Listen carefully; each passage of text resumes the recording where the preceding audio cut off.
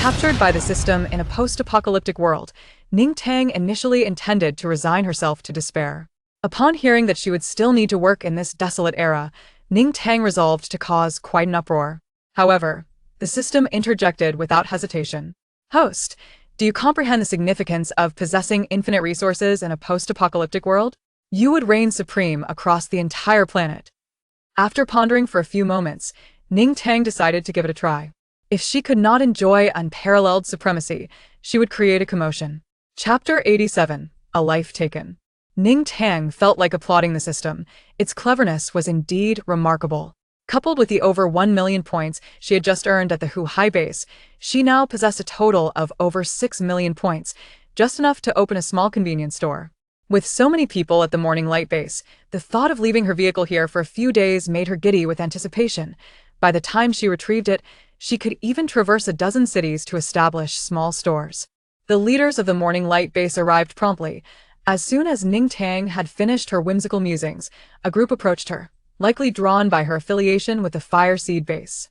The man who came forward wore glasses and exuded an air of refinement, accompanied by several imposing figures who resembled bodyguards, suggesting he held a notable position at the Morning Light base.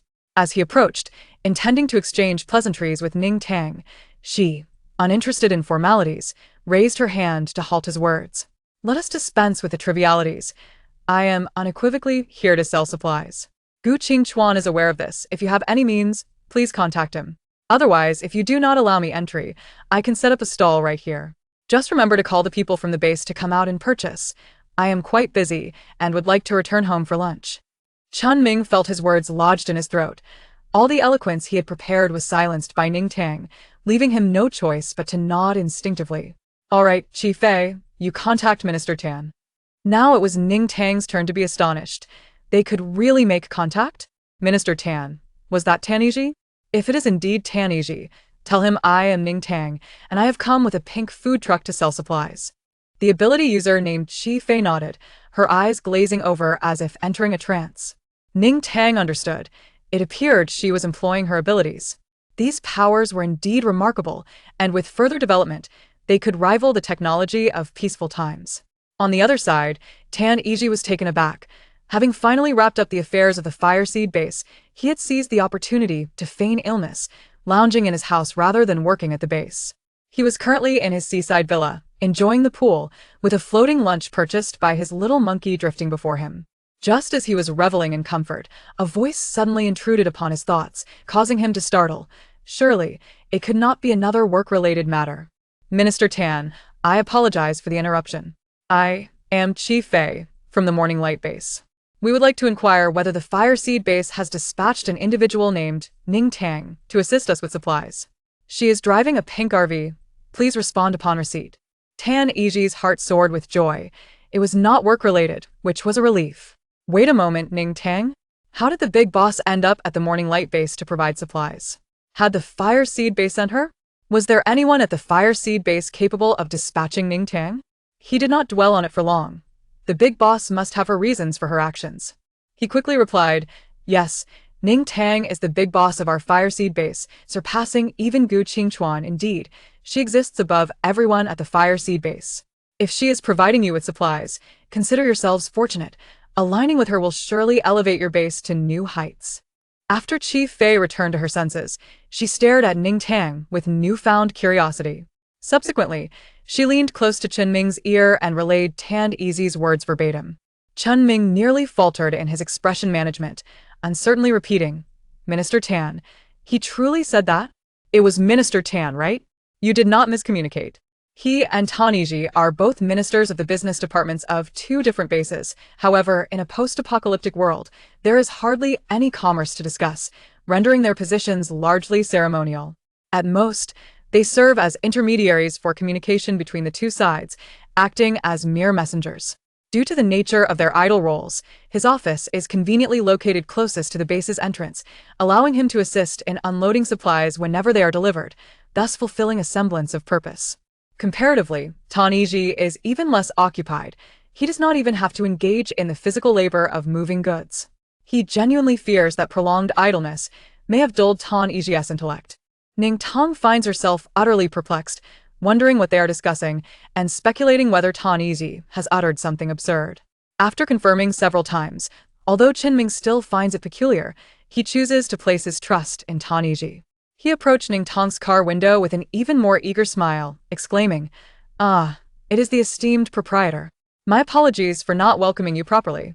Since you are the grand owner of the Fireseed base, it follows that you are also the esteemed leader of our Xiangyang base. Please let us know where you wish to set up your stall, and we shall arrange it at once." Ning Tang raised her hand to check the time, stating, "It is 11:40.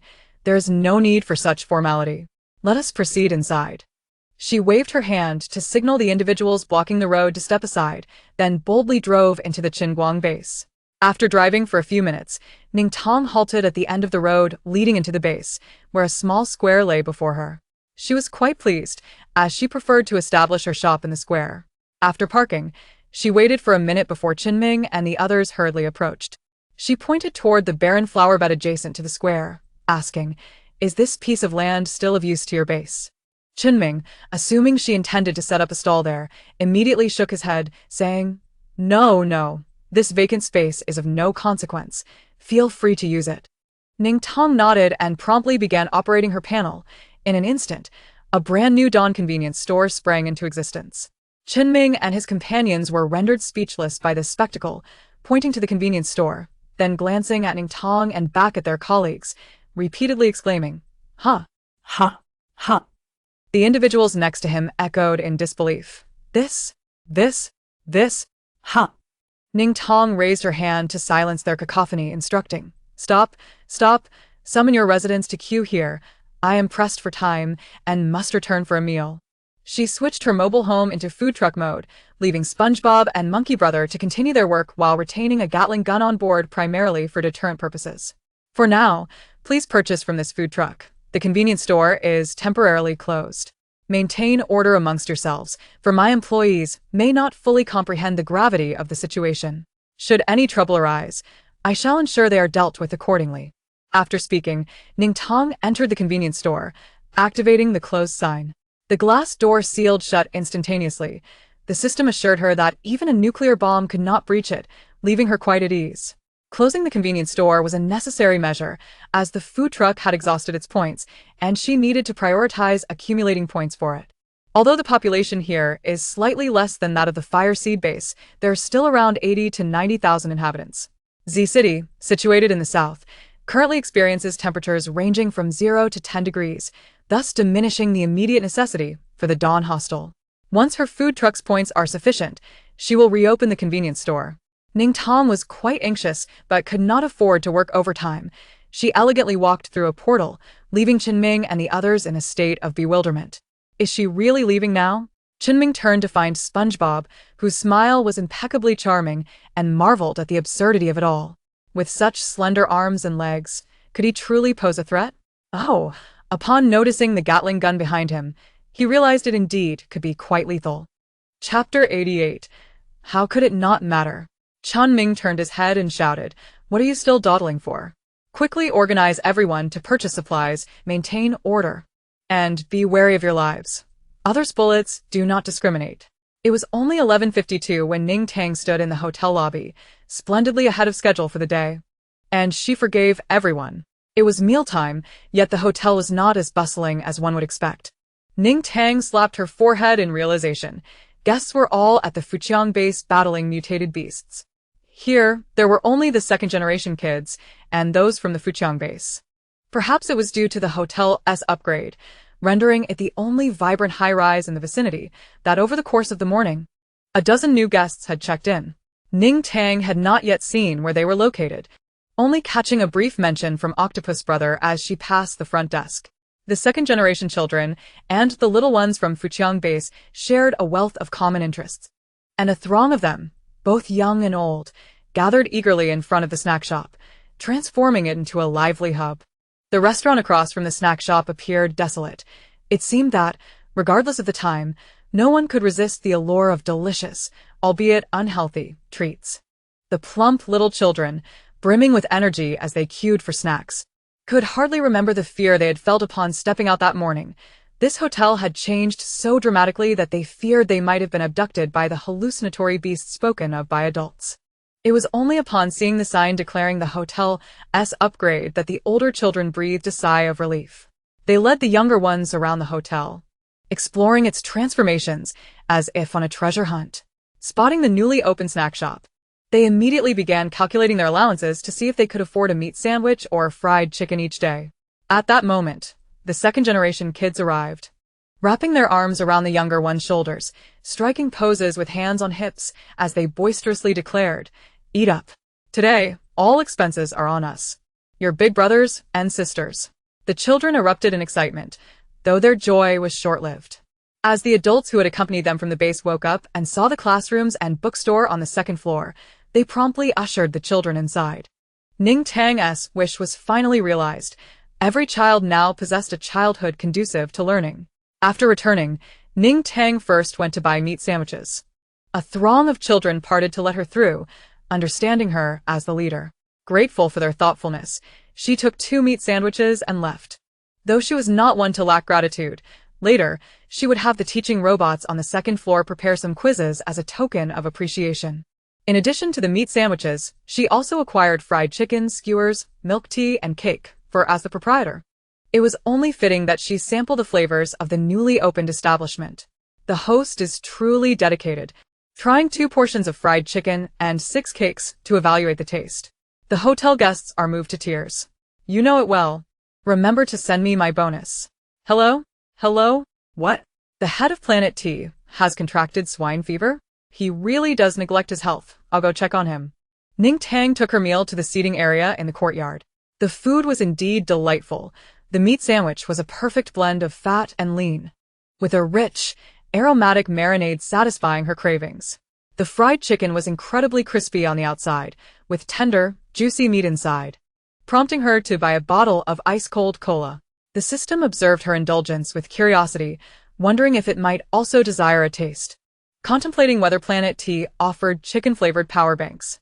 As she relished her meal, a tinge of regret lingered. She felt these snacks were insufficient, merely trifles. Alas. She resolved to visit the restaurant later for a proper meal. One could not work diligently on an empty stomach. At 3 in the afternoon, Ning Tang awoke from her slumber. She had been overwhelmed after lunch and had collapsed into bed upon returning to the penthouse. After a brief moment of disorientation, she recalled that there were still matters to attend to at the Xiangyang base. Using the portal, she transported herself to the convenience store at Xiangyang base. Marveling at the convenience the portal provided, there was no need for Monkey Brother to shuttle back and forth with the RV. Her desire to establish convenience stores throughout the base surged once more. Outside the Xiangyang base convenience store, the individuals who had previously chosen Ning Tang were still at work, tallying her supplies. The disorganized materials from the system had been neatly arranged, and upon checking, Ning Tang found that nothing was amiss. Although not all who had chosen to follow Ning Tang were entirely virtuous, she alone could contend with the 2,000 well-equipped individuals, making them wary of any mischief. Moreover, the supplies at the Dawn convenience store were plentiful, delectable, and astonishingly affordable. One could only imagine how tempting it was to pilfer items from the base. The system inquired curiously, what if someone were to steal something? Would the host simply overlook it? "You jest. I plan to implement military management at the base. How could I possibly ignore theft occurring under my nose?" She casually grabbed a bottle of water from the convenience store, taking a few sips. But how could that be considered stealing? It was merely an early purchase, and early purchases naturally came at a premium, 10 times the original price, to be exact. Given their selection of her, she would grant them this one opportunity for an early purchase. Once the base began recruiting anew, military management would be instituted at Dawn Base, and all wrongdoers would be expelled, blacklisted from the Dawn hotel system. Understood. The host is wise. How is Wang Jianya faring?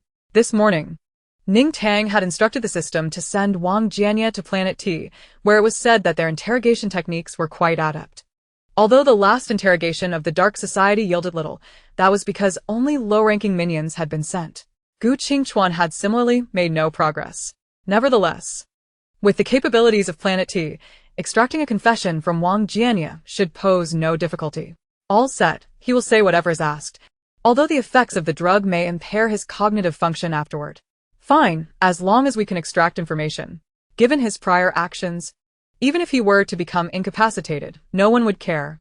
As Ning Tang stepped outside, she noticed the group of individuals who had chosen Wang Jianya standing across from the convenience store.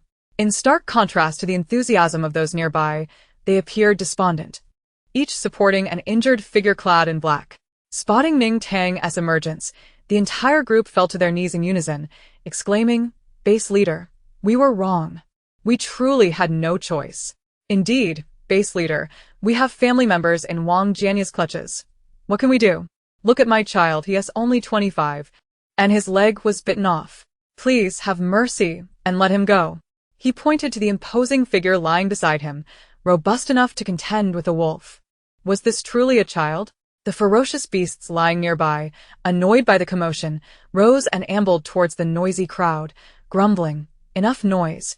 We've already bitten so many. Our mouths hurt." After a few angry roars, the cries for mercy vanished entirely. Ning Tang remained expressionless as Mei Mei and Tian Tian each wrapped their arms around her legs, though she could easily lift 10 more of them. Their size made them difficult to see past. She gently patted their heads in comfort. Chapter 89. Overestimating him. System. Release Wang Jianya. Wang Jianya appeared much the same as before his confinement, still clad impeccably, though his gaze was somewhat vacant, as if he might drool at any moment. "Come now. Tell everyone, did you conspire with the little devils? Were you involved in the occupation of Xiangyang base? What benefits did they offer you? And were the people you brought back aware of this? Were they willing to become traitors?" Ning Tang brandished a loudspeaker before Wang Jianya's mouth, ensuring that every living being yearning for the base could hear. The formidable wolves and tigers covered their ears with their paws and silently retreated. "ABA, ABA, ABA, ABA, ABA. Wang Jianya struggled to articulate his words, his tongue faltering. Annoyed, Ning Tang delivered a few slaps, prompting him to speak coherently. "I colluded. I was complicit. It was I who let them in. They provided me with a plethora of weapons and tasked me with constructing a second Xiangyang base. Everyone I brought back was aware, and they consented. Those who resisted were swiftly eliminated by us." Ning Tang had indeed overestimated him. She suspected his treachery, but did not anticipate his depravity to this extent. Upon hearing these revelations, Ming Yu and the others seethed with a desire to devour Wang Jianya alive. A significant portion of them had relatives with high-level abilities, who were recruited into Wang Jianya's team. Just days prior, Wang Jianya had returned, bringing back numerous individuals, and they were elated, believing that their long-lost loved ones had returned. However, upon searching, they found none of their kin among the group, and Wang Jianya claimed that their relatives had been slain by the little devils long ago. Now, confronted with the truth, they realized that this beast, Wang Jianya, had not spared even his own people. They yearned to pounce on him and tear him apart. Yet fear disturbing Ning Tang's inquiry. Their minds were not on counting supplies. They meticulously placed their note-taking materials aside, glaring at Wang Jianya with vengeful eyes, awaiting Ning Tang's command to inflict mortal punishment upon him. "Where is the new base located? Are there any little devils left elsewhere?" Ning Tang continued her interrogation. The little devils possessed crystal cores and weaponry, a veritable boon from the heavens. Wang Jianya provided a landmark, explaining that a portion of his men were supervising the construction of an underground base, intending for others on the island to join once completed. "And what will you do with the residents who chose you?" Ning Tang eagerly anticipated his response. "These lowly abilities will be taken to build the underground base, and once completed, they will be executed.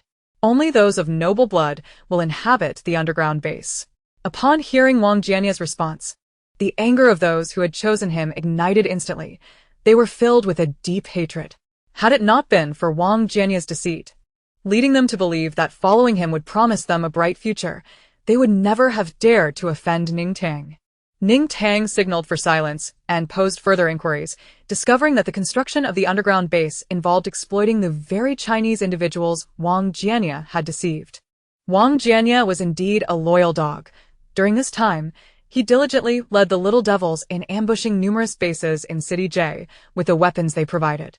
His tactics were particularly vile, luring zombies to other bases and, while they were preoccupied with defense, raiding their supplies. They were quite astute, choosing not to directly assault those small bases, but waiting until they had accumulated enough resources to steal. Even if caught, they feared not, for their weaponry was superior, and their men possessed high-level abilities. Any resistance from those small bases would only result in greater casualties. No wonder, when Ning Tang first visited the Xiangyang base, she witnessed those creatures living in such comfort. It was clear that Wang Jianya was the parasite siphoning their lifeblood. Ning Tang was too fatigued to mock him. She delivered a kick between Wang Jianya's legs, sending him sprawling before Mingyu. He's yours now. Search him thoroughly for anything of value, and then turn him into pulp. Understood, base leader. Not a single hair will remain intact. Ning Tang felt no apprehension. Once Wang Jianya was dealt with, she would turn her attention to those who had chosen him. It was a dilemma. She had saved these people, yet they had chosen Wang Jianya and insulted her. Killing them felt excessive, but perhaps a beating followed by expulsion would suffice? Although the over 1,000 black-clad individuals were gone, those who betrayed their compatriots and aimed guns at Ning Tang could not be equated with them. Host. The leader of Planet T just informed me that the upper authorities have approved a mutual assistance plan between the two planets. Planet T requires research subjects and cheap labor. Criminals can be sent there for experimentation, with the most heinous facing execution in the name of research, while others will be spared and given the chance to work, essentially serving life sentences. Due to humanitarian reasons, Planet T's penalties are lenient, hence they wish to exile the most egregious offenders here, preferably to the zombie hordes, with the process documented and sent back to Planet T for their enjoyment. The upper authorities have consented to this operation, so we need not worry about future issues. If the host cannot take action against these individuals, they can simply be dispatched to Planet T, and they will handle the rest. Ning Tang. Why didn't you mention this sooner? This morning, there were so many black-clad individuals that the wolves and tigers were biting them to the point of nearly closing their mouths. The system expressed its regret. I had just informed the leader of Planet T about this situation, indicating that there were 1,000 or 2,000 individuals here who could not be sent for experimentation and would have to be eliminated instead. The leader of Planet T lamented, stating that they are in dire need of cheap labor. If these individuals could be sent there to work, it would save them considerable resources, as they have an abundance of food yet lack energy sources. If these individuals were sent there, providing them with food and drink would be more economical than utilizing robots. Thus, the leader of Planet T pleaded with higher-ups for a long time before they finally relented. Very well, let us proceed as you suggest. Ning Tang refocused on the group before her, glancing at the black-clad individuals beside them. Weren't you instructed to eliminate all those black-clad individuals? What is the situation here? These are our own children, our only kin. Base leader, please spare us. Ning Tang raised her hand to silence their wails, indicating, so. All the others have been dealt with? Yes. We have taken care of everyone else, and the bodies have been brought over. Please show mercy and spare us and our children. Ning Tang surveyed the mountain of corpses nearby. You are truly discerning in your loyalties, fiercely protecting your own while readily slaughtering others. Do you believe your lives hold more value than those of others? By the way, have you retrieved anything of value from those black-clad individuals? Chapter 90. Preparing for recruitment. Everything is ready. It's all here. Mingyu, who was either beating or desecrating the corpses, immediately stepped forward to respond, pointing to a corner behind the supplies, where the ground was littered with crystal cores and various trinkets. Rest assured, base leader, we searched thoroughly. The black-clad individuals had nothing of value besides their clothing. Well done. In fact, the clothing can be stripped off as well. It can be sold to others at the base. The bloodstains and holes are inconsequential. Just sell it at a lower price.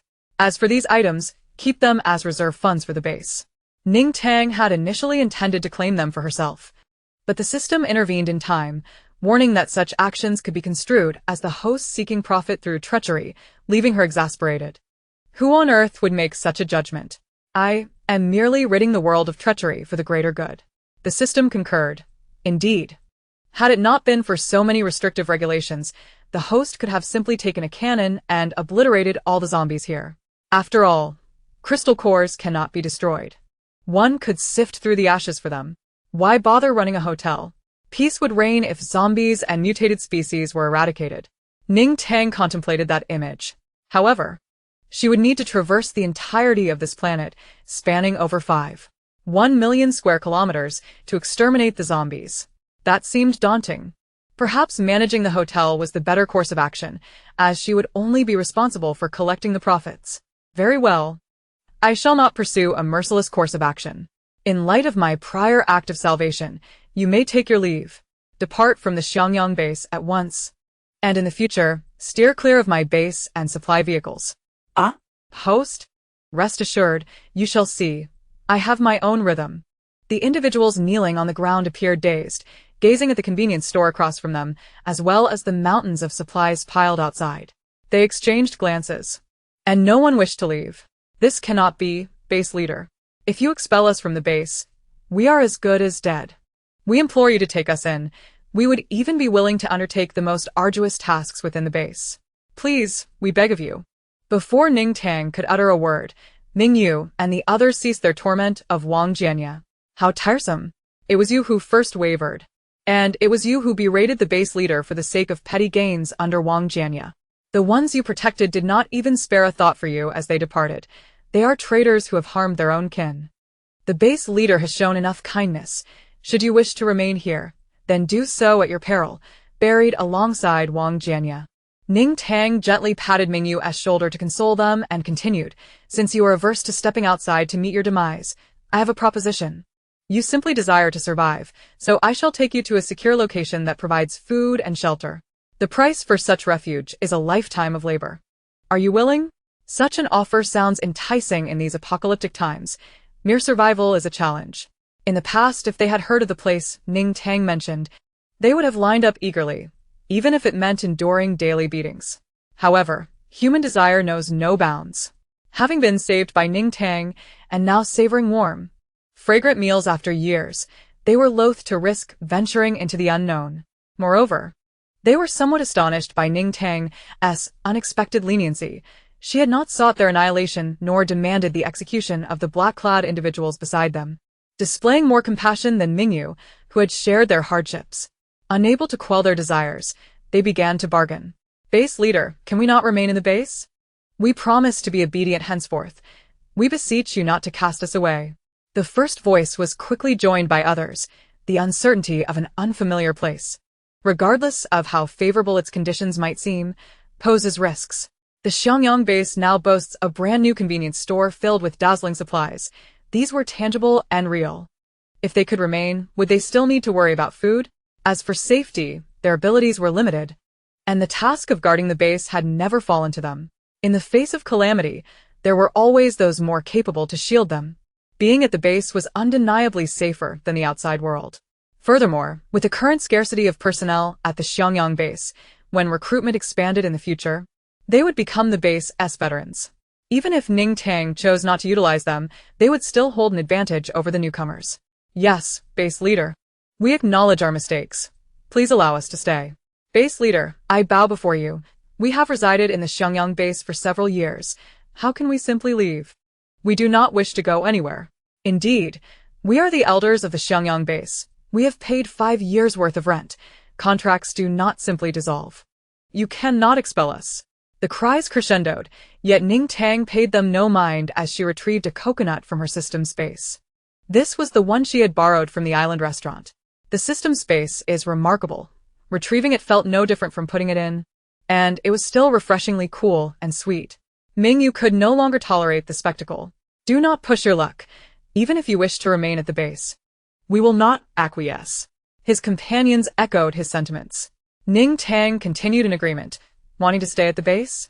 That is not your decision to make. The place I mentioned offers food, shelter, and safety. Does it not present a higher chance of survival than your expulsion? Do not be ungrateful for such a fine opportunity. Go and relish your remaining days. With a flick of her wrist, the 200 or so individuals before her vanished without a trace. System.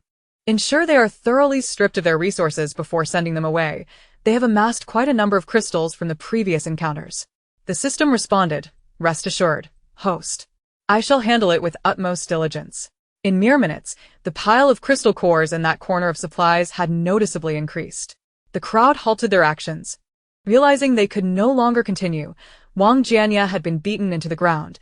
unable to extricate himself. Very well, clean this place up. The base will commence recruitment tomorrow. Have the prices for these supplies been established? Someone handed Ning Tang several sheets of paper. She examined them. Compressed biscuits at 5 crystals each. Clothing at 20 crystals per set.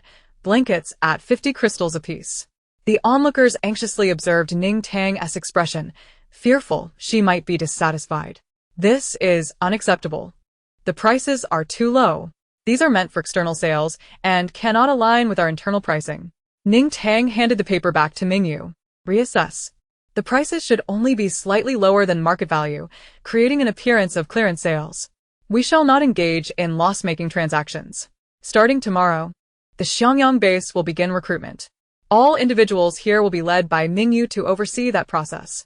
And I shall also bring my team to assist in maintaining order. Only those who join the base will be permitted to purchase from the convenience store. External goods will be sold to individuals from other bases. Mingyu nodded repeatedly. Understood. Understood. We misinterpreted the situation. We shall rectify this immediately. Ning Tang merely instructed them to set the prices, but they mistakenly believed her pricing was akin to that of the convenience store, even audaciously raising some figures. It was a misunderstanding on their part. Chapter 91. You are quite dark. There was little left for her to arrange at the Xiangyang base. The RV remained at the Chengwang base, and given her previous 3-day stay at the Huizhong base, Ning Tang planned to retrieve it in a couple of days.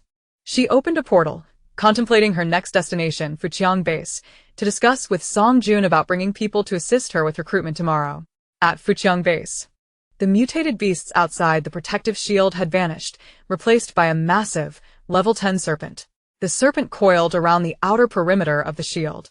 Upon exiting the convenience store, Ning Tang beheld the glistening scales of the serpent stretching as far as the eye could see, giving the illusion of shimmering walls.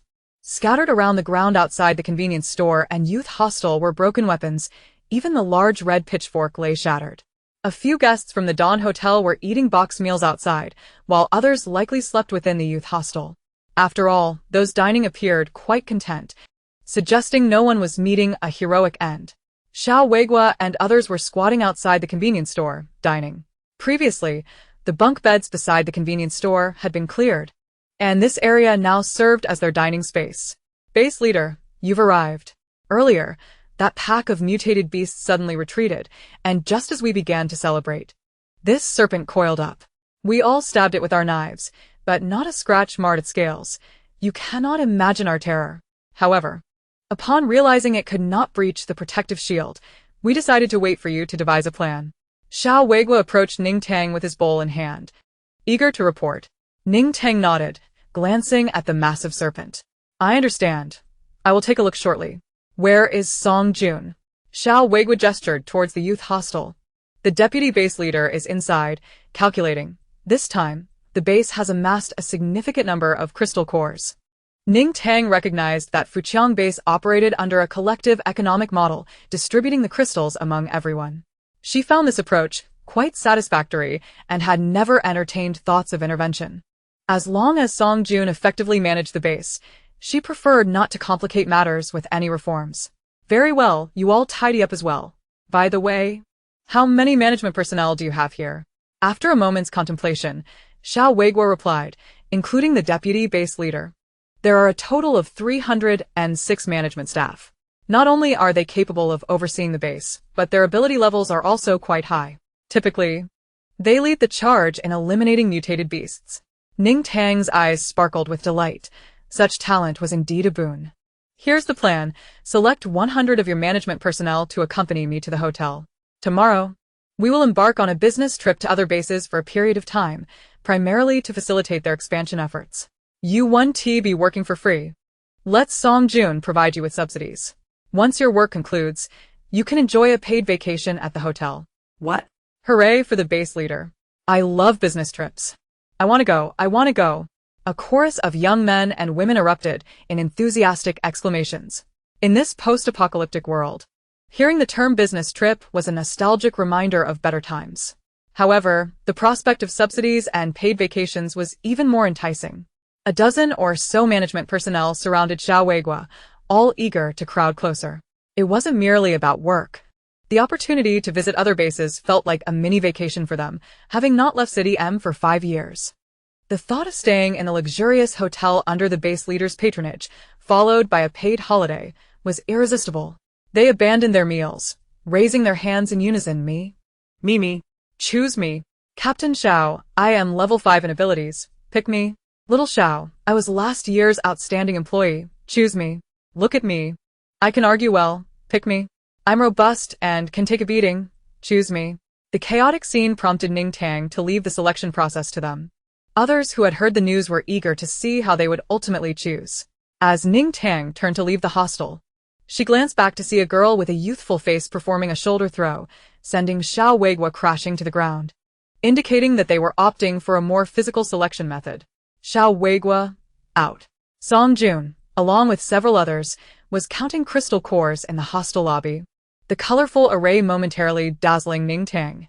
With his back turned, Song Jun was diligently counting, and when Ning Tang tapped him on the shoulder, he remained unresponsive. She tried again, Song Jun, but he continued, 869, what is it? 870, 871, you better have a good reason, 872. Giving up on interrupting him, Ning Tang turned to leave, her mind preoccupied with how to handle the snake situation. System, having seen all those crystal cores, I suddenly have a different idea. The system, intrigued, shared her sentiment. If we were to eradicate them entirely, when would we have another opportunity for such a bountiful harvest of crystal cores? Host, do you wish to raise these mutated beasts? Imagine acquiring crystal cores effortlessly in the future. Raise mutated beasts? That sounds labor-intensive. Is it possible that the Beast King need not perish? If it could recognize me as its leader, I could have it return with its subordinates to breed abundantly, regularly presenting me with male and female beasts. Wouldn't crystal cores then be within easy reach? Moreover, I wouldn't have to invest anything in their upkeep.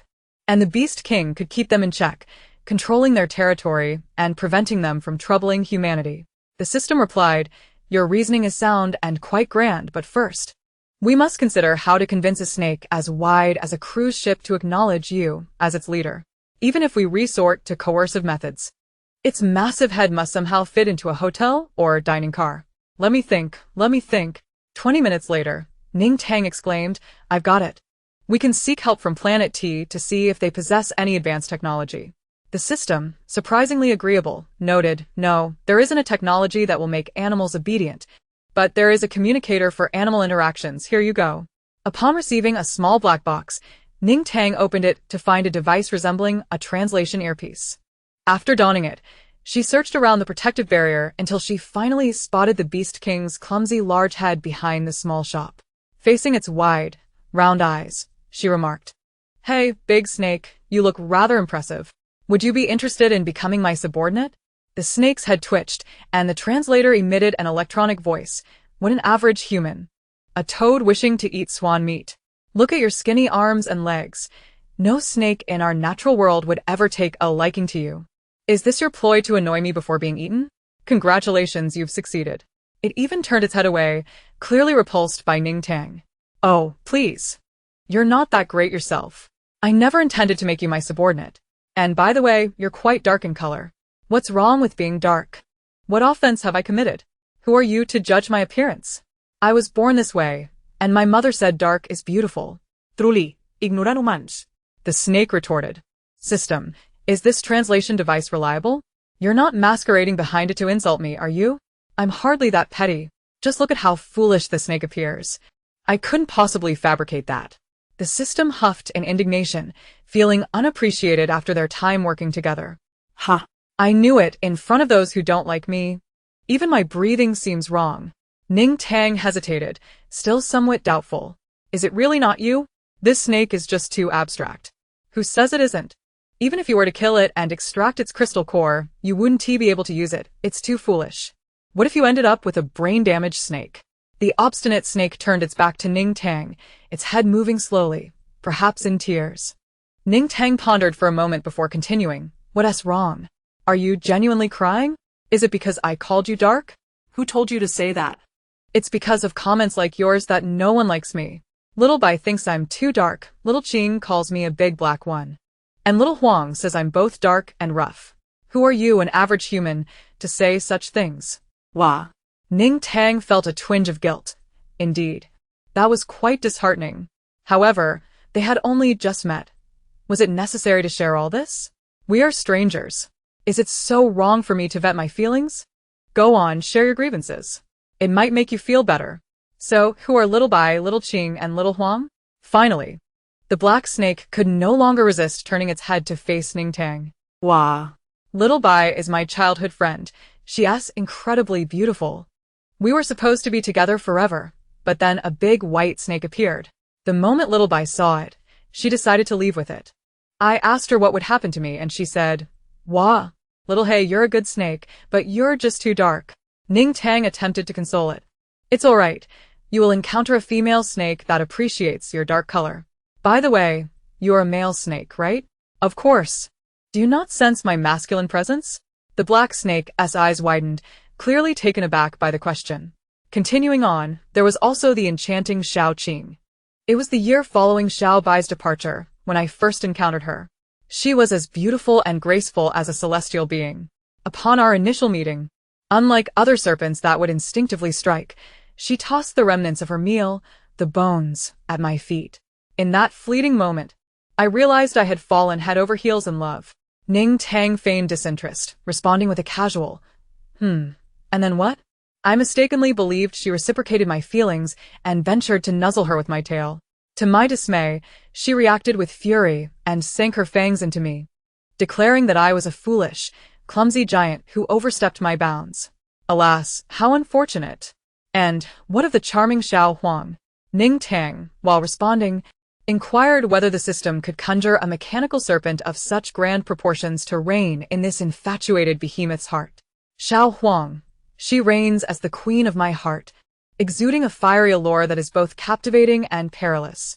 Though our first encounter nearly led to my demise, that brush with death ignited a fervent passion within me. Regrettably, she deemed me unworthy, claiming my appearance was too dark and rough, unwilling to risk passing on my genes to her offspring. All right, cease your lamentations, Ning Tang interjected, her patience waning as the wailing grew unbearable. Pray tell, what are you and your minions encircling this place for? I truly do not know. The black serpent whimpered. Yet they proclaim me king, insisting that a king ought to conquer realms. Our inaugural expedition led us to this peculiar place, and we suffered significant losses, yet we could not seize it. I am but a great fool. Very well, if you cannot capture it, then retreat. With so many of your brethren fallen, do you wish to meet the same fate? Ning Tang sighed, bemused by the stubbornness of the serpent. I cannot, for that would be too shameful. I must cling to you all. Host, a response has been received from the other side. It is feasible, but constructing a serpent of such magnitude will require at least a week. They have sent a selection of designs. Do take a look. Before Ning Tang appeared a series of photographs, each showcasing a different species of serpent in striking detail. The initial images depicted more common varieties: white, black, green, yellow, and patterned. Further along were more exotic hues, culminating in a vibrantly multicolored serpent, embodying the full spectrum of the rainbow. After perusing the images, she attempted to console the sorrowful black serpent. Do not despair. I have many serpentine subordinates, each more exquisite than the last. Why not acknowledge me as your leader? And I shall introduce you to one? The black serpent's sobs ceased momentarily. Really? You must be deceiving me. At my size, having grown even darker, what serpent would ever find me appealing? Why would I deceive you?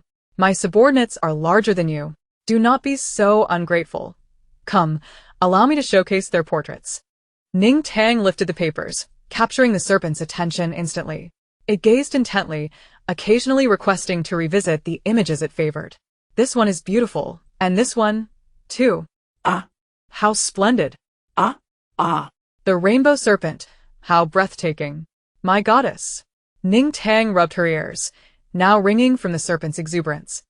Knowing it would be enamored by the final image, she presented it once more, saying, Behold, this is my favorite, a rare beauty not every serpent can pursue.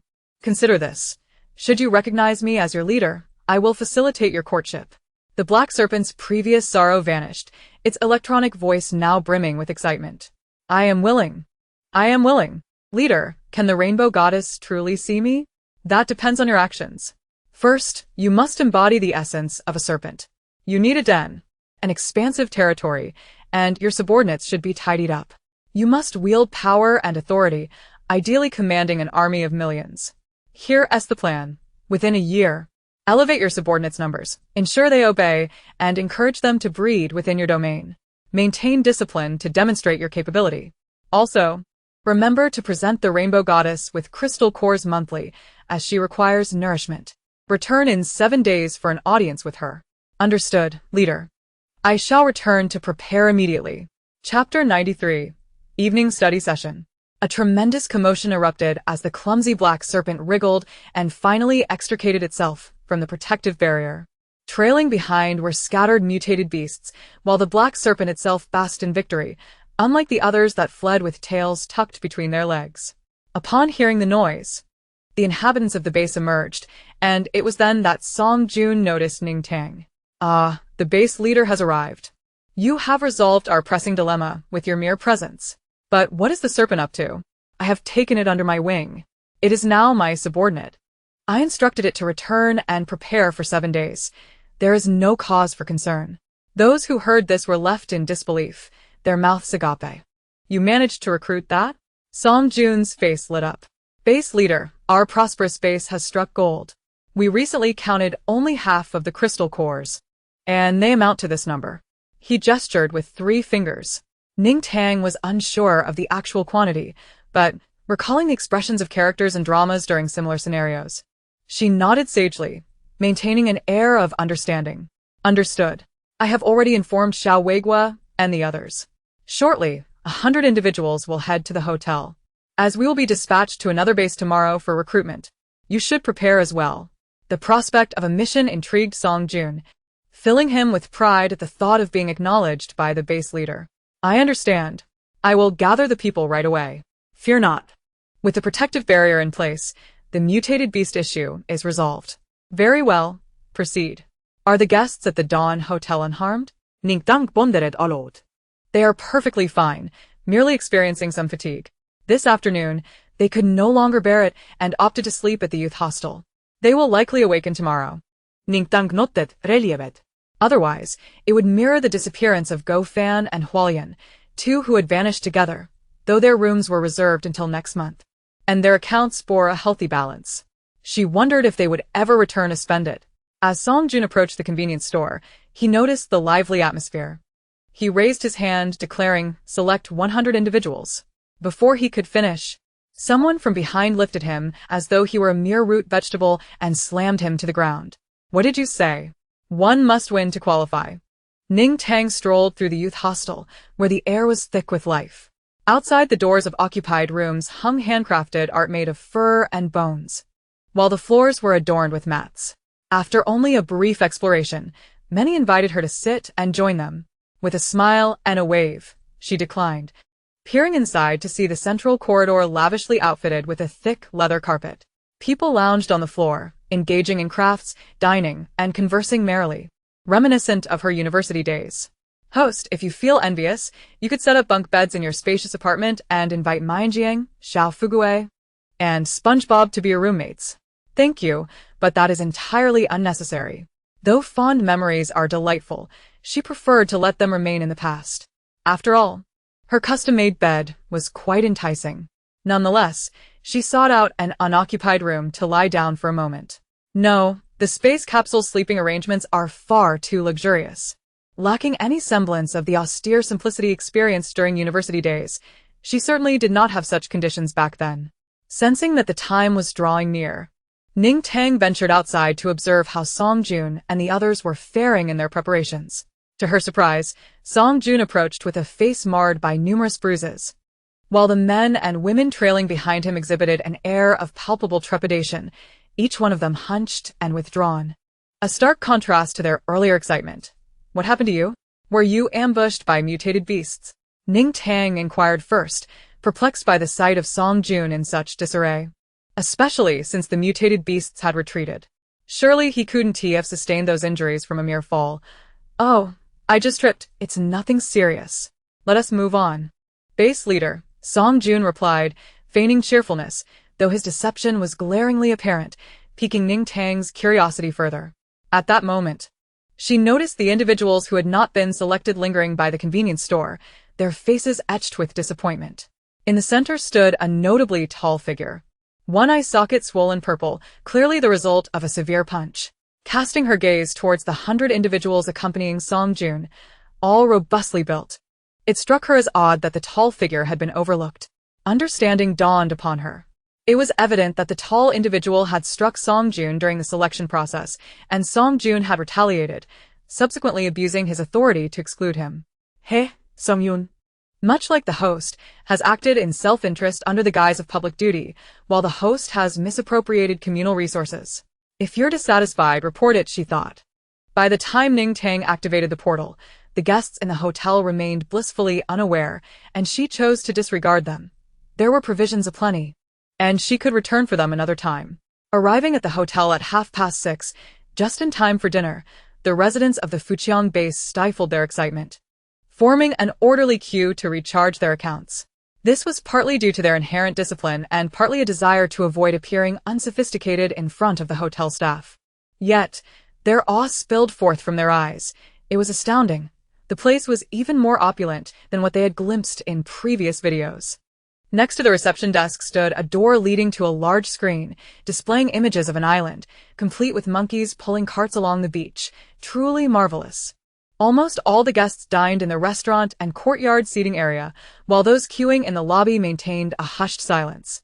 Ning Tang pointed towards the door leading to the island resort, mentioning that there were several beach villas available on a first-come, first-served basis. And the buffet within was quite commendable for everyone to explore shortly. For quite some time, silence prevailed. They even doubted their hearing. Was it true? Was there really an island? Many turned to peer through the hotel's glass, incredulous, as outside lay a wintry landscape. Where could an island possibly be? Having completed her transaction, Chun-Gu observed Song Jun's lack of activity, while the others stood frozen in disbelief, prompting her to investigate the door herself. Tentatively, she reached out, and, to her astonishment, felt the warm, humid breeze of the sea. With her eyes closed, she took a leap and landed effortlessly on the sandy beach, though the mechanics were beyond her comprehension. She was indeed on an island. As others witnessed Chun-Gu stepping into the screen, their composure shattered.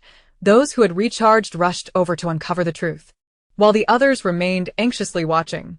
At that moment, several children approached after finishing their meals, their eyes wide with astonishment upon seeing the adults in the lobby. Uncle Song, Brother Xiao, what are you doing here? Song Jun stepped forward, ruffling the hair of the children. Weary here for work. You've all grown so quickly and plumped up a bit. Have you finished your meals? Why not join your older siblings at the beach? The children, seeming much more mature, shook their heads, faces filled with regret. No, Uncle Song, we have evening study sessions to attend. Chapter 94. Welcoming the newcomers. All 101 individuals, including Song Jun, found themselves seated in the island's buffet restaurant. Having lived in frigid conditions for so long, they could hardly resist the allure of the sea. Moreover, they had come to indulge themselves, naturally opting for the finest offerings. Ning Tang joined them for dinner at the buffet, and she had to admit that the hotel's cuisine was exceptional. The dishes in the buffet rivaled those of five-star restaurants from the pre-apocalyptic era. Each dish was meticulously prepared. Plates piled high with shrimp and crab shells were whisked away, and Song Jun and his companions nearly regretted having consumed their boxed meals prior. After 2 hours, concerned that these unrefined individuals might overindulge, Song Jun insisted on ushering them out. The tiger and wolf had already been transported into the system's space at the Xiangyang base, and it was only when Ning Tang returned to her aquatic abode that they were released. Ning Tang instructed Brother Monkey to take the 5 of them outside on the terrace for a bath, as they quite enjoyed playing in the water. However, after such a long day, they were rather dirty, and Ning Tang feared that their immediate plunge would render the swimming pool murky. At her request, the terrace outside the living room was equipped with a swing facing the sea. After a hefty meal, Ning Tang settled into the swing, swaying gently until her feet nearly grazed the water, its light green hue reminiscent of jelly. The freshly bathed fluffballs paddled in the pool, and Ning Tang noticed a swarm of jellyfish approaching in the ocean beyond. System. What is the deal with those jellyfish? Are they toxic? The system responded. Rest assured. Those are the villa's lifeguards. To ensure the safety of our guests, all aquatic life in this vicinity is non-toxic and harmless. As for the jellyfish, they are part of the hotel's lifeguard initiative. Should any guest encounter an incident, these jellyfish will assist in guiding them back to shore. The host can toggle their forms on the panel at the entrance. Ning Tang pondered for a moment before diving into the pool to retrieve Wolfda. Good boy, Wolfda. After all the mischief, it's time to repay a favor. Don't worry, it's completely safe. With that, she tossed Wolfda towards the distant sea. Startled, he began to flail upon hitting the water. Ning Tang watched as the jellyfish swiftly converged around him, forming a cushion that buoyed him to the surface. And they transported him back to the edge of the pool.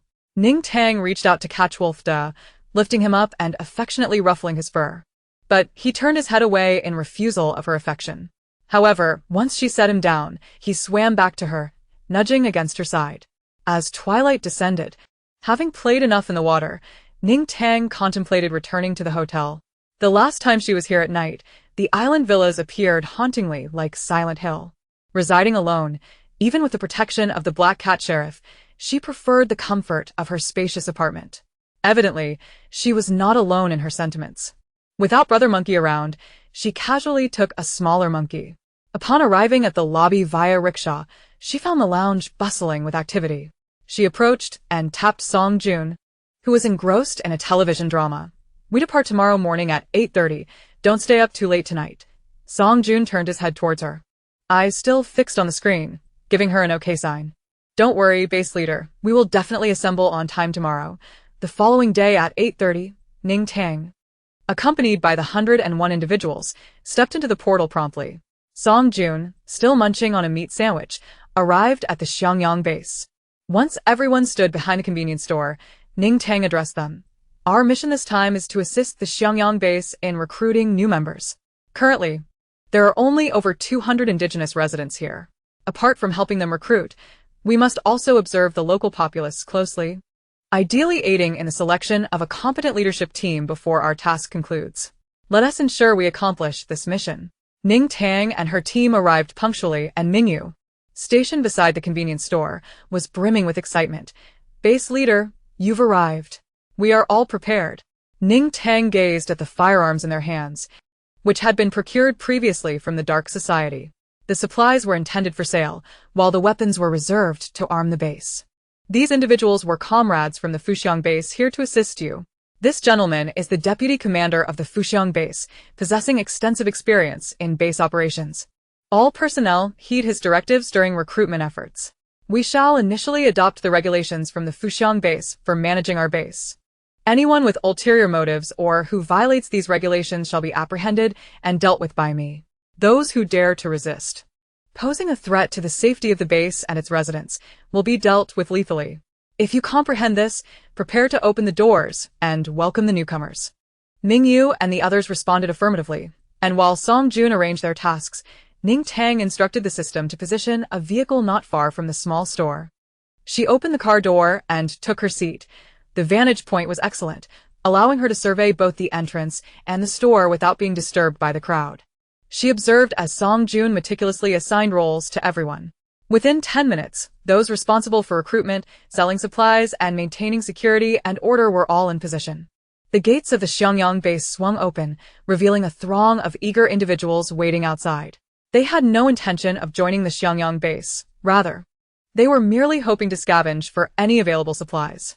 As the gates opened, over 20 burly men armed with firearms and muscular female warriors formed two lines, swiftly mounting heavy machine guns on either side of the entrance. Subsequently, Song Jun emerged to oversee the proceedings, explaining that these weapons were intended to maintain order and protect the safety of the base, which somewhat reassured the crowd. The personnel at the entrance divided into two teams, one for recruitment and the other for inspecting those entering to purchase supplies. Virtually no one queued at the recruitment station, as all were eager to enter and buy supplies. 5 years into the apocalypse, aside from the powerful, others had joined various bases to survive.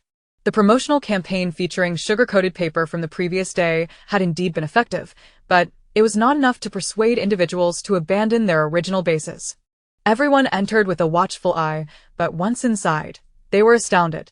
Various canned goods, compressed biscuits, and purified water were piled high, alongside rice, flour, and cooking oil. Those who rushed to the front were pleasantly surprised by their reasonable prices. While not cheap, these goods were typically reserved for the elite within their respective bases, and they had never been able to acquire them before. The first to speak was a short-haired woman in her 40s, her muscular arms displaying strength.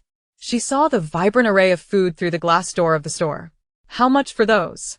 she inquired, having noticed ready-to-eat meals. She had avoided buying more economical rice and flour due to her inability to cook in her rented accommodation. "Those are exclusively available for our base's residents, and the prices are quite affordable. A bottle of mineral water is merely 1 primary crystal core, while a box meal with meat and vegetables costs only 4 primary crystal cores. We also have meat buns and candy, as well as clothing.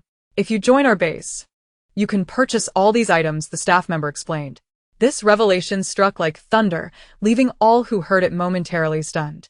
The short-haired woman, about to pay, instantly retracted her crystal core, questioning the truth of the statement. Is that really the case? How can it be possible? Her heart was filled with doubt, yet her voice betrayed a glimmer of hope. If it were indeed as wonderful as claimed, she would be the first to join.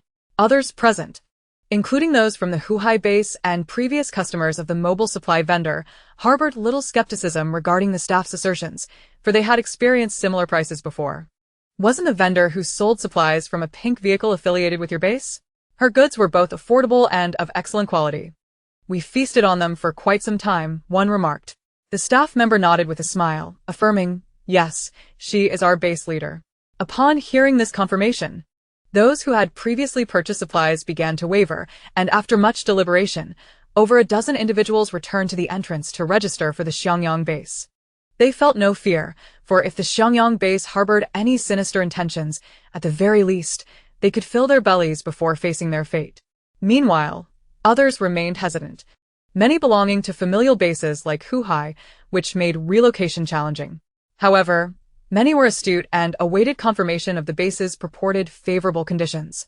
Soon enough, they witnessed the dozen individuals being escorted by the staff, each wearing a tag around their neck identifying them as members of the Xiangyang base. As the staff led them through, those stationed at the store's entrance allowed them passage. Onlookers observed as the group darted between the shelves, resembling monkeys frolicking in a peach grove. Before long, the dozen emerged, laden with bags. The staff instructed them to wait aside until enough people were gathered to escort them to their accommodations. Although they could have led them directly, they wished to allow this group, laden with supplies, to linger a bit longer, showcasing the bountiful life at the Xiangyang base. The group, eager to indulge, sat on the ground and produced boxed meals and meat buns, first guzzling an entire bottle of water before devouring their food with fervor. The spectators were envious, as the group carried not just one box meal but an assortment of colorful delicacies. Some approached to inquire about the prices, and the individuals responded, "So cheap it could buy my life." The short-haired woman immediately turned back, determined to join the Xiangyang base if such splendid goods were truly available. And she intended to bring her family along as well. Many shared her sentiments, leading to a surge of individuals lining up to register. After registering, this group first visited the small store to purchase water and food before informing the staff of their intent to return home and bring their families over. Ning Tang sat in her car, snacking as she observed the recruitment process progressing smoothly, though there were still many looking for trouble. The extravagant distribution of candy the previous day had attracted numerous overly confident wrongdoers who came to the Xiangyang base with the intent to seize an opportunity. However, thus far, none had succeeded, thanks to Song Jun and his team. Song Jun and his crew had honed their professional skills long before the apocalypse, possessing an unparalleled ability to identify nefarious individuals. Therefore, whenever a team with shifty eyes entered, Song Jun would assign personnel to follow them. As soon as these individuals glimpsed the abundance of supplies within the base and brandished their weapons or activated their abilities, Song Jun's team would immediately spring into action, pinning them to the ground and escorting them to Ning Tang's vehicle. Ning Tang, not one for idle chatter, would swiftly turn the tables on them before sending them to Planet T. The system watched in astonishment, exclaiming, "Host, you truly are a master of multitasking." not only recruiting for the base, but also earning crystal cores for yourself, all while delivering a plethora of experimental subjects to Planet T. Clever and impressive, I commend you. Ning Tang cheerfully whistled in response, of course. Take notes, you silly system. After spending the morning at the Xiangyang base, witnessing over 1,000 individuals gathered, a significant portion of supplies sold, and several groups dispatched to Planet T, Ning Tang felt immensely satisfied. She rubbed her slightly hungry stomach, although not starving. She had consumed quite a bit of snacks throughout the morning. Ning Tang raised her hand to summon a somewhat bored administrator, responsible for the furniture stall, who had found the morning to be rather uneventful, with most patrons focused on procuring survival supplies rather than furniture. After whispering a few words to her, the administrator exhibited a look of surprise, which soon transformed into excitement as she took her leave. Ning Tang then exited the vehicle and opened the portal, preparing to return to the hotel for a meal. Upon her arrival at the hotel, Ning Tang first visited the front desk to affectionately pat the lazy sheep, who was indulging in a grassy cake, before turning to instruct Brother Octopus to go upstairs and relay a message to Xiao Fugui. Brother Octopus departed with an air of indifference, while Ning Tang made her way to the island's buffet restaurant for lunch.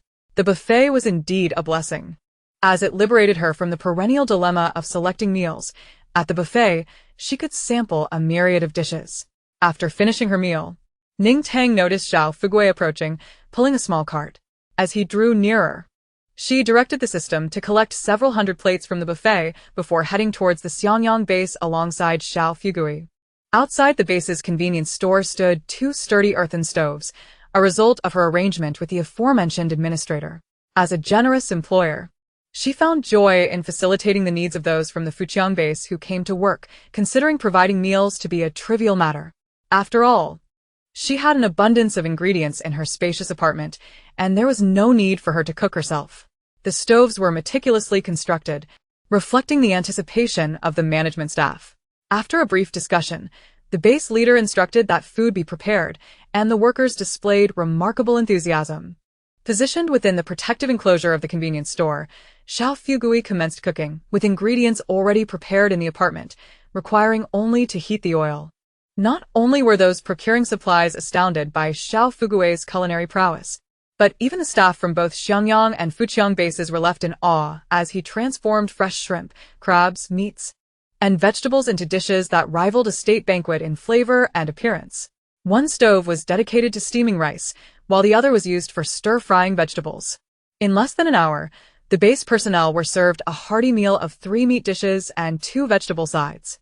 Those who had just been savoring their box lunches suddenly found their meals lacking in comparison. The opulence of Xiangyang base's offerings, including stir-fried beef and scallion shrimp, left them salivating and eager to join the management team, willing to risk their lives for such delectable working meals. After setting Xiao Fugui down, Ning Tang returned to the hotel for a nap, and by the time she returned to the base, it was already 3 in the afternoon. The base remained bustling with activity. Perhaps due to the morning's promotional efforts, the afternoon crowd consisted largely of individuals arriving with their bedding, ready to join the base. However, many opted for an alternative route, choosing to purchase supplies at prices significantly higher than those at the convenience store. In truth, anyone who had witnessed the convenience store's offerings and the lavish employee lunch would find it hard not to wish to join Xiangyang base. Yet, most merely entertained the thought, as many had established connections within their family bases, making it difficult to relinquish everything. The prospect of facing the disapproval of family members was daunting. Xiao Fugui waited by the convenience store, having emptied all the plates. Ning Tang initially thought he had cleaned them, yet she noticed the 2 pots nearby didn't seem particularly spotless. Standing at the entrance of the convenience store were 2 young individuals on duty, who recognized the confusion on Ning Tang's face. "Hey, base leader, the working meal was so delicious that we cleaned our plates completely. They look as if they have been licked clean," one remarked. "Yes, base leader. We were planning to pour some purified water into the pot to rinse it out and share the soup, which would also help with washing the pot. But the chef insisted we clean it properly," she added, her tone tinged with regret. Ning Tang smiled, assuring them that there would be more meals to come, and as long as they worked diligently, they would be well taken care of. The system mused that this sentiment seemed familiar, wondering who had previously expressed such words. In the afternoon, alongside ordinary individuals, There were also leaders from other bases arriving at Xiangyang. They were aware of the recent buzz surrounding the candy promotions, though most had sent representatives to scout first. It wasn't until their people returned with news of the substantial supplies available at Xiangyang base, of good quality and fair prices for outsiders, and astonishingly cheap for insiders, that the leaders could no longer sit idly by. Thus, Ning Tang found herself meeting with several groups of individuals.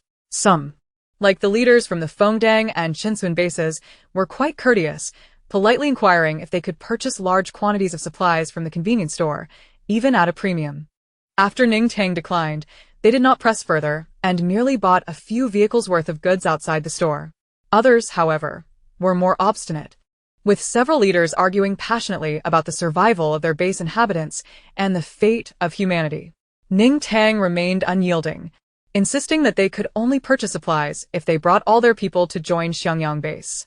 Faced with her steadfast refusal, the leaders could only leave with their purchases, while some, like the brazen Wang Cheng, stood before Ning Tang with an air of arrogance.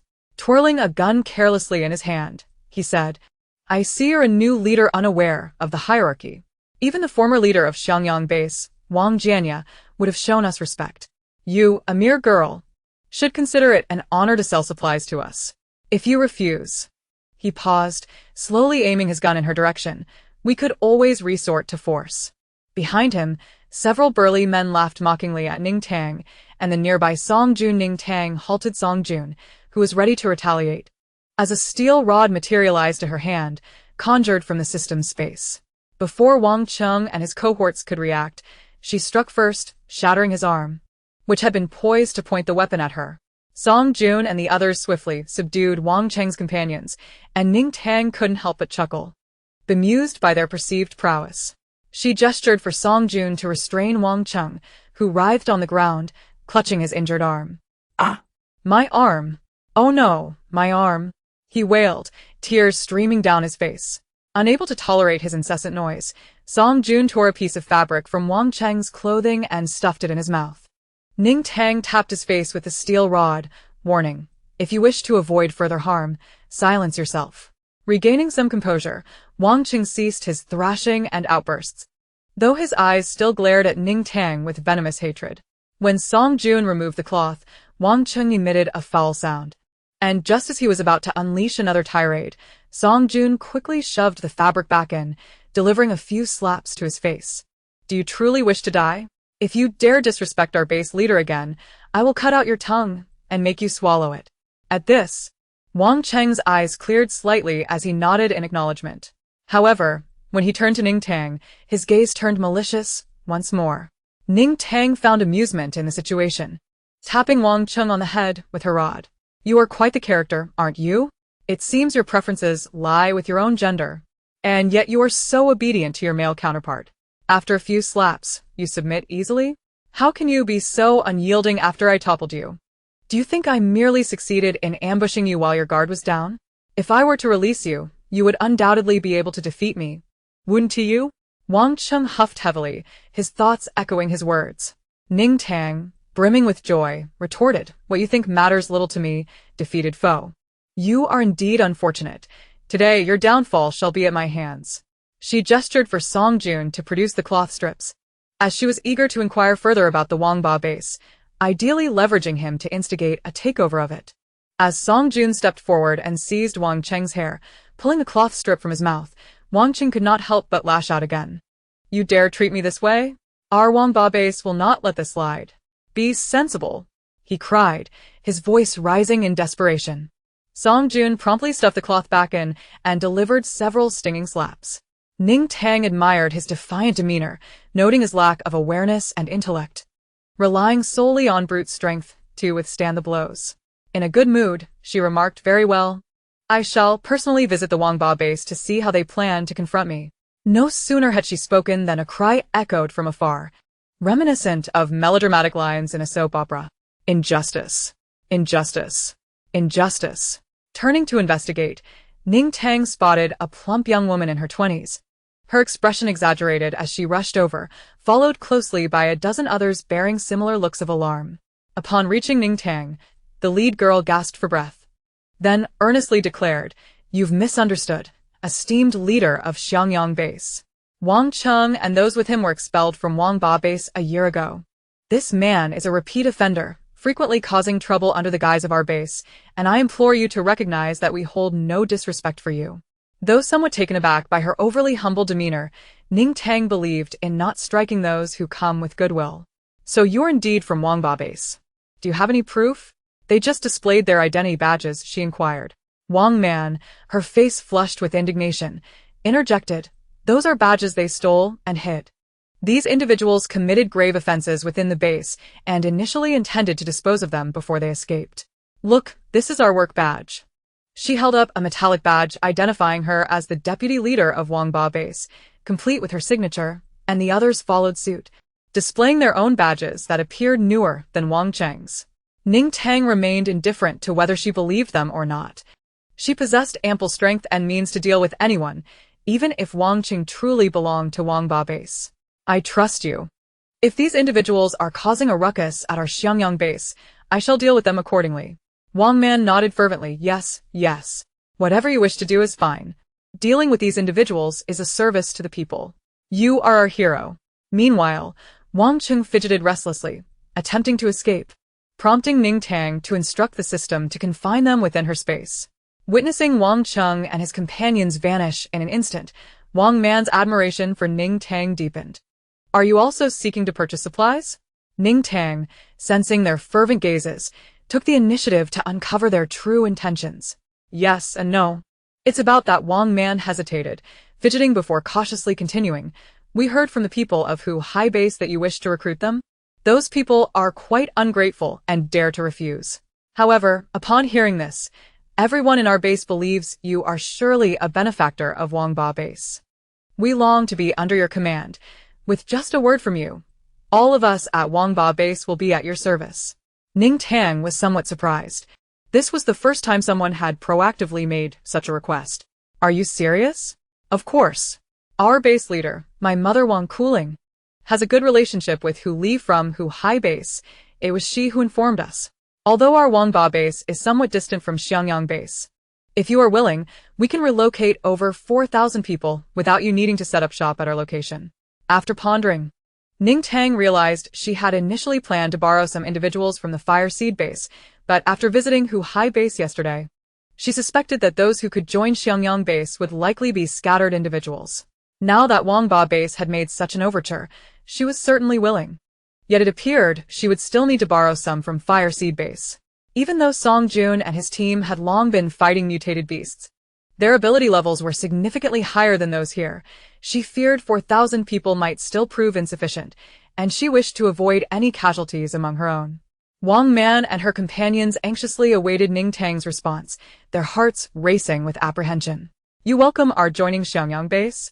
We shall certainly abide by your arrangements once we are admitted, Wang Man exclaimed, her expression brimming with gratitude. Indeed, you must adhere to Xiangyang base's directives. Upon hearing Ning Tang's affirmation, Wang Man's face lit up with profound emotion. Of course, esteemed leader, we will be obedient. With that, she produced a signal flare. May I set off a signal flare?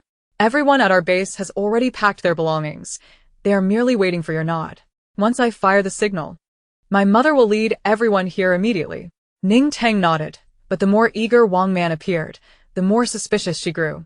Was it possible that Wang Ba base was plotting an attack?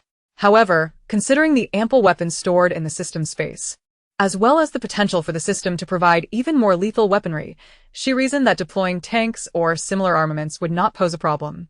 If only Monkey and SpongeBob were here, with those two and an RV, they could take down anyone.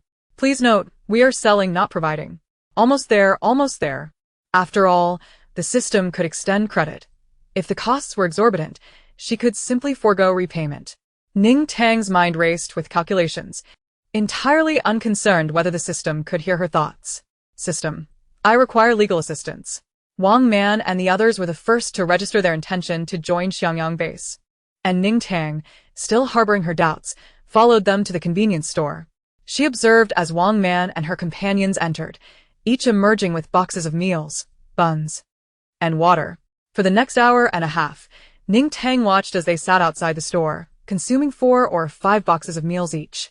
along with 2 or 3 bowls of noodle soup, several cans, and even indulging in chocolate and hot dogs. After downing 2 bottles of mineral water, they proceeded to concoct 3 bottles of milk tea, and by the time all of Wangba Base's members arrived, they had devoured everything they had bought. As Wangba Base's personnel arrived, Ning Tang and Song Jun were fully prepared for confrontation, with weapons at the ready in the system space. However, to her surprise, Wang Kuling, the leader of Wangba Base, was the first to complete the admission process, then casually expressed her allegiance to Ning Tang in a perfunctory manner.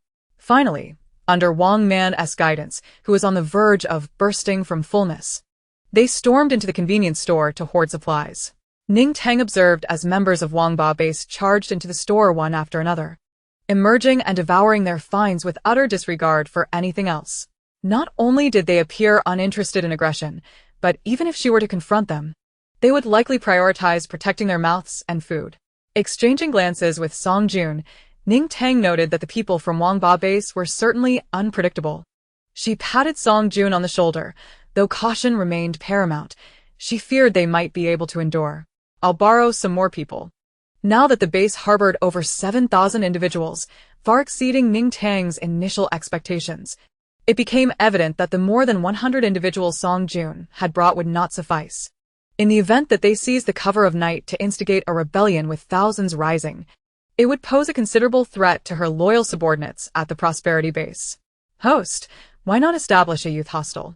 Recall the robotic concierges on each floor of the hostel. They are fully capable of subduing any nefarious individuals within, save for the host. The robotic concierges can oversee all aspects of the hostel. Should anyone attempt to harm fellow guests, the concierges would swiftly neutralize them. Equipped with access to every door in the hostel, they possess capabilities such as boxing, electric shocks, tranquilizers, and even poisons, effectively managing the 2,000 guests on each floor. With a hostel in place, the host's subordinates need not stand guard at night. How delightful it would be for them to return to the hotel for their daily indulgences. Chapter 98. Smash and Depart. Ning Tang was somewhat taken aback. The system had not previously disclosed the concierge's capabilities. This implied that, by merely setting access restrictions for all individuals at the base, they could prevent disturbances during the night at the hostel. If trouble were to arise during the day, the base staff could simply enter the hostel, rendering any mischief impossible. Indeed, this would alleviate the burden of management on the host, reducing the need for additional personnel and meal preparations. Ning Tang seized upon this notion, realizing the system's motivation stemmed from a desire to conserve resources, as it was concerned about depleting the supplies of the spacious apartment. Not at all. I merely wish to spare the little wealth from overexertion, the system retorted cleverly. When it came to SpongeBob, it seemed he was invented solely for labor, yet it felt sympathy for the little wealth. Was he a relative of yours? Indeed.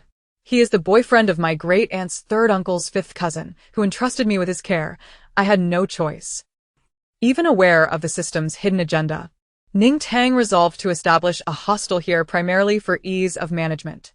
She utilized the portal to travel to the Morning Light base, and through the glass door of the convenience store, she spotted SpongeBob at the food cart, his arms flailing in a blur. Ning Tang opened the store door and dashed towards the cart. Chun Ming, having little to do, was working part-time as security near the cart while keeping an eye on Ning Tang, so he immediately noticed her. He quickly stood beside her, greeting her with enthusiasm. The big boss has been eagerly awaiting your arrival.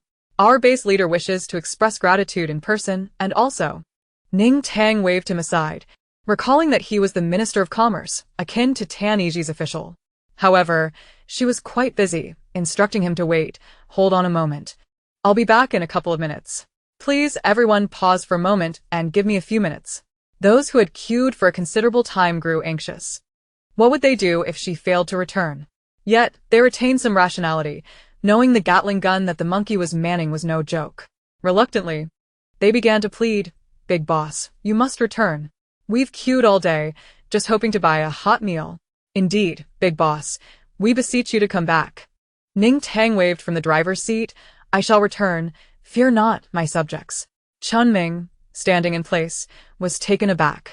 Upon arriving at the Sunshine Base, Ning Tang swiftly established a hostel 6 meters adjacent to the convenience store.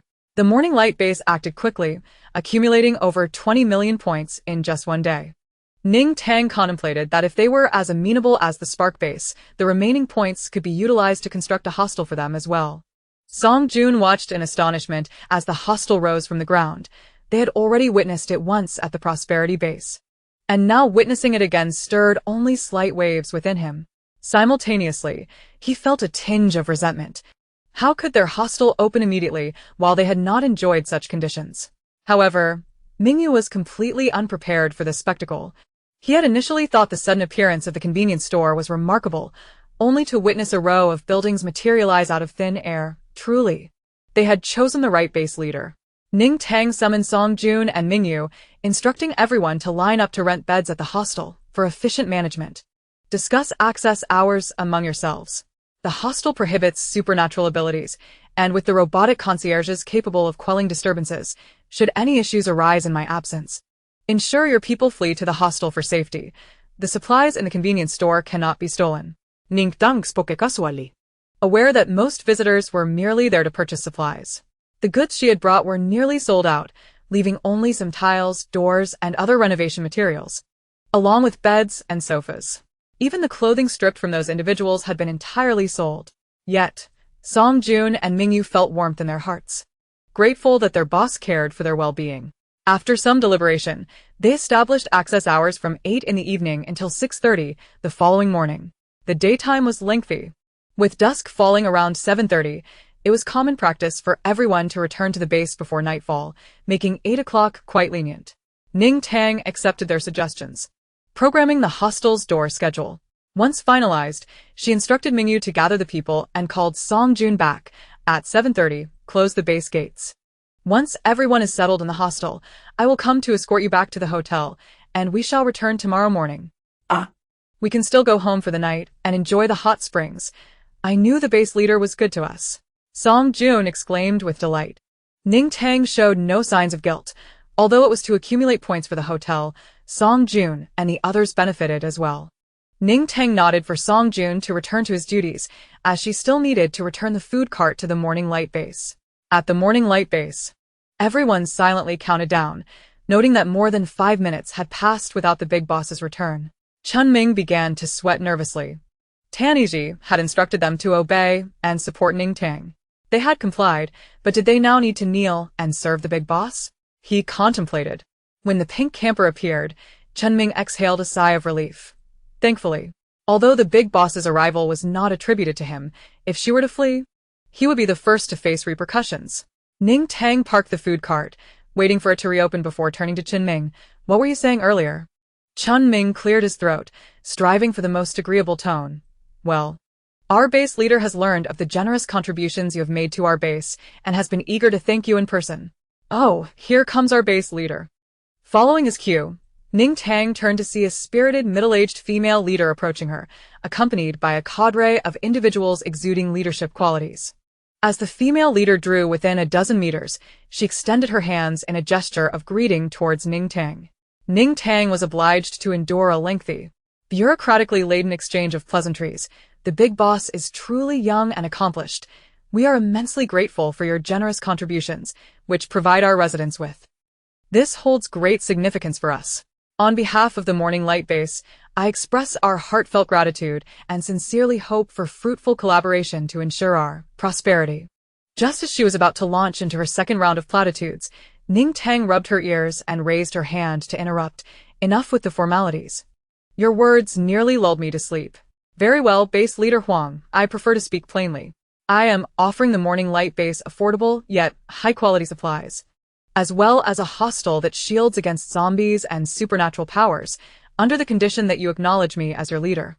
I will not interfere with your base's daily operations. Consent now, and I shall construct a hostel capable of accommodating 10,000 people.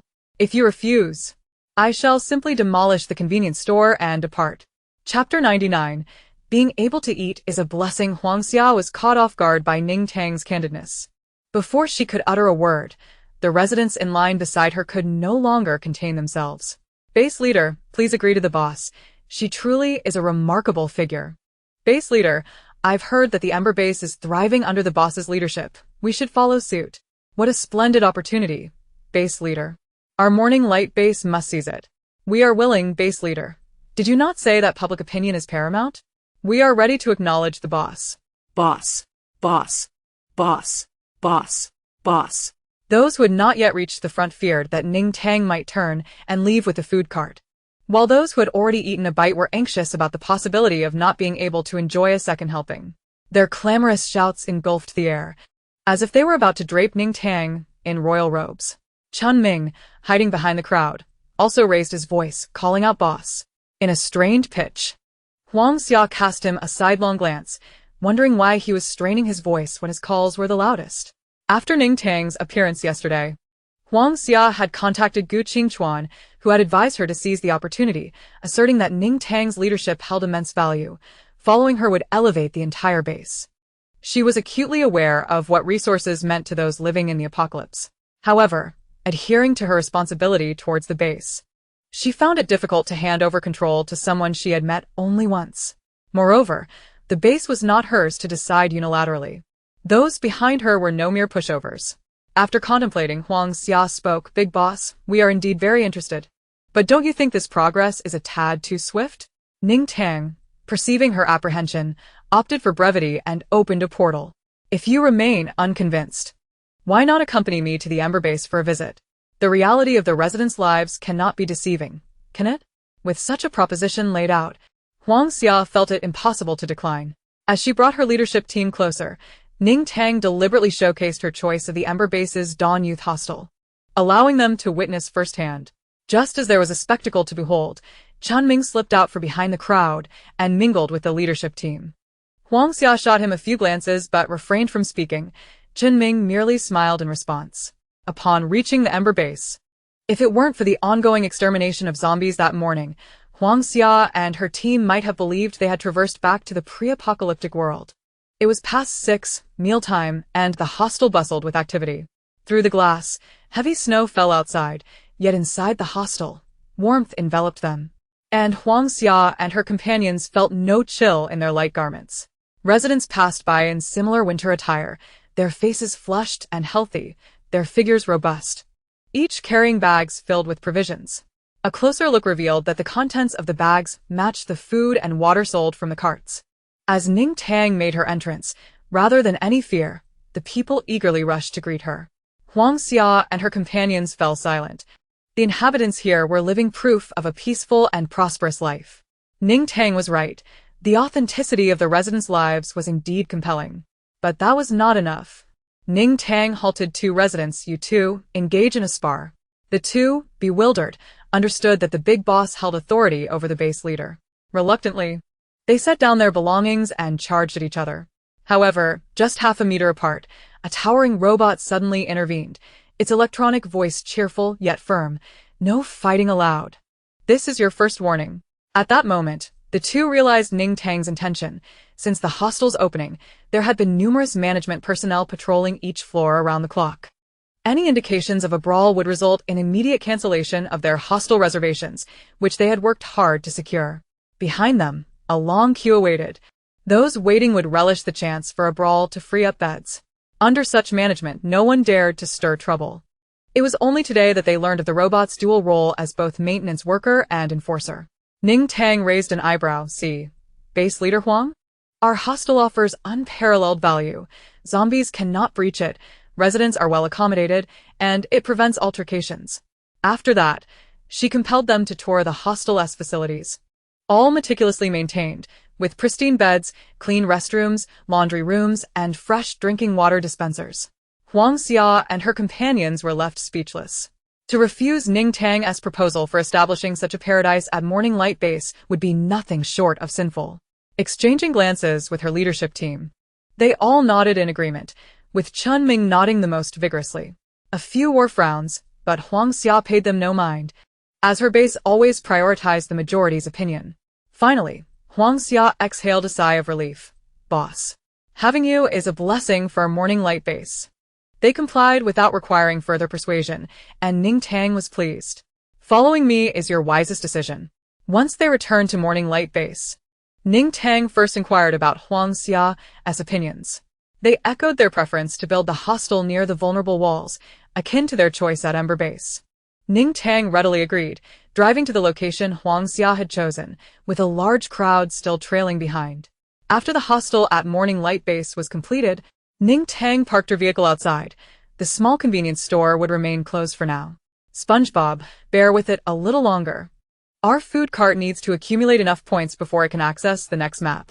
Until she stepped through the portal back to the hotel, the echoes of goodbye, boss, reverberated behind her. Ning Tang felt a swell of pride. It was simply in her nature to win the hearts of the people. Upon returning to the hotel, she headed to the buffet restaurant. To her surprise, the offerings for breakfast, lunch, and dinner varied greatly. She set a grand spread for herself. Dining at a buffet instilled in her a desire to eat her fill, even though she had not paid a dime. Host, this is quite the vice. We could be more refined. Perhaps a salad for dinner would suffice. Ning Tang took a bite of roasted pig trotters and recalled a former superior who was quite stingy, disapproving even when employees drank a few cups of water from the dispenser, as if he wished to send them to the Sahara Desert to transform. She sipped on a sweet dessert drink, reminiscing about how he once chastised her for merely bringing a power bank to charge at the office, claiming she treated the company as her home, doing as she pleased. The system, intrigued, chimed in, "What prompts such thoughts, host?" Ning Tang sighed in truth. "I still care for him." The system grew a bit excited. "Does that mean you care for me as well?" Every time she passed an ambulance near his residence, she felt compelled to utilize all her connections to inquire, fearing that the one inside was not him. Eat now, host. Being able to eat is a blessing. Chapter 100. A king crab for 3 by 7:30. Ning Tang was punctual in bringing Song Jun and the others back. She pondered that the guests at the Prosperity Base had likely awakened after such a long rest. They must have accumulated a fair amount of crystal cores. It was time to bring them back, to contribute to the hotel. Thus, when Song Jun and his crew arrived at the hotel, Ning Tang turned around and headed back to the Prosperity Base. At the Prosperity Base, Hongda and his companions lounged outside the convenience store, eating box lunches, each surrounded by several large packages, which, upon closer inspection, were filled with crystal cores. Everyone seemed rather disheartened. Upon waking, they found that the mutated beasts had vanished, and even the deputy leader in charge here was nowhere to be found. Others spoke of how the few individuals had been taken by Boss Ning to the hotel for indulgence. The guests felt increasingly despondent, pondering whether Boss Ning intended to exile them here. While the conditions at the Prosperity Base were commendable, they paled in comparison to the grandeur of the Dawn Hotel. It was only natural for Boss Ning to wish for his subordinates to relish the comforts of the hotel. Even Red Big and Red 2 could not, in good conscience, claim to be more significant than Boss Ning's brothers, as their gratitude towards Ning Tang had always been one-sided. Yet it was to be expected. Boss Ning possessed formidable powers, appearing rather nonchalant most of the time, but with a mere flick of his fingers, he could resolve monumental troubles for them. Boss Ning had saved their lives time and again, transforming their struggle for survival in a post-apocalyptic world into a heavenly existence at the hotel. Red Big sighed, suddenly reminded of the stories of pets that, after being abandoned by their owners, would run thousands of kilometers back to them. He took a large mouthful of food, thinking that if Boss Ning truly cast him aside, he would train his abilities further and prepare to flee back to the hotel. Just as he was lost in thought, Ning Tang emerged from the convenience store behind him. Red Big, relying on his instincts, turned around first, and there, before him, stood Ning Tang, radiating brilliance. He quickly concealed his lunchbox in his embrace and sprang forward to her. "Boss Ning, you've finally come to take us back." Red 2, caught off guard while eating, felt disheartened, wishing he could have spoken first. He berated himself silently, while Li Qian observed the scene in confusion. Upon hearing Red Big's exclamation, the others turned in unison. Bai Shan and Wang Mingyan, their pockets bulging and spirits high, were eager to embrace Ning Tang upon her arrival. Ning Tang looked at the twinkling eyes of everyone, momentarily experiencing the sensation of forgetting her children at kindergarten. She nodded. "Yes, I'm here to take you back. Those wishing to return should gather their belongings. If anyone prefers the life at Prosperity Base, they may apply to stay. After all, it's still my territory, and no one shall go hungry or cold." "No." Ning Tang's voice had barely faded when Red Big let out a sharp and resounding refusal. Noticing the others looking at him, he cleared his throat and declared, "The Dawn Hotel has given me a new lease on life. It is my home. Boss Ning. I do not wish to leave. Red 2 exclaimed, damn it. You've stolen the words I had prepared. You are the only one who knows how to engage. The others chimed in, indeed, Boss Ning, during our time at the hotel, we've eaten well and slept soundly. Every night, we gather in the lobby. We have long regarded the hotel as our home. We wish to return. If the rooms are scarce, we are willing to squeeze in, even if it means sleeping in the hallway. Ning Tang, touched by their heartfelt words, realized they might have misunderstood. After all, they were unaware of the hotel as upgrades. With Song Jun having taken over 100 people, they must have been concerned. No. I merely meant to say that the cost of living at Prosperity Base is relatively low. Those wishing to stay here can do so with ease. If everyone prefers the hotel, I would be more than willing. There is no need to worry about a lack of rooms. The hotel has been upgraded, and there are plenty of rooms available. As long as everyone works hard and gathers enough crystals, I would welcome anyone wishing to stay at the hotel for a lifetime. Yi Meng and Hu Yu, who had previously maintained a calm demeanor, had always aspired to a life of simplicity. Even if they were to reside in Prosperity Base, it would not trouble them. However, upon hearing Ning Tang mention the hotel as upgrade, they too could not contain their excitement. Having grown up together, the prospect of living in the Dawn Hotel had sparked thoughts of marriage and family for them, making it far more convenient than the dormitory life at the base. Upon hearing this, the others felt a wave of relief, followed by an eruption of enthusiastic chatter. The hotel has been upgraded? I wonder if they have the river snail rice noodles I've craved for 5 years. Is it true? The hotel has been upgraded. Boss Ning is amazing. Let us go back. I want to see it now. Ning Tang smiled and nodded. All right, everyone. Once your belongings are packed, we will head back immediately. Perhaps they could even enjoy a meal at the Island's buffet restaurant.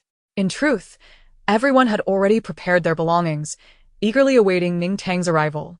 Thus, within 3 minutes, she led the guests back to the hotel lobby. They were greeted by a significantly enlarged lobby and an enormous screen facing the lounge area. Before they could express their astonishment, they noticed the door leading to the island beside the service desk. Red 2 seized the moment, exclaiming, "This screen is incredible. The images look so real. Our boss Ning is truly remarkable." The others nodded in agreement, and Ning Tang chuckled lightly. It's not just a screen. It's the real island. Didn't I mention that we had plans for a resort on the island? Here it is. A peculiar silence fell over the crowd. It was absurd, wasn't it winter? The hotel had heating, and now they were being told there was an island? It was nearly 8 o'clock. Perhaps they should be sleeping and were merely imagining things. Qizhe, pulling his daughter Qihao, was the first to bypass the octopus statue and exit the service desk. Having stayed at the hotel for a while, their health had improved remarkably. This time, while hunting mutated beasts at Prosperity Base, Qihao had contributed significantly and even leveled up his abilities. If it truly was an island, he would have to take his wife and daughter for a delightful vacation. The others hastily followed, and when they saw Qizhe and his companions distinctly appearing on the screen moments ago, everyone burst into a delayed chorus of astonishment. Long live Boss Ning! Long live the hotel! Oh! Excitedly, they rushed toward the beach, with Ning Tang trailing behind, accidentally stepping on the octopus's foot in her haste. The octopus dramatically fell to the ground, clutching its foot. Oh my goodness, Boss Ning. I think I've been stomped by an elephant. I need a vacation to recover. Ning Tang pretended not to hear and called out to everyone as she reached the archway. It's getting dark. Please be careful. There's a super luxurious seafood buffet restaurant on the island. Remember to treat yourselves. Afterward, she gave herself a thumbs up. See, system? I am truly devoted to my work. With so many people heading to the buffet, it looks like I'll make a little profit today. The system, watching the surveillance of the buffet restaurant, wanted to say something but didn't he wish to dampen Ning Tang's enthusiasm. Perhaps if only there were fewer people performing the 3-bite crab trick. Chapter 101. As simple as breathing. The guests, with ample crystals in their pockets, indulged in luxury at the hotel and the island resort that night. Ning Tang never imposed restrictions on the guests' behavior. However, by 11 o'clock, they were still causing a ruckus. Some claimed they had eaten a ton of food and were on the brink of bursting, pleading for Ning Tang's help. This included Red Big and Red 2, who were ultimately handed a pair of chopsticks by Ning Tang to help them purge. Others insisted on swimming in the sea despite the darkness, nearly meeting their demise, only to be saved by jellyfish and little monkeys. This included Xiangyang's younger brothers, who might have been intoxicated at the buffet, crying as they begged to bow to the little monkeys, wanting to adopt them as surrogate fathers. There were also those who hadn't earned any crystals, yet inexplicably wished to join in their celebration, such as Su Shi and Shen Tianxi. Along with the second-generation individuals later brought by Gu Qingchuan, they sat in the lobby, indulging in 2 or 3 rounds of midnight snacks before heading to the infirmary to procure some digestive tablets. At 8:30 the next morning, Ning Tang arrived punctually at the Xiangyang base, accompanied by her team. As she had anticipated, outside the base's youth hostel, there was a dense crowd of approximately 200 to 300 individuals. They were clad only in their undergarments, lying together in eerie silence, leaving Ning Tang momentarily uncertain as to whether they were alive or deceased. Mingyu was waiting at the entrance for Ning Tang, and upon her arrival, he hurriedly approached to report, "Base Commander, during last night's patrol, we encountered these individuals who appeared to be causing trouble. However, as soon as they brandished their weapons, they were swiftly subdued by the robots stationed on each floor and administered tranquilizers. The robots discarded them outside, and noticing their lack of response, we proceeded to search their belongings overnight, which are all here now." Mingyu gestured towards a pile of miscellaneous items outside the youth hostel, including old clothes, shoes, and bags containing the extracted crystal nuclei.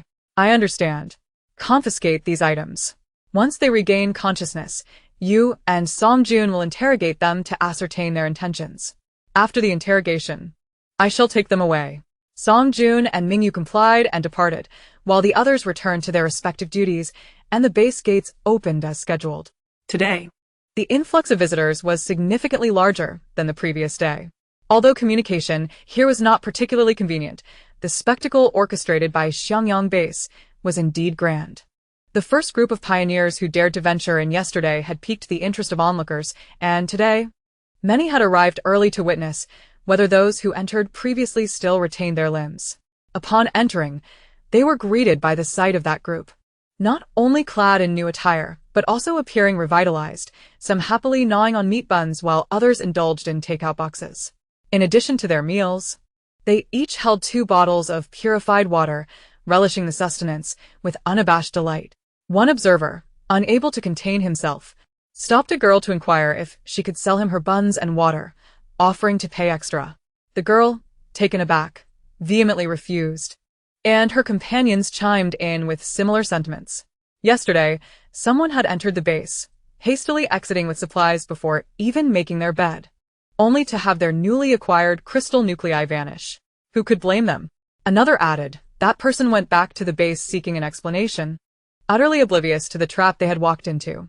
The base had made it abundantly clear that reselling supplies was strictly prohibited, and that individual had unwittingly walked into a snare, barely having had a few bites of food before being expelled.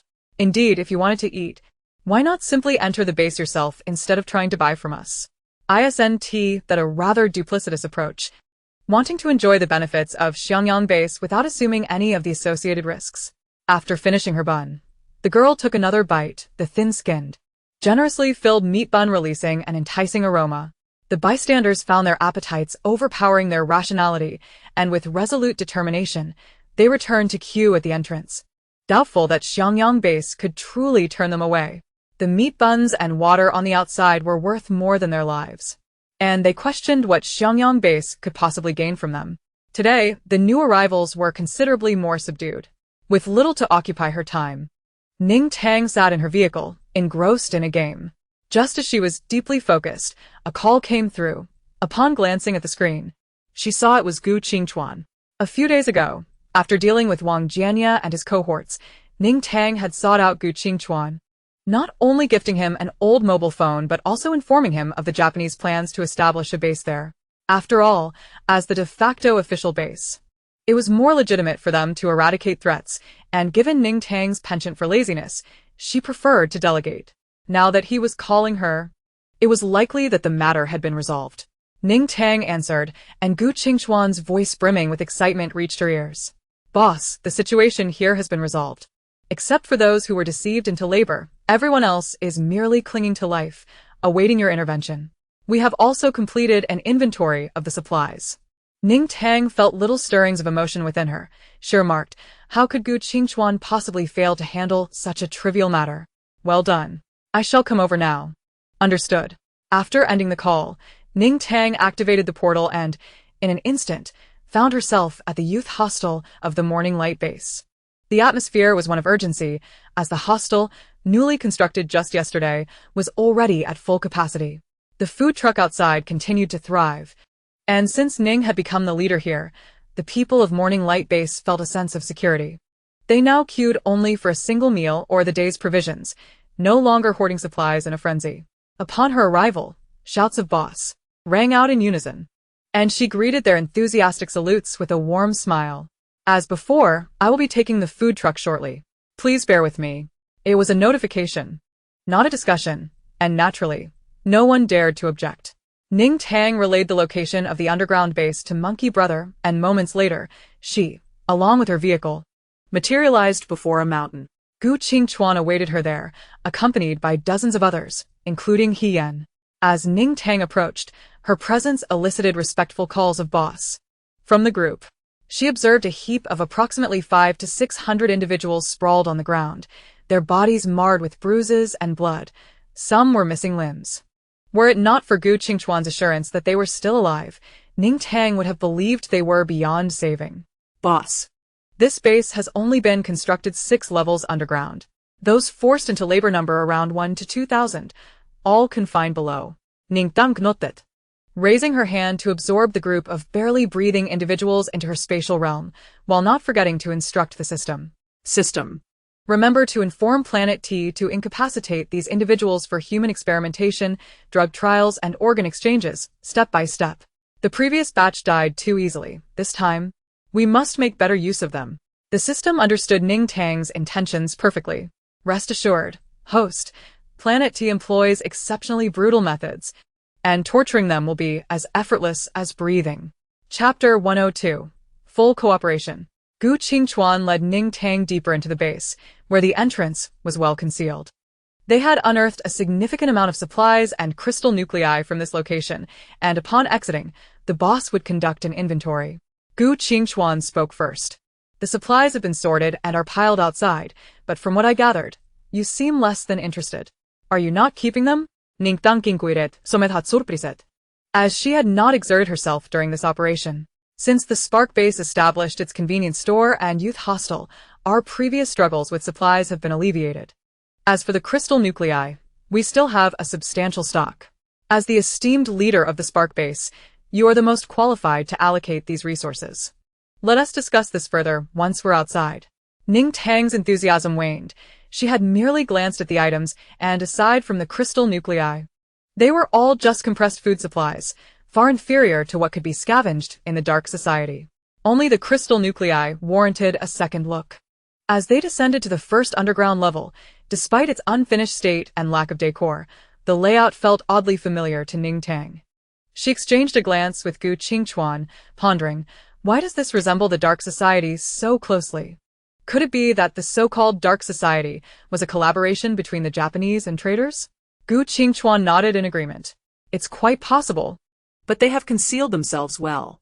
The connections between various regions during the apocalypse are quite inconvenient, which is why we are still unaware of the extent to which the Dark Society has infiltrated different cities. Ning Tang felt exasperated. All she wished to do was run a hotel, yet this group of brutes constantly presented her with challenges. If only she could remain indifferent to the power struggles among these people, regardless of their nationalities, permitting anyone to stay at the Dawn Hotel and purchase supplies. Her burdens would be significantly lighter. However, her current status was different.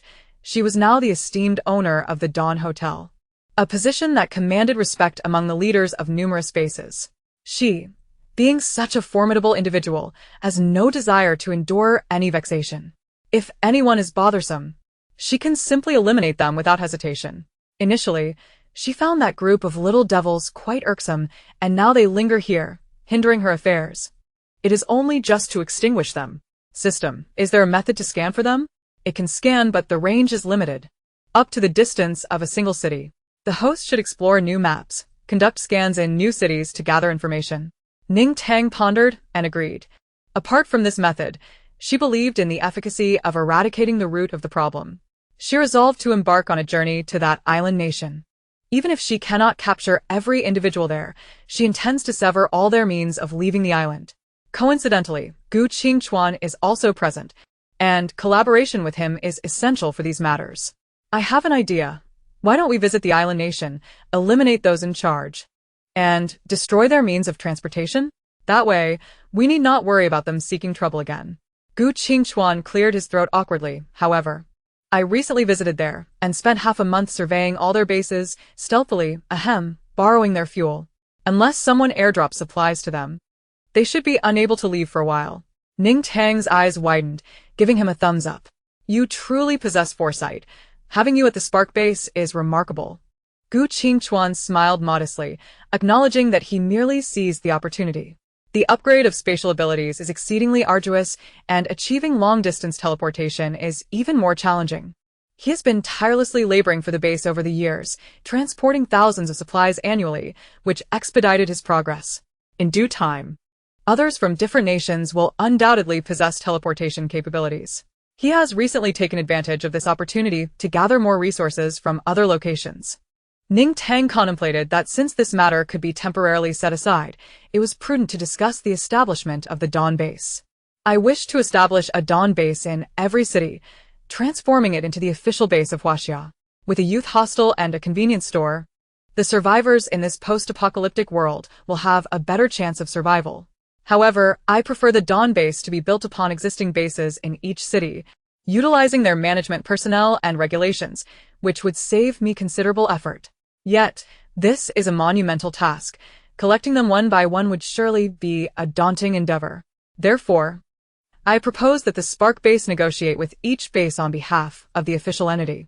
Once you reach an agreement, I will then establish the convenience stores and youth hostels there. What do you think? Gu Qingchuan raised an eyebrow in surprise. As the head of the largest official base, he wholeheartedly supported Ning Tang's proposal. What she aspired to accomplish was precisely what their official base had yearned to achieve over the past few years, yet had been unable to realize. Of course, we will fully cooperate if the big boss requires it. However, there are only a handful of official bases at present. The others in different cities are privately owned. If necessary, we may need to resort to forceful measures. You all may decide on that. I will only be responsible for establishing the convenience stores and bases there. By the way, during negotiations, remember to clarify that I am the leader of the Dawn base. Gu Qingchuan nodded in understanding. We shall prepare upon our return. Which city shall we commence with? Do as you see fit. Any location will suffice. I am indifferent. Just call me when it is time. Ning Tang was quite unconcerned. If she could sit in a hotel while establishing convenience stores and youth hostels at other bases, she could easily have Octopus Brother do the work for her. All right. Let us return to discuss this. By the way, Big Boss, now that the Spark base has a youth hostel, we have freed up quite a bit of space. We were thinking of promoting it to recruit more people. Ning Tang nodded in agreement. That sounds fine. You all can handle it. After some time, I will visit the Spark base again. Once I accumulate enough points, I can establish more youth hostels. The Spark base could eventually serve as the headquarters for the Dawn base. Even if we recruit everyone from City H, the supplies for the convenience store will be sufficient. Gu Qingchuan smiled genuinely. For the decline of the official base over the years was due to a scarcity of resources and personnel. Ning Tang had directly addressed two major issues for them, and it now appeared that the future of their base was indeed promising. That is truly wonderful. When shall we rename ourselves as the Dawn base? Ning Tang waved her hand dismissively. You all can decide that. At this moment, the two had already arrived at the 6th underground level. The 5 upper levels were desolate, but this level was densely populated with people. This floor was only half finished, cluttered with construction tools and dust, and a throng of people, the hard-working citizens of Huaxia, were crammed together. Their conditions were not much better than those of the indigenous people Ning Tang had first encountered at the Xiangyang base. The entire floor reeked of a rancid odor, and the individuals crammed in were gaunt, their clothing tattered and filthy. Gu Qingchuan spoke at an opportune moment. These people were either deceived or abducted. Our people have inquired, and they hail from dozens of bases. Even knowing they are safe now, They dare not leave this place. Chapter 103. Picking up a windfall. Ning Tang initially considered having Gu Qingchuan take them to the Spark base, leaving it to them to manage, without her concern. However, after some thought, she decided to send these individuals to the Xiangyang base. Song Jun mentioned that the Xiangyang base had already begun selecting management personnel. And since they were originally from the city, it made sense. Moreover, having been forced to work for so long, they should be quite familiar with infrastructure development. Upon arriving at the Xiangyang base, they could be responsible for the expansion of the base. How about you take away half of the resources and crystal cores, and I will distribute the other half to them? I will escort them to my base in the city. Good idea. The big boss shall arrange it. Gu Qingchuan, of course, had no objections. Their primary task was to handle the little devils here, and the crystal cores and resources were a delightful bonus.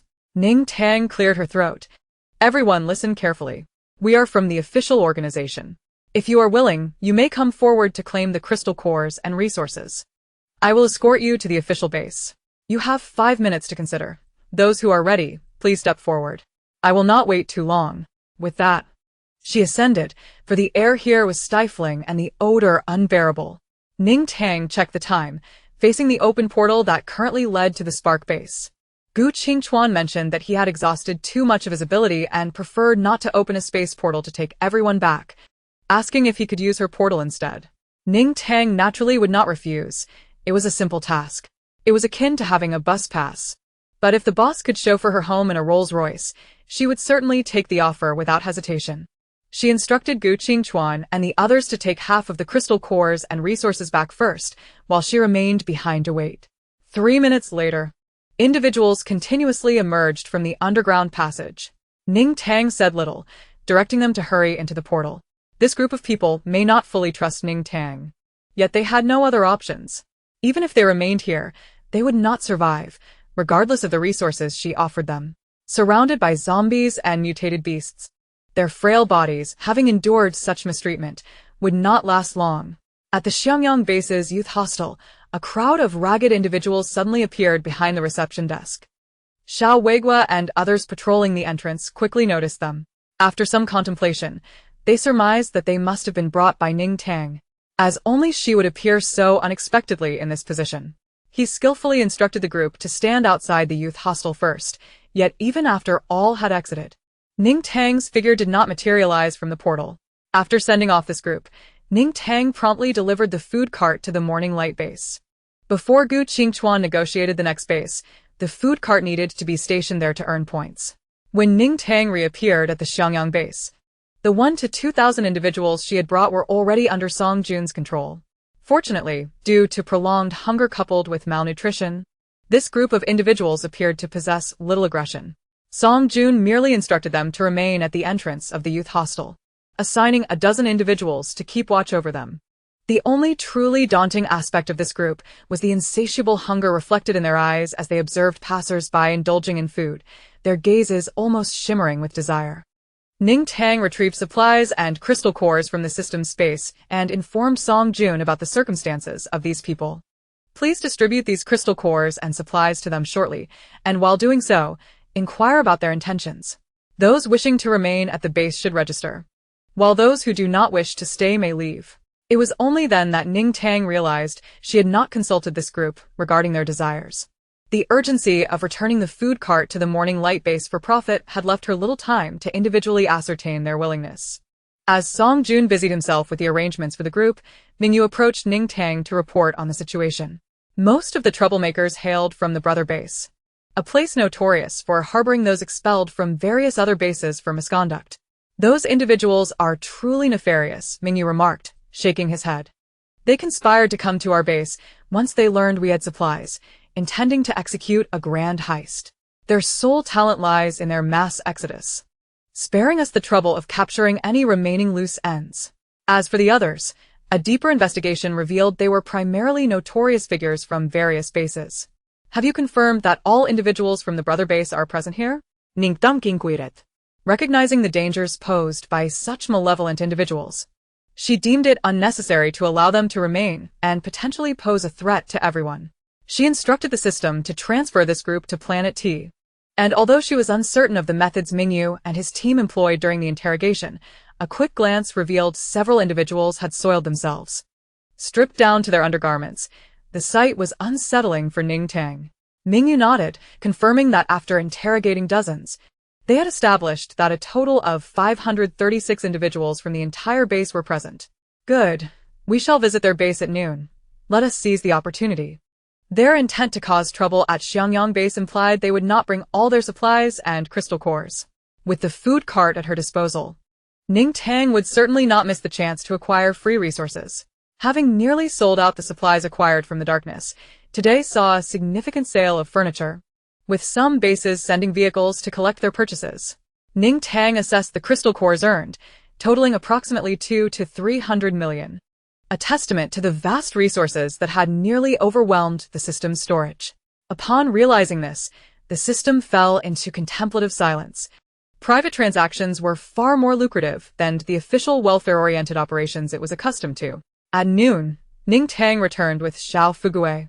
While he prepared their meal, she took Mingyu and 10 others in the RV to sweep through the brother base. This time, she intended to stay longer and open the small shop at the Morning Light base, ensuring she did not miss a profitable opportunity during mealtime. The brother base appeared quite organized, as Mingyu explained that it had once been a small base, now overtaken by those from the brother base. Given that the 500 inhabitants were all men, Ning Tang opted not to search their dormitories herself. She entrusted that task to Mingyu and his team, who coincidentally had an individual with spatial abilities among them. Meanwhile, she focused on gathering conspicuous items into the system's space, such as vehicles and food from the dining hall. This space had likely been a secondary school before the apocalypse, comprising only a few buildings and a playground. After collecting the vehicles parked in the playground, Ning Tang proceeded to the dining hall, where she was surprised to find the group had decent provisions, including some compressed foods, canned goods, bottled water, and even mutated meat. Despite her disdain for mutated meat, she abhorred wastefulness, so she collected everything, including their pots and pans, for every bit counted. Chapter 104. A Few Days of Sorrow.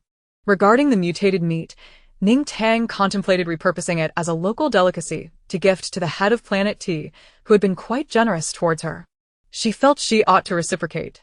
Sending mutated meat seemed appropriate. It would be far less alarming than dispatching a few zombies. The system, in enthusiastic agreement, noted that the head of Planet T had a penchant for dried goods. It even suggested packaging the mutated meat with a message of Ning Tang's heartfelt intentions, ensuring the recipient consumed every morsel, filling every crevice between their teeth. After securing the provisions from the dining hall, Ning Tang awaited Mingyu and their team at the foot of the dormitory. She ventured into the other two buildings, finding them empty and abandoned. Having played a game for only a short time, she was startled by the sound of someone screaming as they rushed downstairs. She swiftly put away her phone, readying herself for battle, uncertain whether the source of the commotion was a person or a zombie. Descending were two individuals from the Fuqiang base, whom Ning Tang recognized. Both in their 20s and possessing spatial abilities, they had been specifically brought along for the raid. Boss. It's terrible. There's a group of women on the top floor, chained up and... One stammered, while the other quickly added, they're not wearing any clothes. And they look like they've been abused, covered in wounds. Sister Wang and Sister Ma are upstairs gathering information. They told us to find you. A heaviness settled in Ning Tang's heart as she could roughly guess the circumstances. She turned to ascend the stairs, instructing the system, send those people to Planet T, castrate them, and confine them with the breeding boars for 3 days and nights. The system promptly agreed, noting that the head of Planet T could even administer some medication to the boars, making it all the more lenient for the 500 individuals involved. The situation was as Ning Tang had surmised. The upper floor housed around 80 to 90 women. The leader of the brother base had seized their territory, slaughtering the men and discarding their bodies to feed the zombies, leaving the women behind to serve them. The men lounged around the base like overlords, relegating all dirty, laborious, and repugnant tasks to the women. This group frequently ventured out to raid, locking the women upstairs, stripped of their clothing, during their absences. Sisters Wang and Ma had provided the women with clothing, and to Ning Tang's surprise, despite their relief at learning of Ning Tang's intervention, each woman bore a calm demeanor. Their faces and bodies bore bruises, and several moved awkwardly, suggesting they had not healed properly from their injuries. Perhaps Ning Tang's grave expression was too conspicuous. prompting a gentle woman to speak up in comfort. "We are all right. We are genuinely happy to have waited for your rescue. We resisted. All of us have abilities. So, why should we be oppressed in this apocalypse?" Yet the consequences of their resistance had left only a handful of them alive from among 300 sisters. In the end, we realized that in this apocalypse, nothing is more important than living. Life is the most precious. Those individuals do not regard us as human. But we must survive. It is not unbearable. We simply treat it as being bitten by a dog. Fortunately, we are alive and waited for you to arrive. Nearby. Sisters Wang and Ma shed tears for them, recalling how their Fujiang base had maintained strict discipline for 5 years, allowing even those without abilities to live with dignity through basic labor.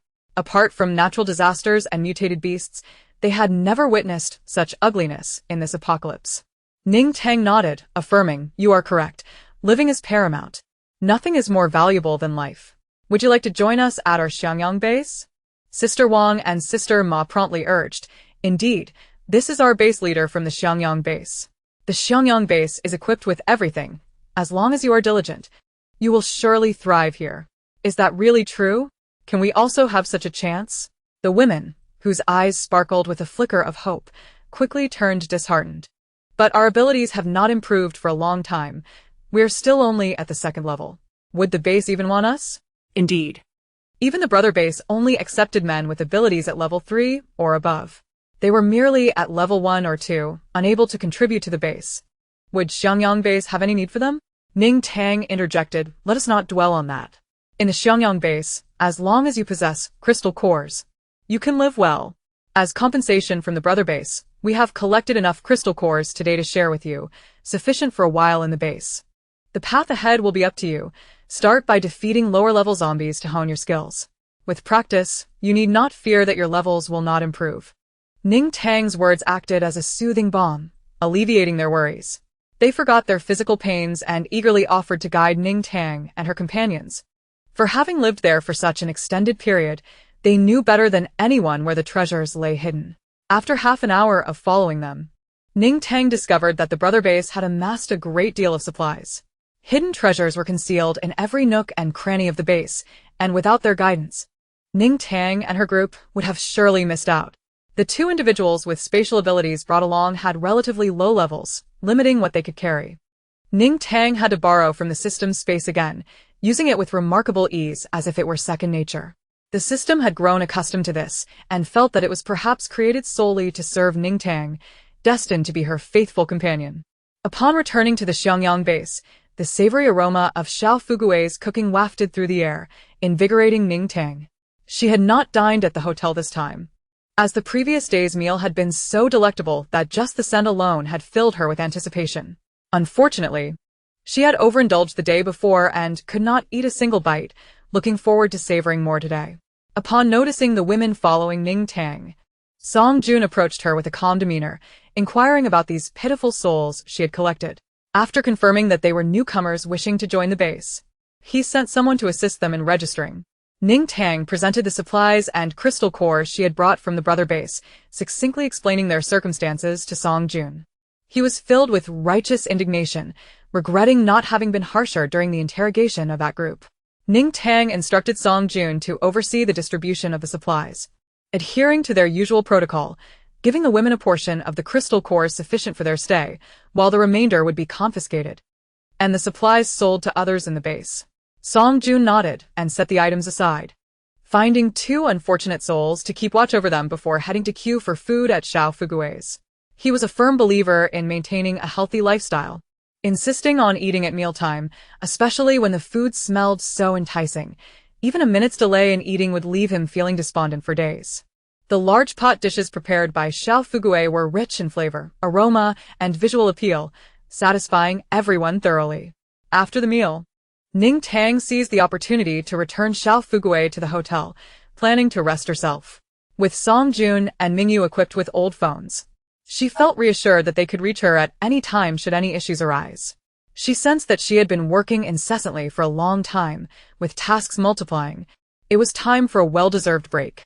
As Ning Tang traversed the beach back to her water house, she noted that Monkey Brother was still engaged in work at the Morning Light base.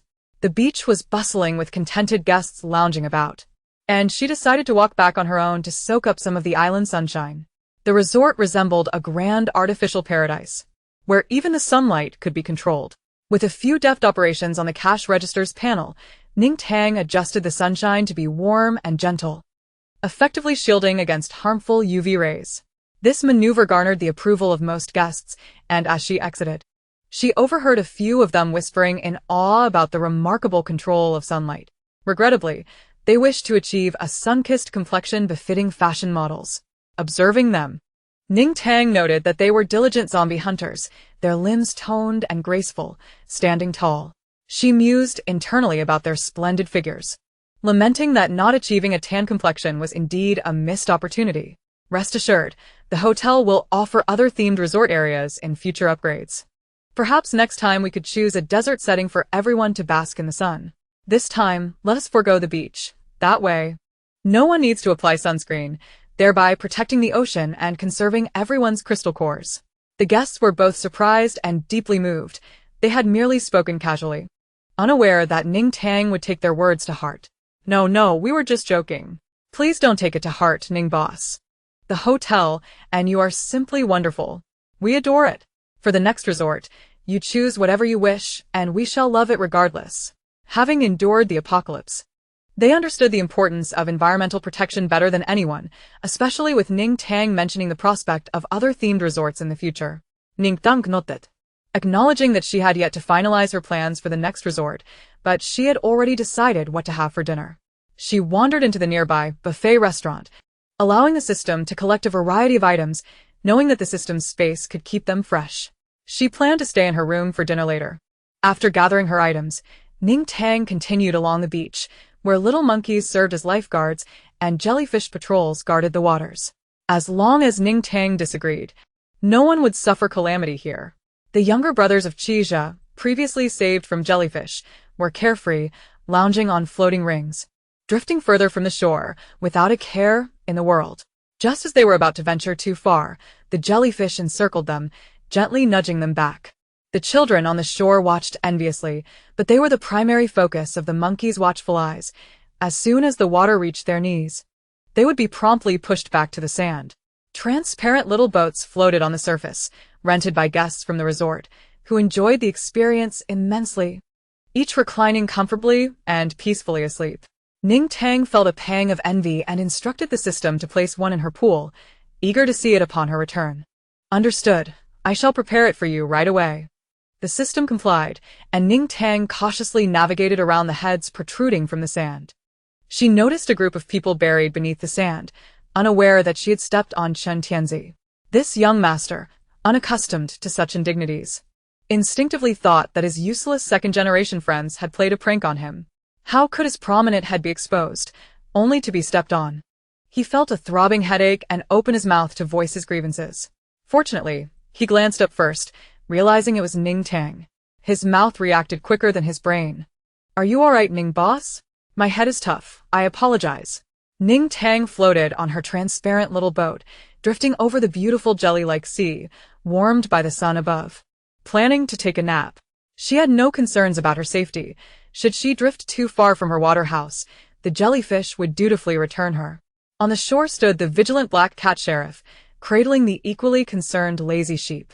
Ning Tang believed that if she were to fall into the water, the black cat police chief would immediately come to her rescue, while Lazy Goat would remain on the shore, cheering him on.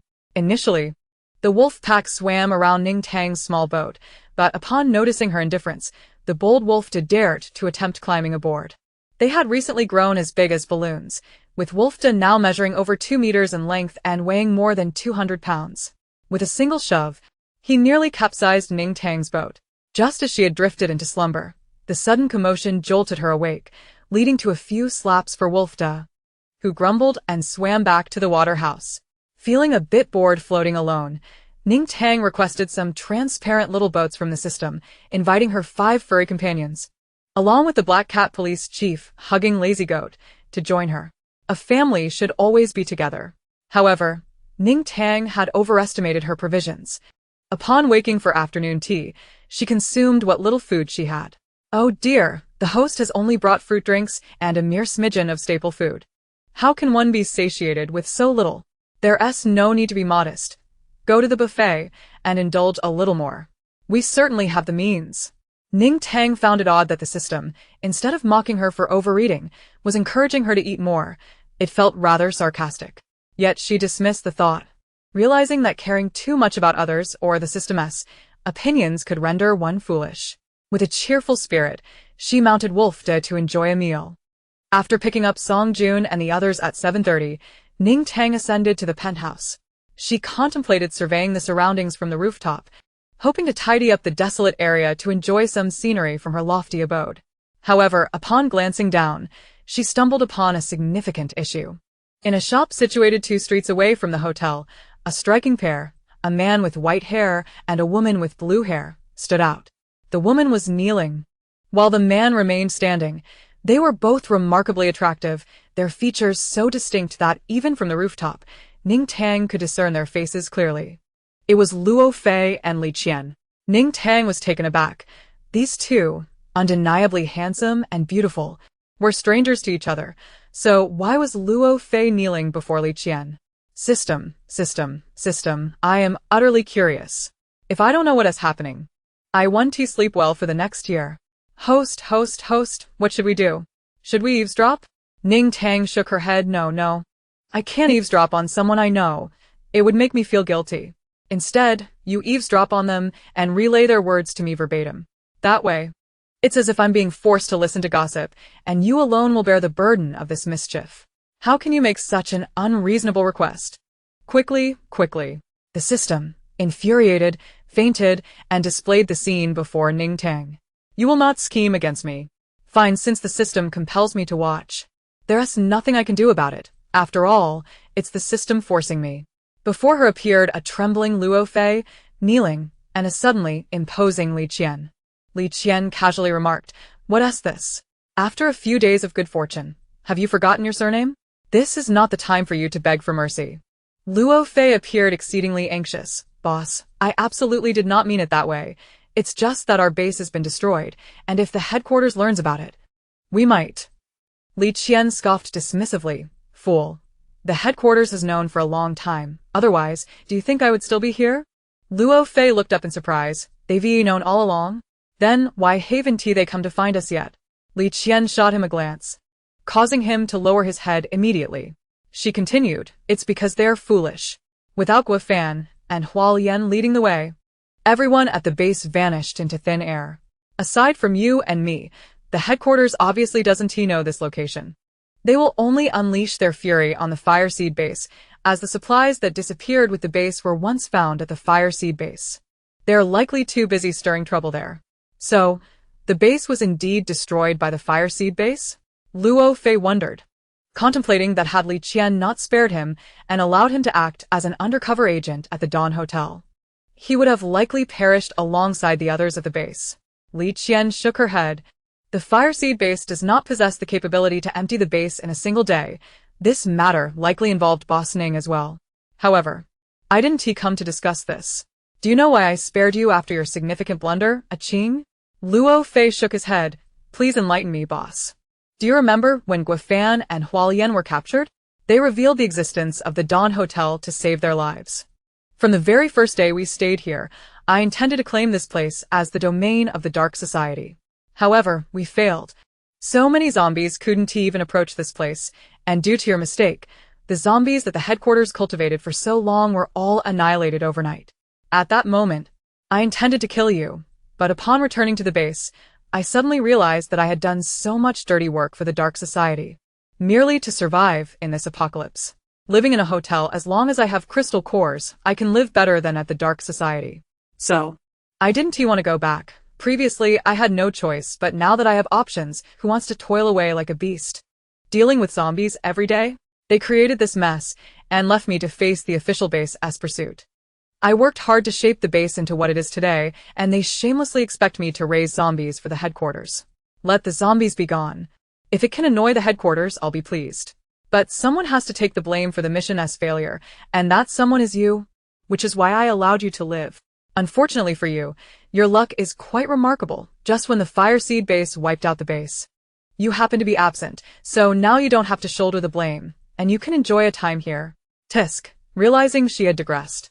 Li Qian chuckled lightly. You see, living in peace for too long has even turned me into this talkative version of myself. I brought you here to ask. Do you wish to remain here forever, without a care in the world? Luo Fei's eyes widened in shock. He certainly wished for that. With so many individuals in the hotel possessing abilities lesser than his, they could comfortably reside here for a lifetime. Why should he live in fear every day? Dreading the headquarters would come to settle accounts with him? I will follow your orders without question, boss. Whatever you wish for me to do, I shall do it unhesitatingly. Ning Tang finally grasped the situation. It turned out these two were responsible for the previous zombie tide. Her feelings were quite complex, while she felt a tinge of resentment. It seemed unfounded, as the hotel was overwhelmingly powerful. To her, the zombie tide was merely a trivial matter that had not inflicted any damage upon the hotel. When one reaches a certain level of strength, even the declarations of war from others seem laughable. Ironically, due to these two's inadvertent actions, the hotel's guests had profited immensely, indirectly benefiting the hotel itself. However, she had no intention of letting them off the hook. Keeping such individuals with ulterior motives in the hotel was risky. Although both she and the hotel were invincible, a sense of wariness lingered in her heart. They truly were adept at concealing their true selves, one masquerading as a carefree magnate indulging in pleasures, while the other appeared resilient and benevolent. Entangled in a romance with Red 2. Wait a moment, Ning Tang suddenly had a question.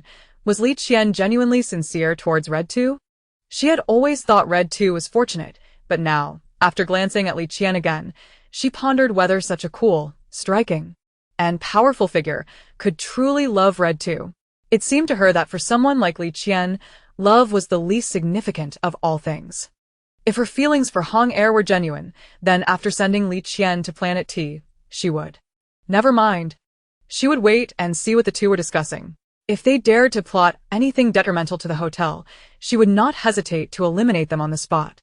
There was no need for hypocritical words. If they wished to remain here, they should join her in a grand endeavor. Let us return to headquarters. You can control the zombies, can't you? How about we collaborate to obliterate that place? You handle the zombies and I'll take care of the humans. However, is it not too reckless for just the two of us? Moreover, I can merely operate the sonic weapon developed by headquarters, which does not guarantee 100% success. Even if we were to annihilate the headquarters, it is inevitable that the truth would surface. If Boss Ning were to discover our involvement in the last zombie outbreak, would she not hold a grudge against us? Li Qian also harbored some concerns. Ning Tang had a decisive authority in the hotel. If she were to uncover the truth, Then, given her capability to operate such a hotel in the apocalypse, she must not be a narrow-minded individual. Besides, she was known for her amiability. Should we eliminate the headquarters, it could be seen as removing a potential threat, and she would likely understand. Upon our return, we could anonymously inform her about the Dark Society as headquarters. With so many resources at headquarters, she would surely be pleased. Furthermore, we could deposit all our crystal cores into the hotel's account, amounting to billions of crystals, thereby establishing ourselves as major clients. Even if the truth were to emerge later, Boss Ning would likely not be excessively angered. If all else fails, we could always plead with her. Serving her in whatever capacity she desires, serving Boss Ning is undoubtedly preferable to serving that group of scoundrels in the Dark Society. Chapter 107. She is fine. Enough with the pleasantries. I am not consulting you. I am issuing a command. As long as headquarters exists, they will eventually trace their way to this hotel. I do not favor passivity. Accompany me to headquarters tomorrow. Ning Tang listened to Li Qian and Luo Fei deliberating their detailed plan, her heart a tumult of emotions. system. Humans are exceedingly complex. If these two choose to tread down a dark path, I could easily dispose of them. Yet they appear to be turning over a new leaf, and even wish to deposit all their crystal cores into the hotel. The crux of the matter is billions of crystals. They do not wish to harm the hotel. How difficult it is to choose. The system, lacking Ning Tang's contemplative nature, was momentarily stunned by the mention of billions of crystals. Host, did we not establish this hotel to earn crystal cores? Previously, they had no choice, but now they recognize their mistakes. Not only do they aim to eliminate their own boss, but they also wish to bring us billions of crystals. Ning Tang felt a strong temptation. The system, noticing her silence, continued. Why not recruit them? Their capabilities are formidable. Consider it a subversion. Once they are on our side, they could serve the host in our endeavors. A splendid idea, having them charge into battle for me. Such strong subordinates would be foolish not to recruit. Let us observe them first to see what transpires. As Li Qian and Luo Fei concluded their discussion and prepared to return to the hotel, Ning Tang instructed the system to withdraw the surveillance. She contemplated her decision to observe. If Li Qian and Luo Fei could indeed annihilate the Dark Society as headquarters and return alive, such powerful allies would be invaluable. Early the next morning, after sending Song Jun and the others to Xiangyang base, Ning Tang returned to the hotel. She sat at the front desk, engaged with her phone, while discreetly monitoring the guests coming and going, eager to see if Luo Fei and Li Qian would truly embark on their mission today. Before long, she noticed Luo Fei exiting the restaurant. As soon as he stepped out, he vanished from sight, blending in with the other guests heading out to confront zombies. Appearing utterly unremarkable. After waiting for another 10 minutes, Hong Er and Li Qian emerged from the restaurant, greeting Ning Tang. Hong Er wore an expression of sweet affection, while Li Qian exuded her usual grace and warmth. Were it not for witnessing her assertive demeanor the previous day, Ning Tang could hardly have imagined such a gentle side to Li Qian. She smiled back at the pair, only to observe them becoming engrossed at the door. Hong Er, Qian, I truly worry about you going out alone. My leg is perfectly fine. Please allow me to accompany you. Li Qian, aquí. My ability level is higher than yours. Before meeting you, I always operated solo. Rest assured here at the hotel. You must trust me. Hong Er, but I genuinely do not wish to be apart from you. I promise I won't be a burden. Let me accompany you. I can help with the arduous tasks. Li Qian smilat tandarli. Achi, be obedient and return to rest. There is truly no need to worry about me. Yet. Hong Er remained reluctant, gripping Li Qian's hand tightly, eager to say more. Li Qian's expression shifted to one of mild seriousness. Achi, I do not appreciate excessive clinginess. Hong Er immediately released her hand. All right, I understand. Ensure you return swiftly. I will miss you at the hotel. Goodbye, Qian. Finally satisfied, Li Qian smiled and patted Hong Er's head before stepping out of the hotel. Hong Er lingered at the entrance, gazing longingly at her retreating figure, reminiscent of a stone yearning for its wife. Ning Tang felt a pang of emotion, her curiosity piqued. Not only was she intrigued about whether Li Qian and Luo Fei could successfully obliterate the Dark Society as headquarters, but she was also eager to discern the sincerity of Li Qian's feelings for Hong Er.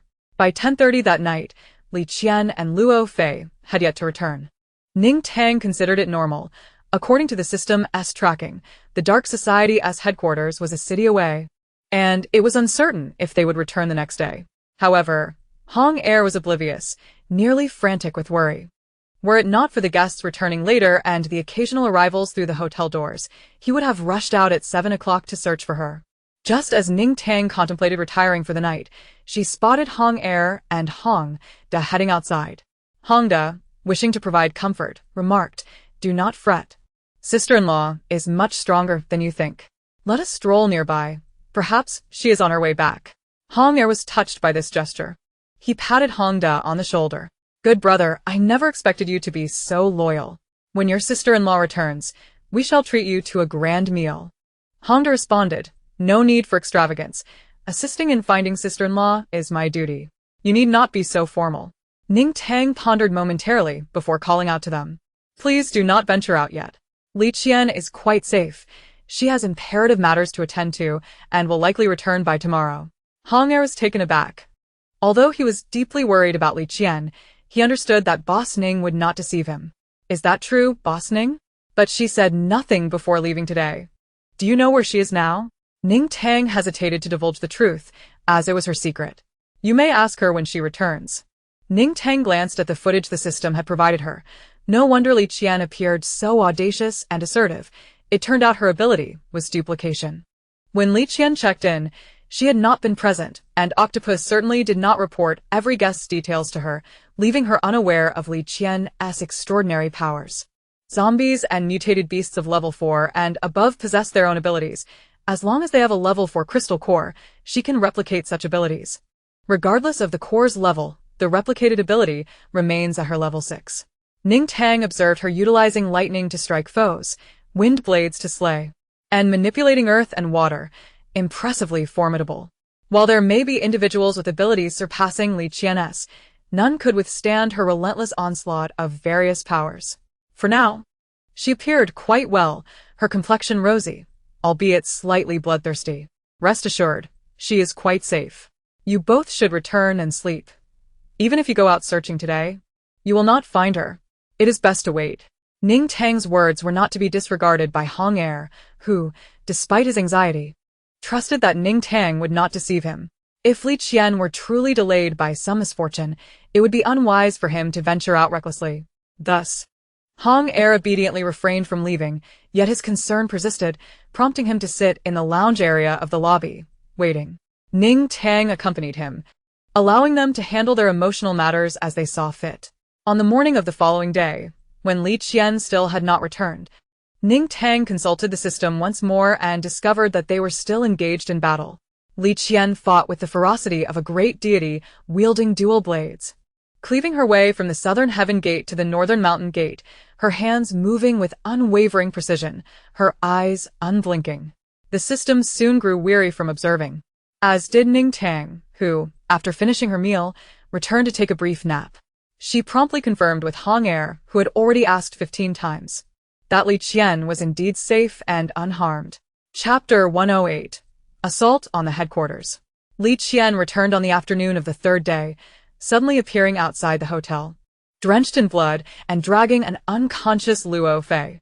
Xiangyang had run out early in the morning, having waited 2 days only to miss Li Qian by mere moments. Ning Tang was sitting at the service desk, engrossed in her phone, when she looked up and met Li Qian's gaze. The system had already alerted her that the battle had concluded, so upon witnessing Li Qian's unexpected arrival, her expression bore no trace of shock. Rather, she was indeed surprised, for the system had informed her that Li Qian's ability level had escalated to level 7, allowing her to return via spatial powers. Previously, when Li Qian was at level 6, Ning Tang had observed her overpowering 2 level 7 ability users. Now that she had reached level 7, her strength was surely amplified.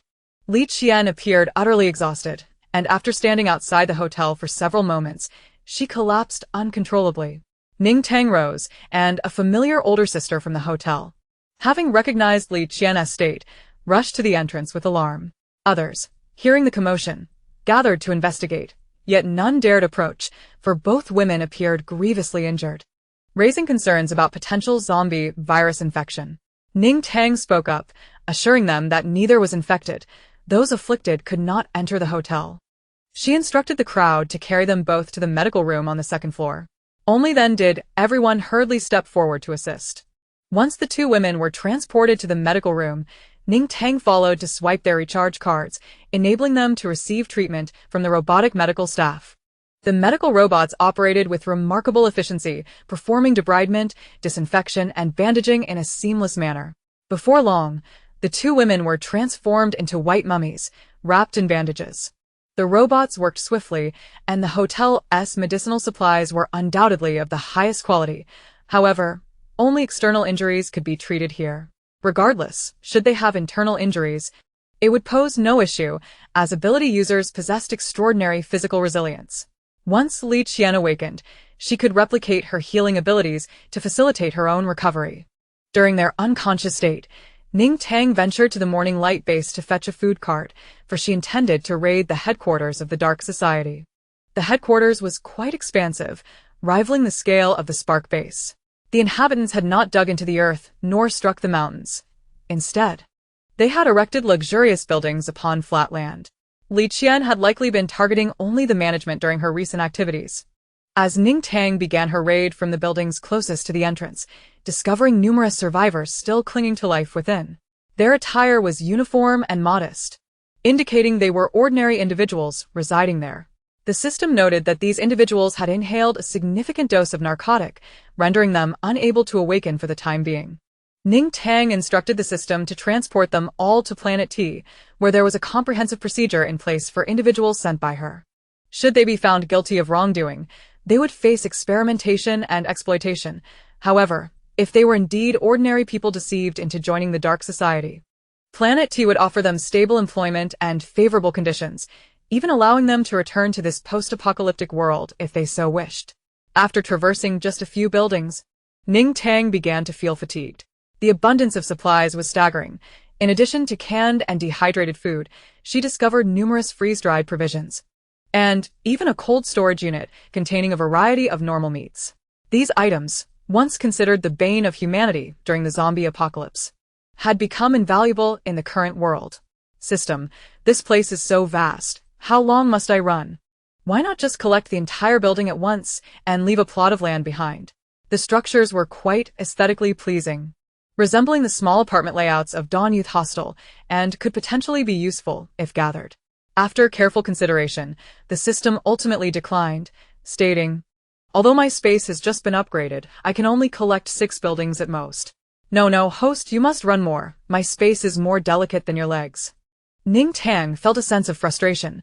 The deeper she ventured, the more human remains littered the ground, accompanied by an array of weapons. Blood seeped into the snow, and fragments of flesh were frozen upon it, creating an eerie scene. The oppressive silence amplified her regret. Had she known, she would have brought more companions along. Having someone to converse with would have surely alleviated the grim atmosphere. "The host can speak with me, the system interjected. "Can you manifest a physical form? Transform into a dog to clear the path for me, and I would be able to proceed with ease," Ning Tang requested. "I am unable to assist, farewell." Ning Tang truly wished to avoid ascending further. The next few buildings appeared ominous and foreboding. Standing there, she could see the bloody scenes within, the darkness concealing many gruesome sights. Let me think. Can you not retrieve items from afar? I could stand here while you gather all the supplies from this building into the space." The system shook its head. "Not possible. I am not that advanced yet." Ning Tang found herself at a loss. "But you can send items to Planet T, can't you? Collect 6 buildings, send them to Planet T, and then collect another 6 to send. Hurry and let me return. The sooner I gather these supplies, the sooner I can go back and earn crystal cores." The system, intrigued by the prospect, recalled that the person in charge of Planet T had been positively elated lately, having received a significant number of crystal cores. The system, despite its nature, felt a sense of pride as it witnessed the official boast about his recent move into a grand estate. "Good idea. Let me give it a try." Ning Tang drove the food cart inward, and the system exerted its power. Where she traversed, entire buildings, along with their foundations, were absorbed into its space. The person in charge of Planet T, enjoying a rare holiday and relishing in leisure, was suddenly startled by a series of thunderous noises. Realizing something was amiss, he rushed outside. Before him, the ground trembled as several buildings rose from the earth. Curiosity piqued, he stepped closer, only to find himself stepping into a soft, sticky substance upon entering one of the buildings. With a piercing scream, he swiftly retreated, only feeling safe once he stood firm on the clean grass once more, before he fainted from the shock. Ning Tang remained blissfully unaware of the unfortunate circumstances befalling the Planet T official. As she neared the completion of her task in this base, she finally noticed a ring of basements surrounding the area. Venturing into one, she discovered that it housed the Dark Society's army of zombies. In total, there were 2 or 3 dozen basements, each containing hundreds of thousands of zombies. It was unclear how Li Qian had managed to accomplish this, but the researchers within these basements had also succumbed to the narcotic, lying unconscious, while the zombies stood in a daze. In the dim confines of an underground chamber, 5 zombies lay utterly decimated, their crystalline cores ruthlessly extracted. Ning Tang surmised that this heinous act was likely the handiwork of Li Qian and Luo Fei, as both had aspirations of amassing billions in crystals at the hotel. Chapter 109. What's wrong with enjoying? Ning Tang ventured into the research room within the basement, only to find the materials utterly incomprehensible to her. Yet, fearing these might pertain to an antidote for the zombie virus, she instructed the system to collect everything from the basement, intending to present it to Gu Qingchuan, with hopes that they might unearth something valuable. As the system complied, it revealed the truth. An antidote is inconceivable, for at least the next century. Such research will remain unattainable. Do not harbor such thoughts, host. These are merely studies focused on controlling zombies. They intended to forge a biochemical army. Ah? If they can control zombies, why not pursue an antidote? If we eradicate all these zombies, wouldn't that bring an end to the apocalypse? Ning Tang, as curiosity was piqued, she believed there must eventually be a conclusion to the apocalypse. Because the very theme of this world is the apocalypse, akin to how other worlds revolve around cultivation or interstellar themes. Here, the theme is the apocalypse. Thus, no matter the efforts of humanity, the apocalypse will never conclude. Ning Tang fell silent, contemplating the notion of fate. It seemed the cosmos had a peculiar fondness for her, selecting a world steeped in despair.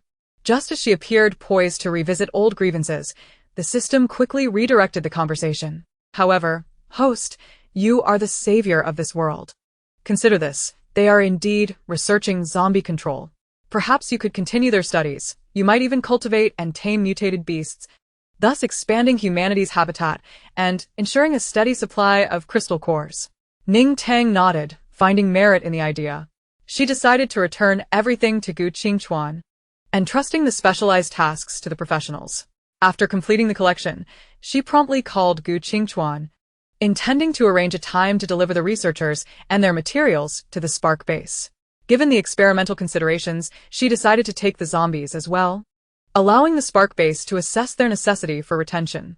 As dinner time approached, there was still no sign of Li Qian and Luo Fei awakening. However, the medical robots assured her that their vital signs were stable, indicating they were unlikely to suddenly pass away. With a sense of relief, Ning Tang proceeded to dine, feeling that after indulgent days of rich food, it was time for a few days of lighter fare. She ambled through the dining area, savoring boiled fish, wooden bucket rice, and clay pot soup. The system interjected, "ISNT that red thing a chili? How is that light?" Ning Tang calmly defended her choice, stating, "It's called boiled fish. It's boiled. Quite light indeed." Having finished her meal, she emerged to find Hong Er entering the hotel, his face clouded with concern. Upon spotting Ning Tang, he forced a smile and greeted her, initially intending to inquire about Li Qian's condition. However, Ning Tang delivered the news he yearned to hear. Li Qian has returned. Just as joy flickered in Hong Er's eyes, Ning Tang continued, "But she is injured and is in the medical room on the second floor." "Injured? Understood, Boss Ning. I shall go see her immediately." With mounting anxiety, Hong Er bid Ning Tang farewell and rushed upstairs. Ning Tang then retrieved a grape milkshake from the tea shop, having picked up Song Jun and the others after their shift. She strolled through the hotel, noting the bustling atmosphere.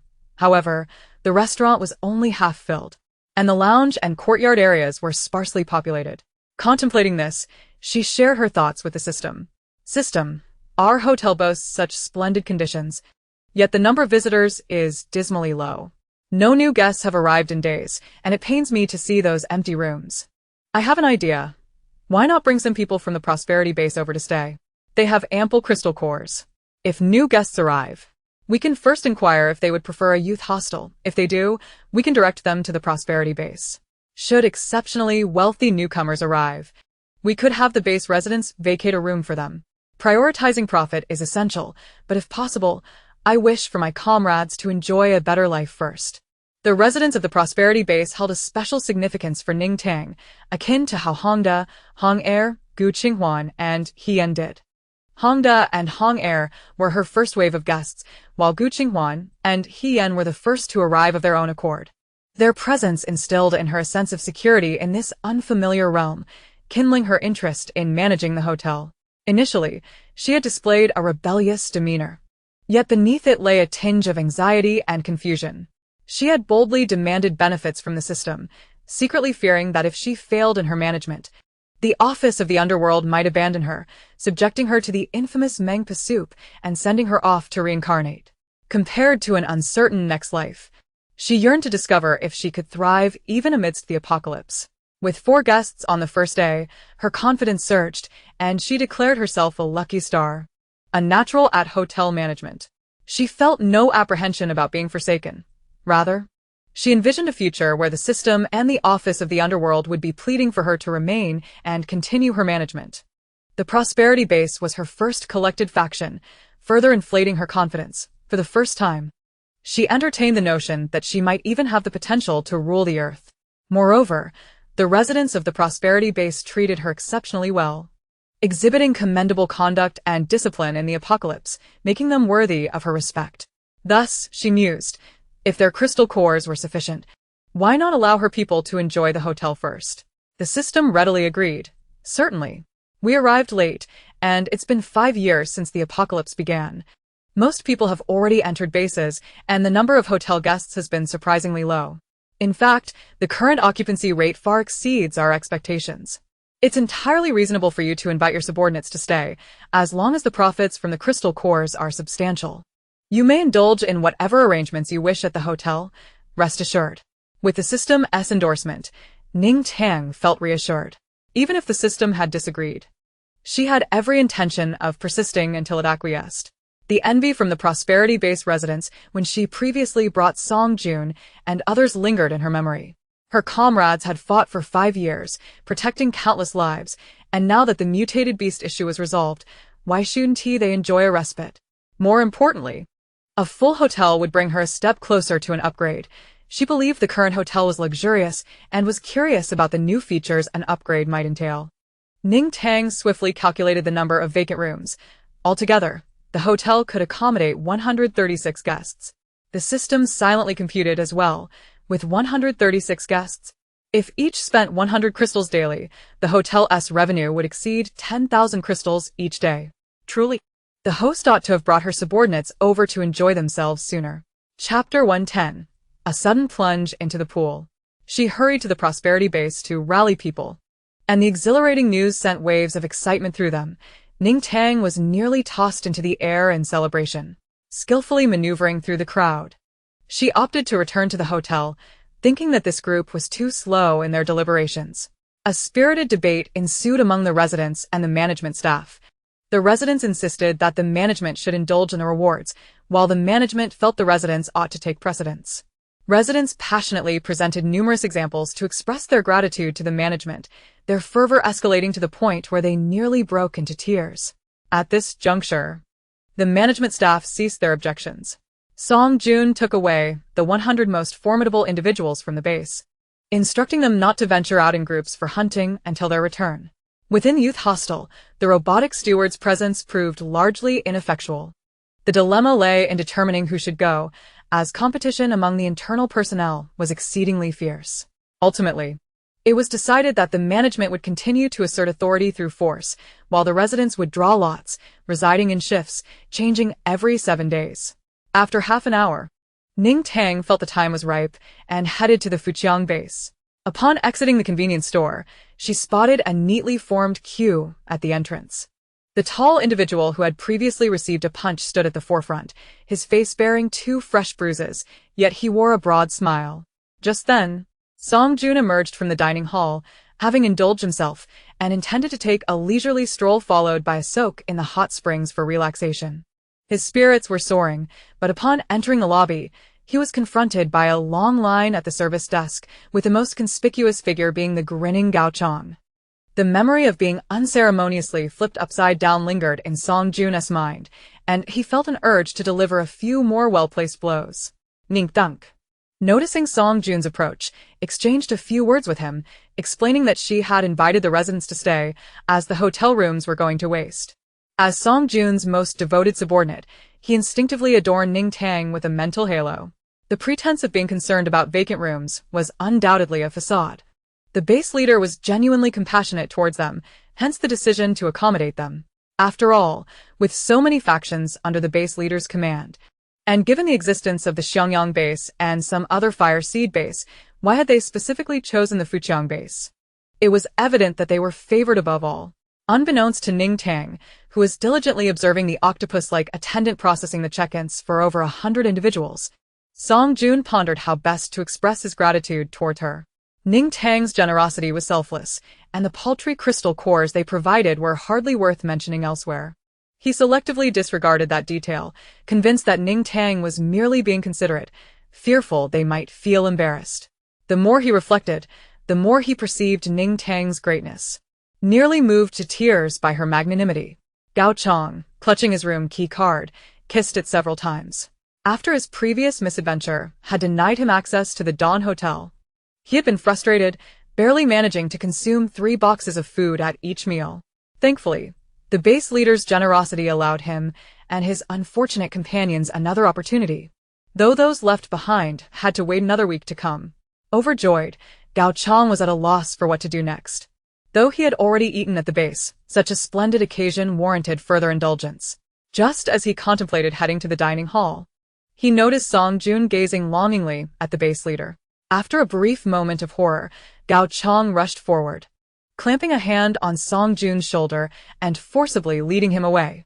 Song Jun, contemplating taking this group to work at the Xiangyang base the next day, believed the best way for them to repay Ning Tang was through diligent labor, alleviating her worries. However, in the next instant, he was seized by powerful arms and ushered towards the exit, and upon glancing sideways, he realized it was none other than the bumbling Gao Chang. Before he could utter a word, Gao Chang's serious yet hushed voice rang in his ears. "Deputy Base Leader, you must exercise self-restraint. We cannot afford to lack self-awareness. The base leader's kindness towards us embodies a profound revolutionary friendship. We can only be grateful to her. Do suppress any inappropriate thoughts. We are unworthy of her, and we must not provoke her into feeling that we are ungrateful. For the good of the base, let us keep our desires to ourselves. Remember these words. Do not harbor delusions. We have only just begun to enjoy some good fortune." Song Jun, upon hearing these words, felt as though the sky had fallen. Darkness clouded his vision, and he could see no future. Enraged, he seized Gao Chang, forcibly twisting him outside the hotel. Once outside, he scanned the vicinity to ensure no one was watching before cautiously speaking. "You wretched fool. What nonsense are you spouting? Does slander not come at a cost? I can tolerate your fabrications, but to drag the base leader into this, you're just asking for trouble." Feeling unsatisfied, he delivered a few sharp slaps to Gao Chang's head. Gao Chang, nursing his head, wore a knowing expression. "See? Told you, you're just getting worked up. If you were truly indifferent, why were you staring so intently at her back? Your eyes, usually like beans, were as wide as eggs just now." Song Jun tasted blood in his mouth, fury threatening to overwhelm him, and as he gazed at the obstinate figure before him, the thought of ending it all flickered in his mind for the first time. Observing Gao Chang's foolish demeanor, he resorted to desperate measures, pulling out a faded photograph from his pocket and dramatically slapping it across Gao Chang's face. "Do not tarnish my integrity. I hold the base leader in the highest regard. She is our savior, a saint. You shall not defame her. Besides, I have a partner. Look for yourself." Gao Chang removed the photograph from his forehead, glanced at it twice, and then bellowed in indignation. "You old bachelor. You actually have thoughts about the most beautiful widow Zhang at the base." The lobby buzzed with energy, oblivious to the 2 loud thuds outside the hotel. After Song Jun clarified his stance to Gao Chang with a few well-placed punches, he escorted the now bruised Gao Chang back inside. Initially, Gao Chang wore an awkward expression, feeling somewhat guilty as he glanced at Song Jun's back. However, upon seeing his companions bustling about with food, his spirits lifted instantly. Song Jun intended to report to Ning Tang about taking this group to work at the Xiangyang base the following day. Yet, before he could locate her, and even before reaching the service desk, he was unexpectedly knocked aside by a powerful force, sending him tumbling into the fountain at the front of the desk. Gao Chang, eager to indulge, had only taken a few steps before colliding with something. Turning around, he was met with the sight of Song Jun plunging into the pool. Chapter 111. Reluctant to be the fool. Gao Chang stood frozen, his not-so-bright mind signaling that today was destined for disaster. Ning Tang had just emerged from the milk tea shop with a cup of mango yogurt when she spotted the drenched Song Jun, who was in hot pursuit of the tall guy. The latter's expression was fierce, seemingly relishing the chase. Sipping her yogurt, she remarked to the system, "Look at my subordinates, full of vitality. At this age, they're still chasing and playing around, more lively than children." The 2 soon disappeared into the island resort, leaving no trace behind. The system observed from afar, watching Song Jun push Gao Chang's head underwater. While it pondered Ning Tang's words with some confusion, it acknowledged the inherent complexity of humanity. Is that so? So this term is called playful scuffling. I had assumed it was something akin to murder. Ning Tang scoffit. Deeming the choice of words highly inappropriate. Go back and study. By 9 in the evening, the hotel's clamor began to wane as a youthful campus film played. The film, selected by the guests, had been a surprise box office hit during a summer season in some year of this world, and upon its title appearing in the voting section, it quickly ascended to the top. Familiarity enveloped the guests as they watched intently, perhaps reliving echoes of past happiness through the film. Ning Tang was also engrossed in the film, which had a captivating storyline, and both the male and female leads were exceptionally attractive, reminiscent of the film My First Love from Blue Star. Just as she was becoming absorbed in the narrative, the hotel's sensor glass door unexpectedly swung open. While the guests remained immersed in the movie, only Ning Tang, the proprietor, took notice. She spotted 3 unfamiliar faces entering, and a sense of nostalgia washed over her. These individuals had arrived late, just as her establishment had reached full capacity. The newcomers consisted of 1 man and 2 women. The short-haired woman leading the group appeared to be in her 30s, with a robust and powerful physique, suggesting she was quite formidable. From the moment she stepped inside, her vigilant gaze scanned the hotel's surroundings. Following her was a tall, slender man in his 20s, handsome, with a meticulously styled haircut, a rarity in the post-apocalyptic world, where only the elite maintained their pre-apocalypse appearances. The final member of the trio was a middle-aged woman, somewhat haggard in appearance, but also possessing a strong build. The 3 seemed taken aback by the hotel's large screen. Both women turned their attention to the man, who, however, remained focused on the film. Ning Tang followed their gaze and suddenly found the man strikingly familiar. The next moment, the screen displayed the male lead in a school uniform, riding a bicycle with the female lead, the youthful breeze blowing through their hair, as the youthful boy on screen increasingly resembled the man before her. Ning Tang's eyes widened. System. Could this possibly be the male lead? They look identical. The system confirmed. Indeed, it is remarkably unchanged despite the apocalypse. The short-haired woman was the first to regain her composure, striding toward the reception desk. Is this a hotel? Can we stay? Ning Tang responded. Yes, we have accommodations. But the hotel is currently full. If guests require lodging, they may consider our auxiliary hostel, which offers favorable rates, 30 primary crystal cores for a monthly bed rental. Would you 3 like to consider it? She handed over a promotional flyer for the hostel just completed by the system. The woman glanced at it, showing no intention of consulting her companions before stating, "The hostel will do. Where is it located?"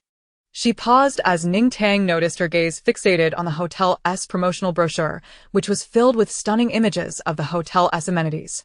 The woman pointed at the suite depicted on the flyer and inquired, "This suite costs 60 primary crystal cores, correct? I'll pay that amount for 1 room." The short-haired woman was succinct, placing 5 tertiary crystal cores on the counter. Ning Tang mused internally, realizing they must be affluent. Just as she contemplated how to vacate a room, the short-haired woman interpreted her silence as refusal and slammed another 5 tertiary crystal cores down, raising her offer. Ning Tang swiftly calculated. 10 tertiary crystals equated to 5,000 crystals, indicating a potentially wealthy patron. However, the rooms occupied by Gu Fan and Hualian had not yet expired. They would have to wait for Li Qian to awaken before determining if they could return. Otherwise, should she rent that room out prematurely? That's not permissible, host. Only the guest can cancel their reservation. 1 room cannot serve 2 masters.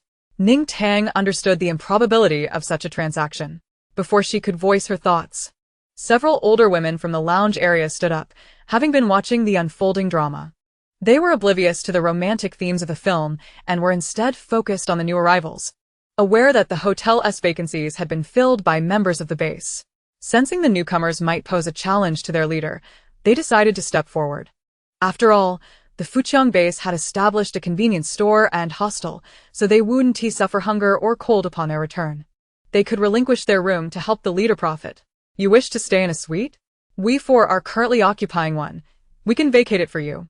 What's your best offer? The older women initiated the negotiation, and the short-haired woman, seeing someone willing to exchange crystal cores for the room, ceased her inquiries toward Ning Tang. A maximum of 15 tertiary crystal cores. The short-haired woman raised her voice, hoping to ensure the seated guests were aware that competition existed. thus preventing the four from demanding exorbitant prices. However, she miscalculated. Those who could afford to stay were reluctant to relinquish their rooms, prioritizing the timely renewal of their accommodations over any potential gains from the exchange. The guests, comfortably settled, glared at her for the disturbance. The older women wore expressions of quiet confidence, their demeanor calm, indicating to the short-haired woman that they held the upper hand. Don't get your hopes up. Rooms here are scarce. Apart from us, no one else is willing to vacate. It's a flat rate of 30 tertiary crystal cores. If you're willing, we can pack up and leave now. The short-haired woman furrowed her brow. Although she possessed many crystal cores, Xiangyang planned on staying in a hotel at all. In this post-apocalyptic world, how could a hotel still be operational, especially one with such fine conditions and the luxury of a movie screening? She was uncertain of the powerful figure backing this establishment. Even if she were to stay, her intention was merely for one night. She had no desire to trek to the auxiliary store, and the enticing conditions here made it hard to resist. She calculated that she could afford approximately 31 tertiary crystal cores, but she hesitated at the thought of paying the full 60 primary crystal cores. As she prepared to negotiate, the man behind her tugged at her sleeve, signaling her to look toward the lounge area. Upon doing so, she noticed several guests enjoying milk tea and snacks. Her stomach growled audibly. The warmth and the presence of food made it clear they needed to pause for a meal. Pointing toward the lounge, she asked Ning Tang, "Are those snacks available for purchase here?" Ning Tang nodded, flipping over the hotel brochure to reveal the restaurant and various snack shops on the reverse side. Indeed. Our hotel is well stocked with supplies at reasonable prices, allowing all guests to enjoy a variety of delicious and affordable meals. The short-haired woman scrutinized the offerings and, no longer hesitating, produced 15 tertiary crystal cores. "I agree. You may start packing." The older women promptly accepted, their faces lighting up with delight. And with sly glances exchanged with Ning Tang, they gathered the cores and headed upstairs. Ning Tang proceeded to check in the trio. Learning that the short-haired woman was named Xiangyang, possessing a level 6 strength ability, while the man was Su Feng, lacking any abilities. And the woman accompanying them was Su Li, also without powers. The trio planned to stay only one night, depositing merely 1 tertiary crystal core into their account. While the older women ascended to prepare, the three ventured to explore the nearby convenience store. Their exploration proved fruitful, as Xiangyang emerged having charged an additional 3 tertiary crystal cores to her account. Ning Tang kindly reminded her, the restaurant adjacent to the convenience store is still open. If you desire more options, the door leads to the island buffet, priced at 100 crystals per person, featuring a variety of seafood, meats, vegetables, fruits, beverages, and desserts. Xiangyang gazed at the archway leading to the island, puzzled by the sight of moonlight illuminating what appeared to be an entirely different world. Before Ning Tang could explain, she had initially thought it merely a television screen shaped like a door. Xiangyang merely nodded without responding. After receiving the charged card, she turned and made her way to the convenience store, indulging in extravagant spending. The three of them emerged carrying a plethora of items, and Xiangyang glanced at the service desk, confirming that no one was coming out to prevent them from taking their goods. She handed water and steamed buns to Su Feng and Su Li, instructing them to stand there and drink while continuing to enjoy their snacks. Ning Tang paid no attention to the trio. While watching the movie, she caught a few glimpses of them standing at the entrance of the convenience store, the two seemingly more vulnerable individuals consuming food and drink. Ning Tang remained indifferent to their presence, as it was not uncommon for guests to behave this way, merely testing whether the Dawn Hotel was a scam. They believed that after spending their crystal cores on supplies, she would eliminate them and reclaim their goods for resale. She was unconcerned. If they wished to linger there and finish their meals, it was of no consequence to her. Seeing that these individuals were oblivious to their consumption of resources offered her slight reassurance, and she led the duo towards a nearby dining establishment. Ning Tang raised an eyebrow, noting that although the guests were affluent, they were exceedingly cautious, unwilling to partake in the buffet she had enthusiastically recommended. The elderly women acted swiftly.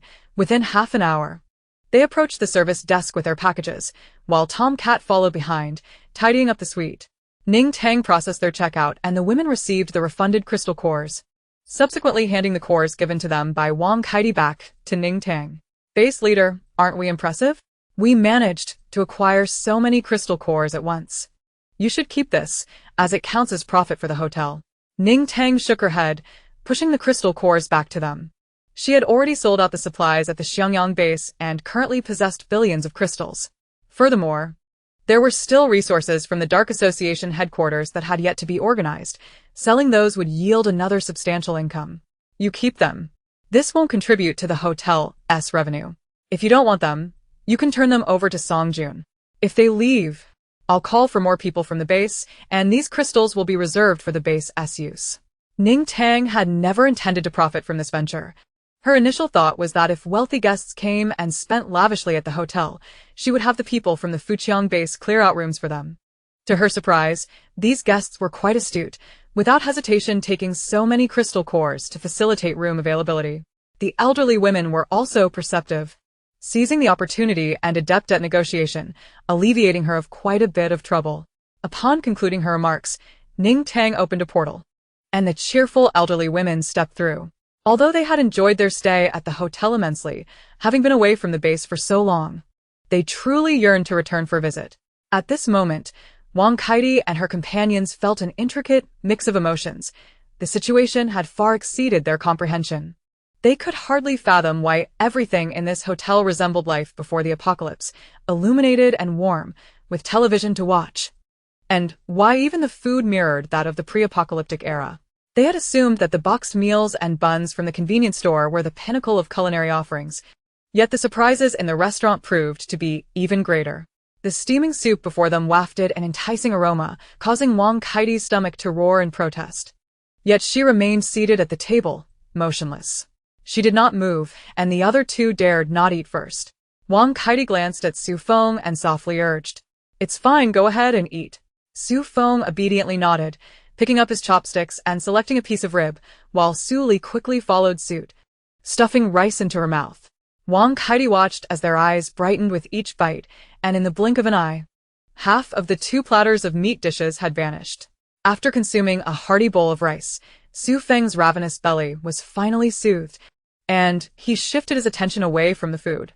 Turning to see Wang Kaidi still seated and unmoving, he gently nudged Su Li and signaled her to stop. Then softly inquired, "What's the matter, Kaidi? Why aren't you eating?" After glancing at the half-empty serving dishes on the table, he cautiously apologized. "The food is just so fragrant. We couldn't help but indulge a bit too quickly." I'm sorry. Su Li lowered her head in agreement. After having endured the cold and hunger during their long journey, even with a belly full of mutated meat prior to arriving, she found herself unable to resist the allure of the dishes before her. Wang Kaidi fixed her gaze on him for a few seconds. "It's nothing. How does it taste? Is it enough? Should I go get some more?" Su Feng understood that Wang Kaidi was testing the two of them regarding the food, but he felt no anger. "It's quite delicious. The two of us are fine. The important thing is that you need to eat well." Wang Kaidi handed him the card, urging, "Go get some more. We've come to such a wonderful place. Let us enjoy it to the fullest." Su Feng nodded in agreement, accepting the card from her hand and heading to the window to select additional dishes. By 10:30, Gu Qingchuan, reeking of the day's labor, returned to the hotel. Chapter 113. The Wisdom of the Host. Ning Tang intercepted him to discuss matters concerning the Dark Association headquarters, to which Gu Qingchuan was taken aback. "The headquarters of the Dark Association? But their members have been attacking us these past few days. Is there another branch?" He pondered, though it did not matter. What was crucial was that the researchers and research materials from their headquarters were now in her possession, along with their studies on zombies. These would be of no use in her hands. It would be better to hand them over to the Fireseed base for further research.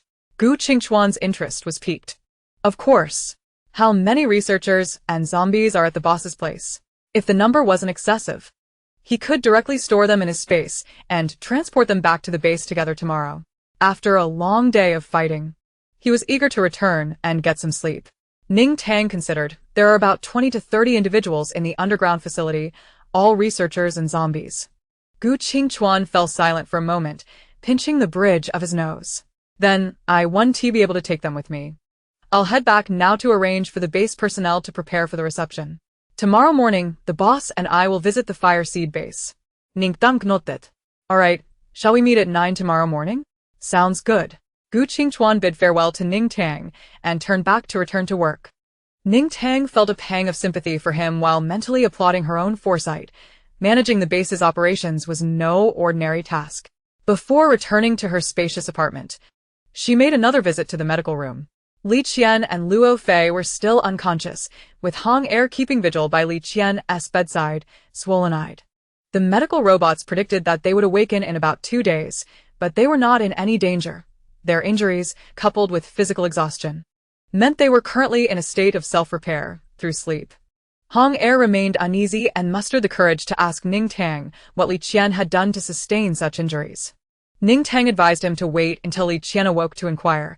It was too complex for her to explain. The following morning at 8:30, Ning Tang promptly delivered the Fujian base personnel to their workplace. The Xiangyang base now boasted over 7,000 residents, and there was also a considerable queue outside. This was all thanks to the newcomers' boastful disposition. When they chose to join the Xiangyang base, they were often scolded by the families of the original base. Later, they would return to the base with boxed meals and water, lingering at the former base's entrance to eat and drink in silence, venting their frustrations without uttering a word. Their actions effectively served as free advertising for the Xiangyang base. Ming speculated that the youth hostel would soon be unable to accommodate everyone. Ning Tang checked the small store and noted that the points had exceeded 8 million, making the opening of a second youth hostel imminent. She reassured Mingyu not to worry and to boldly recruit more personnel. Ning Tang then made a trip to the Fujian base, where she released the buildings she had acquired from the Dark Association and assigned the remaining management personnel at Fujian base to organize everyone's entry, assisting her in clearing out the supplies. After the system released the building, it belatedly realized that it had unexpectedly transported these items to Planet T, and surprisingly, the person in charge of Planet T had not come out to be raided. Reluctantly, the system set off for the Grand Manor of the T planet's overseer, determined to understand why it had escaped reprimand. Upon arriving at the manor, the system found the overseer lying straight on the lawn, basking in the sunlight, which rendered him particularly serene. The system rolled its eyes. Having a lawn at home was nothing extraordinary. And how could one have the leisure to lie there and appreciate nature? No wonder he didn't come to scold it. He was too busy enjoying life. Filled with envy, the system turned to leave, resolved to work diligently to purchase a grand manor for itself. Upon the system's return, Ning Tang happened to be standing at the research institute of the Fire Seed base. Gu Qingchuan and others took this matter seriously, clearing the adjacent open space overnight. Ning Tang released those from the underground chambers, and the waiting crowd immediately stepped forward to relocate the researchers and zombies. After a moment's contemplation, Ning Tang stated that if they were to conduct research, they should continue along their current trajectory, focusing on methods to control mutated species. A researcher from the Fire Seed base interjected, expressing that their primary focus for the past 5 years had been the antidote for the zombie virus. If humanity could control mutated species, it would prevent them from suffering harm, and additionally, controlling these species could provide a continuous supply of crystal cores, enabling them to acquire resources from the Dawn Hotel, which would be far more valuable than merely researching the antidote for the zombie virus. Was that the implication of the big boss's statement? Gu Qingchuan understood that every word from Ning Tang held its own reasoning, given her abilities. Her statement was likely made from her unique perspective as advice to the Fire Seed base. Furthermore, Ning Tang had an abundant supply of resources, only accepting crystal cores, leading Gu Qingchuan to speculate that only crystal cores could be exchanged for resources from the Dawn Hotel. Moreover, the apocalypse was not solely a challenge posed by mutated species. It also encompassed various natural disasters and the pollution of water and land resources. Even if mutated species were eradicated, humanity would still face a severe shortage of resources for a prolonged period. Thus, compared to exterminating mutated species, they needed a substantial number of crystal cores to exchange for survival resources from Ning Tang. What they truly required was control and utilization of the mutated species. Ning Tang nodded, affirming that was indeed her intention. The resources from the Dawn Hotel were sufficient to sustain the entire planet. Rather than hastily ending the apocalypse and relying on humanity to gradually rebuild their homes, it would be more advantageous to utilize mutated species to produce crystal cores, allowing the Dawn Hotel to serve as humanity's support. Ning Tang's proclamation was assertive. Not only did the nearby researchers find it impressive, But even Gu Qingchuan was taken aback by the sheer magnitude of her capabilities. Could she truly sustain an entire planet? After uttering her bold statement, Ning Tang felt a twinge of arrogance. She had intended to save the nation but had barely traversed a few cities and was already exhausted, let alone concerned about the fates of foreigners. The system interjected promptly. Host, rest assured, the resources on Planet T are abundant enough to sustain the entire globe. If it can support the entire planet, so be it. Besides, who cares about the overseas situation? They may not fare well anyway. That group is fond of raising troubles. If they end up creating a horde of zombie kings and come over to disrupt our lives, it would certainly affect our ability to live well. Ning Tang retorted that while the system's words sounded grand, it ultimately sought to profit from the crystal cores abroad.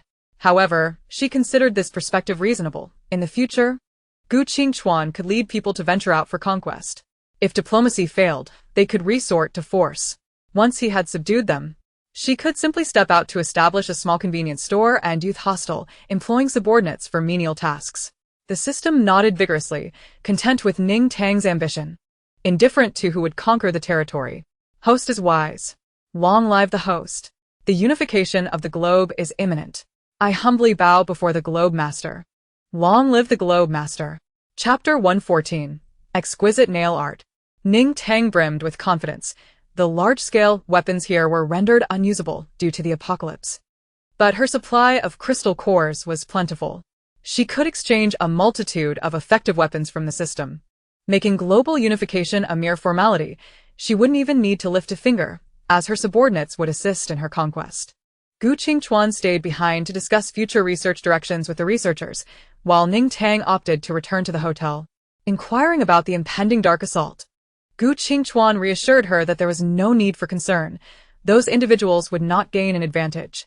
Ning Tang had no intention of burdening herself with extra work. She trusted Gu Qingchuan's capabilities completely. With him around, she had no worries regarding the Fire Seed base. Upon returning to the hotel, she found Octopus Brother processing a renewal for Wang Kaidi. She glanced over and noted that the three intended to extend their stay for 10 days.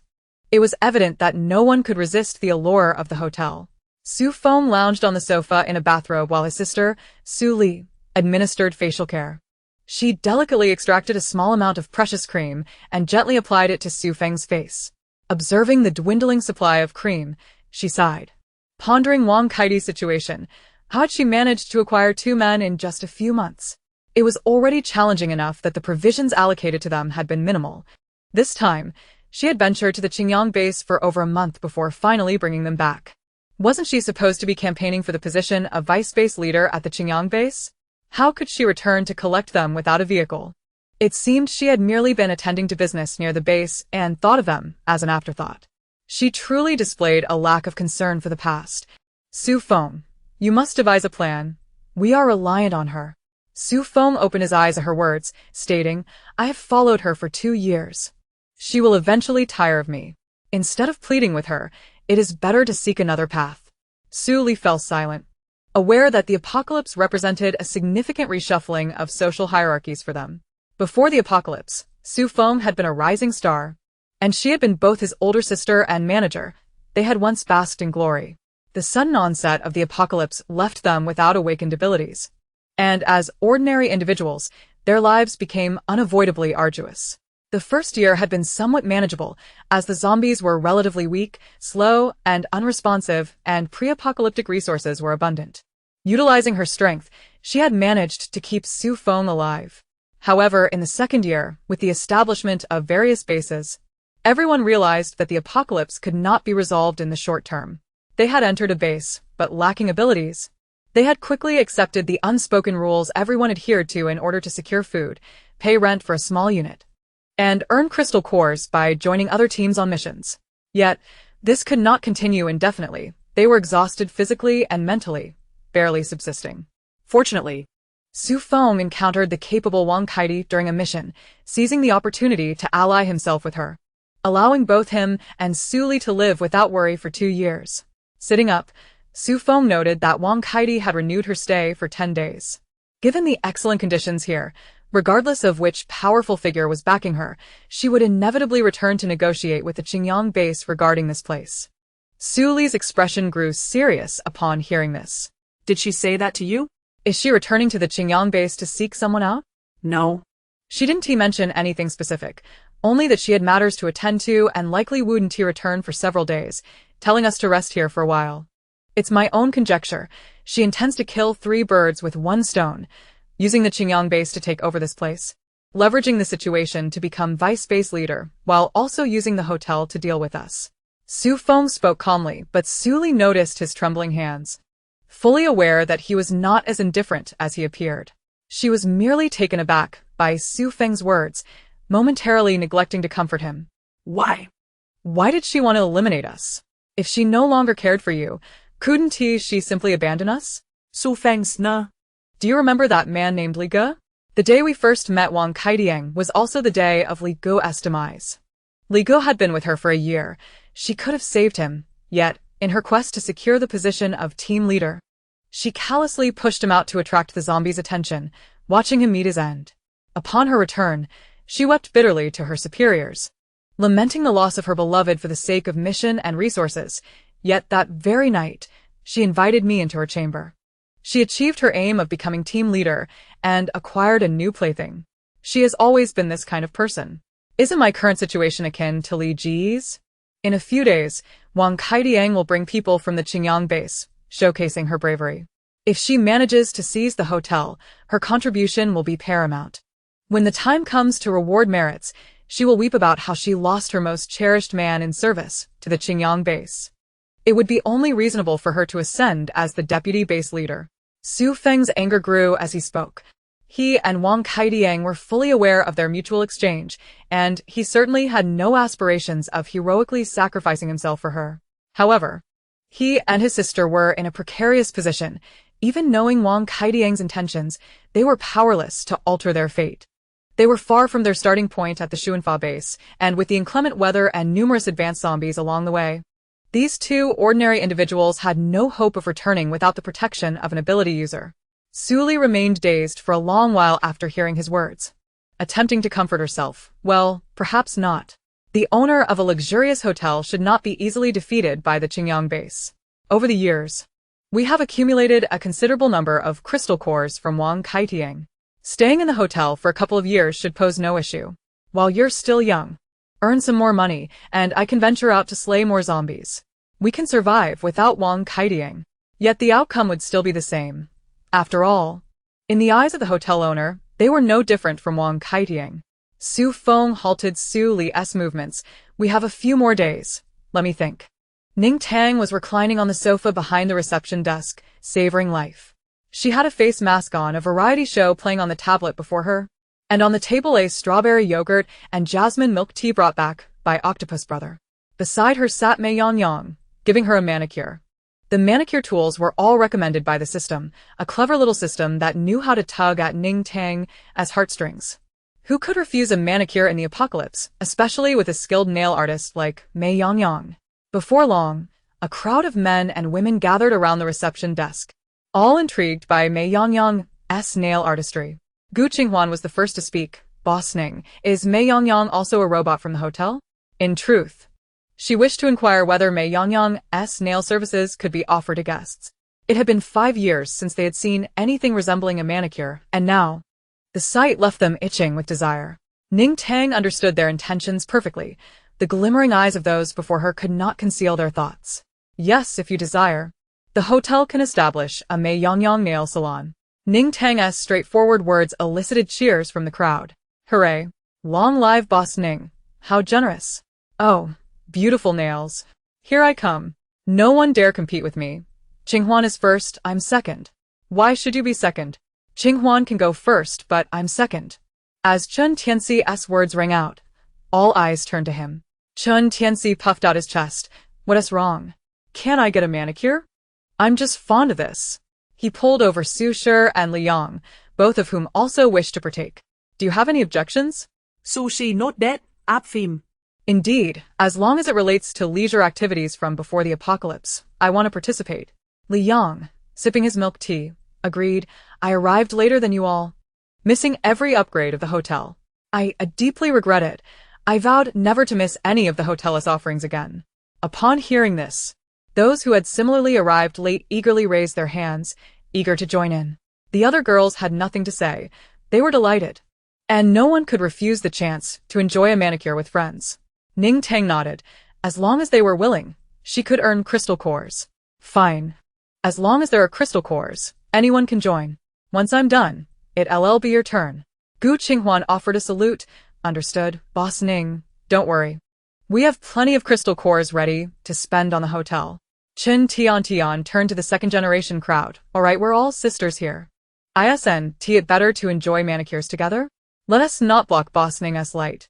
Chen Tianxi and the others were pushed along, and even from a distance, Ning Tang could hear their bickering. Who's your sister? I'm your brother. Hey. Who just tapped my head? Ning Tang had just finished one hand when a tall, slender man stood before the reception desk. She looked up to find it was the male celebrity who had checked in yesterday. Su Feng was astonished by the array of skincare products before Ning Tang. Even someone like Wang Kaidiang, who had thrived in the previous space, could only obtain a meager supply of expired cream, yet here lay an assortment of bottles and jars. There was even a sheep giving her a manicure. Despite having been informed yesterday that these were hotel robots, witnessing it again left him bewildered. He had thought that by aligning himself with Wang Kaidiang, he could lead a comfortable life in the apocalypse. Yet now, it seemed that those truly in power continued to live lives beyond their imagination, at least before the apocalypse. Robots had not reached such levels. He composed himself and spoke gently. Hello, are you the hotel owner? I saw on the promotional page that the hotel has a hot spring. May I ask where it is? Ning Tang applied another hydrating mask, mumbling softly as she nudged Octopus Brother beside her. There's a hot spring. Octopus Brother, you take him. Certainly, esteemed guest. I shall guide you. Octopus Brother stood up, its legs moving swiftly, and Su Feng pursed his lips, following along. Once Ning Tang finished her cinnamon nude manicure, Xiangyang's nail booth was set up in the lobby. Ning Tang's prices were somewhat steep, starting at 20 crystals for a manicure. Such endeavors were time-consuming. Fortunately, this group of second-generation individuals was flush with crystal cores. The owner of the Dawn Hotel was their base's big boss, and their parents had no reservations about their spending. The second-generation kids' allowances had soared due to Ning Tang's presence, and their parents regretted not being able to stay in the hotel themselves. Some had accompanied Gu Qingchuan to the hotel for a glimpse, and after seeing it, they lamented their lack of spatial abilities. Such excellent conditions were indeed a boon for the idle little rascals at home. Ning Tang contemplated sending Octopus Brother, Tomcat, and Little Fugu to assist in giving manicures to guests. After all, they were robots, and with a simple programming adjustment, they could perform any task, truly versatile. The other employees were manageable, but upon hearing Ning Tang's instruction, Octopus Brother immediately began tapping on the service desk panel. Octopus Brother, what are you doing? Ning Tang chuckled at the sight. Octopus Brother's avoidance of work was just like how she used to be. Boss Ning, can't you see? I am diligently at work, serving as the front desk clerk at this hotel. This is my duty. The octopus hurriedly clicked away, and Ning Tang glanced around, only to see it flitting across the information of incoming guests. Fine, if you don't wish to get your nails done, then so be it. Don't click any further, or you might damage the tablet. As soon as Ning Tang finished speaking, the octopus promptly set down its tentacle, reverting to a slouched position in its chair. Ning Tang wished to engage it in further conversation when her peripheral vision caught sight of someone standing at the front desk. This time, it was one of the trio from yesterday, Su Li, who nervously eyed the skincare products displayed on the counter. Hello, are you the owner of this establishment? She inquired. Ning Tang found this curious. The man had posed a similar question, but at that time, she was applying a facial mask and had sent the octopus to guide him to the hot springs. Now this woman was asking too, prompting her to wonder about their persistent curiosity regarding the hotel's proprietor. Did they harbor ulterior motives? Is there something I can assist you with? Ning Tang responded vacuely. Su Li felt a sense of urgency, yet she understood the need for discretion. Probing too deeply might raise suspicions. Could I purchase some of these skincare products? Su Li ventured, as her primary intention was to procure items for Su Feng. This unexpected request took Ning Tang by surprise. After a moment of reflection, it dawned on her that in this post-apocalyptic world, such products must indeed be scarce. However, previously, None had expressed admiration for her skincare collection, as all attention had been diverted by the allure of manicures. Ning Tang shook her head apologetically. I'm afraid these have all been used. If guests require such products, they will need to wait until our hotel upgrades, at which point we will expand our range of offerings. It was only then that she remembered she could enhance the advertisement to add a couple of items for sale, and she swiftly began to operate the panel. Please hold on, dear guest.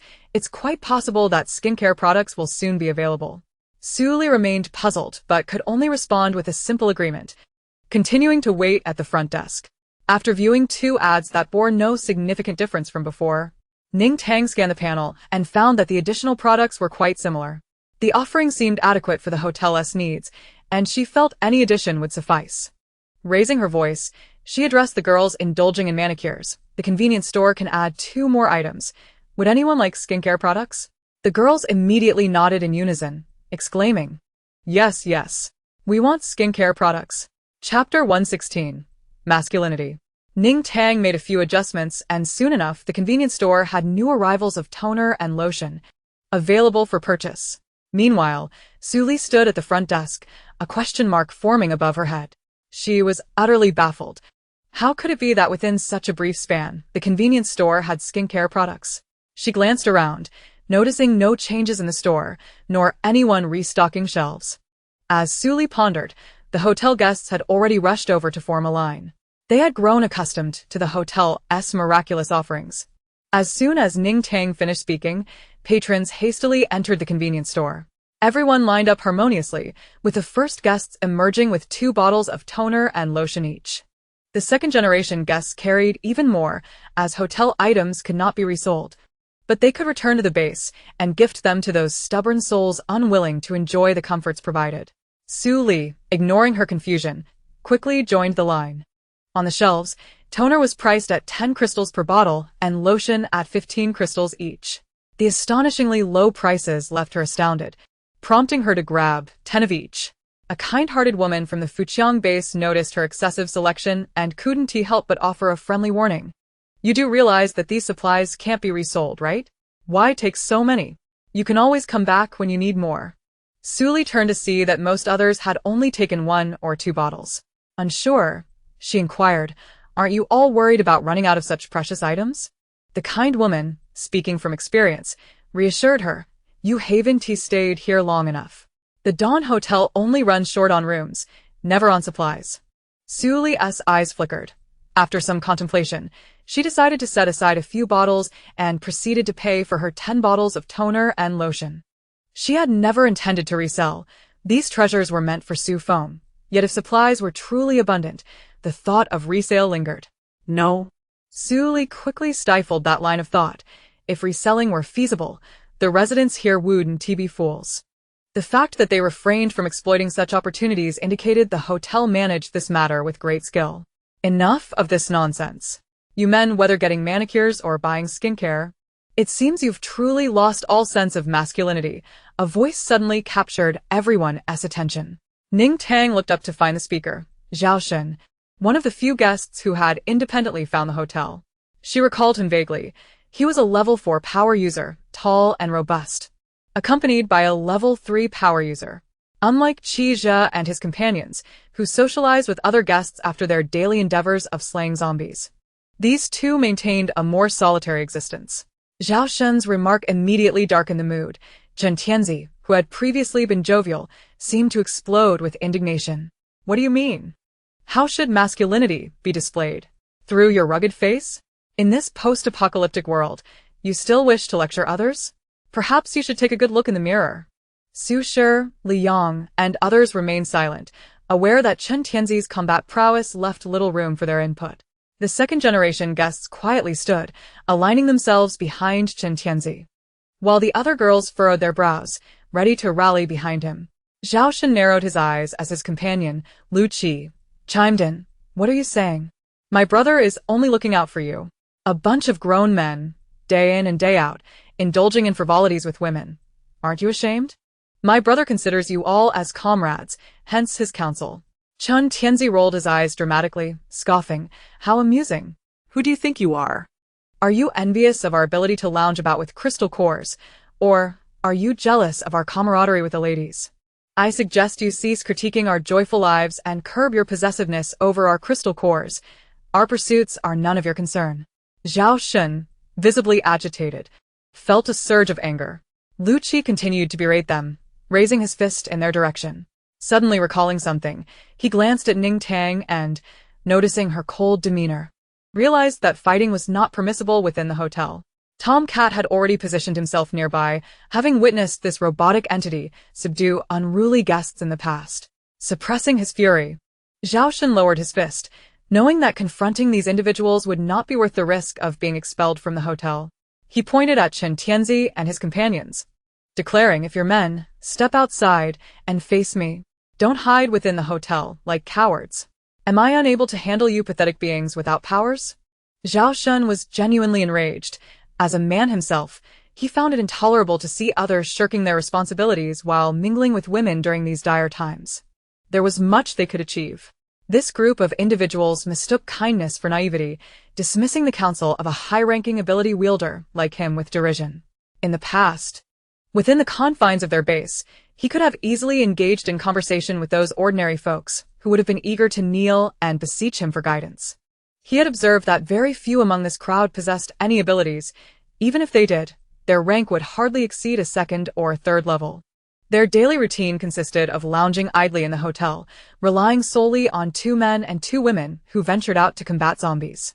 He had scrutinized the 2 women, noting their abilities were also lacking, rendering them inconsequential. As for the 2 men, while their exact capabilities were unknown, they returned late every day, suggesting they were not particularly formidable. Those truly skilled would not find it necessary to venture outdoors to slay zombies in such inclement weather. Much like the imposing figure seated nearby, indulging in snacks, who had long since amassed enough crystal cores and remained comfortably indoors. The more Zhao Shun pondered, the more incensed he became, casting a scornful glare at Chen Tianzi and his companions, silently urging them to kneel and apologize, lest he unleash his wrath upon them. Chen Tianzi felt a chuckle bubbling within him. This imbecilic man exuded an overabundance of confidence, his disdain for the weak glaringly apparent. It seemed he had approached them to provoke a confrontation, emboldened by their relatively modest abilities and their apparent wealth. Chen Tianzi felt no fear, although they lacked prowess. Gu Qinghuan was a force to be reckoned with.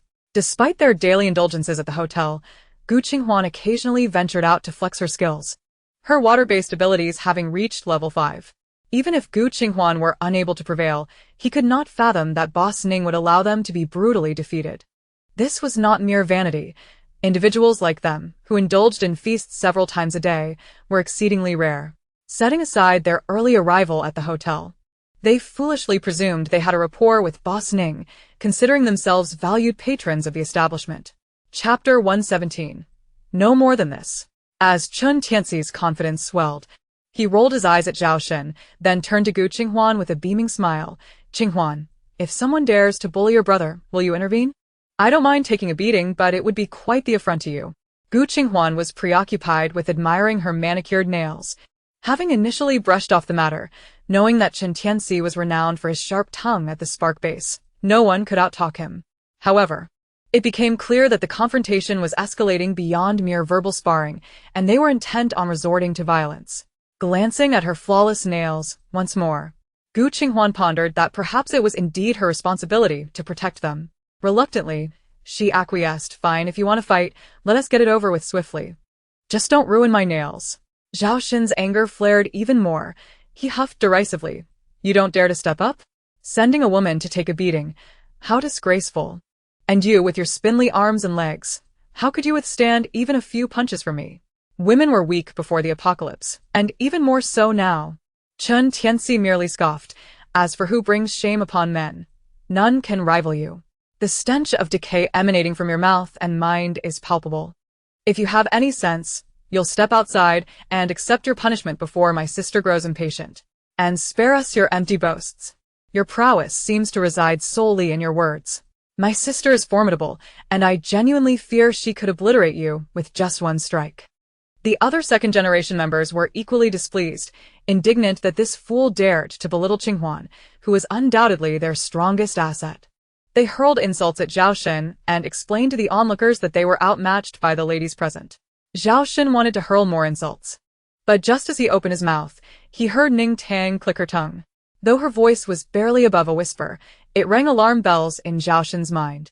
He was unaware of Ning Tang's true strength, but he knew she possessed considerable authority within the hotel, all the robots there were at her command, capable of subduing unruly guests like him. Zhao Shen speculated that she was the consort of the enigmatic figure behind the hotel, and out of respect for that unknown man, he had always treated Ning Tang with deference. While he disapproved of her lounging at the service desk, relegating hotel duties to the robots, he wisely refrained from voicing his grievances. After all, her actions would be addressed by that powerful figure. Now, with Ning Tang's disapproving sound, he instinctively assumed she was displeased with their quarrel and merely intended to teach these arrogant individuals a lesson, not to provoke her. Zhao Shen harbored thoughts of showcasing his strength to Ning Tang, confident that if she witnessed him chastising these insolent fools, she might acknowledge his abilities and even introduce him to the mysterious overlord. He ceased his debate with Chen Tianxi and simply huffed, striding out of the hotel. Ning Tang felt wronged. She had been engrossed in her game, while keeping one eye on the unfolding drama. Distracted, she had unintentionally lost in her new game, and upon glancing up, noticed the disputants had already crossed beyond the protective barrier. Quickly, she made her way to the entrance to watch the spectacle. The crowd parting to make way for her, everyone eagerly debating who would emerge victorious. Ning Tang felt there was no contest. She was well aware that Gu Qinghuan had reached level 5, while Zhao Shen was merely at level 4. Gu Qinghuan would undoubtedly crush him. Besides the second-generation members, numerous spectators rallied behind Gu Qinghuan, voicing their support. They had grown fond of these spirited youngsters, who had done no wrong, merely indulging in the comforts of the hotel. Zhao Shen sneered, rubbing his wrists, his tone dripping with arrogance. "Little girl, be careful. My fists show no mercy to the young or the old." Gu Qinghuan yawned, casually accepting a cup of milk tea from Chen Tiantian. "Enough chatter. Let's begin. Show me this so-called masculinity of yours." Zhao Shen faltered, standing merely 2 or 3 meters away from Gu Qinghuan. As her words faded, he clenched his fist and lunged toward her. The crowd was momentarily stunned by his abrupt attack, with a few quick-witted individuals immediately chastising him for his lack of honor. Just as his fist was about to collide with Gu Qinghuan's face, a water shield materialized before him. Zhao Shen smirked, momentarily underestimating her, thinking her audacity stemmed from genuine prowess. He believed her ability was nothing more than a trivial water-based skill, useful only for providing water to the base. How could it possibly withstand his punch? But in the next instant, his amusement evaporated as a deafening crack resounded, his fist striking the water shield with tremendous force. Before he could comprehend why her shield was so resilient, the water quickly wrapped around him like ribbons, binding him tightly, even silencing his mouth. In an instant, he found himself hoisted 10 meters into the air, the water column spinning him around, providing an exhilarating experience akin to a high-speed roller coaster. Ning Tang and the onlookers gazed skyward, their eyes dazzled by the spectacle. Zhao Shen was indeed experiencing a thrill unlike any other. He remained suspended in the air for a full 5 minutes before Gu Qinghuan released her grip, the water cascading down to soak his clothing thoroughly. "Is this your idea of masculinity?" "Hardly impressive," Gu Qinghuan declared, turning on her heel with the second-generation members in tow, exuding an air of triumph as they departed. Ning Tang gave her a thumbs up, and the other second-generation members surrounded her, exclaiming how impressive her words were. Meanwhile, the other guests shook their heads at Zhao Shen, who was retching uncontrollably on the floor, and then resumed their activities, deeming him too weak. They had anticipated a spectacle, only to witness a one-sided massacre instead. No one felt any sympathy for Zhao Shen. Everyone clearly understood that he had instigated the conflict for no apparent reason. After a while, Zhao Shen, supported by his underlings, staggered into the hotel. He intended to confront Ning Tang, believing that as a guest of the hotel, he deserved some redress for the humiliation he had endured, and that it was Ning Tang's duty as a staff member to mediate and procure an apology, or even some compensation from those who had wronged him. However, upon entering, he was met with the sight of the very woman who had mocked him earlier, leaning over the front desk, laughing and chatting with Ning Tang. A surge of frustration welled up in Zhao Shen. It became evident to him that the audacity of those individuals stemmed from the backing of Ning Tang. Nearby, Lu Qi observed the scene, his anger ignited. He had been unable to assist Zhao Shen due to his own lack of strength during the earlier confrontation. Now, if he did not support Zhao Shen with some words, he would surely incur his wrath. Boss, what should we do? They're all in cahoots. No wonder they are so brazen. Chapter 118. Appeasing the Strong. Zhao Shen yearned to confront them immediately, yet he retained a semblance of rationality. The one controlling the hotel was Ning Tang, and he could not afford a direct clash. Let's retreat for now. When the hotel owner arrives, I will explain the situation and show him how his own people have disgraced the establishment. Su Feng scrutinized the lotion in his hands, uncertainly examining it time and again. He had never seen the brand before, but the texture suggested good quality. However, he questioned the production date displayed. Was it truly from last month? How could that be possible? Did the upper echelons of the fire seed base live in a pre-apocalyptic manner, leaving the rest of them to struggle?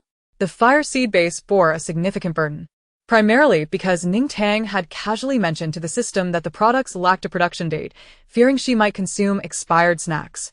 To accommodate Ning Tang, the Tea Planet had specifically marked the production dates on the items provided to the hotel. Su Li took the lotion from him, examining it closely, and shook her head. Who knows? It's not surprising how extravagantly the upper class wastes resources. There are countless oddities here. Others have claimed that the hotel's supplies are never in short supply. And the convenience store previously did not carry these items. The receptionist merely tapped a few times on the tablet, and voila, the convenience store stocked these lotions. I just can't wrap my head around it. Is she really the owner here? Excitement flickered in Su Feng's eyes. If she truly were the owner, their fortunes might be about to change. Su Li shared the thought, feeling confident in Su Feng's appeal. If he caught the attention of the hotel's owner, they could emulate Wang Kaidi, securing a new benefactor while simultaneously resolving their ties to the past. This notion increasingly consumed Su Li's mind, yet she still voiced a counterpoint. Alas, she doesn't seem like it. She's far too young. And how could the owner of a grand hotel possibly be stationed at the front desk every day? Su Feng felt a twinge of disappointment, conceding that Su Li had a point. Anyone capable of managing such a hotel must be a figure far more formidable than the leaders of those smaller bases. And Ning Tang hardly fit that description. He lamented the missed opportunity. Ning Tang was quite attractive, embodying the type he would have pursued in the pre-apocalyptic era. If she were indeed the owner, he would gladly accept being supported by her. Unbeknownst to Ning Tang, many were discussing her behind her back, as she was preoccupied with her own affairs. Li Qian had awakened, and after having watched over her for so long, the wild-looking Hong heir dashed down, leaping in front of Ning Tang to convey that Li Qian wished to see her. Upon ascending the stairs, Ning Tang found Li Qian sitting on the edge of the bed, with Luo Fei still in a deep slumber on the other. Hong heir was dismissed to wash up, leaving only Ning Tang and Li Qian awake in the medical room. Ning boss, you know, don't you? Li Qian's voice was still somewhat hoarse, yet her gaze sparkled with a smile as she locked her eyes on Ning Tang. Ning Tang was taken aback by Li Qian's straightforwardness. She had expected Li Qian and Luo Fei to keep this matter to themselves. She pulled up a chair and sat down, inquiring, "Why do you ask?" "It's in your eyes.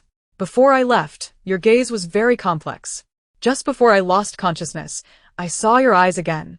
You showed no surprise at our situation. Coupled with your remarkable abilities, I surmised that you likely knew everything." Li Qian appeared to be in good spirits, perhaps due to having dispelled the weight that had long burdened her.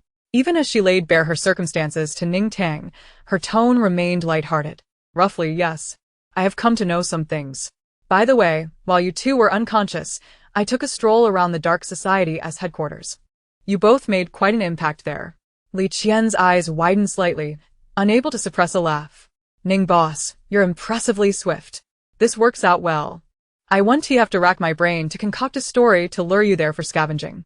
The headquarters has plenty of good stuff. There are countless zombies there. However, it is a pity.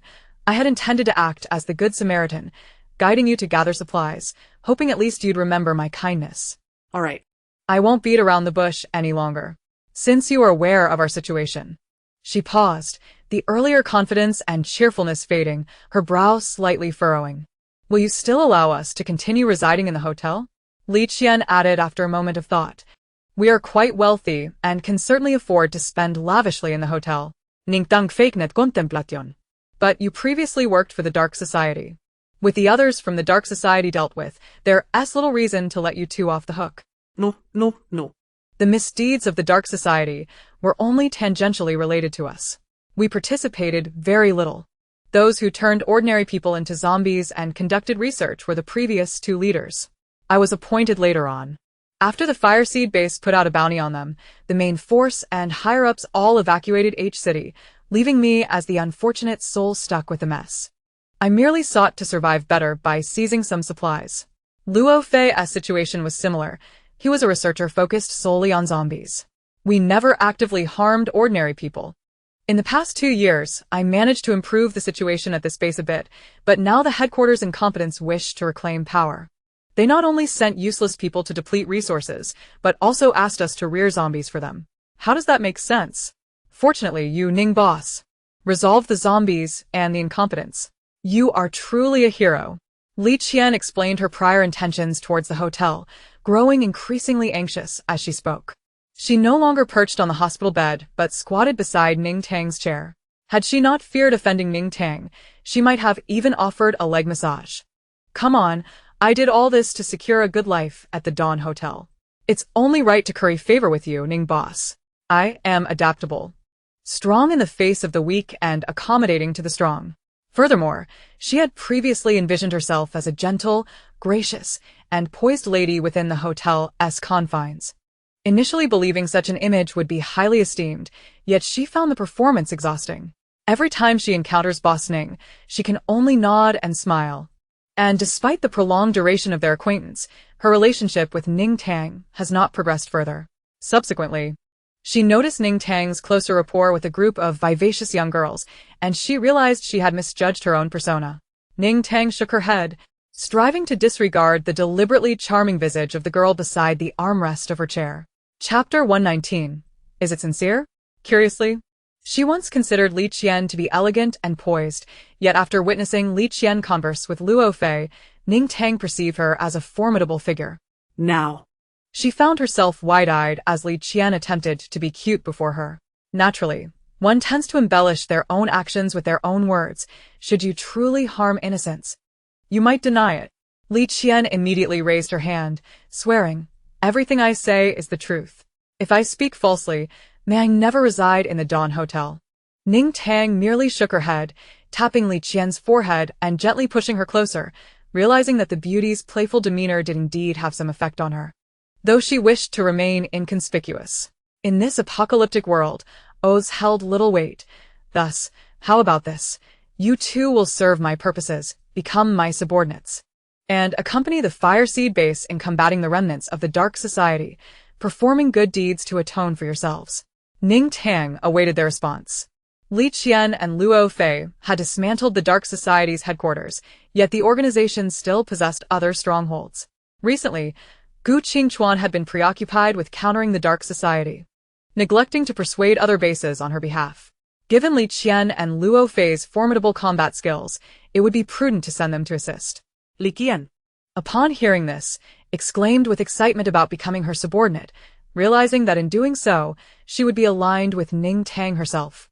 Initially, she had sought out Hong Er due to his frequent references to Boss Ning, hoping to extract useful information.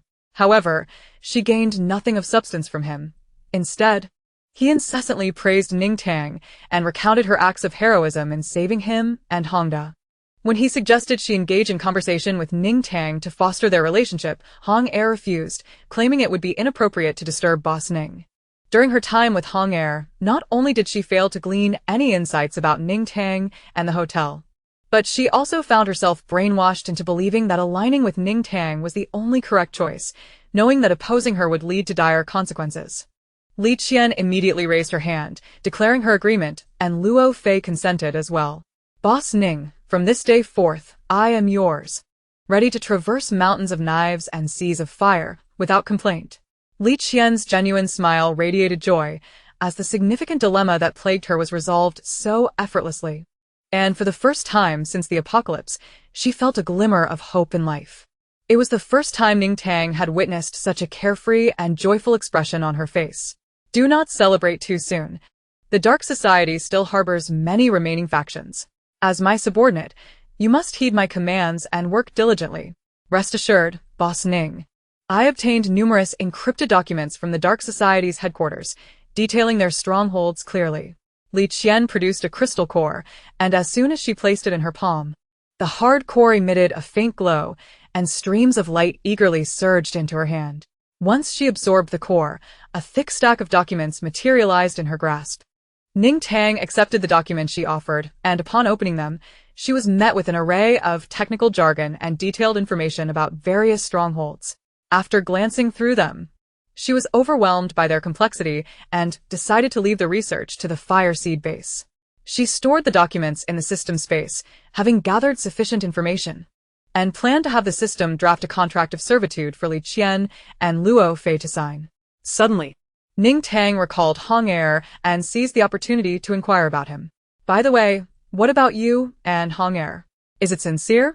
Li Qian hesitated for a moment, propping herself up on the armrest of the chair before returning to the bed. Initially, I intended to use him. I saw him conversing with you, grinning from ear to ear, calling you Boss Ning behind your back. I assumed he had a close relationship with you and sought to glean some information through him. But unexpectedly, he was so naive. After offering him a bottle of water and asking a few questions, he outright confessed his feelings to me. I thought, well, that's fine. Let him lower his guard so I can extract more information, but he was too foolish, laughing and being overly clingy. I failed to gather any intel, and instead found myself under his close watch, unable to accomplish anything. Li Qian grimaced slightly, expressing her disdain. Yet she could not help but sigh. He truly is foolish. Even when I was injured, he made himself look ridiculous. I initially planned to break up with him upon my return, but now I find it hard to speak up, fearing he might be hurt and truly become a fool. After saying this, she suddenly recalled that Hong Er seemed to have known Ning Tang for quite some time. Boss Ning, do you have any objections? If you genuinely believe Hong Er is your subordinate and that I should not harm him, then I will wait a while longer until he grows tired of me and breaks up with me voluntarily. Rest assured, I am quite the actress. I can ensure he never wishes to see me again. Ning Tang felt she had no position to interfere in others' romantic affairs. You must handle your own matters. As for Hong Er, he seems to be a decent person and his feelings for you appear genuine. However, you need not sacrifice your own happiness for my sake. Just ensure things do not escalate too harshly. Li Qian smiled brightly, perceiving that Ning Tang regarded Hong Er as a friend. Yet Ning Tang did not wish for her to feel constrained. Once again, she envied Hong Er for his foolish luck, managing to cling to Ning Tang's favor so soon. Understood, Boss Ning. You can rest easy. I will handle things properly and ensure Hong Er remains unhurt while I do not compromise my own well-being. Ning Tang suddenly thought of something and asked, what about Go Fan and Hualian? Are they still extending their stay? Li Qian shook her head. We are unaware of their situation. They mentioned the hotel news, and in exchange, I had them bring me to the hotel. Once we arrived, I released them. During the interrogation, they stated they planned to return to their base and had ample food and water.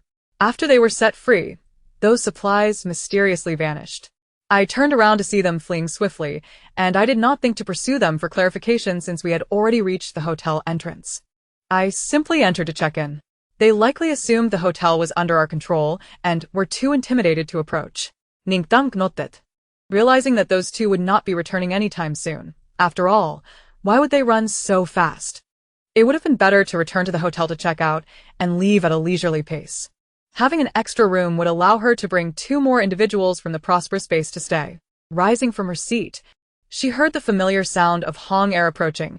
His footsteps echoed loudly as he ran in his slippers, yet he slowed down as he reached the door. Ning Tang recognized it was him and remarked, all right, as long as there are no issues, focus on recuperating. Once you are well, you can return to work. Li Qian also stood, assuring, don't worry, boss. I can replicate healing abilities and promise to engage in battle with the Dark Society tomorrow. Outside, Hong Er's hair was still damp. Ning Tang scrutinized him closely. Thankfully, he was still young. During their first meeting, he had given off the impression of a college student, and he was quite handsome. Now, he seemed to be in a relationship with someone he cherished, and the happiness radiating from him was unmistakable. Chapter 120. Lacking decorum. Ultimately, after observing, Ning Tang felt that Hong Er was quite decent, But Li Qian was genuinely exceptional. Not only was she strikingly beautiful, but her abilities were equally impressive. Although she had known Hong Er for longer, she did not wish for Li Qian to date him solely for that reason. Ning Tang patted him on the shoulder, advising, "The convenience store has new skincare products. Buy a few bottles and take good care of yourself. Besides character and strength, men also need to maintain their youthful appearance." Red, too, astonished, touched his own face, his mind swirling with questions as he bid farewell to Ning Tang. Could it be that Boss Ning had inexplicably uttered some superfluous words? Had he become weathered by the trials of life? Ning Tang made another trip to the Fujiang base, where the supplies had been meticulously sorted and organized by everyone. After some contemplation, she decided to store the goods in the system's space for the time being. Since the market at Xiangyang base was nearing saturation, she would sell these items later when a new map opened up, allowing access to broader markets. As for the buildings, they were dispatched to Planet T for recycling. Host, Xiao Kai is ready. Would you like to retrieve it now? Xiao Gai? Yes. The robotic girlfriend prepared for that great black serpent. Has it already been 7 days? Ning Tang had nearly forgotten about this matter. Had it not been for the system's reminder, the great black serpent would have likely been waiting for half a month, and she might not have remembered at all. Indeed. Today marks the 7th day. But hadn't it been mentioned that the great black serpent would come 7 days later? It would probably arrive tomorrow. Let us come back then. Given the great black serpent's rather amorous demeanor, it was unlikely to be late. The system was indifferent, as long as it delivered Xiao Kai. All right, we shall retrieve it tomorrow. Upon returning to the hotel, Ning Tang noticed a bouquet of beautifully tied wildflowers resting on the reception desk. She poked at Octopus Brother, inquiring about its origin. Octopus Brother gestured with a claw toward Su Feng, who was seated in the lounge area. It was a gift from him. As soon as Su Feng spotted Ning Tang's sudden appearance, he promptly rose and approached the reception desk. I saw the vibrant flowers blooming outside the hotel and thought they would suit you beautifully, so I couldn't resist gathering some to make this small bouquet for you. This hotel has been wonderful, granting us the happiest moments since the apocalypse. We have little to offer in return, but I hope this bouquet conveys our heartfelt gratitude. Su Feng's melodious voice carried a gentle warmth, akin to a spring breeze. Ning Tang interpreted his words merely as a gesture of thanks, reminiscent of the kind-hearted ladies from Fujiang base who would stitch small gifts for her. She rather appreciated such amiable interactions. There's no need for such formality. I shall accept the flowers. Thank you.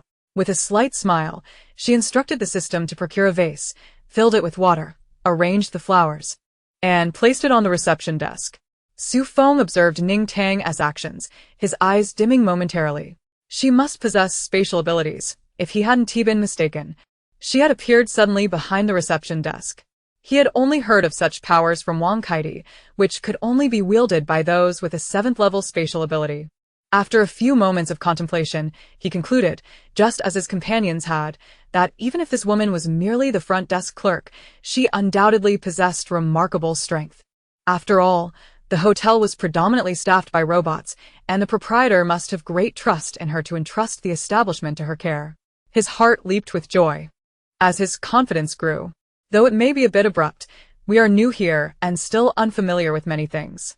If it's not too much trouble, could you kindly share your name? I feel there will be many occasions when I'll seek your guidance. By the way, I am Su Feng. As he spoke, a hint of cautious anticipation graced his face, his gaze lowering as he studied Ning Tang intently. His eyes, brimming with a spring-like sparkle, left Su Li, who was secretly observing, in admiration. Yes, just like that, little Feng truly had a natural talent for acting. Ning Tang noted dismissively. I am Ning Tang. If you have any matters, you can direct them to the hotel's robots. They are more adept than I. She sighed to the system. I truly marvel at how I once harbored a brief resentment towards those celebrities during my destitute days, cursing them for earning so much, while I barely scraped by. When my friend remarked that it was due to their good looks, I dismissed it, claiming I could excel as a celebrity regardless of appearance. My friend insisted that looks were indeed a significant factor. Now I've come to realize that these stars are truly favored by the heavens. Look at Su Feng. After 5 years of struggling in this apocalypse, his eyes still shine so brightly. Damn it, I'm overwhelmed with jealousy. I don't want to see him again. As Ning Tang continued to vent her frustrations, she lamented that despite her efforts to rise early and consume nutritious food, her eyes could not achieve the same brilliance. She despised her own shortcomings.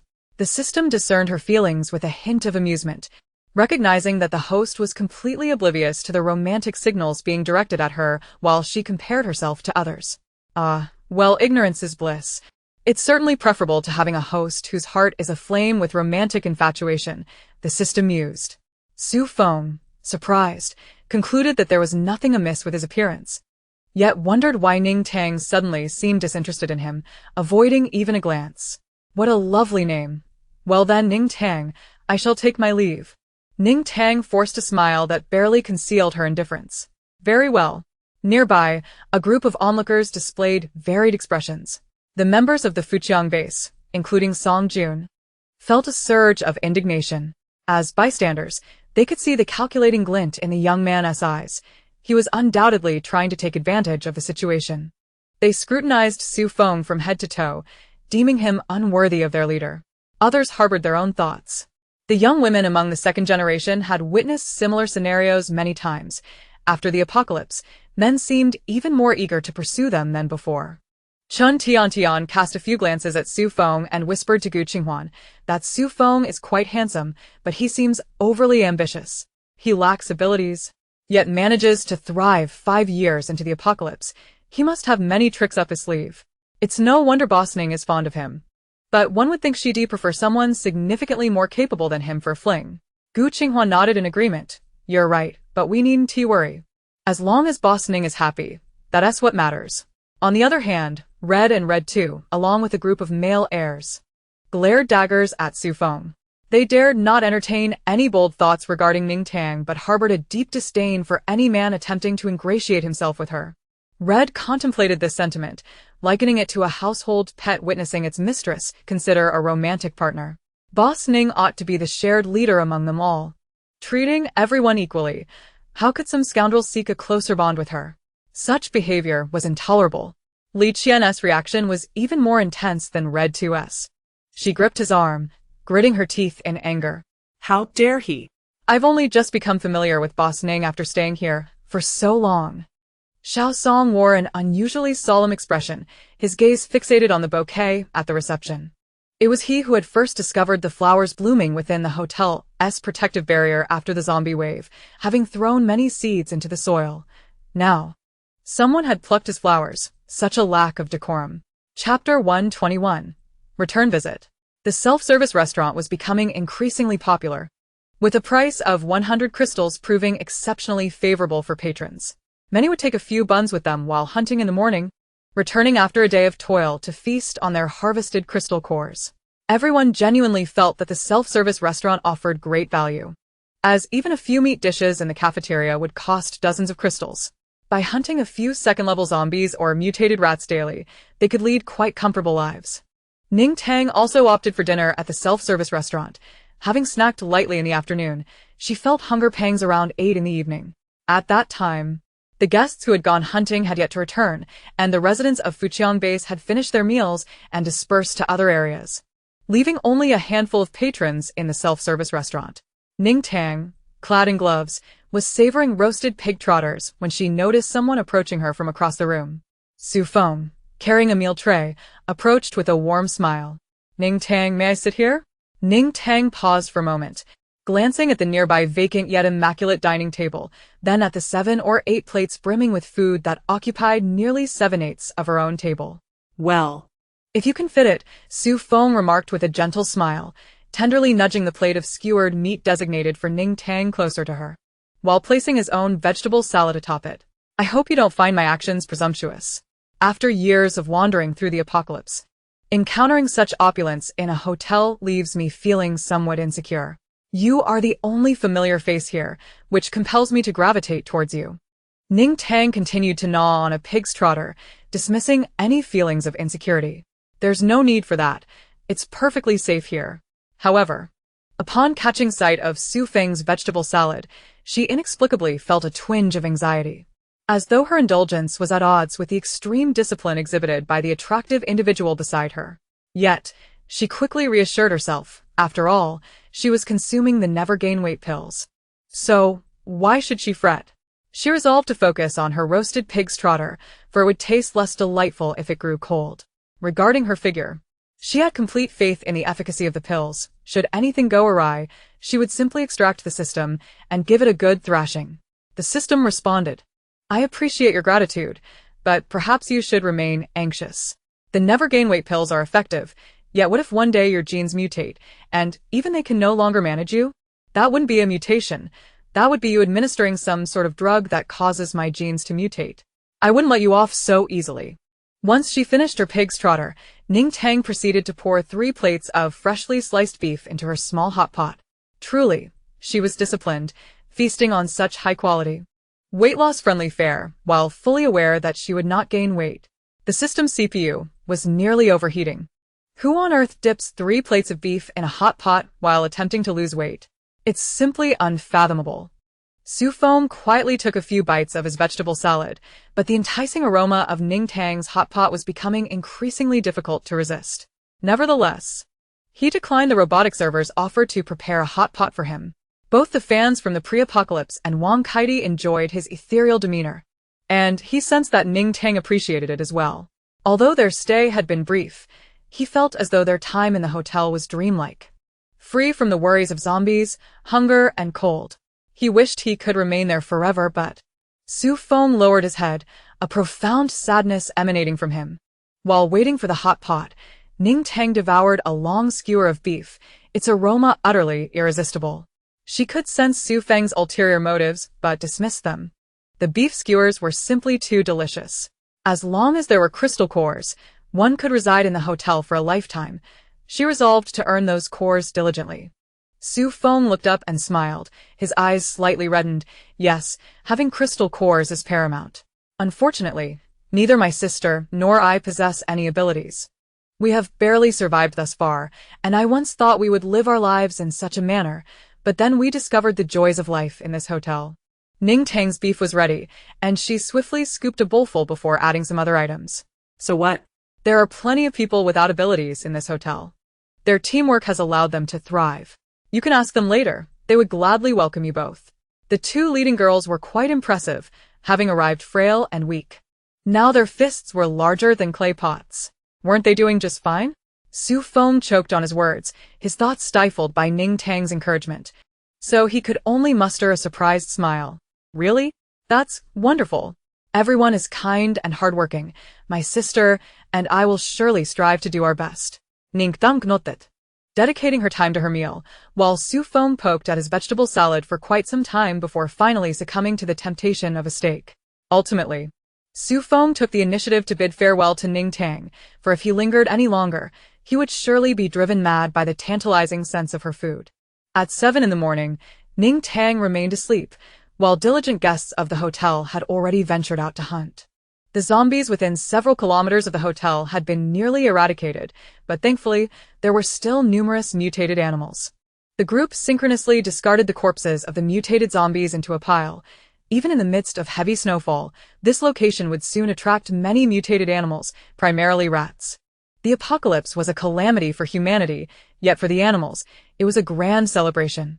Mutation bestowed them with grotesquely enhanced survival skills, and even amidst the snowbound city, the ground teemed with snakes, rats, and insects. In the past, no one would have bothered to eliminate such repulsive creatures. Zombies of the same level were far more significant targets than these mutated rats and insects, which were also swifter. Zombies would never engage with them, given the chance. It was only within the base, for the sake of its living environment, that extermination efforts would be organized. Yet, it was also due to the fact that no one wanted to deal with these disgusting entities that they had proliferated for so long, resulting in the abundance of mutated crystal cores now available. A vine as thick as an arm coiled around a mutated rat the size of a calf, constricting and squeezing it, causing the rat to emit sharp cries. Surrounding it were a dozen smaller mutated rats, desperately gnawing at the vine, ensnaring their leader, while the remaining dozens observed from a distance, occasionally launching surprise attacks on the controlling vine. The rats were clever. They dared not flee, fearing retribution from their leader once it escaped the clutches of danger. Thus, experienced humans always prioritized subduing the largest rat first. These ambushing rats were all impaled and pinned to the ground by sharp blades formed from the frozen earth.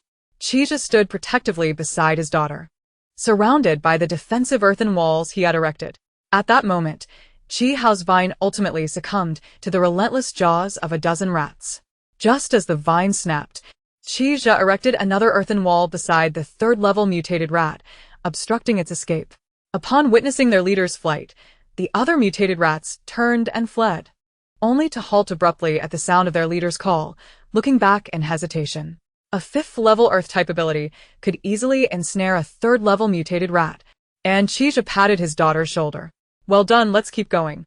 Qi Hao nodded, aware that apart from the assistance of crystal cores, upgrading her abilities required continuous exertion. She also understood that as her ability level rose, her health and strength would inevitably improve. Though she felt quite fatigued at present, she was determined to live a long life, to gather more crystal cores alongside her father, and to indulge in a lavish meal at the buffet with her mother later that evening. Summoning all her strength, she let the vine in her hand regrow and once again coiled it around the ensnared mutated rat. The mutated rat was caught off guard, and Hongda and Hong Er passed by, spotting the plump rat being choked into submission. They exchanged nods with Qija and his daughter before heading towards another pile of zombie remains, where many cockroaches and insects the size of cats awaited. Hongda expressed his envy towards Qija's father-daughter duo, remarking, "It feels great to have wood-type and earth-type abilities working together. One captures while the other kills. Our cooperation is simply invincible. You're much better off than we are. Those dead rats have tough hides and flesh. In this freezing weather, it takes ages to burn them to death, and they still manage to crawl up the forks. It's utterly disgusting." Hong Er nodded in agreement. "You're such a waste. Who allowed you to have the same fire-type ability as me? If only you had a different ability, working together would save me so much trouble." Rolling his eyes, Hongda skillfully skewered a few cockroaches feasting on the remains of the zombies, chuckling, "You really are a disgrace. I'll refrain from arguing with you. Your insults are truly harsh," retorted the malicious Hongda. A chilling wail of despair echoed through the air, causing both Hong and Hong Er to glance back simultaneously. There lay the third-level mutated rat, suffocated by vines, its eyes and brain having burst forth in a grotesque display. Qija, with one hand supporting his exhausted daughter, wielded the frozen soil with the other to eliminate the remaining 20-odd mutated rats.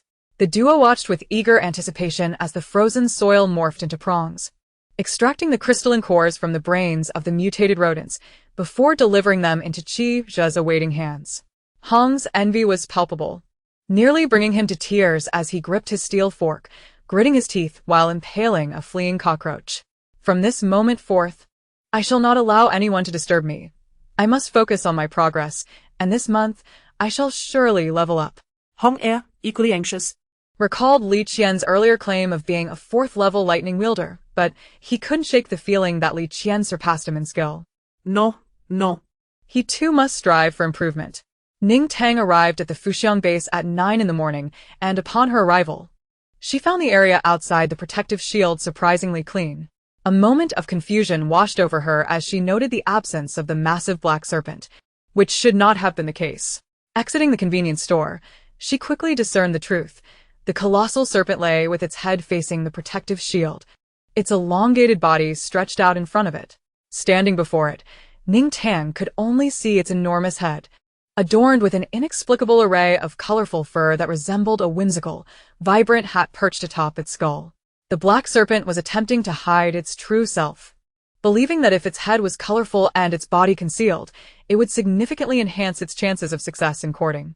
Upon closer inspection, Ning Tang noticed that the colorful fur was frozen to the serpent's head, a realization that brought clarity to the situation. Upon seeing only Ning Tang's arrival, the serpent's small eyes immediately reflected dissatisfaction. Although Ning Tang was baffled as to how she could detect its displeasure from its gaze, it was undeniably there. As she activated her translator, a barrage of complaints erupted from the device. "Why are you alone? Where is little Kai? Do you have any idea how long I waited for you last night? Not only did you make me wait in vain, but you also didn't bring little Kai. You unreliable human. You treacherous scoundrel. You untrustworthy heartbreaker."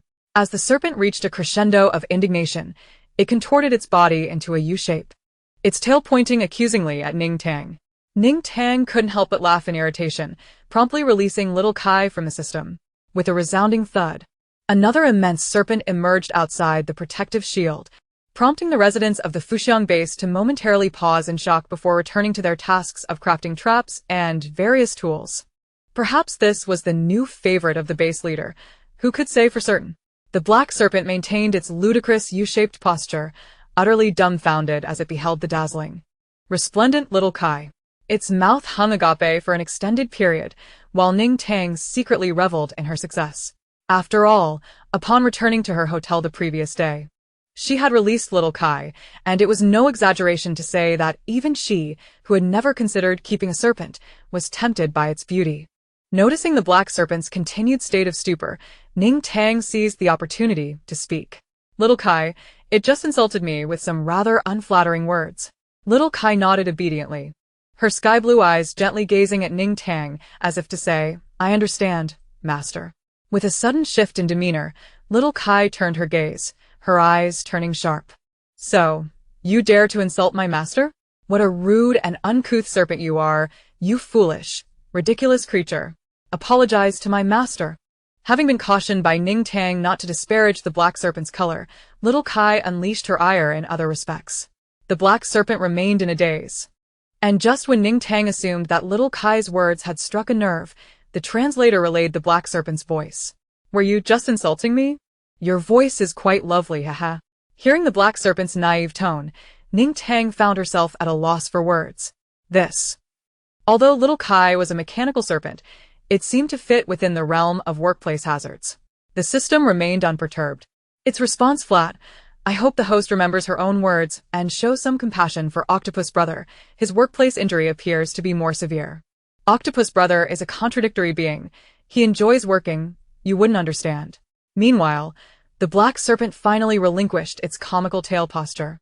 Sensing that little Kai bore no disdain for its color, its tail began to sway excitedly against the ground as it called out, and soon, mutated polar bears approached, carrying an assortment of trembling mutated creatures and crystalline cores. Little Kai, these are all for you. Try them and see what you prefer. Little Kai glanced at the offerings. I don't eat the living. I only consume crystalline cores. Hurry, bring the cores to me.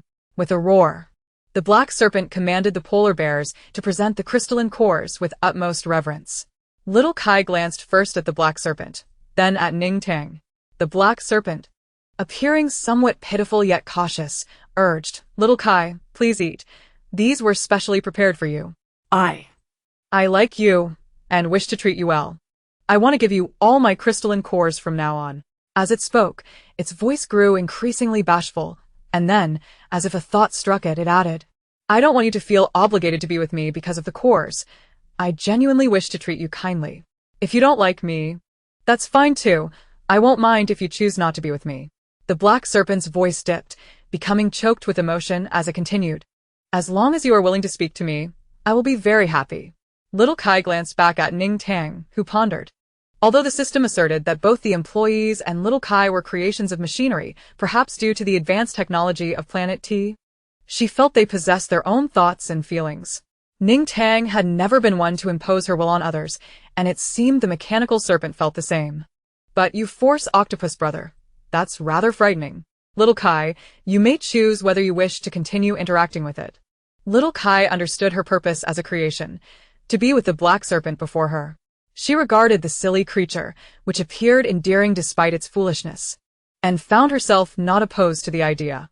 I am willing. That's quite the revelation. Boo. My life has always been like this. I'm ugly and foolish. It's only natural you wouldn't like me. Huh? The black serpent was completely taken aback by little Kai's response. It had grown accustomed to rejection. Now, hearing her affirming words, it was frozen in place. Little Kai gazed at it with her lovely eyes, and the black serpent felt a rush of warmth. It bashfully flicked its tail. You are willing? Then I brought too few crystalline cores today. Little Kai, wait for me. I will bring you more tomorrow. I'm going back to prepare now. Wait. Ning Tang called out, but the black serpent, lost in its joy, did not hear her. It was only when little Kai called out that it turned halfway back. Little Kai, did you call for me? Is there something else you desire? I have a large stone at my dwelling that I love to curl up on while sleeping. Would you like me to bring it for you tomorrow? Ning Tang coughed loudly to get its attention, and only then did the black serpent lower its head to look at her. Ah? Boss, what are you doing here? When did you arrive? Ning Tang was at a loss for words. You call me boss? In your eyes, I'm nothing. To get to the point, I cannot leave little Kai here. She lacks abilities and cannot enter the protective shield. What if she is attacked? Thus, I plan to take her away. Will you two meet once a week? With little Kai's considerable size, maintaining her functionality was already a challenge, rendering the establishment of any attack mode impossible. Entrusting little Kai to the black serpent left her uneasy, and sending her over daily felt akin to imposing a work schedule. The little eyes of the great black snake widened dramatically, as it could only meet the little colorful one once every 7 days, leaving the remaining 6 days to languish in longing. Ah? 7 days? That seems rather excessive. Little color turned to it, and the great black snake swiftly changed its tone, declaring that the leader was indeed wise, granting it 6 days to prepare the crystal cores before each meeting. Ning Tang shook her head, suggesting that the matter of the crystal cores could wait. First, it should return and encourage the mutated beasts under its care to breed quickly, delivering 2 second-tier crystal cores to little color each week. In its spare time, it ought to exercise and explore other territories, subduing the mutated beasts there. For only with an expanded territory could it hope to win Little Color's affection. Little Color required merely a few first-tier crystal cores for a day's operation, and Ning Tang considered this a generous ask. She contemplated inviting guests for hunting once the mutated beasts had proliferated adequately. This arrangement could be deemed as nurturing wild mutated beasts, with the great black snake overseeing the process, resulting in virtually zero costs and high returns. Enough said. Since today marks your first encounter with Little Color, why not take her for a stroll? Enjoy yourselves, and I shall return in the afternoon to fetch Little Color. The great black snake was utterly bewildered by Ning Tang's encouragement, its not-so-bright mind interpreting her as treating it like her own snake and attempting to matchmake it with Little Color. Rest assured, leader. I guarantee Little Color will have a splendid time. Should she suffer even the slightest harm, I would offer my life for yours. Ning Tang couldn't help but wonder if this absurd notion of self-sacrifice had infiltrated the snake realm. Master, please safeguard the crystal cores for Little Color. Little Color blinked at Ning Tang, pushing all the crystal cores the great black snake had given her towards Ning Tang, who nodded and accepted them. It was indeed quite a generous offering from the great black snake. Although Little Color was created to deceive, she obediently referred to Ning Tang as her master. Ning Tang intended to reserve these for Little Color to consume, considering her own supply of crystal cores ample, especially since these would not contribute to the hotel's accounts. Hey. Little Color, let us depart, but do take your time. Oh, you bear in front bear, do you not possess any sense? Move that stone aside, lest it injure Little Color. And you, what are you doing standing there? What if you collide with her? The inhabitants of the Fujiang base watched in disbelief as the 2 serpents departed, finding the situation utterly absurd. Just a while ago, these mutated polar bears had nearly obliterated their base, yet now they were being berated by the great black snake, forced to bow their heads and perform menial tasks for it. Truly, the tides of fortune had turned. Outside, a few meek mutated polar bears remained, left by the great black snake to relay any messages to it should Ning Tang encounter any trouble. These bears lay prostrate, unable to raise their heads in front of their former human adversaries, appearing utterly devoid of aggression. Ning Tang turned to observe what the people of Fujiang base were busily engaged in. As they chatted excitedly, their hands continued to work, the sound of clacking echoing around them. Enthusiastically, they introduced their creations to Ning Tang, base leader. These are the traps and snares we have devised. Aunt Zhao and the others returned a few days ago, informing us that the hotel guests have recently been hunting mutated beasts. There aren't many large ones left. Mostly just rats and insects, which are quite troublesome to catch. We thought to create more tools to sell to them, allowing us to earn a little money while also aiding them. Ning Tang had never paid attention to whether the guests were hunting zombies or mutated beasts. She mused that it had been quite some time since she had seen any zombies near the hotel. How could the guests afford to dine at the buffet every day? It turned out they were off hunting mutated beasts. Very well, once you have finished, I shall come to escort you to the hotel. And what are these? Ning Tang pointed at a furry object nearby that resembled fur. Upon noticing Ning Tang's gesture, Aunt Zhao quickly explained, previously, we crafted little fox fur bags for the girls in the base. The lovely young ladies at the hotel admired them and expressed interest in purchasing them. They inquired if we could also make small hats and fur coats, offering crystal cores in exchange, 1 third-tier crystal core for the hats and bags, and 3 for the coats. Naturally, we were eager to oblige, given the abundance of fur we had, and upon returning, we hurried to begin crafting. Ning Tang picked up one of their half-finished products. The fur of the mutated fox is shimmering silver, feeling thicker and softer than ordinary fox fur. I recall you sent me some earlier. I haven't had the chance to wear them yet. I'll put them on when I return. Ning Tang remembered the bag of items the ants had given her. Upon opening it, she discovered plush hats and clothing. She tried them on and found them adorably cute, offering excellent warmth, however. She had been too busy traveling to the Xiangyang base to wear them. System, do you think these items would be needed on T-Planet? Ning Tang began to ponder. Realizing that the rapid proliferation of mutated beasts made the collection of crystal cores seem somewhat wasteful, it would be better to put them to use.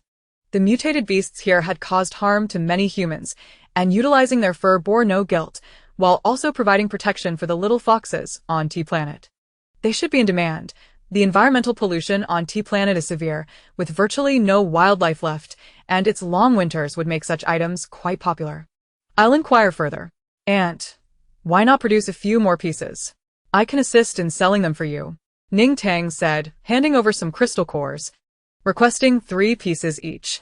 The ants, believing it was due to Ning Tang's fondness, quickly waved their hands in refusal. We are more than happy to craft for the base leader, but we cannot accept crystal cores. Helping the base leader brings us joy, and accepting cores would spoil that. Ning Tang attempted to offer the cores several more times, but each time was met with rejection, as it appeared that further insistence would lead to a scuffle. She decisively withdrew the cores. Since everyone is so eager, I shall not insist any further. Thank you for your assistance. Ning Tang returned to the hotel, where Luo Fei had awakened. Li Qian informed him of their transformation from workers of the Dark Society to being under Ning Tang's command. Luo Fei accepted this news well. When he first heard it, he thought he was dreaming.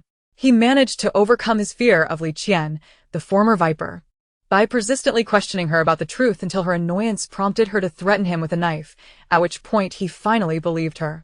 Upon seeing Ning Tang return, Luo Fei rushed to the service desk, enthusiastically calling out to her, Leader, I and Sister Qian's injuries have healed, and we are ready to fight for you, at any moment. He felt a twinge of fear mentioning Li Qian's name, recalling her formidable prowess within the Dark Society that had left him trembling for quite some time. Not to mention, the cold blade she had pressed against his face earlier was sufficient to instill fear in him for a while. However, recognizing that they were now both under Ning Tang's command, he reassured himself that Li Qian, out of respect for Ning Tang, would no longer threaten him. Thus he called her sister Qian with newfound confidence. Ning Tang handed him a contract of servitude, saying, Here, sign this first. Li Qian has already done so. Although such a contract held no legal weight in the apocalypse, it was a formality the system had insisted upon.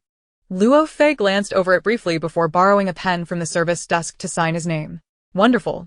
I was worried you might not keep your word, or worse, regret it and abandon me. Can I have a second copy? I want one for my own sense of security. Luo Fei spoke earnestly, and Ning Tang had no choice but to provide him with another copy. Though your request is rather unreasonable, as your leader, I can accommodate it. With a radiant smile, Luo Fei handed over a contract of servitude to Ning Tang, cradling it in both hands after signing. The remaining copy was securely tucked away close to him. He had always known that the boss was benevolent. Initially, he had been apprehensive about whether he would return alive, and even if he did, he feared that the boss would be unwilling to accept both him and Sister Qian again. He had prepared himself for a life of hardship, sleeping rough outside. Yet, unexpectedly awakening to find himself under the boss's command was a stroke of fortune he intended to grasp wholeheartedly. Luo Fei raised an eyebrow at Ning Tang, his demeanor playful and carefree, a stark contrast to his earlier trembling before Li Qian. Why do you not exhibit the same trepidation and caution around me as you do around Li Qian? Ning Tang inquired. Her curiosity piqued by the exuberance on Luo Fei's face. How could someone be so elated after signing a contract of servitude? After a moment of contemplation, Luo Fei replied, "It's different. Living under Sister Qian meant living with a constant threat to my life. But with the boss, it's a different story. The boss will lead us down a path of prosperity. I hold nothing but reverence for you, boss, and not an ounce of fear. I genuinely see you as my guiding light." Ning Tang chuckled lightly. "Flattery will not suffice. You both must prove your worth through your abilities. Otherwise, even with the contract signed, I will not be held accountable for you two." Luo Fei thumped his chest in assurance. "Fear not, boss. We are quite capable. We can handle any task." He then quickly turned to Ning Tang. "Boss, I would like to go buy some milk tea. What would you like?" "I'll bring you a cup. The hotel is mine. If I desire something, I can simply fetch it myself." Luo Fei continued to ingratiate himself. "That's not the same. This is my heartfelt gesture, a token of respect for the boss. Besides, I have deposited my entire fortune onto my card. I am quite affluent now." Indeed. Both Luo Fei and Li Qian were substantial patrons of the hotel, with their accounts brimming with billions of crystals. If they could spend it all in a day, the hotel would immediately upgrade. "All right, then I would like mango yogurt," Ning Tang conceded, not wishing to refuse further, allowing space for others to express themselves. Su Feng observed their interaction from the lounge area, his nails nearly bitten down to the quick. "Su Feng, who is that person? Surely they haven't gotten ahead of us." Have they? He asked, a somber expression on his face, as he watched Ning Tang accept the milk tea from Luo Fei. He quickly masked his emotions with a gentle smile as Ning Tang glanced in his direction. "I don't know who they are. It matters not." If it were such a relationship, Ning Tang would not be surrounded by just one person. Having others around at least indicates that she possesses some degree of discernment, rather than being a simpleton. His irritation resurfaced. "Didn't I instruct you to go out with those ordinary people first? If this path proves unfruitful for Ning Tang, you should bring back some crystal cores. At least we would have a fallback." Su Li murmured in an attempt to placate him. "Do not fret. I was simply exhausted from working at the base, and wished to rest for a couple of days before venturing out." Su Feng scoffed. "What have you been exhausted from? You don't have to serve Wang Kaidi, nor do you venture out to slay zombies. You merely move goods around at the base and return home to enjoy good food every day." Su Li felt a pang of frustration at his words. Acutely aware of how difficult things were for Su Feng, yet she herself had not known a day of ease. Before entering the base, she had wielded a kitchen knife against zombies and scavenged for resources. Once inside, Wang Kaidi had assigned her a job unloading goods at the base, barely allowing her to scrape by. Suppressing her discontent, Su Li acknowledged that despite her frugality, she had indeed enjoyed what Su Feng brought back from Wang Kaidi. "Do not be angry. I will go tomorrow." "Su Feng, do not rush. Sister will learn some skills with that group. In the future, I will also be able to support you." Su Li cautiously soothed Su Feng, knowing she could not afford to provoke him now. The crystal cores were in Su Feng's possession, and after 5 years of the apocalypse, she did not expect him to harbor any familial sentiment. If he were to harden his heart and cast her out, she would be left with nothing and would surely meet her demise. Su Feng huffed. "Support me? You should focus on supporting yourself first. If you could save a bit, I would consider it a blessing." Noticing others turning to eavesdrop, Su Feng quickly stifled his words, adopting a perfect facade as he resumed watching television. Su Li forced a smile, yet her heart was fraught with anxiety. Who would wish to live in dependency? If only she possessed abilities, she would refuse to endure such indignity. As she pondered this, jubilant cheers erupted at the hotel entrance. Ning Tang looked up to see Wang Mengyan joyfully running back with a bag in hand, dashing to the service desk. "Boss Ning, we've struck it rich. The 5 of us found a nest of mutated rats, and we took down the level 3 ones. Bai Shan asked me to deliver the crystal cores first before gathering a few more people. I'll leave the cores at the service desk and return to distribute them and recharge." "Wow, you all are incredible. Ordinary folks taking down level 3 mutated rats." Ning Tang get climate genuinely impressed. If the guests were all that capable, as the hotel owner, her heart brimmed with joy. She patted Wang Mingyan's powerful arm, encouraging her. "Keep it up." "Yes. If we continue like this for a few more years, we could retire in the hotel. Just thinking about it brings happiness." Wang Mengyan beamed, her excitement palpable as the others in the lounge cheered for her. She glanced over to the lounge where a few members of their Ordinary People Alliance were present. They had chosen to rest today instead of joining the hunt. Come quickly, everyone. We've had a big score today. We can rest tomorrow. They all eagerly rose to their feet. Su Feng turned to Su Li, urging her to follow suit, recognizing this as an excellent opportunity to integrate with the ordinary folks and potentially acquire some crystal cores. However, before he could speak, he turned to find Su Li already standing up. Hey, Wang Mengyan, I'm also an ordinary person and I got strength. Can I join you? Su Li raised her hand. Su Feng was taken aback for a moment, then internally smirked, realizing she had finally grasped the situation and understood the need to exert herself. Wang Mengyan assessed Su Li, observing that despite her somewhat weathered appearance, she had a sturdy build, thick palms, broad knuckles, and numerous calluses, indicating her capability for hard labor. All right, come along with us, but follow our orders. If you act on your own, we won't be responsible for your safety. Su Li nodded vigorously. Yes. I understand. I will certainly be obedient. Without even bidding Su Feng farewell, she hurriedly followed Wang Mengyan outside. Su Feng felt a twinge of displeasure, but brushed it off. After all, she was going out to earn crystal cores. If Su Li were truly capable of hunting and bringing back cores, it would ultimately benefit him as well. During lunch, Ning Tang dined in the restaurant, serving herself 2 bowls of rice along with sweet and sour pork, pepper salt ribs, crispy meat slices, and tender Mongolian beef. To balance her nutrition, she also took a plate of mushrooms and bok choy, and a bowl of fish soup. As she passed the dessert counter, she couldn't resist grabbing a bowl of osmanthus rice wine. With everyone occupied with their own affairs, the restaurant was rather quiet. Thankfully, everyone would return in the evening as voracious eaters, making up for the sparse lunch. Or else Ning Tang would feel a pang of anxiety at the sight of the desolate dining area. Finding a seat facing the restaurant television, she switched the program to a comedy variety show. Just as she began to eat a few bites of rice, she noticed someone standing opposite her. Su Feng flashed a gentle smile. May I sit here? Ning Tang waved him off. Why don't you sit beside me? I'd like to watch television. Su Feng widened his eyes in feigned surprise, then continued to wear an understanding smile. All right, I will sit here then. He chose a seat directly in front of Ning Tang, setting down a plate that contained only rice, vegetables, and chicken breast.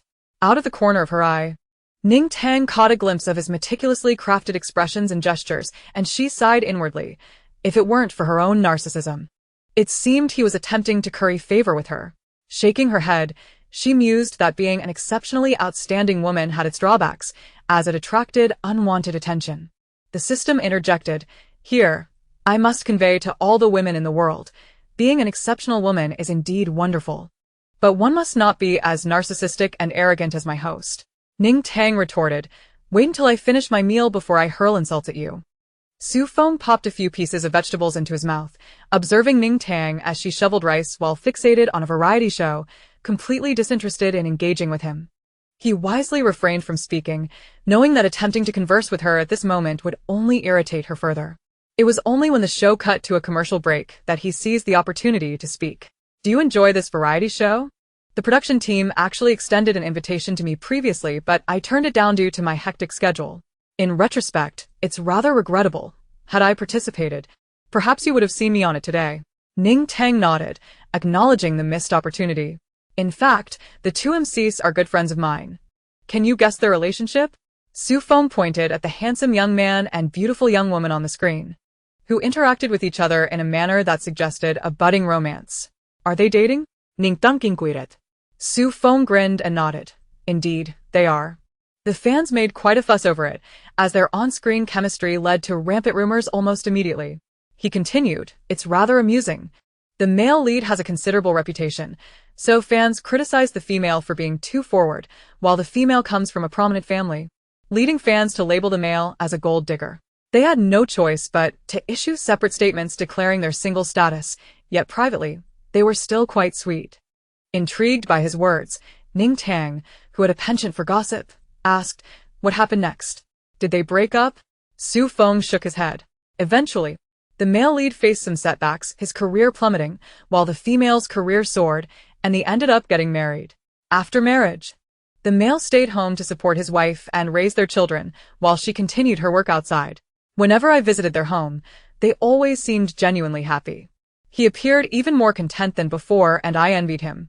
Su Feng observed Ning Tang's reaction closely, maintaining his composure. Although it was a nightmare for the fans. Their relationship indeed sounded blissful. Ning Tang imagined the perspective of a fan, envisioning the sleepless nights spent fervently cursing the couple. Yes, they truly are happy. I had never considered what kind of life I wanted until I arrived here. Chapter 126, No Secrets, right? Su Feng's words were imbued with palpable emotion as he looked at Ning Tang with hopeful anticipation, wishing she would inquire further. Unfortunately, a humorous moment on the show distracted Ning Tang, causing her to abandon her meal in favor of laughter. Su Feng continued to gaze at her with affectionate eyes until they began to dry, at which point he took a deep breath and closed his eyes. Once she had laughed enough, she recalled Su Feng's earlier words, bursting into laughter. What were you saying just now? Su Feng opened his eyes, forcing a smile. I didn't say anything. Let us eat. The system chimed in. He wanted you to guess what kind of life he wishes to lead. But his tone reminded me of a drama I watched previously, where the man said, Master, please cherish me. Ning Tang snapped back, shut up, foolish system. Her focus returned to the television, completely disregarding Su Feng, as she immersed herself in her lunch and the show. Su Feng eats aloud. His plate containing only a small amount of food, enduring until Ning Tang finished the last sip of sweet osmanthus rice wine. When she finally rose with her plate in hand, he smiled with a sense of relief. Finished? Would you like to take a stroll together? Ning Tang pondered for a moment before shaking her head. No, I feel a bit tired. I think I'll take a nap instead. Su Feng zip lit amiali. That makes sense. The hotel is so warm. A nap would indeed be delightful. By the way, I was going to tell you to guess what kind of life I wish to lead. Ning Tang replied somewhat dismissively. What kind of life? A life where you're well-fed and not hungry? She sensed that he was trying to play along with her. Su Feng chuckled. I envy my friend. Right now, I wish to lead his life. Well then, good luck with that. Finally reaching the plate return area at the restaurant, Ning Tang placed her plate inside and strode confidently out. Su Feng did not pursue her. The lobby was crowded, and he wished to maintain his dignity in public. A sense of anxiety washed over him. If he couldn't win over Ning Tang in the next few days, his plans would be thwarted. Ning Tang wanted to take a walk. Having eaten well, she couldn't lie down for a nap right away. Instead, she decided to head back to the water house and take a stroll along the beach. The fluffy creatures, Tiger and Tiger 2, were now free to roam. After informing the guests that these harmless little ones posed no threat, they garnered much affection and treats from the guests. Ning Tang didn't mind. Let them eat whatever they pleased. Guests typically fed them small bread and chicken legs, which mutant beasts certainly wouldn't be poisoned by. As Ning Tang approached, the exuberant wolf Dash, who was paddling in the water, dashed over, ready to leap onto her. If you dare jump on me, you'll be starved for 3 days. The mutant beast understood human language, and Ning Tang's words proved effective. Wolf Dash immediately hit the brakes with its front paws, sliding its hind paws into its own face. Feeling wronged, it closely followed Ning Tang, while the others preferred their freedom, lounging at the hotel entrance, with Tiger attempting to escape several times, only to be thwarted by the hotel's protective barriers. Only Wolf Dash remained foolishly paddling in the sea. Ning Tang patted Wolf Dash's large head. Contemplating that the fluffy ones had grown particularly fast, it was time for them to undergo some training. Initially, she had intended to merely indulge in their company, while also utilizing them as bodyguards and helpers. However, even in a protective capacity, they needed further honing. Their abilities currently ranged from level 4 to 5, and if they could evolve into 10-level beasts like the Great Black Snake, that would be ideal. Wolf Dash, go tell Tiger and the others to prepare. This afternoon, I'll take you to the territory of a Great Black Snake for training. Work hard and don't embarrass me, understand? Wolf Dash yelped in response and promptly turned to relay the message. The system chimed in. Sending them to the Great Black Snake's territory should pose no issues. With the Great Black Snake watching over them, they certainly want to meet their end. Beasts are inherently combative, but they are equipped with sensors. If their lives are genuinely in danger, I will alert you to rescue them. Do not worry, host. While it is true that a mother's worry extends 1,000 miles, it is time to let them venture out and strive for themselves. Ning Tang scoffed. I'm not only worried about my group of children, but also about you. You rascal. The system retorted. Just wait, I will report this workplace injury to the higher-ups. Su Li's recent expedition was notably fruitful, despite returning covered in bruises. She had accompanied by Xian and her companions in defeating over 30 second-level mutated insect rodents and more than 280 first-level ones.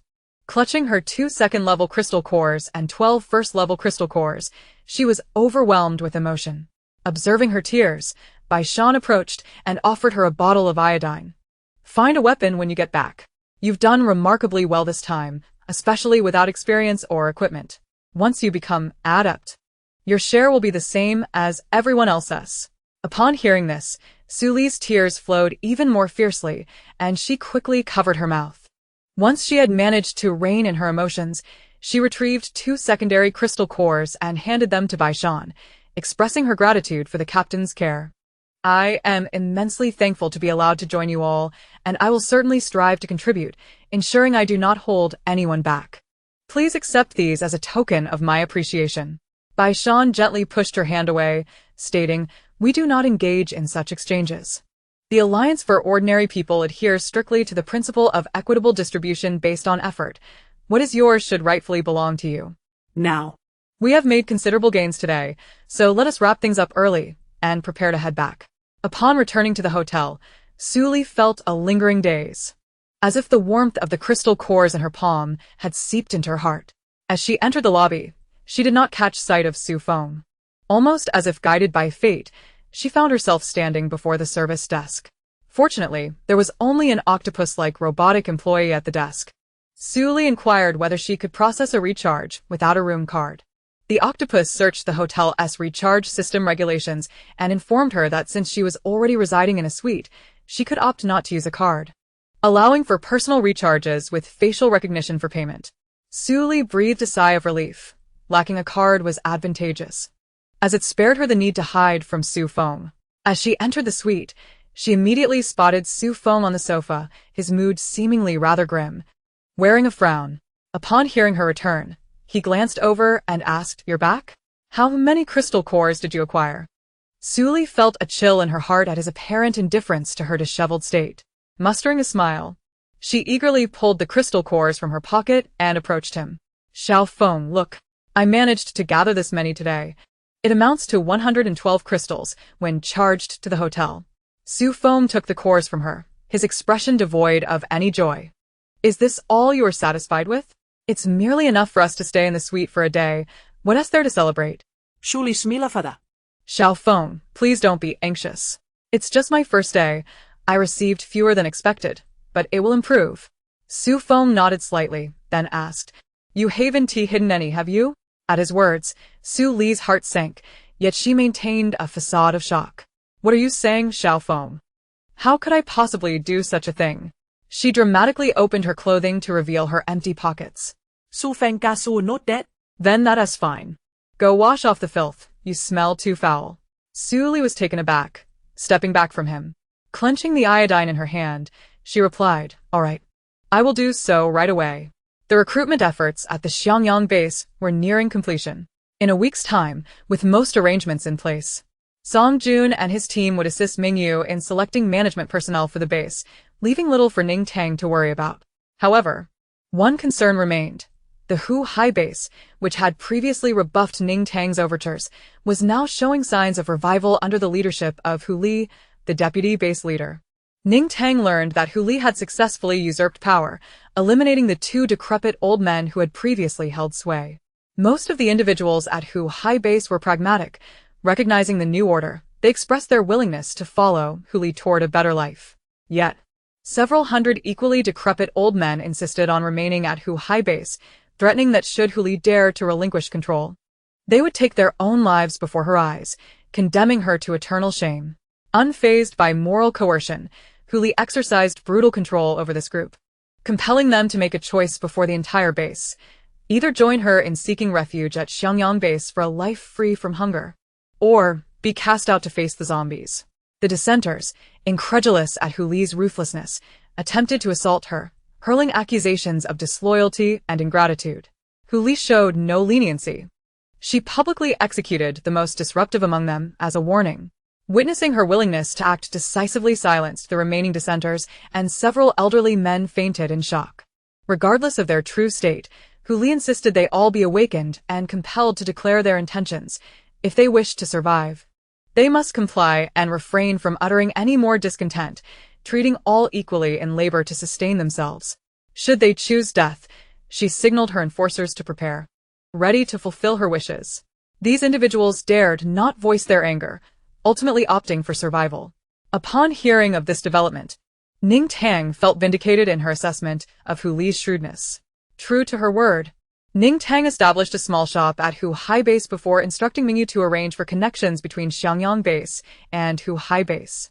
With over 50,000 inhabitants at Xiangyang Base, Ning Tang had previously used the shop's points to construct 2 additional hostels, yet accommodation remained insufficient.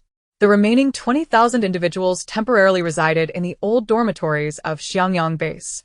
Given the proximity of Hu Hai Base, and now that it had pledged allegiance, Ning Tang directed Mingyu to send a portion of people to stay there.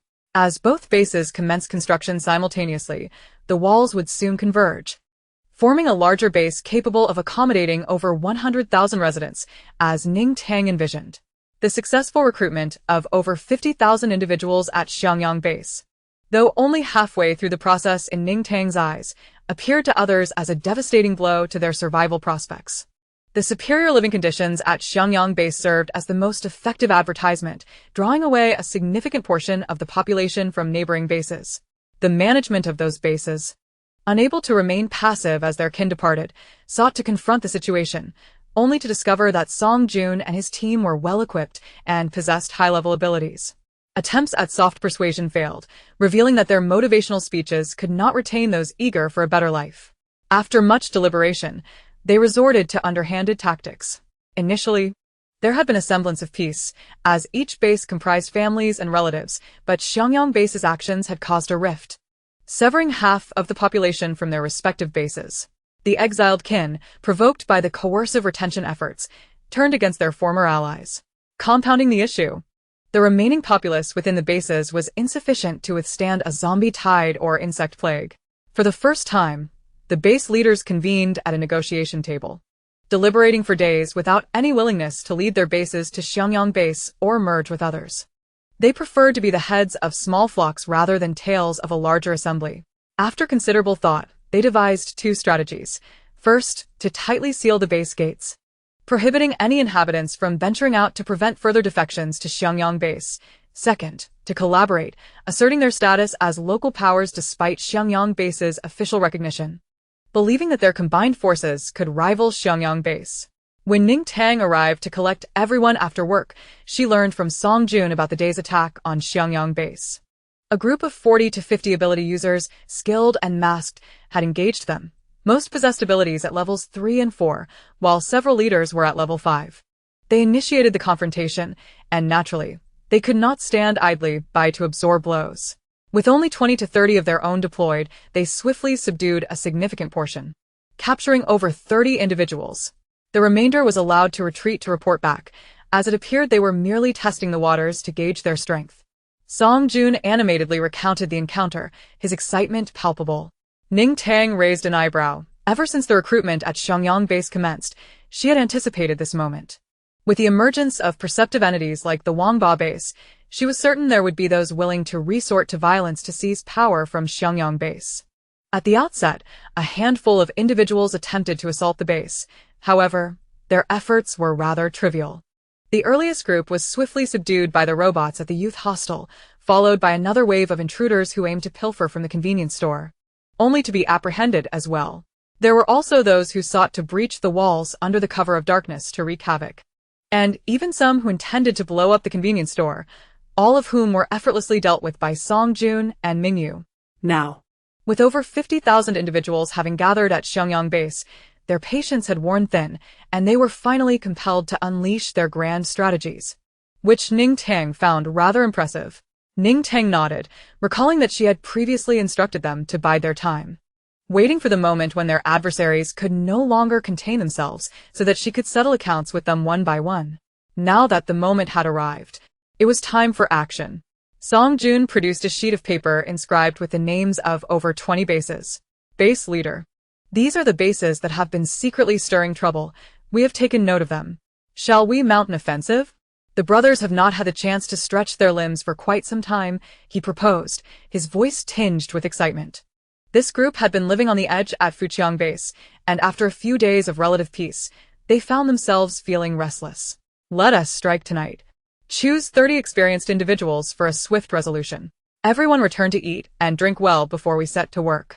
As the clock struck 9:30, Ning Tang went to Fujiang Base to retrieve Xiao Kai, and on her way, she discreetly handed 4 fluffy toys to the reluctant Da Hei Shi.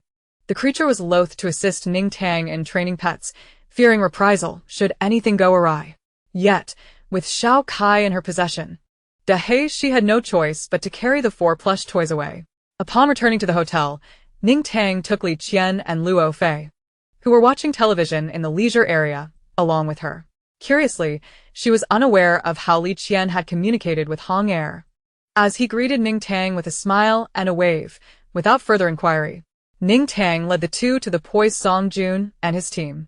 After introducing them to one another, she handed Li Qian a small pouch of crystal cores, specifically chosen by her, predominantly of the spatial and healing varieties. Tonight, you will be in charge of transporting them via spatial transfer to the mission site and remain flexible in your support during other times. Luo Fei, you will act as the enforcer. Both of you are to follow Song Jun's orders. Song Jun, you are entirely responsible for this mission. Ensure its success, while remembering to safeguard everyone's safety. Should any issues arise, do not hesitate to contact me, Ning Tang instructed, gesturing towards the old mobile phone hanging at Song Jun's waist. Her face was solemn, but inside, she felt a wave of happiness. Was this not the essence of gathering younger siblings? In the past, such tasks would have required her to travel in an RV from base to base, managing everything herself. Now, with her capable subordinates, she merely needed to delegate, allowing her to comfortably await their triumphant reports from the hotel. She relished the joy of appointing generals to lead troops into battle. Before arriving, Ning Tang had informed Song Jun of Li Qian's abilities, and now he regarded her with fervent interest, as if she were a prodigious recruit. He could hardly fathom that Li Qian could single-handedly take on 80 opponents. If she were to join Fujiang Base, they could undoubtedly sweep through the zombies and reclaim their former strength. Li Qian took a sip of her milk tea. For her, missions were as commonplace as daily chores. Accepting the crystal cores from Ning Tang, she cast a flirtatious glance at her. Rest assured, boss. I guarantee the completion of this mission. Luo Fei also sipped her milk tea, declaring, as the enforcer, I promise to be ruthless. Excellent, let us set off. Ning Tang snapped her fingers, watching her troops venture forth to conquer lands in her name. She stepped outside the service desk, gently pushing aside Octopus Brother, and then returned to her post, repositioning him back in place. Octopus Brother served as her mobile gatekeeper, and with him on watch, she felt a profound sense of security. Although there was little concern about intrusions at the service desk, Octopus Brother's vigilance was nonetheless reassuring. Otherwise, she would feel as though she were merely sitting in a lobby. Primarily, she had come to regard the space behind the service desk as her own workspace, equipped with a sofa, teacups, and tablets, not to mention snacks, fruits, toys, skincare products, and cosmetics. She had even placed pillows, blankets, and stuffed animals there. A carpet lay beneath her feet, where Wolf Da would often curl up, and Ning Tang would walk barefoot upon his belly, occasionally compelling Hu Da to lie down for her amusement. Unfortunately, with Wolf Da and the others away for training, she contemplated bringing down another stuffed toy for her enjoyment. Seated on her exclusive sofa at the service desk, Ning Tang opened her tablet to watch a variety show while simultaneously playing a game on her phone. Just as she began a new round, a figure suddenly appeared before her. Ning Tang, I have something very important to discuss with you. Ning Tang looked up and, as expected, it was Su Feng. His face still adorned with a gentle smile, yet his eyes held an inexplicable seriousness. An important matter? Pray tell. Ning Tang remained seated, unwilling to engage with Su Feng's cryptic insinuations. This isn't the right place. Let us go to the courtyard or outside the hotel. I truly have something crucial to discuss, something that pertains to the safety of the hotel. Su Feng's urgency was palpable. He felt that Wang Kading would soon return, and he needed to hasten his pace. Since he had broached the subject, Ning Tang reluctantly stood up, once again pushing Octopus Brother aside and shoving her phone into his grasp. Play for a bit and do it well. Ignoring Octopus Brother's protests, she led Su Feng to the courtyard, finding a spot to sit. The guests were relaxing in the lounge area, watching television, while the courtyard was illuminated only by the warm glow of street lamps. Aside from the robots from the cafe and a few neighboring shops, it was just Ning Tang and Su Feng. Speak up. What is this matter that threatens the hotel? Su Feng pulled out a chair beside Ning Tang and sat down. I've contemplated this for a long time and felt it necessary to share with you. The woman who initially arrived with us, her name is Wang Kading, and she hails from Xiangyang base. On the very night we arrived here, she remarked that it was a fine place. The next day, she ventured out and has yet to return. I suspect she has gone back to Xiangyang base to rally reinforcements to seize the hotel. Ning Tang understood immediately. That formidable woman had vanished because she was seeking allies. Why are you telling me this? Weren't you part of her group? Ning Tang fake net consucion. As Su Feng interpreted her demeanor as skepticism towards the authenticity of his claims. This is a long story. To earn your trust, I must reveal my own scars. Su Feng sighed, clenching his right hand on the table as he gazed into the distance. My family previously resided at Xuanfa base. Though my sister and I lack abilities, we were fortunate that the other members of our family possessed exceptional skills, allowing us to live without worry. Not long ago, Wang Kading visited Xuanfa base on business. Upon seeing me, she made some unreasonable demands. Unable to endure the humiliation, I returned home in tears, prompting my family to confront Wang Kading for an explanation. Tragically, they were all killed by her in cold blood. Su Feng's voice trembled as he recounted. I begged her to allow my sister, who has no abilities, to live. And she reluctantly agreed. My entire family was annihilated, and with no place left for me at Xuanfa base, Wang Kading was pleased to take us back to Xiangyang base. However, on the way, we spotted the Dawn Hotel, so we checked in, only for Wang Kading to fixate on the hotel, leaving my sister and me behind before returning to Xiangyang base. Su Feng paused, suddenly turning to Ning Tang, his tear-streaked eyes bright and resolute. Anyone else might have been captivated by his striking appearance. However, this tactic proved futile against Ning Tang, for throughout her life, her heart belonged solely to roasted pig trotters, barbecued ribs, sweet and sour pork tenderloin, and an array of delectable dishes such as piggy blankets, pot-stirring meat, hot pot, and cola chicken wings, among countless others. Unexpectedly, Su Feng reached out, attempting to grasp Ning Tang's hand, yet she was no ordinary individual. Anticipating his move, Ning Tang swiftly brought the yogurt purple rice pudding to her lips, executing the motion with remarkable grace. Su Feng missed his target entirely. But true to his professional actor's demeanor, he exhibited no embarrassment, instead placing his hands before Ning Tang, his tone tinged with excitement. Ning Tang, you must understand, I harbor a profound hatred for her. Before arriving at the hotel, I wished for our fates to intertwine in destruction, yet fate has led me here. In these past few days of torment and struggle, I have resolved to muster the courage to share this with you. I implore you to relay this to the hotel's owner. This place is my utopia, and even if I am ultimately slain by Wang Kading, I cannot bear the thought of the hotel falling into her hands. Ning Tang took a couple more sips, incredulous. Just days ago, Su Feng had seemed poised to burst forth with emotion. Where was the sorrow of a loved one lost or the helplessness of being coerced? Do not be agitated. No one can harm the hotel. There is no tempest that could arise. Not even the Xiangyang base could disrupt it, let alone the Fire Seed base, which could not even shatter a single pane of glass in this establishment. We will ensure the hotel's security in the coming days, rest assured. Rising from her seat, Ning Tang initially believed it to be a matter of grave importance, only to discover it was yet another misguided attempt to threaten the hotel. How fortunate for T-Planet.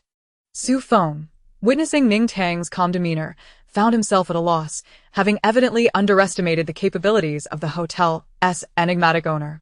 It appeared that the establishment had thrived until now through means more formidable than he had anticipated.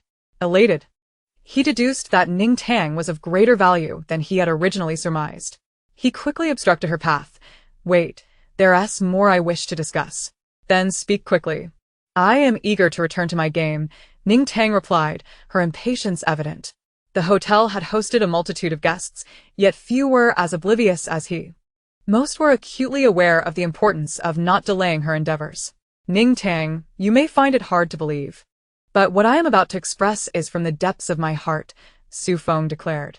The sincerity and affection in his gaze caused Ning Tang to momentarily choke on her words. No wonder, he had excelled in that campus romance film. His emotional prowess was indeed commendable. After a brief moment of reflection, Ning Tang's heart remained unmoved.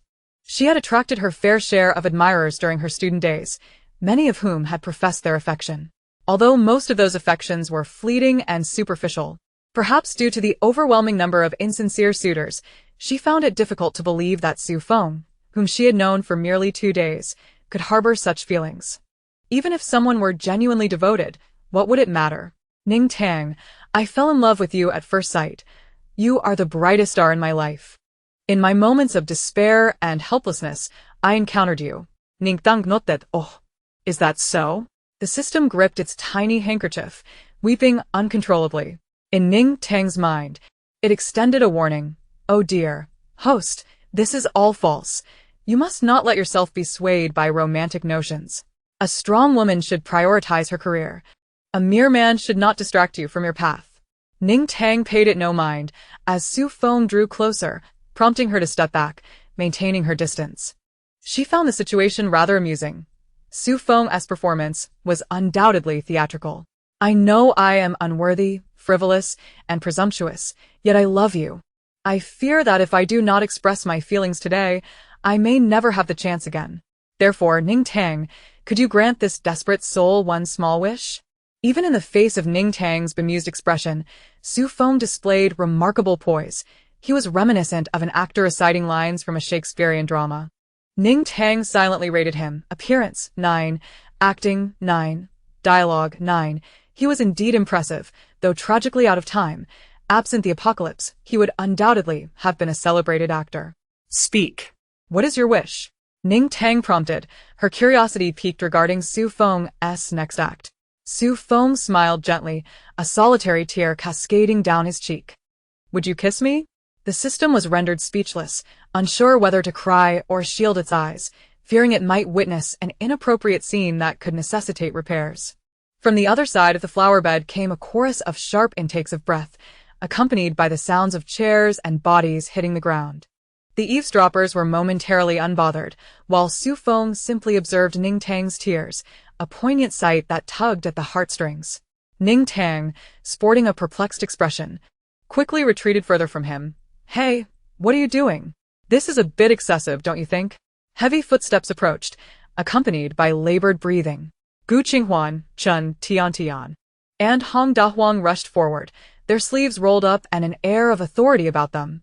They positioned themselves beside Ning Tang and Su Feng, their expressions remarkably unified. Turning to Ning Tang, they exclaimed, Boss Ning, don't agree to his request. Then, directing their attention to Su Feng, they added, come on, try kissing her in front of us. Unbeknownst to Ning Tang, they had all observed Su Feng's attitude toward Su Li, with such demeanor. His earlier words were undoubtedly fabrications. While they had no say in whom Ning Tang chose to like, they believed that someone who spoke lies and was cold towards others did not deserve their esteemed boss. Under their scrutinizing gazes, Su Feng maintained his composure, offering a melancholic smile. I understand now. It was my presumption. I was simply too anxious, leading me to utter some offensive words. Can you find it in your heart to forgive me? Ning Tang waved her hand. Now that you've acknowledged your offense, refrain from repeating it. I forgive you today. But upon your return, review the hotel regulations and maintain your distance from me. Su Feng nodded, tears streaming down his face as he replied, I understand. With that, he turned to leave, leaving Gu Qinghuan and the others in a state of astonishment. It's terrifying how cultured a rogue can be. Why did everyone seem so fixated on the boss? If no one was around, they would have pounced on him. High Strength was indignant. Though he had misjudged the situation with Song Jun, he had endured a beating and was berated for being slow-witted, while today, he had been excluded from the task. Yet, he was grateful to have remained at the hotel, for he would have missed witnessing this cultured rogue's spectacular performance. He is lying. These past few days, he has been domineering towards his sister. He is far from the pitiful figure he claims to be. If you seek handsome suitors, I could present you with 100 who are far more genuine. Chun Tian chimed in. Indeed, my brother is better looking than Su Feng. Gu Qinghuan scoffed. Your brother is unworthy. He is older. Do not insult Boss Ning. Just returning from work and intending to grab a drink at the cafe, Gu Qingchuan interjected. What? Hong Dahuang nodded silently. They felt they had no right to speak, yet they disapproved of Su Feng as the male lead. Ning Tang, finding the conversation increasingly absurd, interrupted. Stop. Do not presume to understand my thoughts. I have no interest in men. No matter how handsome, it bears no weight with me. As the 130th chapter unfolded, the group's expressions revealed disbelief, yet they had to feign belief due to her authority. Ning Tang exaggerated a sigh. Adopting an air of mystery, do you know why the hotel is stocked with such an abundance of supplies? A few individuals found their thoughts led astray by Ning Tang, their eyes widening in anticipation as they shook their heads, wondering if the esteemed boss was finally about to reveal the source of their supplies. Although they had been quite curious previously, who would dare to inquire? They preferred to revel in the enjoyment of the moment, for probing too deeply might lead to Ning Tang casting them out. In truth, it was a sacrifice of emotional ties that I had made, beseeching the heavens to sever those bonds, in exchange for a chance to ensure the continuation of human civilization. Thus, I became the proprietor of this hotel. As Ning Tang spoke, she gently caressed Gu Qinghuan's face, remarking that at present, the visages of the men before her were indistinguishable. Each man appeared to her as merely a round face. Gu Qinghuan and Chen Tian exchanged forced smiles, willing to believe Ning Tang if she so desired. She reassured them. Do not worry about being deceived by men. With the time I waste on that, I might as well immerse myself in a game. Alas, my game. Suddenly recalling her own game, Ning Tang clicked her tongue, turned, and dashed away, neglecting to bid farewell, leaving only the fleeting image of her swift departure. Spirits above, grant that Brother Octopus will prevail. She could not afford to lose in her game again. Gu Qinghuan and Chen Tian exchanged glances, while Hong Er scratched his head, uncertainly asking if Ning Tang's words held any truth. The notion of emotional ties seemed too fantastical. Hong Da, with a solemn gaze, remarked, It should be true. Our boss seldom spouts nonsensical claims. All right, let it be. Boss Ning knows what she is doing, as long as she is happy, Gu Qinghuan interjected, with Chun Tian nodding in agreement. They certainly did not believe Ning Tang's words were genuine, for her affections were her own affair. Reflecting on the matter now, they felt somewhat presumptuous, yet none could tolerate a brash fool attempting to woo their goddess. Their leader was indeed magnificent, without emotional ties. Would she not be destined to a lifetime of solitude? The thought of consuming what she had sacrificed for made me want to weep. Gao Chong, in a state of shock, spoke up, his voice thick with emotion. Gu Qinghuan hesitated for a few seconds, unsure of how to respond.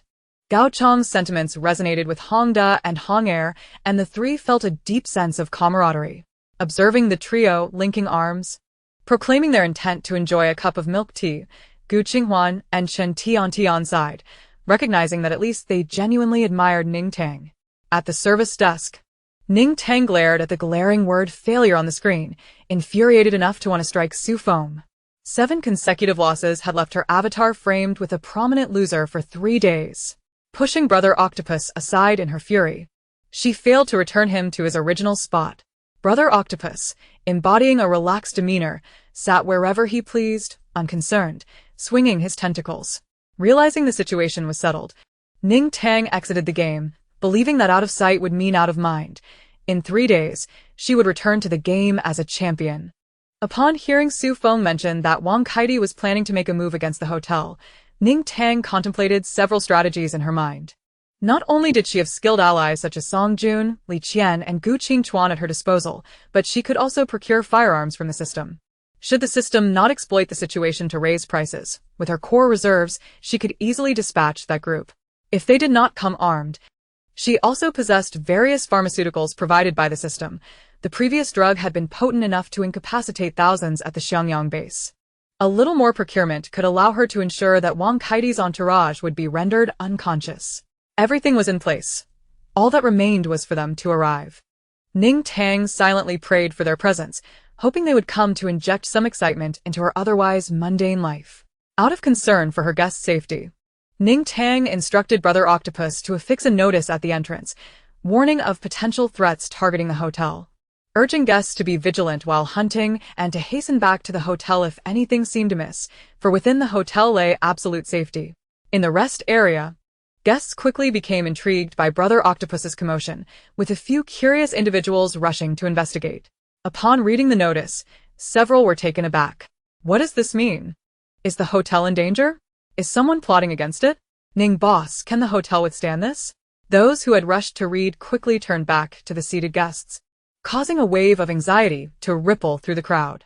A multitude gathered at the entrance to examine the notice, and before Ning Tang could utter a word, she was met with an eruption of furious curses from the throng. Who the hell dares to disrupt our peace? I've finally been able to enjoy a few good days, and now this? These scoundrels should just perish. We will not go out. We'll stay here and guard the first floor, daring anyone to come and meet their end. Ning Tang could fully empathize with their anger. Had she not felt the same when she had struck it rich only to be threatened by the underworld office? For everyone, the hotel represented fortune, while Wang Kaidi and her cohorts symbolized those who sought to shatter their blissful existence. Although the destruction had not yet occurred, Wang Kaidi's malicious intent was in itself a crime. Their indignation was entirely justified. With hindsight, she realized she had been far too composed at the time. She should have caused an uproar at the underworld office, cursing them from top to bottom. The system quietly reminded her. That would result in your being sent to the underworld office's punishment bureau. So what? I would still hurl insults, Ning Tang retorted, tapping her phone holder against the table. The sound was hardly noticeable amidst the crowd's fury.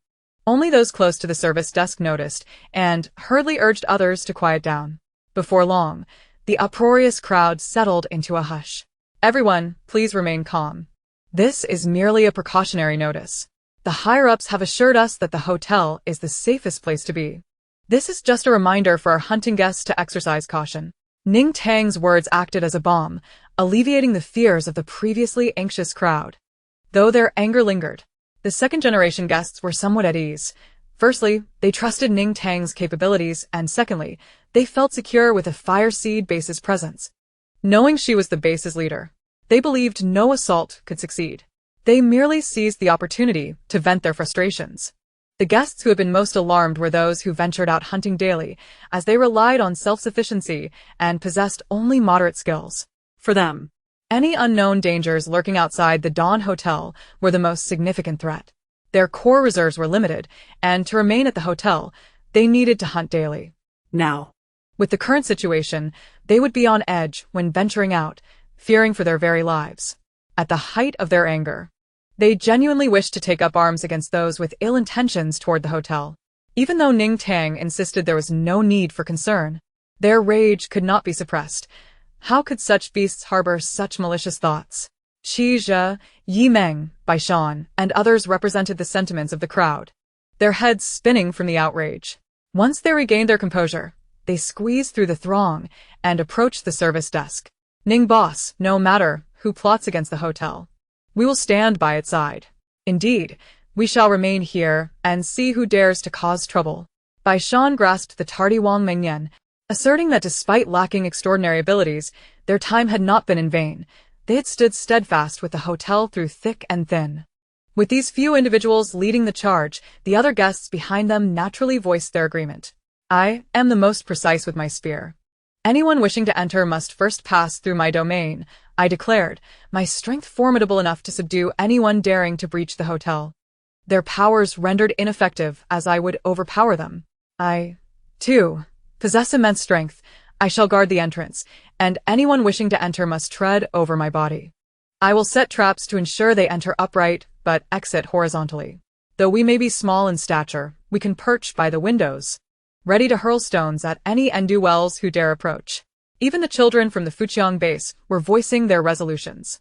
Witnessing the collective determination of the crowd, Suli felt a tumult of anxiety and apprehension.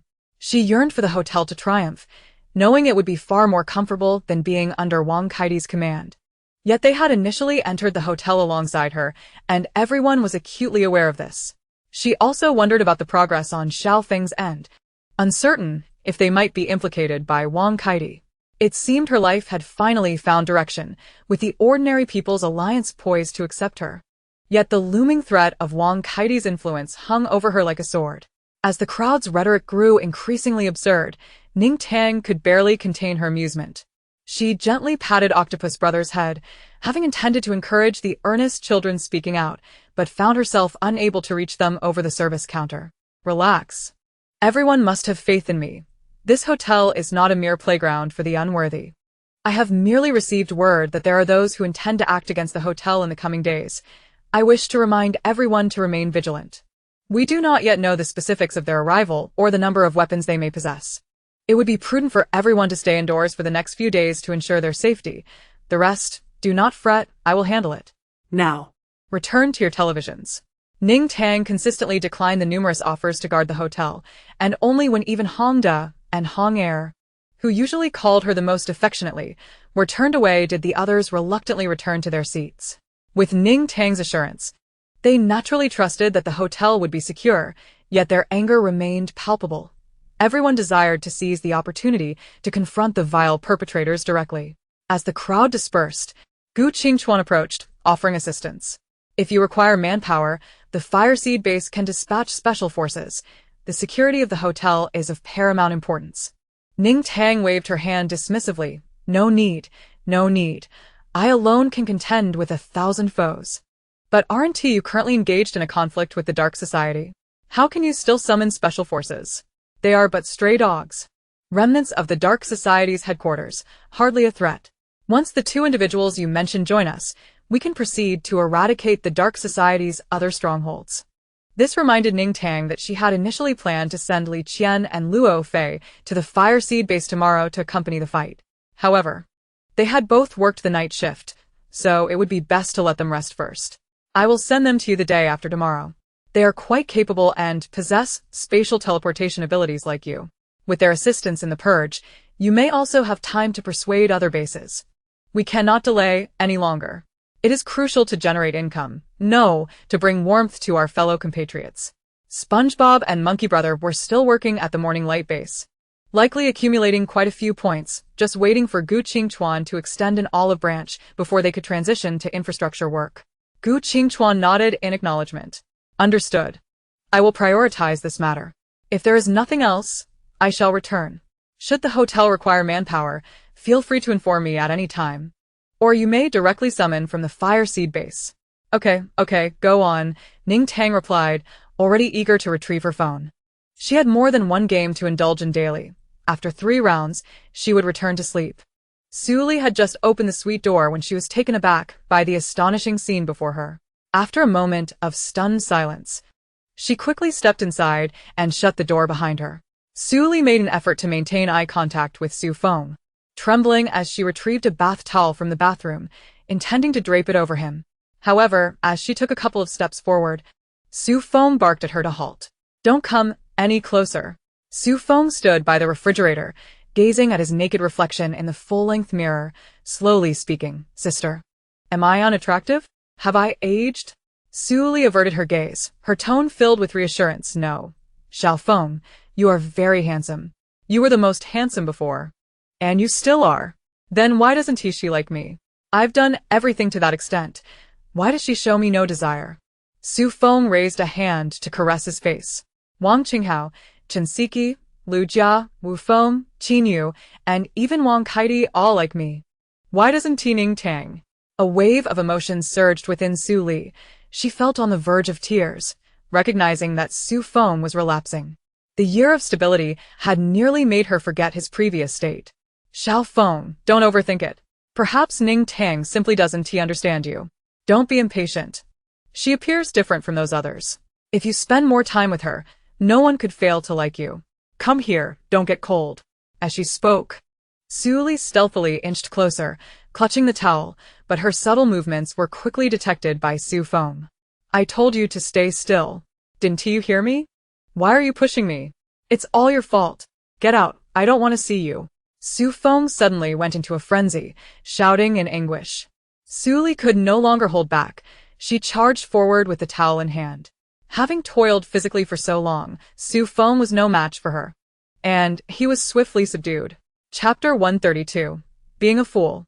Su Li allowed him to vent his frustrations until he eventually cried himself to sleep.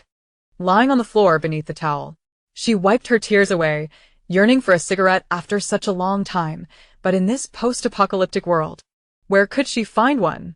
She looked at the peacefully sleeping Su Feng beside her and reached out to stroke his head. Su Feng was right. It was all her doing. Her thoughts gradually drifted as she reminisced about life before the apocalypse. After graduating from university, Su Li had worked as an assistant to a minor celebrity, and after 5 years of struggle, she finally became the celebrity's manager. She had grown accustomed to the industry's ups and downs, the relentless desire to rise above tormenting her day after day.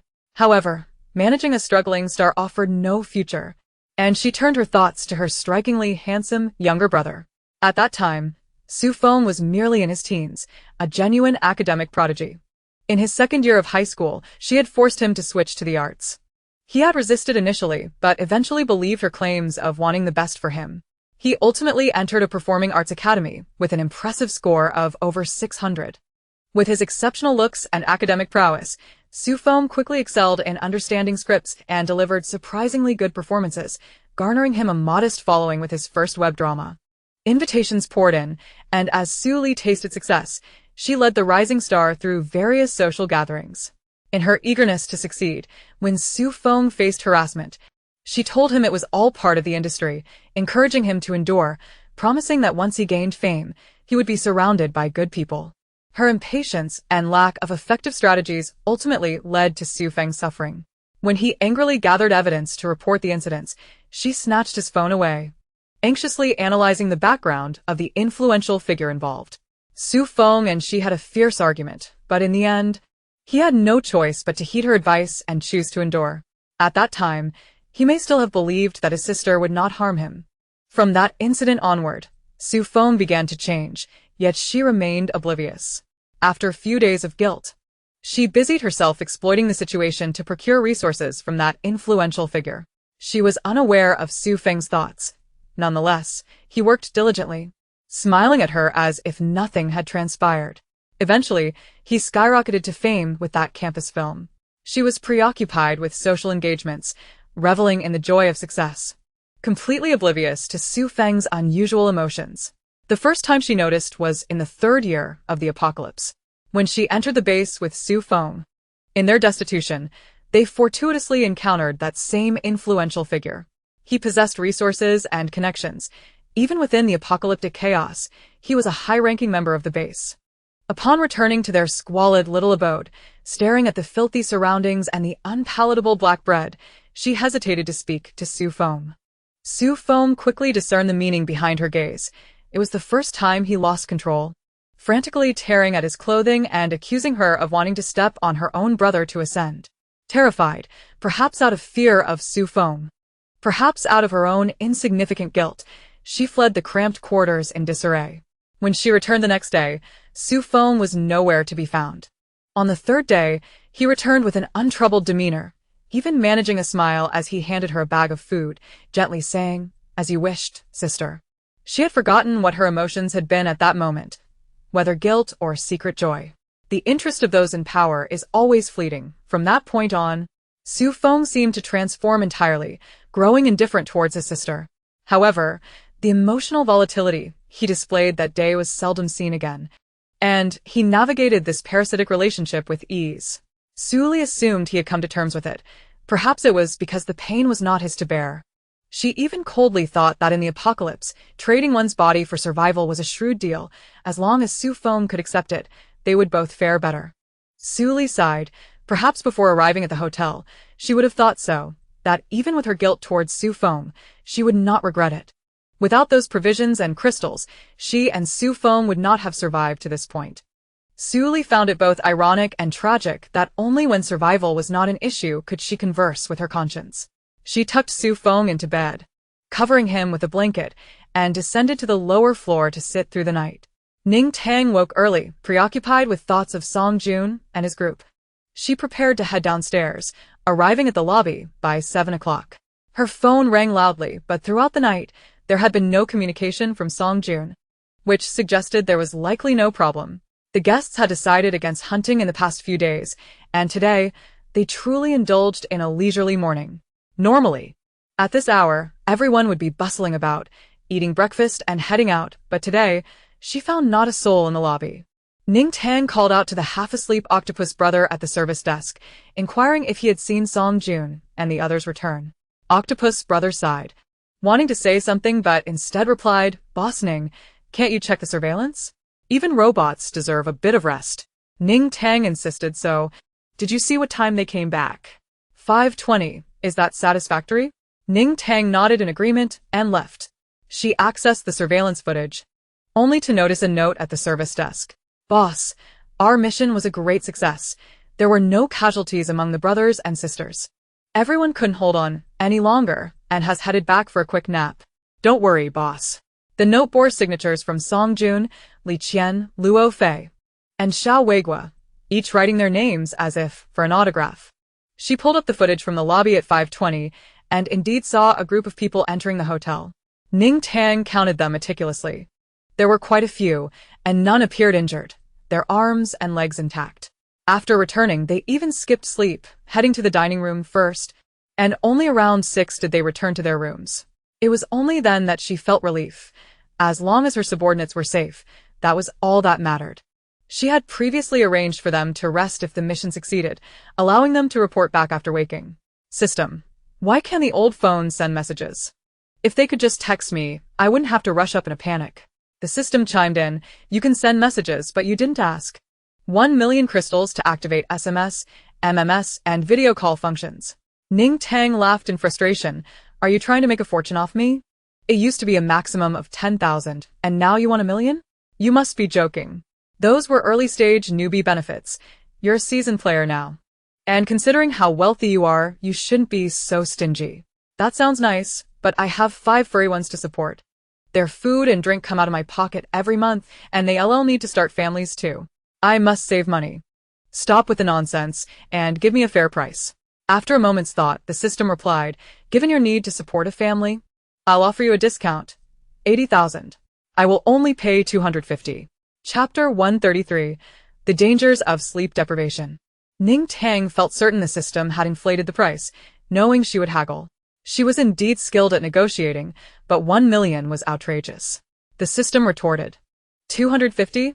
Absurd. Your 250 is worth a lot. Then don't use it, humph. Ning Tang pondered, deciding to yield. "All right, I'll give you some face." 500.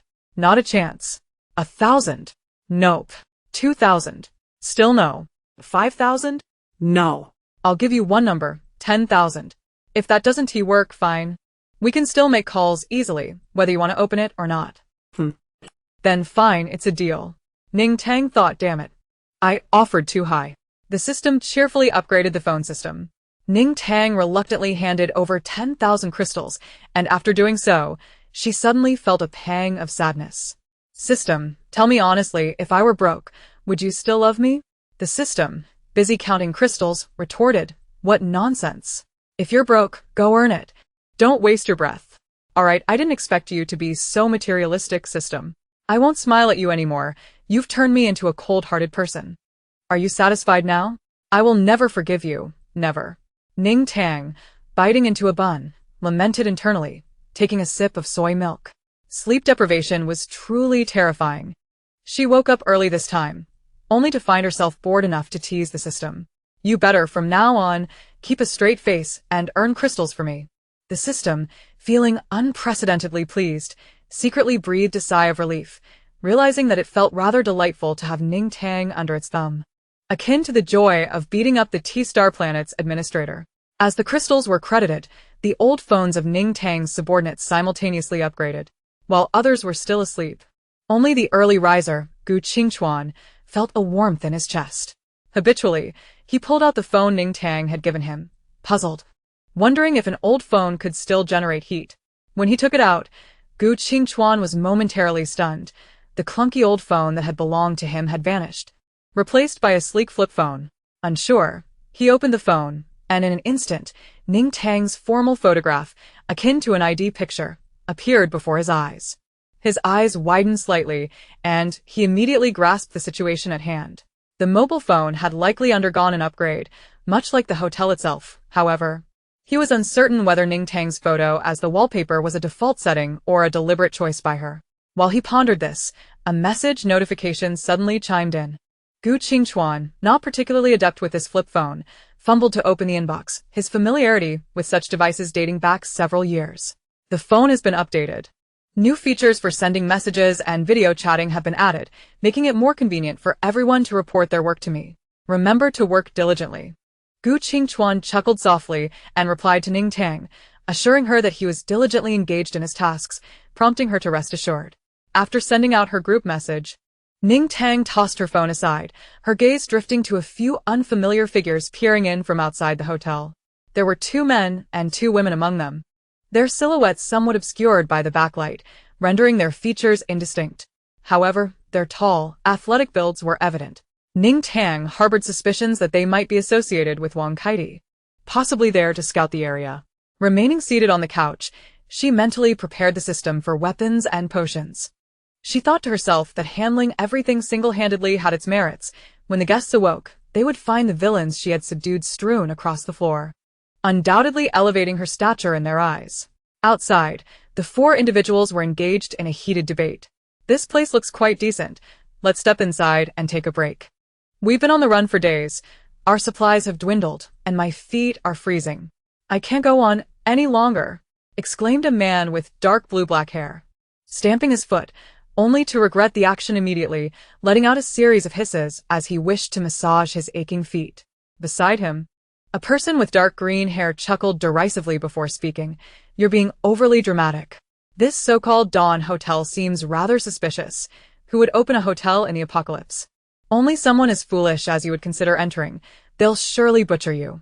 Ibai rolled his eyes, prepared to retort, but as he opened his mouth, a loud burp escaped instead. Ugh, Su Shanlan, are you still holding a grudge? I've already said it wasn't intentional. You were the one who stood too close to the zombies. Besides, your hair is fine. Just think of it as a foil perm and don't hold it against me. Ibai raised his hand to pat the hair he had previously struck, but it was swiftly swatted away by Su Shanlan. Rubbing his reddened hand, he muttered, Damn it, you hit really hard. I thought my fingers would be crushed. Enough with the chatter. If you keep dragging this out, I'll be sick from hunger, he said. I may be able to endure, but can you bear to see Chun Chun and Xue Xue suffering as well? Su Shanlan hesitated at his words, while she could care less if Ibai starved. She couldn't allow Sun Fanchun and Lu Tianxue to suffer the same fate. Seeing her reaction, Sun Fanchun quickly nodded in agreement. Ibai's earlier antics with Su Shanlan had left them both feeling explosive, and they dared not intervene. She shook Lu Tianxue's arm and said, Shanlan, I'm about to faint from hunger. I've secretly used my healing powers on my stomach several times along the way, but to no avail. Schwer. Shall we go inside and take a look? Lu Tianxue, with her white hair, gently patted her head. We've been traveling for several days. It's indeed time to pause and recuperate. There are no signs of zombies or living beings nearby, and supplies are non-existent. This place doesn't appear to be ordinary. We should investigate further. If there are any issues, we can address them early on. As the team leader, Lu Tianxue's word was final, and Su Shanlan had no objections. Since the apocalypse, they had been committed to punishing evil and had worked well together. For them, venturing into a den of danger was not a matter of fear of death, but rather a fear of allowing any dark forces to proliferate unchecked. Susana Narith, Olaik. We'll follow the captain's lead. Fanchun, stick close to me. If anything happens, remember to retreat and push Ibai out as a shield. Ibai interjected with a mock tone. Oh, Shanlan, I'd like to retreat behind you too. Su Shanlan ignored him, giving him a swift kick To the front of the line. Her kick lacked restraint, and Ibai stumbled uncontrollably, colliding directly with the hotel's glass door. Chapter 134. The Face of a Big Cat. Lu Tianxue, who had intended to catch him, was too late. As she watched Ibai hurtle towards the door, she could only internally pray that the hotel owner wasn't too unscrupulous, lest they face financial ruin over a shattered glass panel. With a loud thud, the glass door swung open automatically, and Ibai landed squarely on the welcoming carpet at the hotel entrance. The astute Tomcat hurried over to assist him, saying, Esteemed guest, your enthusiasm is truly commendable. While the carpet here is soft and plush, the grand beds in our hotel are even more comfortable. Welcome to the Dawn Hotel. Dazed and disoriented from the fall, Ibai barely managed to express his gratitude as he turned, only to be met with the visage of a large cat face. Ah! Ibai leaped back in shock, scrambling to the side of Lu Tianxue and the others who had just arrived. They, too, were astonished by Tom Cat, momentarily oblivious to Ibai's startled state. Su Shanlan had not anticipated the impact of her kick to be so significant, but, recalling her own hair's near-explosive state, she could only curse Ibai for being weak. Dear guests, please remain calm. I am Tom Cat, the robotic concierge of this hotel. After a brief introduction, Tom Cat gestured for them to follow him to the service desk. Ning Tang had been waiting there for quite some time, having devoured 6 buns while the others finally made their entrance. She felt a sense of anticipation. Perhaps the newcomers had run low on pocket money or simply preferred the coziness of suites, as they had consecutively vacated 3 water villas. The hotel had just the right amount of vacancies for them, and Ning Tang mused that they were indeed fortunate. Observing the newcomers, she noted that they wore high-quality cold-weather gear, appearing clean and well-kept, suggesting they led a decent life. The 2 men had hair that was bluish-green, but it was nearly black. She had been informed that for those with abilities, hair color trends towards vibrant shades at lower ability levels and gradually darkens as power increases. The awakening of abilities was akin to a virus invading humanity. Initially, the body was overtaken, rendering humans incapable of effectively utilizing their powers, resulting in noticeable changes in appearance, primarily through alterations in hair and eye color. Continuous upgrades represented humanity's process of mastering their abilities. The higher the level of power, the greater control over it, leading ultimately to a return to a more human-like appearance. Similarly, zombies with higher levels became better at camouflage, nearing human-likeness by the time they reached level 10. The 2 men's hair, akin to Gu Qingchuan and Li Qian, was darkening, indicating their ability levels were likely high. As for the 2 girls, one had white hair while the other had black. Ning Tang could not speculate, but sense their strength. These individuals exuded an impressive aura, and she surmised they must possess a substantial number of crystal cores, making them suitable candidates for the island villa. Welcome to the Dawn Hotel. We offer accommodation, dining, and other services. Would you like to check in? Ning Tang rose to her feet, instructing Octopus Guy to fetch red date milk from the milk tea shop, as she needed to personally attend to the check-in of these 4 individuals. The 3 individuals before her appeared rather tense, surveying their surroundings with wary eyes, much like newcomers fearful that this establishment might be a sinister den of horrors. Ning Tang's gaze shifted to the man with blue-black hair, who seemed remarkably relaxed, his mouth agape as he gazed around. Ibai, sensing Ning Tang's inquiring look, nudged Lu Tianxue. Captain, the proprietor is addressing you. Lu Tianxue snapped back to reality, offering a slight apologetic smile. Yes, we would like to stay here. Ning Tang promptly handed them a brochure for the island resort. Currently, we have only 3 island villas available, priced at 400 primary crystal nuclei per night. You may take a look. She gestured towards the arched doorway adjacent to the service desk, revealing a stunning morning scene of a beach and blue skies that resembled a picturesque painting. Lu Tianxue and her companions glanced upward, captivated by the view, though they remained skeptical of its authenticity. The island villas boasted a delightful environment and a seafood buffet restaurant with an array of dishes.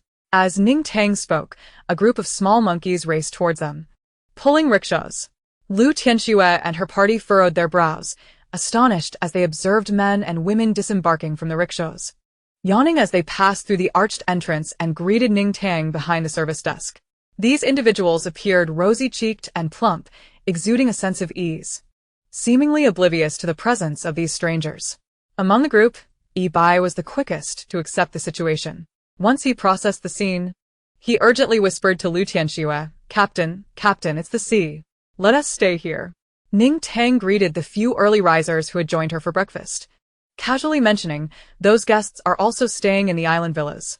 Renting a rickshaw is an option for villa occupants. You can check the brochure for details on rickshaw services and pricing. Lu Tianxue, along with the others, scrutinized the brochure, and upon finishing, they exchanged bewildered glances, each reflecting a sense of incredulity. This was no mere matter of whether the establishment was nefarious. It seemed to delve into the realm of the supernatural. As the captain, Lu Tianxue was the first to regain her composure. Alright, a villa accommodates 4 people, correct? We'll book one for tonight. She produced a crystal nucleus, and Ning Tang guided them to the recharge machine. Our establishment offers various consumption venues. To enhance convenience for our guests, we utilize a recharge card and facial recognition system. Since you'll be sharing a room, there will be only one room card, but each of you can maintain a personal recharge account to separate your expenditures. You only need to scan your face when making purchases. Please proceed to recharge. The group took their positions in front of the machine, and Ibai asked boss, "How much does a meal typically cost here?" Ning Tang contemplated for a moment. The island buffet is 100 primary crystal nuclei per person, and the dishes range from 2 to 10 crystals, depending on your appetite. However, any unused balance on your recharge card can be refunded upon checkout. Ibai thanked her and turned to encourage Lu Tianxue, "Captain, since we can recharge, let us each do our own, making it convenient for spending. We can refund any leftover amounts later." Lu Tianxue did not counter him. Over the years, they had saved a considerable amount of crystal nuclei, and they need not be overly frugal. "Let us each recharge. Deduct the room fee from my account." The others, seeing this, each handed over a Tier 3 crystal nucleus. Under Ning Tang's guidance, their information swiftly appeared on the recharge machine. Lu Tianxue, 23 years old, level 6 ice ability, level 4 water ability, balance 600 crystals. Accumulated points 400. Ibai, 22 years old, level 5 lightning ability, level 4 space ability, balance 500 crystals, accumulated points 0. Sun Fanchun, 23 years old, level 6 healing ability, balance 500 crystals, accumulated points 0. Su Shanlan, 24 years old, level 6 wood ability, balance 500 crystals, accumulated points 0. The group was astonished to see their information accurately displayed on the machine, but then they recalled the existence of the island. They endeavored to convince themselves that it was only natural for such an establishment to possess such capabilities. They would observe the situation further. Ning Tang was equally surprised. These individuals were indeed formidable, possibly the most powerful combination of abilities she had encountered. It seemed they could become significant patrons of the hotel in the future.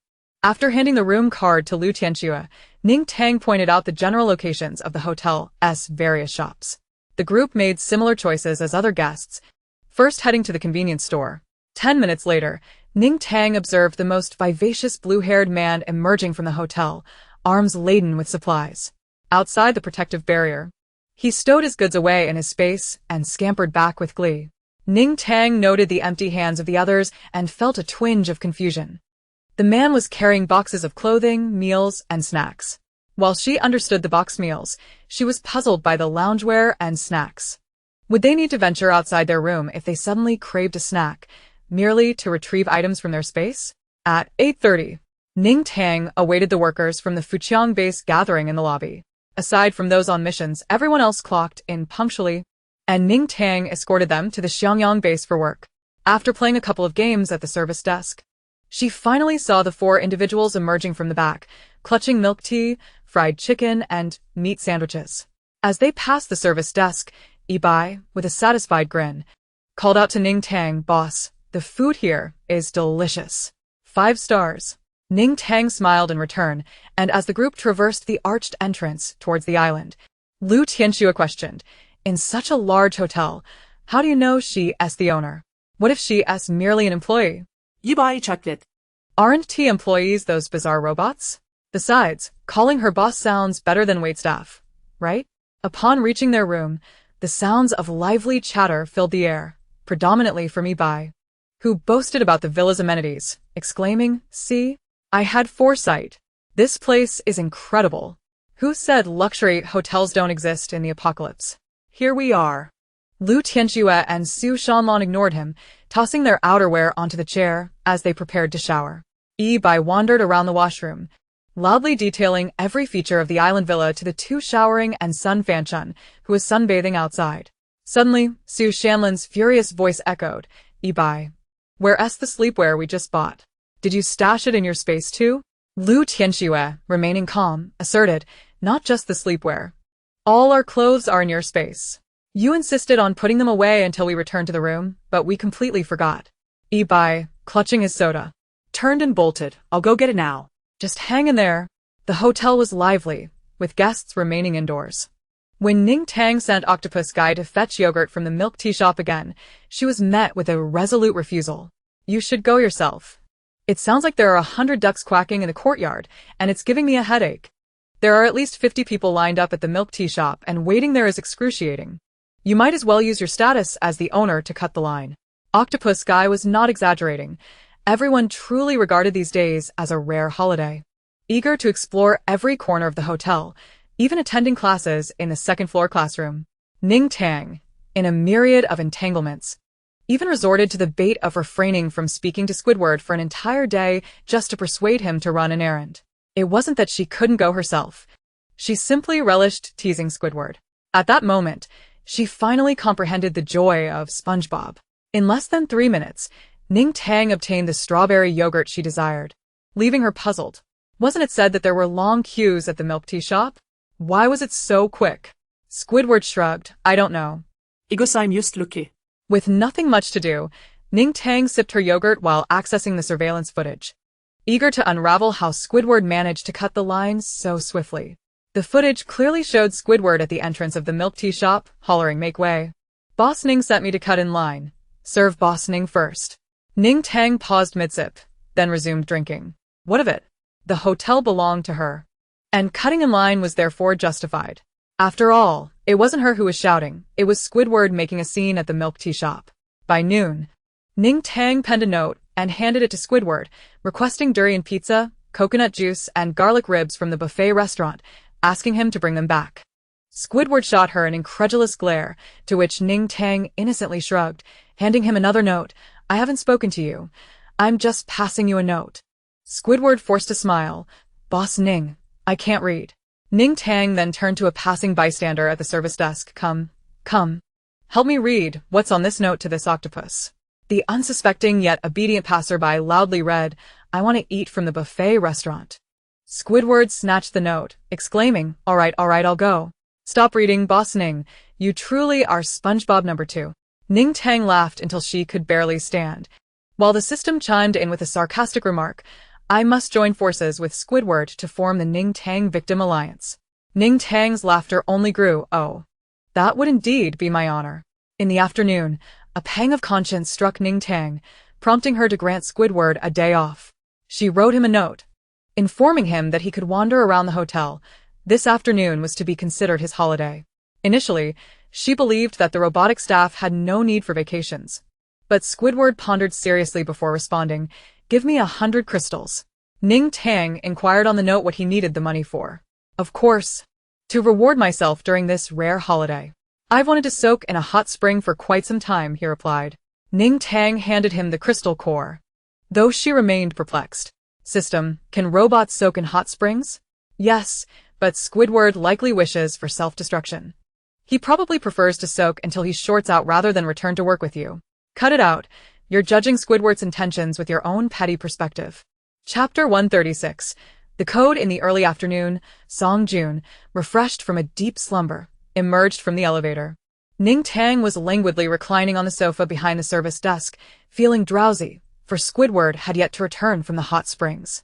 She worried that he might have electrocuted himself, prompting her to check on him personally, only to find him with his back turned, coldly instructing her not to spy on him while bathing.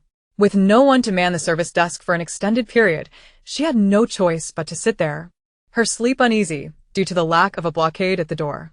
Xiangyang leaned on the service desk, ready to report on the completion of his tasks. Excited to be executing a human-related mission after many years, he thought this was no minor task and deserved thorough discussion. However, Ning Tang waved her hand, urging him to be concise.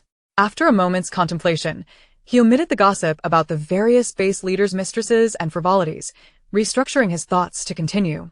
Boss, you have no idea. Those bases are utterly outrageous. Not only do they play tricks on us, but they are also harsh on their own people. They not only attacked Xiangyang base, but also sealed their own gates, ordering no one to exit. Anyone attempting to climb over the walls is to be shot on sight. It's appalling. We were unprepared at first. Who knew they had so many people ambushed beneath the walls? We thought our movements had been leaked. He continued, but they were merely safeguarding their own. I wondered why so few people were heading to Xiangyang base lately. Overall, though, the mission was a resounding success. They were no match for us. We only needed to act casually, and they crumbled in droves. The higher-ups who stubbornly resisted were all knocked out and thrown into Li Qian's space. Their little treasury is also with her. We struck it rich this time. Those folks may not be very skilled, but they certainly hoarded plenty. You'll handle the spoils, right, boss? Good work. Have arrangements been made for the ordinary people from those bases? Ning Tang listened with a detached interest. She inherently trusted Song Jun's capabilities and felt no surprise at the mission's success. She instructed the system to notify Planet T that another batch of people would be sent over today, asking them to prepare for their arrival. The system, wary of any sudden ambush, recalled the last time when the person in charge of Planet T had been rendered unconscious and pitifully woke up thanks to bird droppings. Upon awakening, he nearly obliterated the system in a fit of rage. Last night, we executed everything discreetly, without alarming any residents of the bases or causing panic. Before knocking out the leadership, we even made them issue orders for everyone to relocate to Xiangyang base. Today, Mingyu and his team will likely be quite busy. The individuals who intended to attack the hotel have been dealt with, and the ordinary people have been arranged to go to Xiangyang base. Ning Tang pondered. Aside from needing to establish a few more convenience stores and hostels at Xiangyang base, and having Song Jun assist Mingyu in selecting management personnel to stabilize the base, she had little else to worry about. She gave a thumbs up, retrieving 2 cans of beer from the side, handing one to Song Jun and clinking it with his, "Well done, my capable lieutenant. You'll receive a bonus later." After all, the bonus would be directly deducted from their seized treasury, and for her, as the boss, such matters were effortless. Song Jun took a hearty swig of his beer, exclaiming, "Boss is magnificent. I must treat myself to a buffet today." We were worn out from yesterday's run. Sensing Ning Tang's fatigue, he wisely bid her farewell. Just moments ago, he felt fine, but now he realized he was starving. Ning Tang succumbed to her drowsiness and fell asleep, albeit not very soundly, as she sensed someone watching her in her dreams. Upon waking, she discovered that it was not merely a figment of her imagination. There truly stood a foolish man, staring fixedly at her in front of the service desk. A surge of unnameable frustration welled up within her, yet she could not express it. If she were to be angry, it would be because he might be afraid of waking her and was merely standing aside, which was indeed rather polite. However, if she were not to be angry, anyone would find it unsettling to wake up and see a man with bright eyes staring directly at them. Even a celestial being would find it difficult to remain calm. This man, named Yi Bai, better have a valid reason for his presence. Ning Tang clenched her teeth and sat up, her voice somewhat hoarse. "Excuse me. Do you have something to discuss?" "I do. I have something. The bright moonlight before my bed, perhaps it's frost upon the ground." I raised my head to gaze at the bright moon. "What comes next?" Yi Bai inquired eagerly, his heart racing. His nervousness was akin to facing off against a zombie of the same level. He was fully prepared. If Ning Tang were to approach him, he would immediately leap over the service counter and rush to her, embracing her in a fit of tears. After all, she was his family. Ning Tang's first thought was that a person could truly reach a level of speechlessness that it becomes comical. A myriad of thoughts flashed through her mind. She wanted to inquire whether this individual was genuinely insane. And she also wished to grab this literary genius and demand he recite the entirety of the 300 Tang poems. However, her foremost desire was to deliver a sound beating to him. Yet, upon gazing at the man's earnest expression, Ning Tang sighed. Perhaps he was genuinely foolish. And who could hold a grudge against a simpleton? Of course, she would reminisce about her hometown. With such a thirst for knowledge, he ought to head upstairs and study diligently, this little literary star. Yi Bai, oblivious to Ning Tang's barbed remarks, stood frozen for a moment before his entire demeanor shifted. As if struck by a significant blow, he pointed at Ning Tang, trembling in disbelief. You don't know the secret phrase? But that can't be right. Aren't you the owner here?" "No, that doesn't make sense either. Have you killed the owner?" Who on earth are you? "Just think," lifting my head to gaze at the bright moon. "You know it, right?" Ning Tang found his impending tremors more bewildering. Surely, the hotel hadn't he actually housed a lunatic? Then a thought struck her. System, come forth. Could this be an old acquaintance of the hotel's former owner? Why was he uttering such nonsensical phrases to her? After several calls, the system finally arrived, albeit tardily. What is going on now? Can I even take a moment to relax? Let me see who is causing trouble for my little host. Meanwhile, Ibai continued his frantic questioning, clutching his head as he repeatedly implored Ning Tang to reveal her identity. Ning Tang succinctly relayed the events that had transpired to the system. Suddenly enlightened, the system replied in a somewhat hollow tone. Host, quickly respond with the wine is dry and cannot be sold. Though perplexed, Ning Tang complied, and indeed, the moment she uttered the phrase, Bai was instantly liberated from his manic state. Chapter 137. You have suffered. It was as if he had finally received the answer he had long sought, a phrase he had awaited his entire life. He became calm and composed. He gazed at Ning Tang for a considerable duration, as if finally coming to a realization. Smoothed his hair, exhaled deeply, and extended his hand towards Ning Tang in a gesture of friendship. Ah, thank goodness. I knew it. How could our Yama office possibly make such a blunder? A single glance, and I could tell we were both fellow workers in this realm. You didn't respond earlier. Did you? You nearly gave me a heart attack. For that brief moment when you couldn't recall the phrase, I thought our Yama office was doomed and that our task points had been seized by someone else. Ning Tang was even more bewildered. It sounded as if this man was also affiliated with the Yama office? The system had never mentioned this before. Ahem, host. The main issue was that I hadn't anticipated you could hold out until now. You see, a single small world can harbor several taskers from the Yama office, and their missions do not conflict. It's quite normal for them to encounter one another and collaborate upon recognizing the secret phrases. This man is likely one of those taskers. He considers you a colleague, so there's no need for concern. He can be trusted. Ning Tang grasped the explanation, yet her focus shifted. What sort of bizarre phrases did the Yama office employ as secret codes? Lifting my head to gaze at the bright moon, and the wine is dry and cannot be sold. Absurd. The system, brimming with pride, replied, ISNT, that phrase ingenious? Who could possibly decipher it? Ning Tang retorted, who would even think of such words? Yibai. Consumed by his own excitement, noticed Ning Tang still appeared somewhat dazed and presumed she might still be groggy from sleep or startled by his earlier outburst. He extended his left hand to shake her right hand, which she had overlooked, cheerfully continuing his monologue. My dear colleague, I was simply too overwhelmed earlier. Please don't take it to heart. You see, it has been 6 years. I have spent 6 years in this world and nearly believed myself to be a native.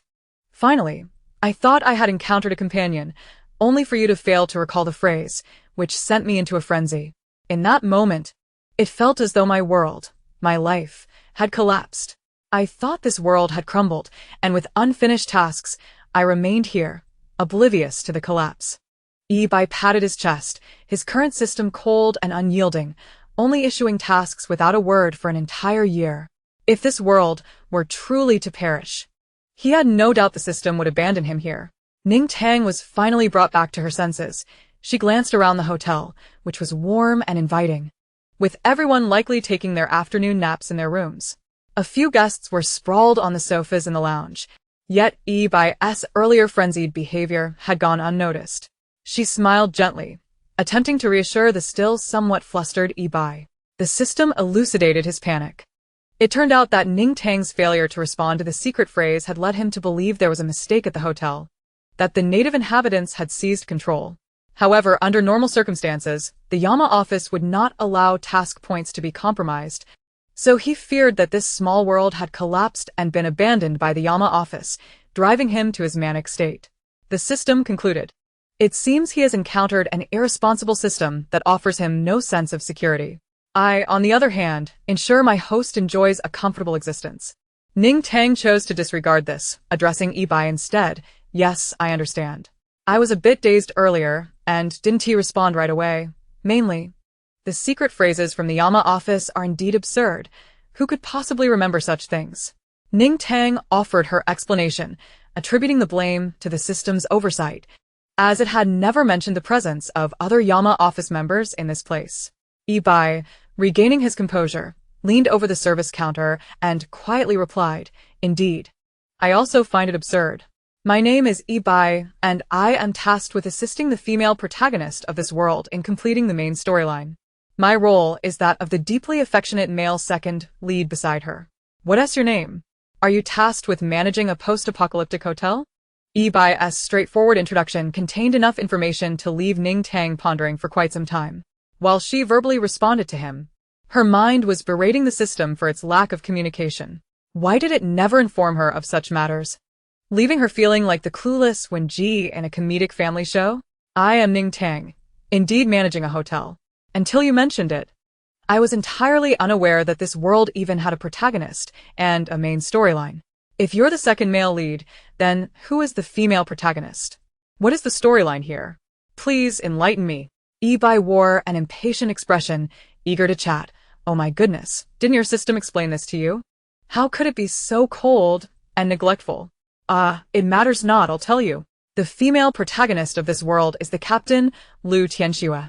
The girl with white hair, elegant, tall, and commanding. She is truly remarkable.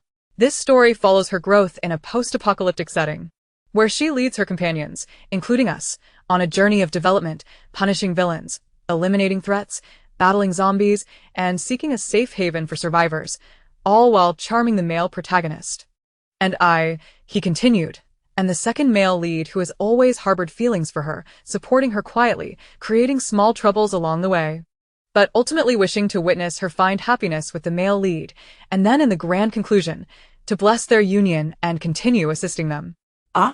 Isn't it exhilarating to play such a role? The lovesick second male lead. Surely it feels fulfilling to embody? Perhaps it was Bai's urgent desire to confide in her. Or perhaps the unfolding narrative of the protagonists and their storyline felt remarkably tangible to her. In any case, Ning Tang soon found herself captivated by Bai's tale. Indulging in the amusement of it all, Bai wore an expression that conveyed a myriad of unutterable sentiments, lamenting, I have suffered tremendously, let me tell you. Throughout this journey, I have consistently put myself in peril to maintain my character's integrity, shielding the heroine from harm no less than 10 times. And this is the apocalypse we're in. Mind you, my system hasn't granted me a single advantage, merely assuring my survival. How is that even remotely fair? I am currently at level 5, and every bit of it is solely by my own efforts, with no embellishments whatsoever. I have endured unimaginable hardships. When have we ever faced such trials during our missions? The Yellow Springs Bureau is a veritable hell. Just showing up for work feels like a gamble with one's life. Before coming here, I was terrified of ghosts and insects, but now, I have become quite the realist, savoring roasted rats and insects as if they were delicacies. At this point, the only thing I haven't consumed is maggots. All right. You have truly suffered, my friend, Ning Tang interjected, raising her hand to halt Bai, who was intent on continuing his lament. This brother certainly lacked a sense of propriety. She believed that maintaining some boundaries in human interactions was preferable.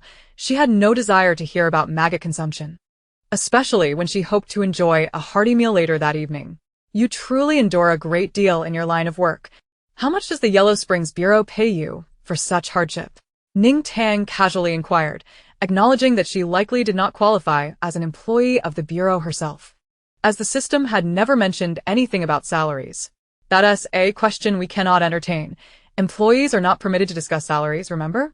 Bai replied, somewhat regretful. For he genuinely wished to engage in the conversation. Having finally found a fellow countryman, he was eager to explore any topic. Ning Tang, understanding his sentiment, shifted the conversation.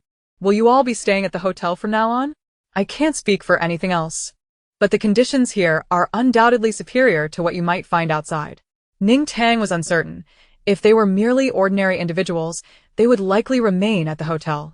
However, Bai was part of the protagonist group, which should not be inclined to seek comfort, as they were destined to continue advancing the plot. Bai raised an eyebrow. Of course, we'll stay. This is where the protagonists will reunite once more. I had to persuade the heroine to head this way. But your version here differs from the narrative. The story describes a modest dawn hotel as a sanctuary amidst the apocalypse, where Lu Tianxue encounters her heart's desire. Bai continued, glancing around. Does this seem modest to you? You cannot imagine the fear I felt upon my arrival, terrified that we might have arrived too late and that the heroine would miss the hero. And then, if the signals didn't align, I would have exploded. This is not how the plot describes it. The system quietly interjected.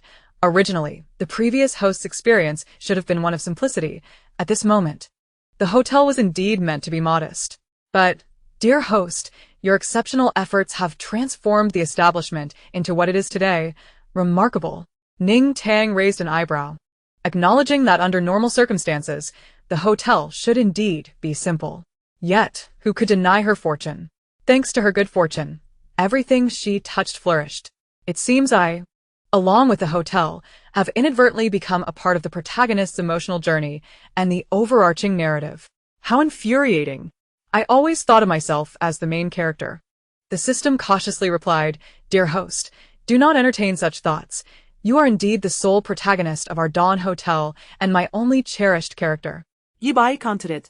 You've fared far better than the protagonists.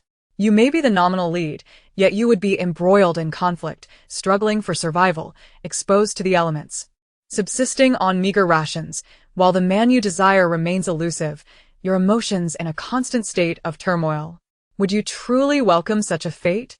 Ning Tang shook her head immediately. No, I think I prefer my role as an NPC just fine. But who is the male lead? Is he already here at the hotel?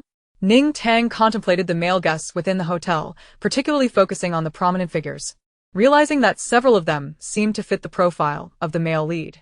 Yi-Bai casually remarked, the male lead is Su Feng, the heroine's childhood friend. Wait, who did you say? Su Feng? Ning Tang gasped, gripping Yi-Bai's arm at the service desk, eliciting a yelp from him. Nothing had ever caused her to lose her composure quite like this since she began managing the hotel. She pinched her stiffened lips, reminding herself not to hastily define others and to listen further. Yes, Su Feng.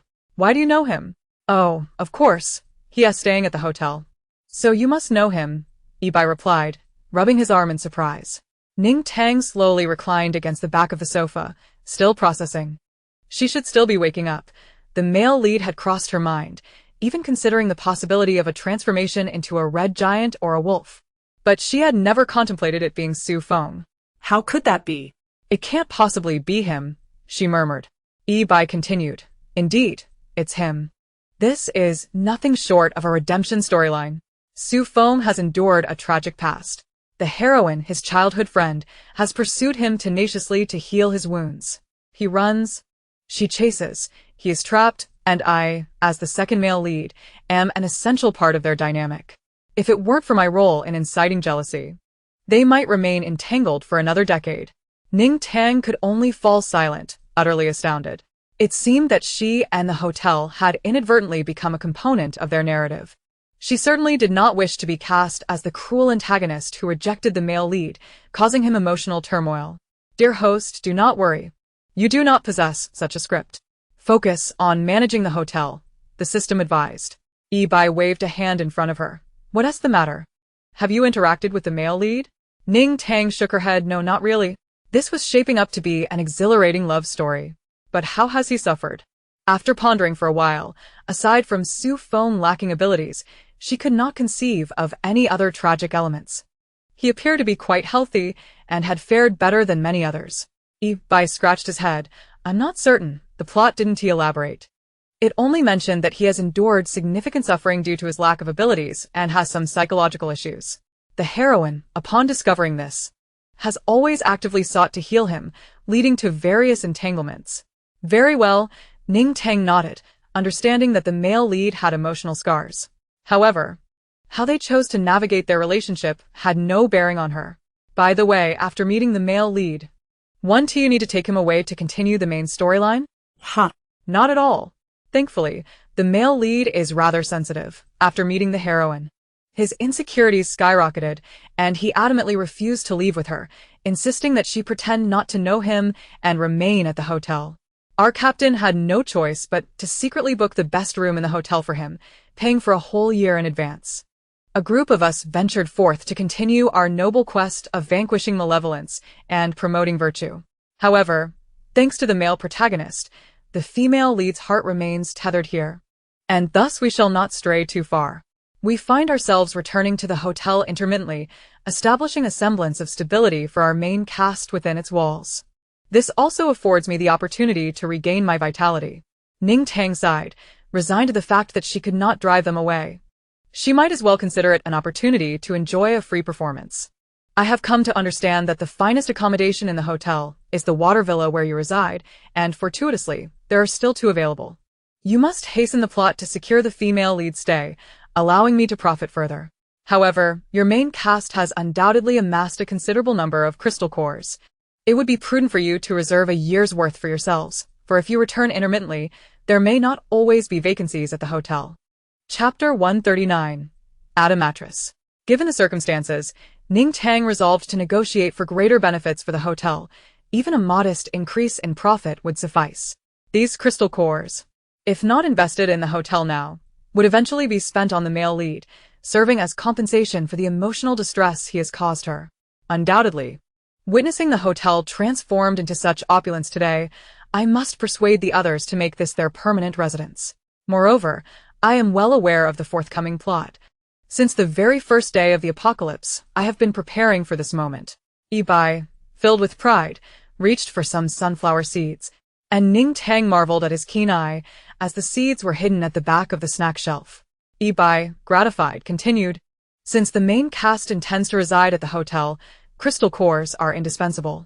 You have no idea, at the onset of the apocalypse, while others were hiding from zombies, I advocated for the female lead to slay them and stockpile crystal cores, taking advantage of the element of surprise when others were unaware of their existence. The female lead and her companions even questioned how I knew there were cores within the zombies' brains. I had to craft an elaborate explanation to cover for it. After hoarding for these years, we have become affluent in crystal cores." Ibai felt a swell of pride, recalling the skepticism he faced when he first persuaded the group to excavate the cores. Yet, he knew their worth for leveling up was limited, and initially, they held little purchasing power. The others often teased him, lamenting the burden of carrying crystal cores while fleeing for their lives. Had he not awakened his spatial abilities in time, he feared he might have been discarded like the cores themselves. All this hoarding. Yet it is ultimately for the male lead. Your meticulous planning seems destined to serve him. Ning Tang's light-hearted remark left Ibai momentarily speechless. He bit into a sunflower seed with renewed fervor, reasoning that since the female lead contributes the most, she deserves a larger share of the cores. However, he begrudged the male lead for reaping the benefits without effort. Ning Tang shared his sentiments, but swiftly redirected the conversation, fearing Ibai might become incensed enough to upturn her service desk. "So, you 4 are occupying just one water villa? With such wealth, you're crammed into a single bed? Isn't that a sign of distrust towards the hotel? We thought it best to share accommodations for convenience in case of any issues. But fret not, the female lead is not someone difficult to trust. She embodies the ideals of justice and kindness in this post-apocalyptic world. With my assistance, she will soon lower her guard towards the hotel. At that point, I can persuade her to invest all her cores here, which would also ease my burden. In the plot, she will seek out the enigmatic hotel owner to discuss ways to aid the populace, only to be rebuffed. When that moment comes, you need only play your part in the narrative and remain unperturbed. The female lead is somewhat altruistic but will not impose her ideals on others. If you refuse her, she won't hound or malign you, just take it in stride." Ibai pondered this, acknowledging that Lu Tianxue, as the leading lady, would undoubtedly harbor a sense of compassion for the suffering, yet she possesses the self-awareness not to morally bind those capable of aiding her. She would strive to assist within her means, rallying like-minded individuals, though such souls are scarce in their journey. From his understanding of the unfolding plot and his observations of Lu Tianxue over the years, Ibai was confident that she would seek out the hotel owner. While she wouldn't demand Ning Tang to selflessly sacrifice for humanity, she would surely make efforts to ensure more people could access the hotel's resources. As long as she doesn't impose moral obligations on me, I am open to her inquiries. After all, someone must uphold justice in this world. I can appreciate that. Ning Tang reassured Ibai that, even without knowing Lu Tianxue was the female lead, she wouldn't dwell on such trivial matters, if approached with kindness. She had nothing to be concerned about. But I still have some questions. Where exactly will you be righting wrongs? Haven't all survivors joined bases by now? Are there still many stragglers outside? Listening to Ibai's account of their journey, it seemed they had been wandering for some time. If there truly were many survivors adrift, it would be odd that none had visited her hotel in days. Bai tidied up the sunflower seed shells and, noticing Ning Tang wiping the service desk with her sleeve, she cheerfully offered him a bottle of water. Bai, parched, accepted the water with teary eyes and drank deeply. Ah, such kindness from a fellow townsman, he exclaimed. He continued, in those early years, when the bases were scarce, people struggled to survive amid rampant bullies. While we fought off the zombies, we also dealt with those nefarious individuals. As time passed, and people began to enter the bases, the female lead initially hoped we could find refuge within them for a stable life. Yet, true to her nature, her first experience at a base was a disaster. The base had promised much, but turned out to be a veritable slave society, with the leaders acting like tyrants, exploiting everyone under their control.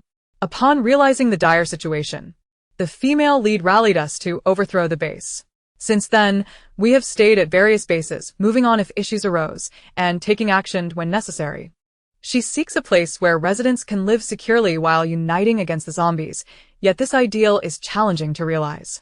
Not to mention, the petty leaders within each base are more concerned with power and profit than combating zombies. Even in a well-meaning place like the Spark base, they can barely ensure their inhabitants do not starve. Resources are so scarce that mere survival is a struggle. Who has the luxury to confront zombies? Hence, the female lead has kept us on the move. Ning Tang paused, pondering the story's conclusion. Did the female lead ever find what she sought? It struck her that perhaps that very place was the Dawn Hotel, boasting ample resources, with the female lead commanding the Spark base and the Prosperity base, and more bases to arise in the future. If the female lead were to ally with her, perhaps her aspirations could be realized more swiftly. Bai shook his head. No, the ending is simply that the female lead ends up with the male lead, and we continue our journey in search of our goal. Ning Tang sikhet. Contemplating her ambitions of dominating the world and sending zombies into the production line. She wondered if she had inadvertently influenced the main storyline. Undoubtedly, her actions would have repercussions. Casting her gaze upon Bai, who was diligently maintaining the main plot, she felt a pang of guilt and handed him a bar of chocolate. You must be hungry. Indulge in a sweet treat. She resolved to inquire further with the system, as it supported her ambitions to expand her influence. Should any troubles arise, she would delegate them to the system for resolution. Bai winked at Ning Tang, recognizing her as a true compatriot. Ahem, dear boss. Could you perhaps show some leniency and add a mattress for us? I beseech you. My roommate snores, farts, and kicks about in his sleep. Sometimes, he even sleepwalks and grabs people. Consider it an act of mercy. Please, grant us a mattress. Chapter 140. The Boss's Form. Upon witnessing his sudden change of expression, he swiftly concealed the chocolate within his pocket and then clasped his hands together in a gesture of prayer directed at himself. Ning Tang, astutely perceptive, quickly grasped his meaning. Presumably, the main characters had arrived. Her face remained impassive as her eyes flicked sideways, and indeed, she spotted two women and a man emerging from the arched entrance of the island resort. Those three stood tall and striking, their impressive stature unmistakably marking them as the protagonists. Instantly, she shifted into her role as the proprietor, reclining languidly upon the sofa. Her demeanor transforming to exude an air of authority, her expression one of feigned exasperation. You see, your request does not align with our establishment's regulations, young man. You are making things quite difficult for us. We are merely a small business, and at this price, we are practically engaging in charity. Now, you wish to add a bed? That would result in a loss for us. However, let me ponder this. Considering your earnest compliments about our hotel, I might contemplate granting you a small mattress as a special exception. Remember, this is a unique concession. Do not divulge it to anyone else. Otherwise, if others learn of it, they will flock to squeeze into our rooms for extra bedding, and our hotel will hardly remain profitable. As Lu Tianxue and her companions arrived, they were greeted by the sight of Bai in a rather undignified position, pleading at the front desk with tear-streaked cheeks. His performance was nothing short of theatrical. Had they not known his intentions, they might have genuinely believed he was a victim of bullying. Yet, none among them thought ill of the hotel owner. Recognizing that such requests for additional bedding were seldom accommodated even before the apocalypse, let alone in the resource-scarce world they now inhabited, In contrast, Ning Tang's willingness to provide them with an extra mattress was what truly astonished them. Su Shanlan nearly fainted with indignation, exclaiming, "Well, this scoundrel Yi Bai heard me speak ill of him behind his back. He had the audacity to claim that after years of braving the elements in the apocalyptic wasteland, they had become too finicky to sleep without a mattress. Originally, they had agreed on 2 rooms with large beds in the water house, allowing Lu Tianxue and Sun Fanchun to share a room where they could sleep wherever they pleased. The large sofa and thick carpet in the room were far more comfortable than the outdoors. 2 grown men could easily manage a night. Yet, Yi Bai suddenly went off the deep end, insisting on consulting the owner to see if an extra bed could be arranged. Despite all 3 expressing that it was unnecessary, Yi Bai acted as though possessed, declaring that they had spent their crystal cores and deserved to sleep comfortably. Su Shanlan wanted to laugh. The 4 of them had only spent less than a 3rd-level crystal core for a night in the island villa. A 3rd-level crystal core was something he would not even bother to pick up if it were lying in the street. He had even told Yi Bai that he could sleep on the sofa and let Yi Bai have the bed, urging him to stop this nonsense. If they were kicked out of the hotel, he would finally behave. Nevertheless, Yi Bai persisted in his demand for an extra bed. Seeing his tenacity, they decided to let him try. As it turned out, he had been gone for so long now that they awoke from their afternoon nap, worried that his unreasonable request had resulted in him being thrown out by the hotel staff after a beating. Su Shanlan's anger turned to humor. She even followed Lu Tianxue and Sun Fanchun to check on him, only to overhear him disparaging her from behind. Upon hearing Ning Tang's agreement, Yi Bai feigned ignorance of his companion's presence, lavishing her with effusive gratitude. Ning Tang waved her hand, signaling him to temper his enthusiasm. "All right, remember your room number. Shortly, the staff will bring you the mattress and blankets. Enough with the bowing. If you truly wish to show gratitude, extend your stay for a few more days and indulge in our offerings." Lu Tianxue and Sun Fanchun approached, with Lu Tianxue smiling as she expressed her thanks. "Thank you, boss. We will extend our stay for 2 more days." Ning Tang observed her closely, handing over 2 3rd-level crystal cores, recognizing her as the female lead, Lu Tianxue. True to her name, she possessed a strikingly beautiful and ethereal visage, imbued with a sense of compassion akin to that of Mother Earth. Ning Tang found her countenance appealing. She seemed the type who would, without hesitation, offer a sanitary napkin to anyone in need, regardless of their acquaintance. In essence, Lu Tianxue emanated reliability, possessing her own thoughts while embodying a gentle yet righteous spirit. Ning Tang accepted the crystal cores and reserved the accommodation for Lu Tianxue, whose impression on her was favorable. Even without Yi Bai's prior revelations, she would have likely taken a liking to Lu Tianxue. Yet, a twinge of regret surfaced in her heart. Lu Tianxue's destined partner was Su Feng. Ning Tang endeavored to minimize her biases against Su Feng, reassuring herself that perhaps her lack of familiarity with him contributed to her prejudgments. After all, Su Feng might possess qualities that were beyond her perception.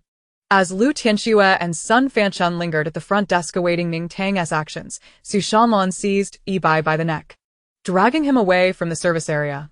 "I dropped a crystal core outside. Accompany me to search for it." Yi Bai struggled in terror. "Don't joke around. The crystal cores are with me and the captain. You have none. You're not planning to find a secluded spot to dispose of me, are you? Hey, Fanchun. Tianxue. Help." Hearing the commotion, Lu Tianxue glanced back, observing the 2 disappearing through the hotel entrance, her worry mounting. Were they about to fight again? Surely, Yi Bai could withstand it. They remained uncertain about the hotel's safety, and it would be unacceptable for one of their own to be injured. Beside her, Sun Fanchun gently squeezed her arm in consolation. "Do not worry, Shanlan knows her limits. Over the years, Yi Bai has endured countless beatings due to his loose tongue. He can take a hit better than anyone." Ning Tang completed the renewal process and interjected at the opportune moment. "The renewal has been successfully processed." Lu Tianxue, no longer concerning herself with Yi Bai, smiled in gratitude towards Ning Tang. Although Ning Tang sensed her desire to inquire further, Lu Tianxue ultimately remained silent. In truth, Lu Tianxue was quite curious about the seemingly lavish and abundant resources of the hotel and how the island resort managed to provide them. Earlier, when they arrived, they had asked several guests on the beach, but those visitors merely smiled and dismissed their inquiries, saying, We arrived early, but why ponder too much? The hotel owner possesses remarkable abilities. We are here to enjoy. As Lu Tianxue led Sun Fanchun towards the rear courtyard, she paused after a few steps and turned back. Boss, may I inquire about the fried chicken and meat sandwich shops at the back?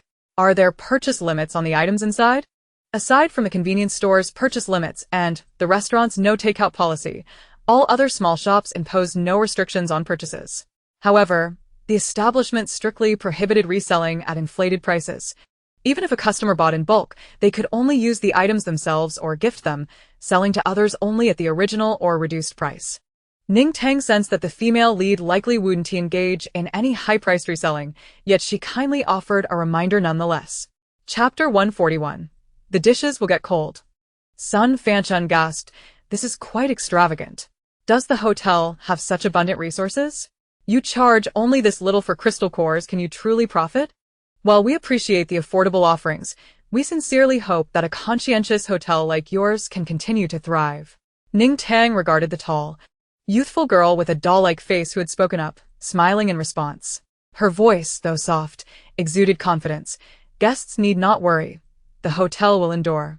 Since this was the new life bestowed upon her by the Underworld's Bureau, the hotel must persist, at least to ensure her comfort in her twilight years. The system concurred with her thoughts. "Fear not. The hotel will provide for the host's peaceful retirement. When the time comes for you to depart, I shall personally escort you alongside the Black Wucheng." Ning Tang found it rather intriguing. They had essentially been lifelong online acquaintances, destined to meet in reality only upon her demise. "You may also envision my appearance in your imagination. The handsomest form in your mind is what I look like." Ning Tang. How curious, how strange. How did you come to know that my idol is teacher Song Xiaobao? The system fell silent, its heart brimming with joy as it set off to discover which teacher Song Xiaobao was.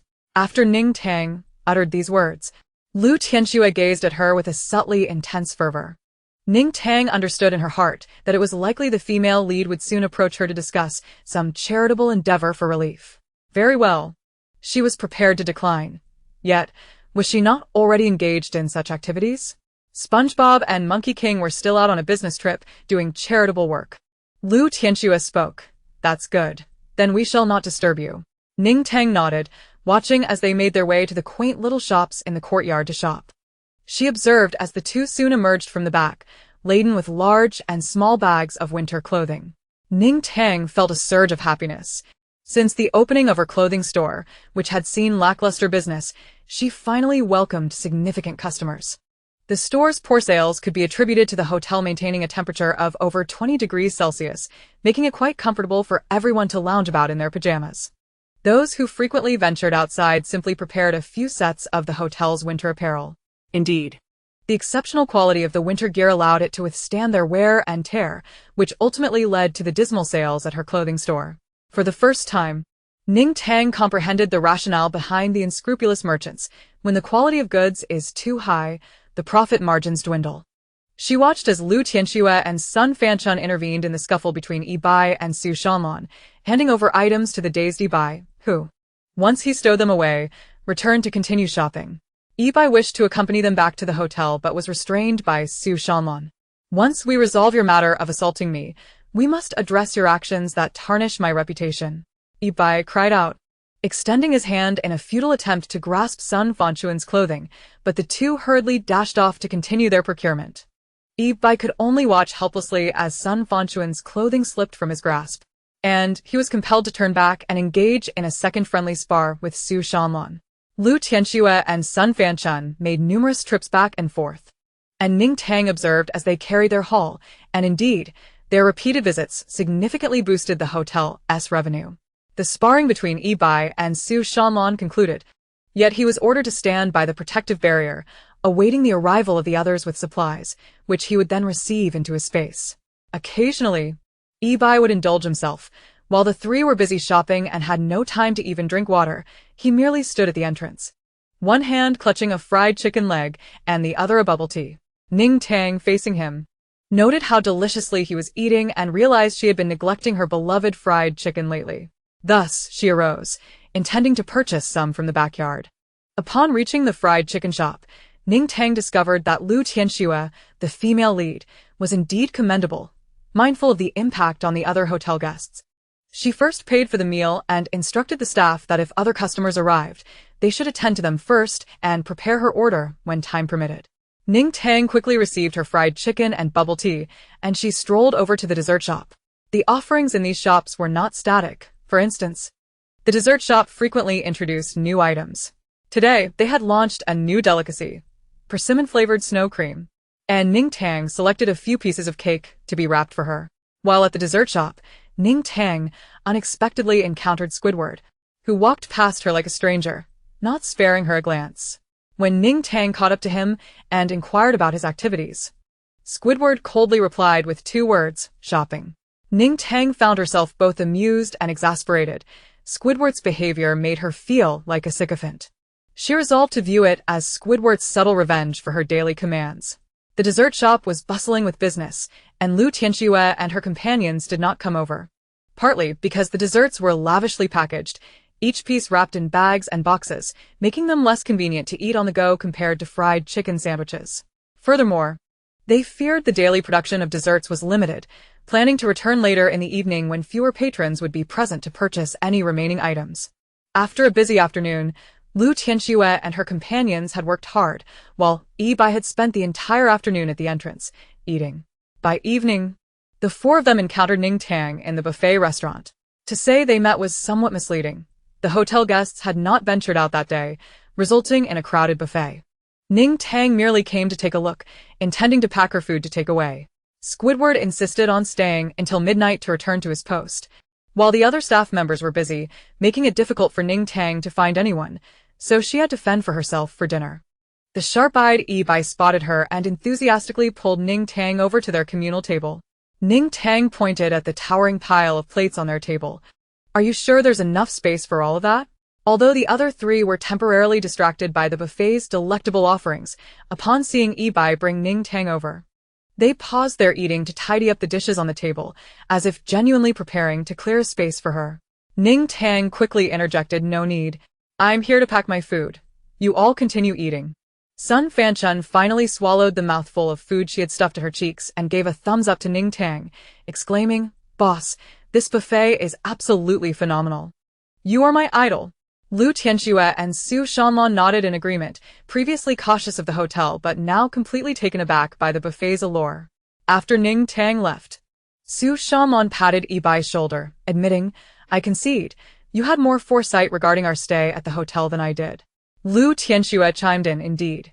And your efforts to cultivate a good relationship with the hotel owner were commendable, yet we must not let our guard down entirely. She wished more than anyone for the hotel to be as it appeared, devoid of malice or traps, but it was only their first day, and they needed to observe further. Yi Bai, vigorously gnawing on a large bone, urged, Stop overthinking it, let us just eat before the food gets cold. Chapter 142, Deception. Is this guest wishing to enter the guest room area? Registration is required. Squidward's voice rang out, pulling Ning Tang's attention away from the tablet. Following Squidward's gaze, she noticed a man and woman standing at the elevator doors. The short-haired woman's back seemed familiar. After a couple of glances, it dawned on her that this was Wang Kaidi, who had come with Su Feng. Ning Tang had not envisioned their reunion occurring in this manner. She observed as Wang Kaidi paused, whispering something to the man beside her. Subsequently, the 2 approached the service desk, with Wang Kaidi smiling. We 4 are together. He arrived 2 days late. Since we're all sharing a room, I thought he wouldn't need to register. Wang Kaidi's demeanor had markedly improved since her last visit. Yet Ning Tang maintained a professional attitude, stating, all guests wishing to check into the hotel must register. If you were unaware, it's not a problem. We can register now. Would the guests like to recharge their account? For individual recharges, simply facial recognition can be used during consumption. The man showed little reaction, but Wang Kaidi eagerly produced a level 3 crystal core and handed it over, saying, all right, let us recharge some. The man stood with his hands clasped behind his back at the registration machine, his sharp gaze sweeping over everything at the front desk. His eyes lingered on Ning Tang a moment too long, his scrutinizing glare making her uncomfortable, as if she were being targeted by a fat rat lurking in a gutter. Why doesn't your hotel have security? How can you ensure the safety of your guests? The man's tone was rather haughty, and for a fleeting moment, Ning Tang felt as if she were dealing with a lofty, godlike guest from the world before the apocalypse, here to offer her, a mere front desk clerk, a few minor suggestions. Alas, this was the apocalypse, and her hotel was a lifeline for all. Ning Tang wanted to retort that if they didn't like it, they could leave. As she glanced at Wang Kaidi beside her, Ning Tang resolved to allow them to inflate their egos first, if she aimed to catch a turtle. Her trap must be exquisite. She donned a standard smile and gestured towards the nearby robot, affectionately dubbed Octopus Brother. The hotel boasted the most advanced and versatile robots, capable of handling both zombies and invading superhumans with ease. Furthermore, the establishment possessed the ability to shield against all mutated species and human abilities, ensuring that guests could rest easy without concerns for their safety. The man before her seemed to have the words information seeker practically etched on his face, though perhaps he deemed it beneath him to conceal his intentions, or he simply regarded Ning Tang as an ordinary hotel receptionist unworthy of his subterfuge. Upon noticing the off-road vehicle parked outside the hotel, Ning Tang inferred from its extensive modifications that this man likely held a significant position alongside Wang Kaidi in their base, suggesting that their faction was formidable, which eased her mind. It was only fitting that a prime target warranted her patience. Wang Kaidi, with a smile, attempted to smooth over the situation, explaining that her elder brother was naturally cautious and wary of being targeted due to the hotel's impressive facilities. The man did not relent, continuing to inquire, "How reliable is your ability to shield against superpowers? It sounds too good to be true, and if it is mere false advertising, it could cost us our lives. Rest assured, our hotel employs specialized staff whose abilities can neutralize all mutated species and superpowers, presenting no safety hazards. Since our establishment, we have never had a mishap," Ning Tang assured him. "Guests need not worry. Even if zombies were to breach our doors, countless capable individuals reside within the hotel, and the suite area is located on the upper floors. The guests on the lower levels would be quick to intervene." Ning Tang intentionally exaggerated the hotel's vulnerability to make it appear easily conquerable, for the T-Planet awaited new test subjects. The hotel's guests had been cooped up for 2 days, eagerly anticipating their arrival. She had to ensure her pre-war deception was effective, instilling confidence in the opposing party. Otherwise, they might not come.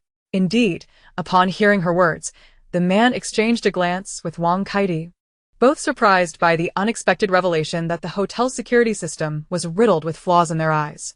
While they could not fully trust Ning Tang's assertions, the notion that superpowers were neutralized by superhumans made their task seem considerably easier. If they could locate the superhumans and eliminate them, the superhumans from Xiangyang base could truly unleash their abilities within the hotel. As for Ning Tang's claim about the guests, they dismissed it, unconcerned about the involvement of those who had no stake in the matter. The man's lips curled into a smirk, and he ceased speaking, leaving Wang Kaidi to ask a few more questions about the hotel. Soon, the machine displayed the man's information. Guahangtai, 48 years old, a level 6 Earth-type superhuman, with a balance of 500 crystals and 0 accumulated points. Wang Kaidi noted that he had also recharged his points, opting not to rush Guahangtai upstairs, but instead to explore the hotel more thoroughly. Their first stop was the convenience store, where Ning Tang observed the man surveying the surroundings with an air of authority, while Wang Kaidi provided explanations, to which he nodded occasionally. It was quite amusing. Had Ning Tang not been the hotel owner, she might have mistaken him for an inspecting shareholder. Wang Kaidi guided the man through the courtyard, maintaining a semblance of leadership without purchasing anything. Guahangtai wore a satisfied expression, and Wang Kaidi appeared equally pleased. She pointed towards the arched doorway beside the service desk, intending to take him to the hotel's astonishing island resort. Perhaps due to his overwhelming satisfaction with the hotel, Guahangtai stood even taller, making it seem as though he had some connection to the establishment. As they passed the service desk, his gaze returned to Ning Tang, now devoid of the initial wariness and scrutiny. Instead, he appeared to be appraising her as a potential captive. He surveyed her from head to toe, and even when Ning Tang shot him a glare, he remained unperturbed, his eyes gleaming with a brazen sense of entitlement. "Little girl, with such beauty, it would be a shame for you to be merely a receptionist here," Guahangtai remarked with a lewd grin, his insinuations evident in both his words and his gaze, leaving no doubt about his intentions. Wang Kaidi recognized his implications but refrained from addressing them directly in front of Ning Tang. After all, Ning Tang was still part of the hotel staff, and they could not afford to alienate her before taking action. Instead, she smiled at Guo Hongtai, saying, "You have an eye for talent. Those you praise are bound to experience great fortune. Even if they don't, I will personally ensure they receive that fortune." Ning Tang listened to their blatant innuendo with a light chuckle. Guo Hongtai's paternalistic demeanor and suggestive remarks were truly repugnant. Should she express her anger at his words, he would merely claim others were misinterpreting his intentions, absolving himself while casting blame elsewhere. If she smiled and let it pass, he would only grow bolder, taking advantage of her composure. Regardless of his future actions, in that moment, he had achieved his goal. Chapter 143. An unpleasant sight. Ning Tang spoke up. "Guo Hongtai, I command you to reveal your true thoughts." Wang Kaidi was taken aback, struggling to comprehend the situation, while Guo Hongtai, with a leering grin, responded, "Once we from Xiangyang base take this hotel, you little darling will be with me. I promise to treat you to a life of luxury, 100 times better than this wretched front desk job." Wang Kaidi was horrified, unable to fathom Guo Hongtai's audacity in making such brazen remarks. Quick to react, she attempted to defend him, but before her smile could form, Ning Tang whispered several more words, recalling her ability to command respect within the hotel. The guests seated in the lounge were in for a rude awakening, enjoying their time until they were suddenly confronted with an unsightly spectacle. An unattractive man exaggeratedly gyrated, Flaunting his unappealing physique while parading his beer belly in the lobby, performing a crass and ostentatious dance. While the guests were generally tolerant, his increasingly revealing antics prompted several patrons to loudly chastise his behavior. Yet, the man continued to dance provocatively, disregarding their objections, and soon it appeared he would strip entirely. A few hot-headed individuals, cursing under their breath, were ready to intervene, while others shielded children's eyes, as their perfect day was marred by this grotesque display. Ning Tang had not anticipated that her few words would liberate Guo Hongtai's true nature. Wang Kaidi, though more composed, merely danced awkwardly, revealing the man's perverse inner self. Before the hotel guests could approach, they witnessed the greasy man engage in even more inappropriate actions. Guo Hongtai emitted some undignified sounds, and upon seeing a few people approach, he exchanged knowing glances with them.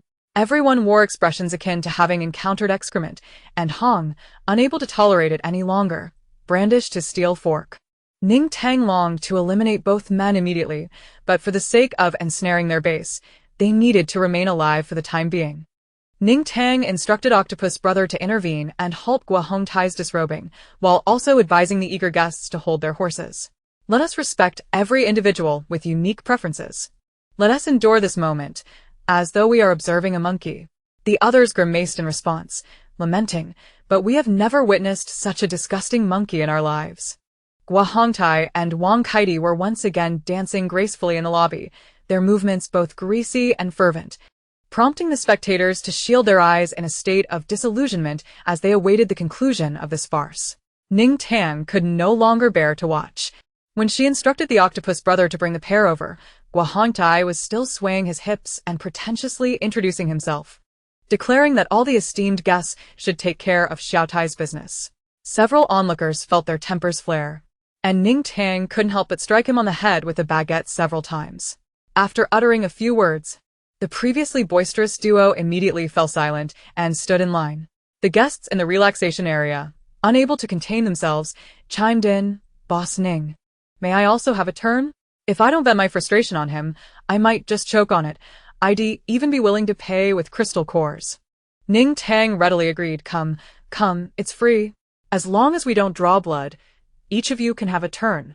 The guests were so exhilarated that tears nearly sprang from their eyes as they eagerly formed a queue. In no time, the line extended from the lobby into the courtyard. Xiaosong, who had just bought something to eat, was momentarily taken aback when he turned to see the end of the queue at the entrance. Though oblivious to the unfolding events, he obediently joined the line. After a wait of several minutes, it was finally his turn. Holding the baguette Ning Tang had handed him, he mimicked the previous guest and struck Guo Hongtai's head twice. Ning Tang merely raised an eyebrow, observing Xiaosong's bewildered expression without further comment. "Fine. 2 hits would suffice." After all, Guahongtai wasn't he likely to perish from an extra strike, so what was the harm in him receiving one more? This cathartic competition concluded when Ning Tang interrupted with her 3 sturdy baguette strikes, leaving the guests feeling invigorated as they returned to their own affairs. She instructed the 2 individuals to put on their clothes and asked the octopus brother to check their heads, ensuring there were no visible injuries. Fortunately, the guests had only utilized finesse, and neither of them bore even a single bump. "I command you both to forget what just transpired," Ning Tang declared.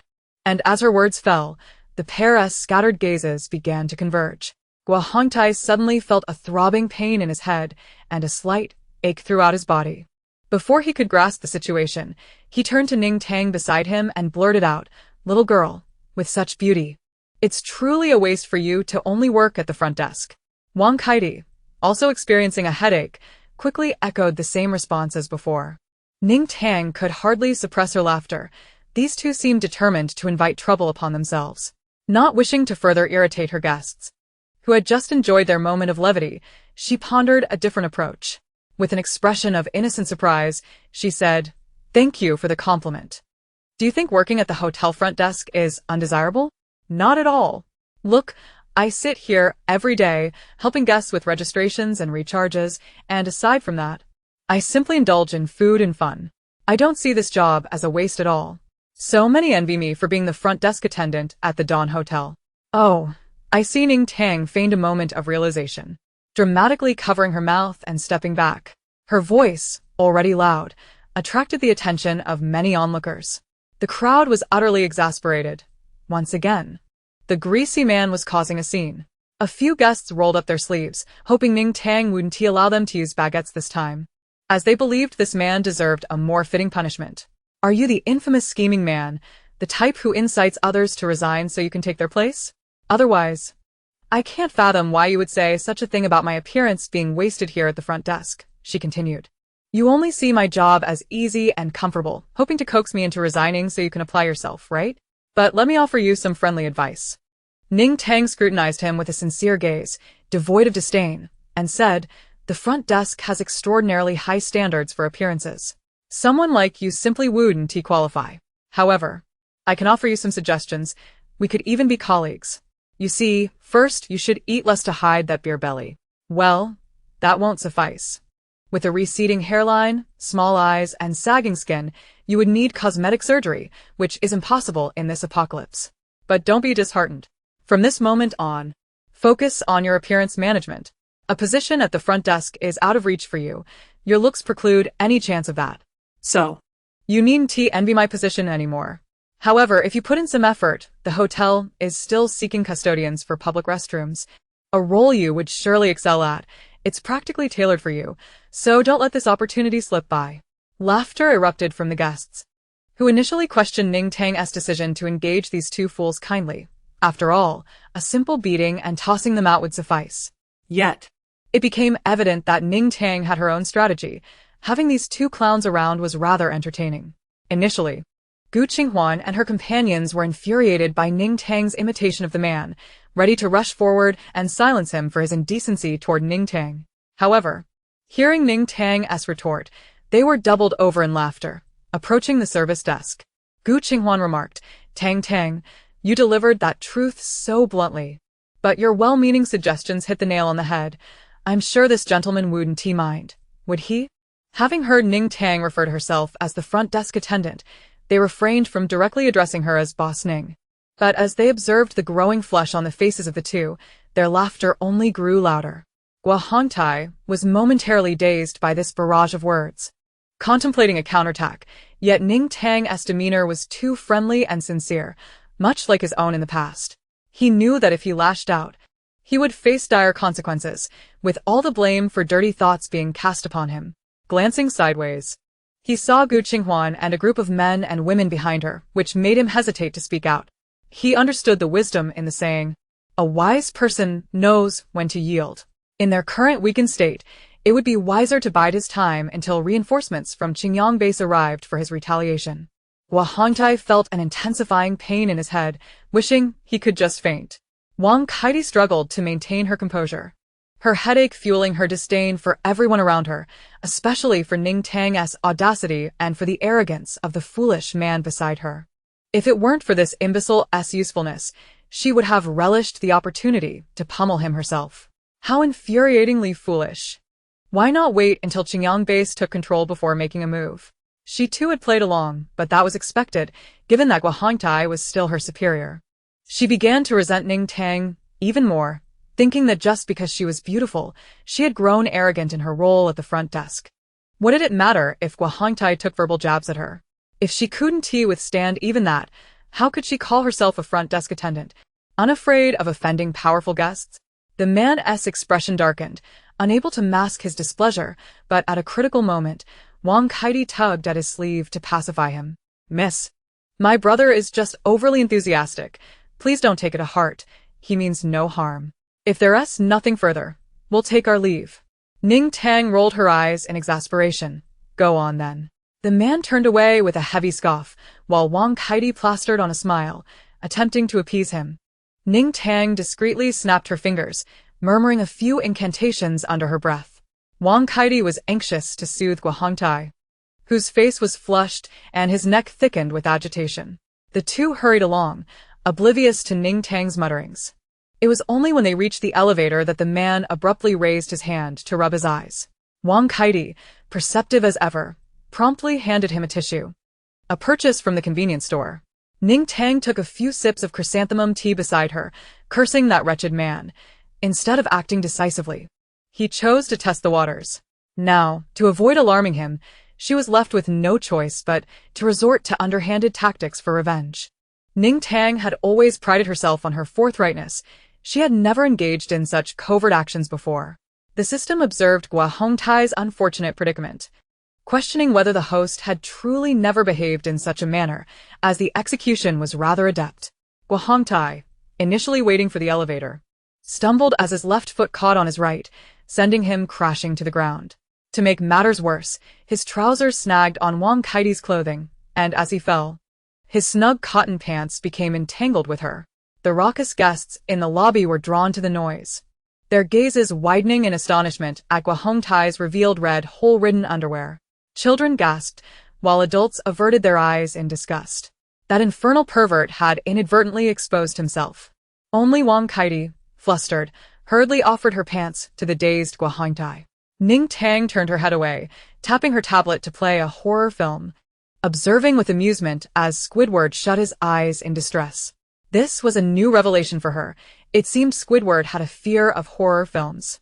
As she watched, her thoughts drifted back to the two individuals. Prior to this, she had held a 7/10 belief that Wang Kaidi would bring someone to stir up trouble, based on Su Feng's one-sided account. Although she had never anticipated that her well-meaning warning would lead the guests to decide against venturing out for days. Now that Wang Kaidi had returned with this man, her conviction grew to 9/10. It was evident that the man held a higher status than Wang Kaidi, who was subtly flattering him. Bringing him along seemed to indicate that her words had not been entirely trusted back at the base, and she sought to ascertain the situation with an ally. Ning Tang's thoughts then turned to Su Feng. Ever since his dramatic outburst that night, he had not been seen for an entire day. Coincidentally, the female lead had visited the hotel yesterday, causing them to miss each other entirely. Now that Wang Kaidi had returned, although she was uncertain about the true nature of Su Feng and Wang Kaidi's relationship, she sensed that there might be some romantic tension between them. She commanded Squidward to fetch her more bags of sunflower seeds from the penthouse. She was fully prepared, eagerly awaiting the unfolding drama. Yet, just as the tablet reached the terrifying segment, she seized Squidward, who was about to rise. The sunflower seeds could wait. Squidward could not miss this horror film. Su Feng was startled. He had suspected Wang Kaidi had intentions for the hotel but thought she would directly bring someone from the Xiangyang base to take action. He never expected her to return alone. When Wang Kaidi burst through the door and rushed to the bedside, his first instinct was one of fear. He was a man of professional integrity and would never present himself to Wang Kaidi in such a disheveled state, especially since he had assumed he would never see her again. In his mind, he envisioned winning against Wang Kaidi at the hotel, simply standing above and watching her downfall unfold. "Xiao Feng, what's wrong? Are you ill? You look so weak." Wang Kaidi rushed to his side. her face filled with concern, her eyes brimming with empathy. Su Feng nearly faltered in his expression. Her sudden appearance and her extraordinarily unusual demeanor left him perplexed. Just as his confusion peaked, he caught sight of a stranger lurking outside the door. Upon feeling Wang Kaidi's grip tightening in his palm, Su Feng's gaze sharpened. He felt a wave of nausea. Wang Kaidi must have brought someone from the Xiangyang base to probe the situation, perhaps intending to exploit him for a heartfelt performance. Despite these thoughts, he remained dutifully engaged in the charade. "Kaidi, you've finally returned." Su Feng's shock and delight appeared genuine as he grasped Wang Kaidi's hand, as if awakening from a stupor. "Don't mind my appearance. I haven't looked my best lately. I thought you might not come back, which made me despondent for a couple of days. I'm sorry for jumping to conclusions. I shouldn't have been so suspicious and allowed you to see me like this." Su Feng's expression was sorrowful as he played along with Wang Kaidi's act of true love. Seeing his compliance, Wang Kaidi felt satisfied, embracing him and revealing a genuine smile. She reassured him a few more times before eagerly pulling him from the bed. "Come, this is Gua, the base leader of Xiangyang. Gua, this is my beloved Xiaofeng. He can be a bit clingy and sensitive, so please excuse him." Gua Hongtai sat on the sofa, wearing a half-smile that barely concealed his discomfort. He nodded curtly at Wang Kaidi, offering Su Feng not even a glance. He was still reeling from the earlier humiliation, compounded by an inexplicable discomfort in his head. His expression darkening, radiating an aura that discouraged approach. Internally, he held some resentment towards Wang Kaidi for not catching him in time, and he looked down on Su Feng, whom he perceived as living off others' efforts. What was his status to associate with someone like him? Thus, he offered Su Feng no warmth. Su Feng, Unfa. Had encountered this scenario many times before and handled it with ease. He smiled graciously, humbly greeting Gua Hongtai, showing no signs of embarrassment despite Gua's indifference. Wang Kaidi, pleased, patted his shoulder. She appreciated Su Feng's understanding nature, though she felt a twinge of reluctance at leaving him behind.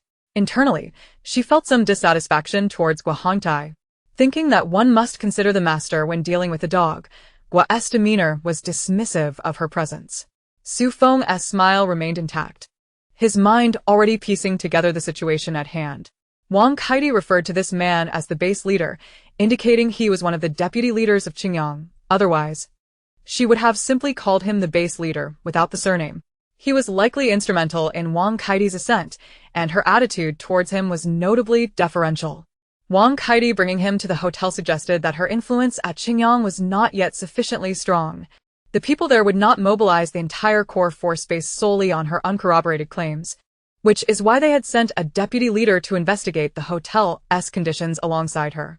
Seeing Gua Hongtai's displeasure, Wang Kaidi rolled her eyes internally, putting on a facade of hospitality. She turned to Su Feng, instructing Xiaofeng, "Go change your clothes in your room for a bit. We need to prepare to properly entertain him after his arduous journey. Do we have enough crystal cores? Here, let me give you some more.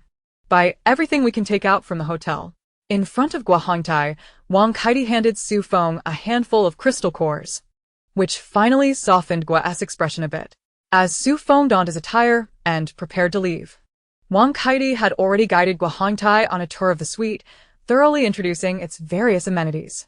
"Director Gua," she remarked, "I previously emphasized that a forceful approach towards the hotel is ill-advised, precisely for this reason. The facilities here are exceptionally comprehensive. Even a minor act of destruction would amount to a loss for our Xiangyang base."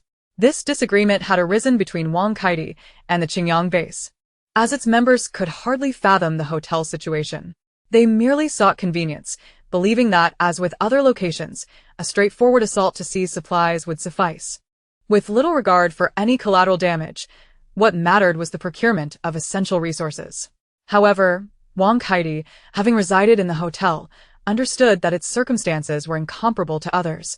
The provision of water and electricity here was reliable, and should conflict arise, the thought of damaging even a single aspect of the hotel's infrastructure, let alone its aesthetic, Pained her deeply. Gua Hongtai circled the cozy suite repeatedly, his brow furrowed. Wang Kaidi was correct, yet unease gnawed at him.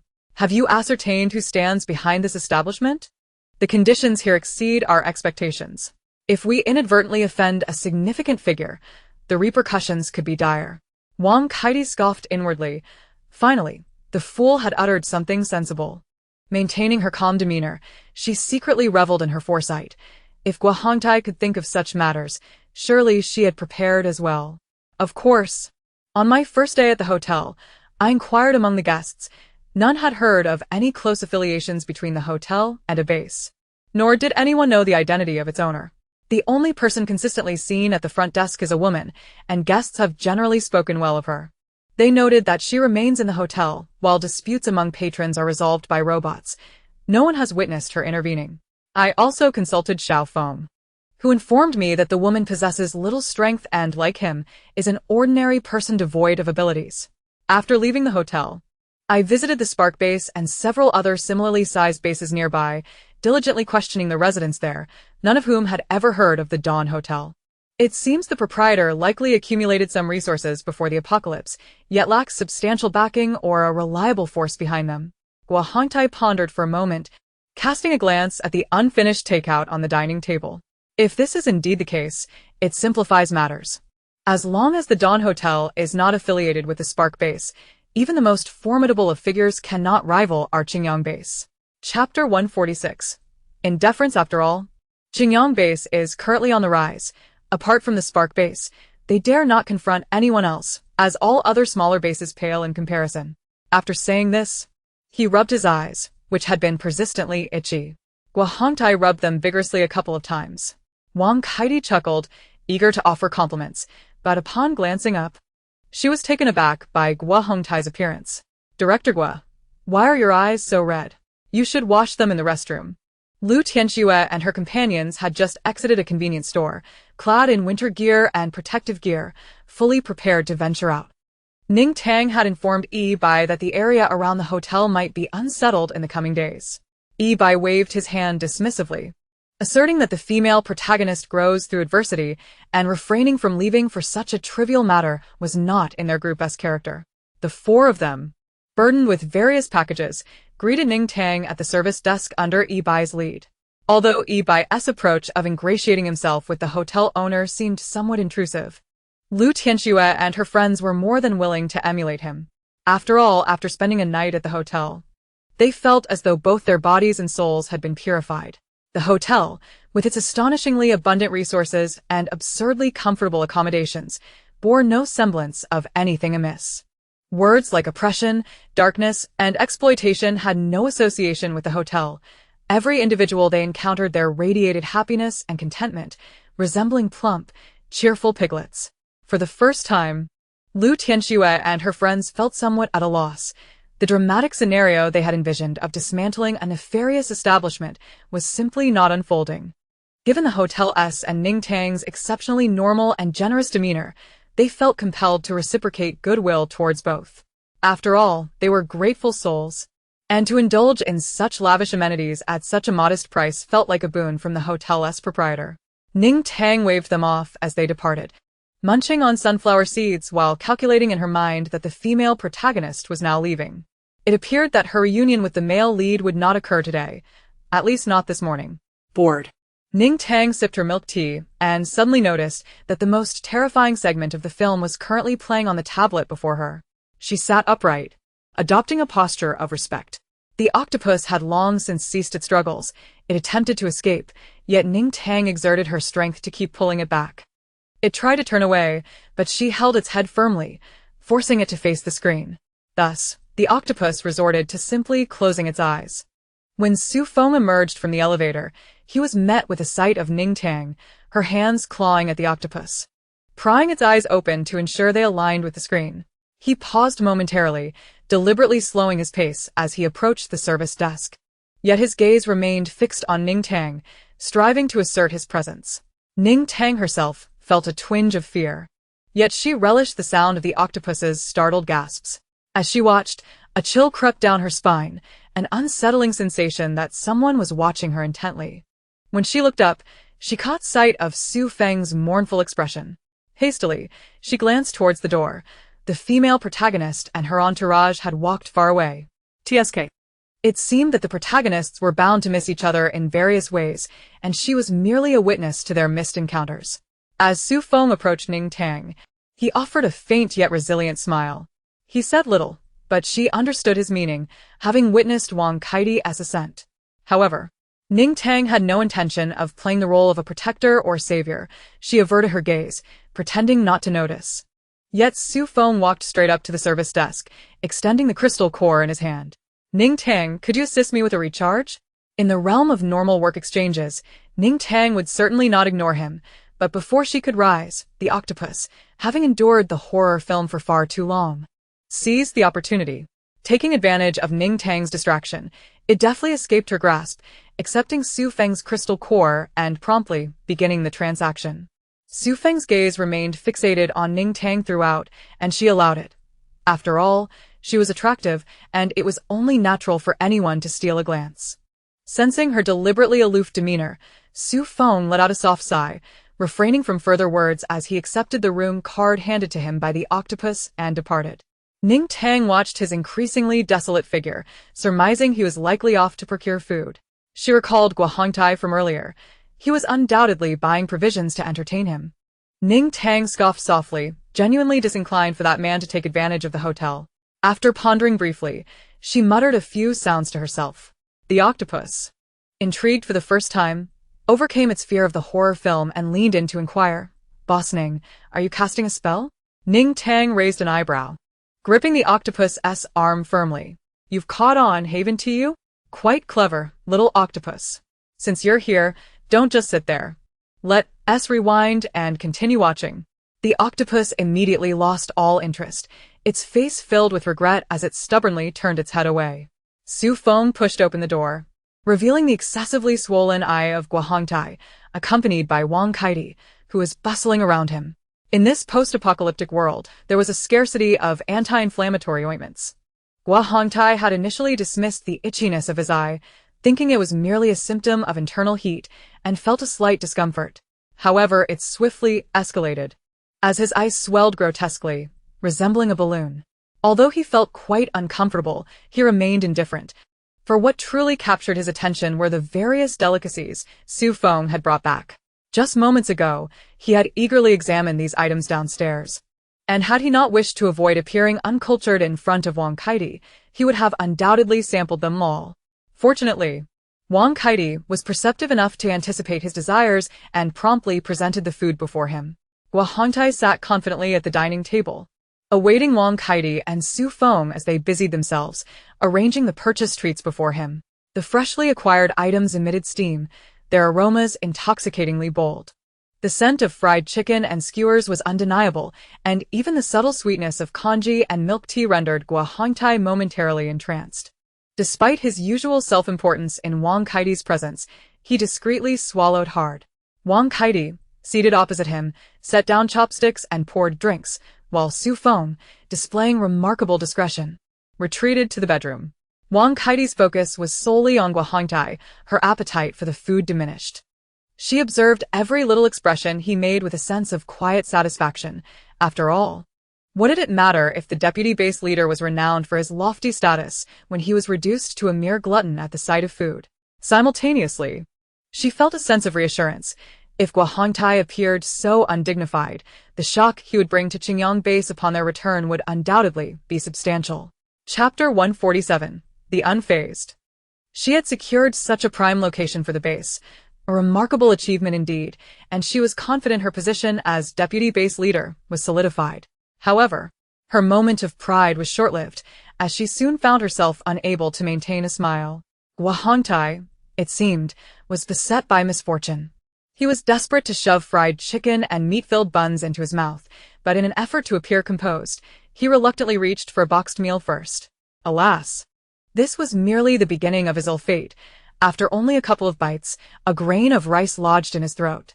Guo Hongtai nearly coughed up a lung, and Wang Kaidi hurriedly offered him a bottle of water. He took a sip, only to choke again on the water. After a struggle to regain his composure, he felt a sharp pain in his throat. The boxed meal had become a source of trauma, and as he picked up a bun in hopes of easing his discomfort, he was once again left gasping for air, his face flushed with embarrassment. Wang Kaidi rushed to his aid, and after he expelled the offending mouthful, he slumped in exhaustion. Frustration welled within Guahongtai. He felt he had lost all dignity. He was tempted to upend the table in irritation, having endured multiple choking incidents that felt akin to dancing with death. Yet, the tantalizing food remained before him, and he dismissed any concerns about Wang Kaiti's perception, resolutely continuing to eat. Having suffered so much, he felt compelled to indulge. Finally, having escaped further mishaps, Guahongtai realized he could scarcely discern any flavors, likely due to the earlier choking episodes having dulled his senses. Chewing on food that bore no resemblance to its enticing aroma, he felt a wave of despair wash over him. To make matters worse, his inflamed right eye grew increasingly uncomfortable, a mix of itchiness and pain. And as he continued to eat, he horrifyingly discovered his right eye could scarcely perceive anything. Cautiously, he rubbed it again, only to sense a similar discomfort beginning in his left eye. Wang Kaiti internally berated him, unable to comprehend how Guahongtai could be so finicky, burdened with such trivial matters while she was tasked with an important mission. Their purpose that day was to gather intelligence on the hotel, noting its layout and the positions of the staff so they could report back to the base and prepare for action. Yet barely half an hour had passed, and both of Guahongtai's eyes succumbed to swelling, rendering him nearly blind. Wang Kaiti assisted him to the hotel's medical room, only to be turned away by a medical robot that deemed his condition a mere case of internal heat, advising them to drink more water. Wang Kaiti, skeptical but out of options, guided the sight-impaired Guahongtai back. She could not abandon him, so she decided to enlist Su Feng as help to inquire at the front desk if there were any guests with healing abilities. Ning Tang, the receptionist, was cordial but uninformed. Wang Kaiti, swallowing her pride, began asking everyone in the hotel about healers. In this harsh world, healing abilities were immensely valuable, and to avoid complications, those possessing such powers typically concealed them. Even with generous offers of compensation, no one seemed willing to acknowledge their abilities, fearing repercussions, perhaps robbery or the slaughter of companions. Moreover, given that Wang Kaiti and Guahongtai had caused quite a stir earlier that day, patrons were wary of her approach, shaking their heads at her inquiries. Despite their exhaustive search, neither Wang Kaiti nor Su Feng could find any leads, and Su Feng took a quiet pleasure in her irritation, though she kept her expression neutral. Returning to their suite with a clouded expression, Wang Kaiti was met with Guahongtai's irate voice demanding an explanation for their prolonged absence. Wang Kaiti cursed inwardly, but maintained a facade of concern, assuring him that the quality of guests varied greatly in the hotel and that they had scoured the premises without finding a single healer. Apologizing for their lack of success, she suggested he rest while she continued her search. Guahongtai, begrudgingly acquiescing, nodded grimly, recognizing the necessity of the situation. Wang Kaiti felt a rising agitation. The reconnaissance was crucial, and with her alone responsible, any ensuing trouble would fall squarely on her shoulders. Seizing the opportunity to roll her eyes in exasperation at Guahongtai's blindness, she feigned nonchalance as she wandered through the hotel. Most guests belonged to affluent factions, and influenced by her prior antics in the lobby, they were already prepared for her unusual demeanor. Thus, when Wang Kaiti casually struck up conversations, they readily voiced their grievances about the hotel's security. As for restricted areas, there was a unanimous consensus that the mysterious room behind the front desk was off-limits, shrouded in secrecy. With time slipping away, Wang Kaiti diligently covered every corner of the hotel, soon realizing that the only area not accessible to guests was indeed that enigmatic room behind the front desk. Ning Tang remained stationed at the desk for an extended period, with no easy access to the room behind her. An idea sparked in Wang Kaiti's mind as she recalled her afternoon's findings upon returning to the suite. Upon her return, she urged Su Feng and Su Li to retire to their rooms and quietly reported her discoveries to Guahongtai. The two of them silently agreed to prioritize the investigation of the room behind the front desk. It was not until evening that Wang Kaiti assisted Guahongtai out of the elevator, followed closely by Su Feng and Su Li. She did not wish for Guahongtai to return to the Xiangyang base in such a state, yet time was of the essence. Ning Tang observed the pair. Suppressing a smile, she was bemused by how Wang Kaiti had managed to find a piece of white cloth to blindfold Guahongtai, whose swollen eyes resembled those of a comically exaggerated frog. Wang Kaiti maintained a stern demeanor as she guided Guahongtai outside, resolute in her intention to prepare for action upon their return to the Xiangyang base, feeling no obligation to extend cordiality to anyone remaining in the hotel. As the group emerged, Ning Tang gently patted Octopus Brother, signaling that it was time for him to spring into action. With a considerable clamor, Octopus Brother rose and wheeled out a dining cart laden with an array of sumptuous dishes, a sight that caught Wang Kating's attention as she walked briskly. Slowing her pace, she tapped Guo Hongtai's arm, quietly alerting him to the unfolding situation. Under Wang Kating's watchful gaze, Octopus Brother swiftly maneuvered the cart into a room behind the service desk. Wang Kating strained her neck, trying to catch a glimpse of the scene inside, but the other patrons around her appeared unfazed by it all. With a sense of determination bolstering her steps, she felt reassured. Unbeknownst to Guo Hongtai, who was obliviously following her lead, Wang Kating suddenly quickened her pace, causing him to stumble awkwardly several times. She muttered a few apologies, her footfalls unwavering. Upon reaching the steps outside the hotel, Guo Hongtai predictably stumbled and fell to the ground with a thud, kneeling before her as well as Su Feng and Su Li, who were lost in their thoughts. Wang Kating's quick reflexes kicked in. As Guo Hongtai's arm slipped from her grasp, she instinctively reached out to catch him, but instead seized a handful of his hair.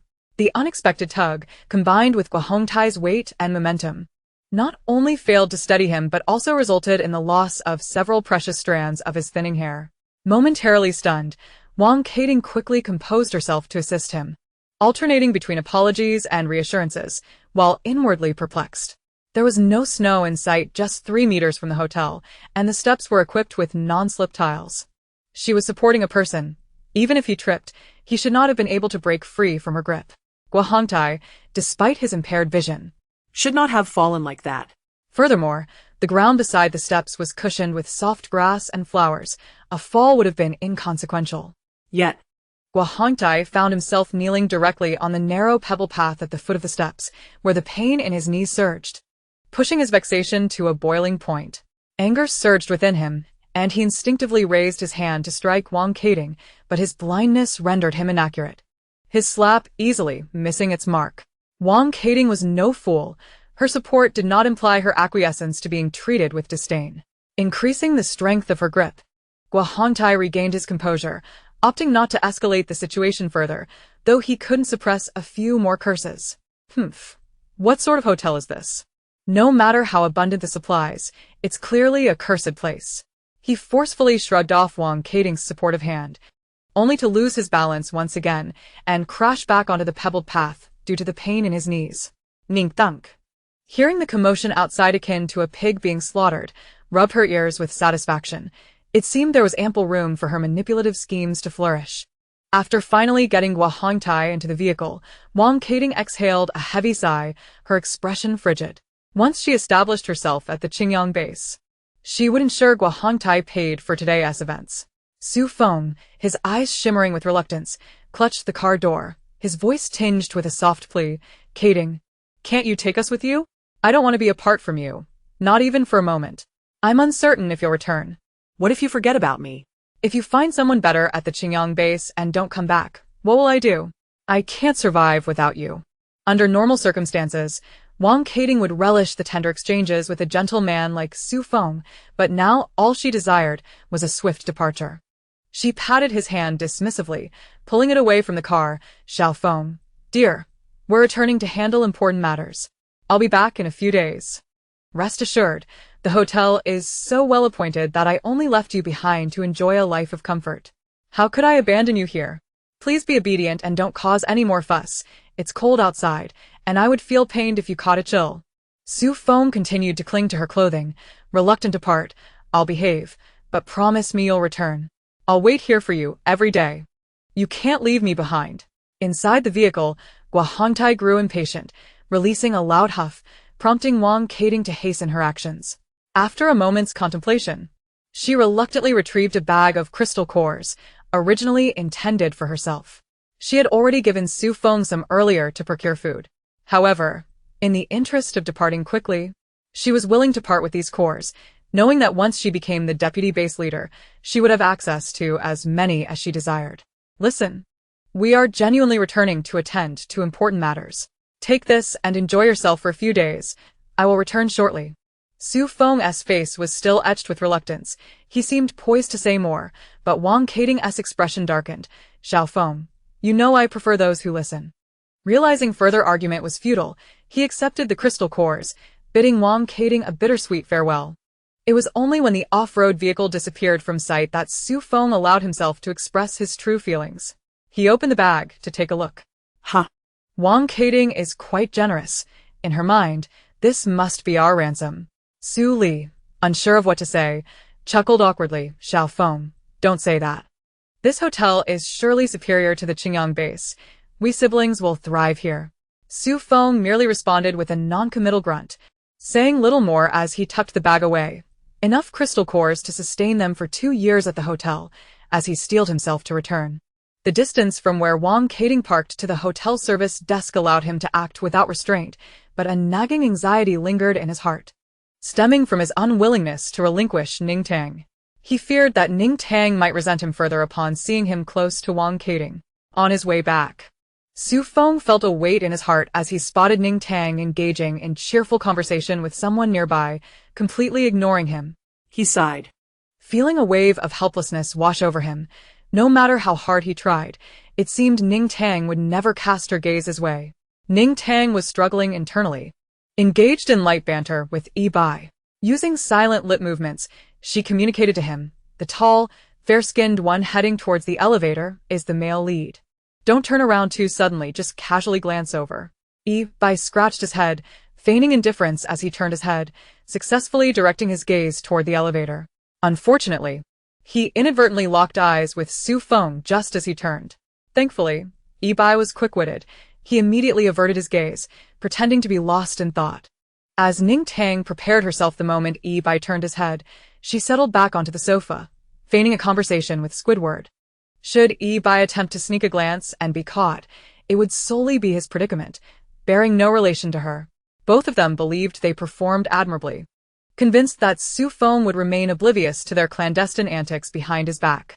Once the elevator doors had closed, Yi Bai, with a face full of defiance, turned back, deliberately flexing his muscles in front of Ning Tang.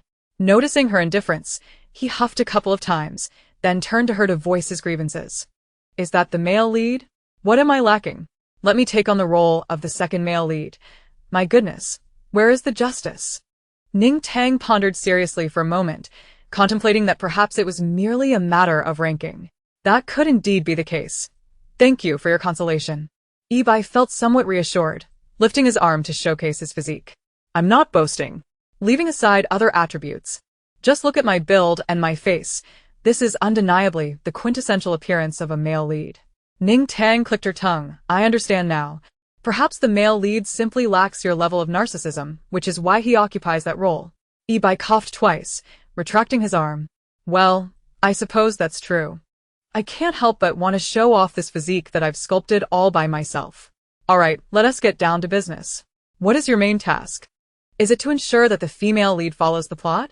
What penalties will you face, should you fail? Ning Tang adopted a serious demeanor.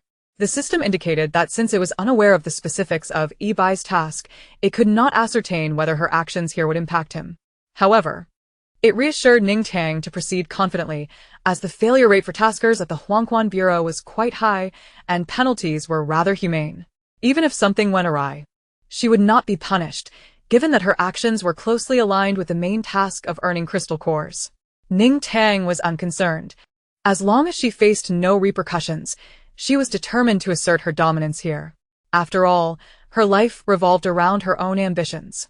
Having come this far, tirelessly cruising around in her food truck, she certainly wouldn't regret earning those few crystal cores, nor would she alter her course for the sake of someone else's task. Her primary worry was that Yi Bai might face erasure upon failure, a common trope in novels, but the system assured her otherwise, granting her peace of mind. Yi Bai, A notorious blabbermouth, immediately divulged everything upon her inquiry. My main task is to portray a deeply affectionate second male lead, guiding the female lead through the narrative. As long as she continues to engage in altruistic endeavors and elevates her abilities to level 10 within 3 years, subsequently defeating 3 nefarious zombie kings, the main task will conclude. Ning Tang paused in surprise. But that is not how you initially phrased it. You mentioned the female lead searching for a sanctuary. Ibai countered, isn't that the hotel?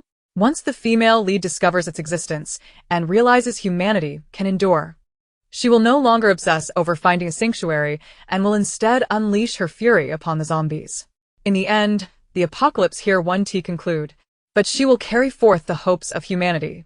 In essence, the storyline revolves around the female lead's personal growth, as long as she triumphs. And I steadfastly embody the role of the devoted second male lead. I shall be deemed successful. Well, that's splendid. I shall throw myself into it.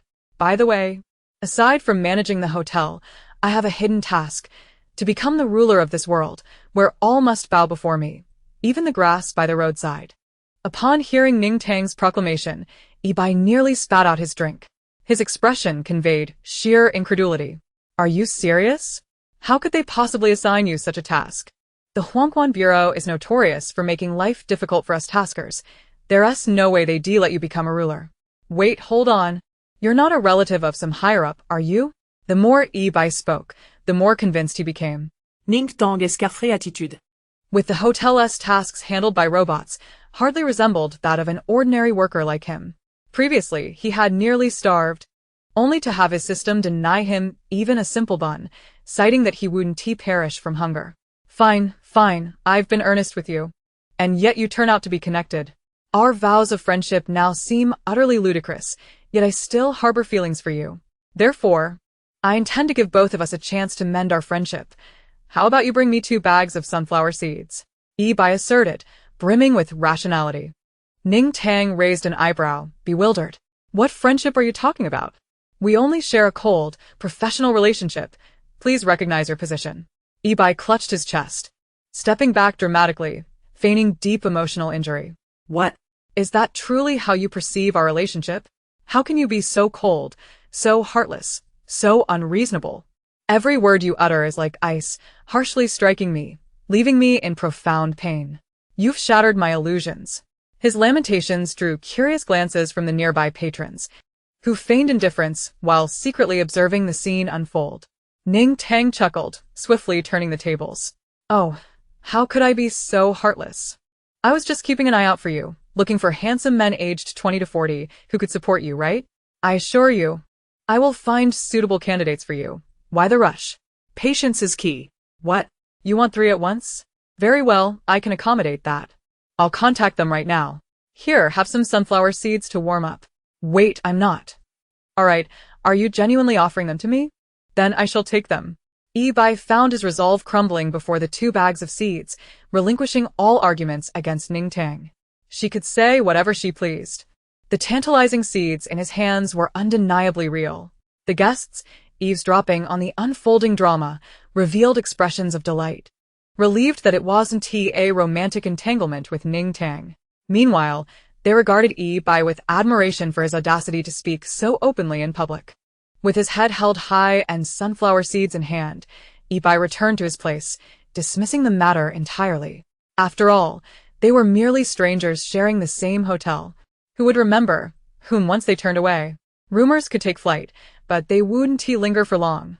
At that moment, engrossed in his sunflower seed escapade, Ibai remained oblivious to the subtle turning of fate's gears. Over the next 3 months, he would find himself approached by handsome men aged 20 to 40 in various locales, rendering him the subject of ridicule among his team, earning the moniker Heartthrob Bai, followed by laughter from the other 3 for a full 2 years.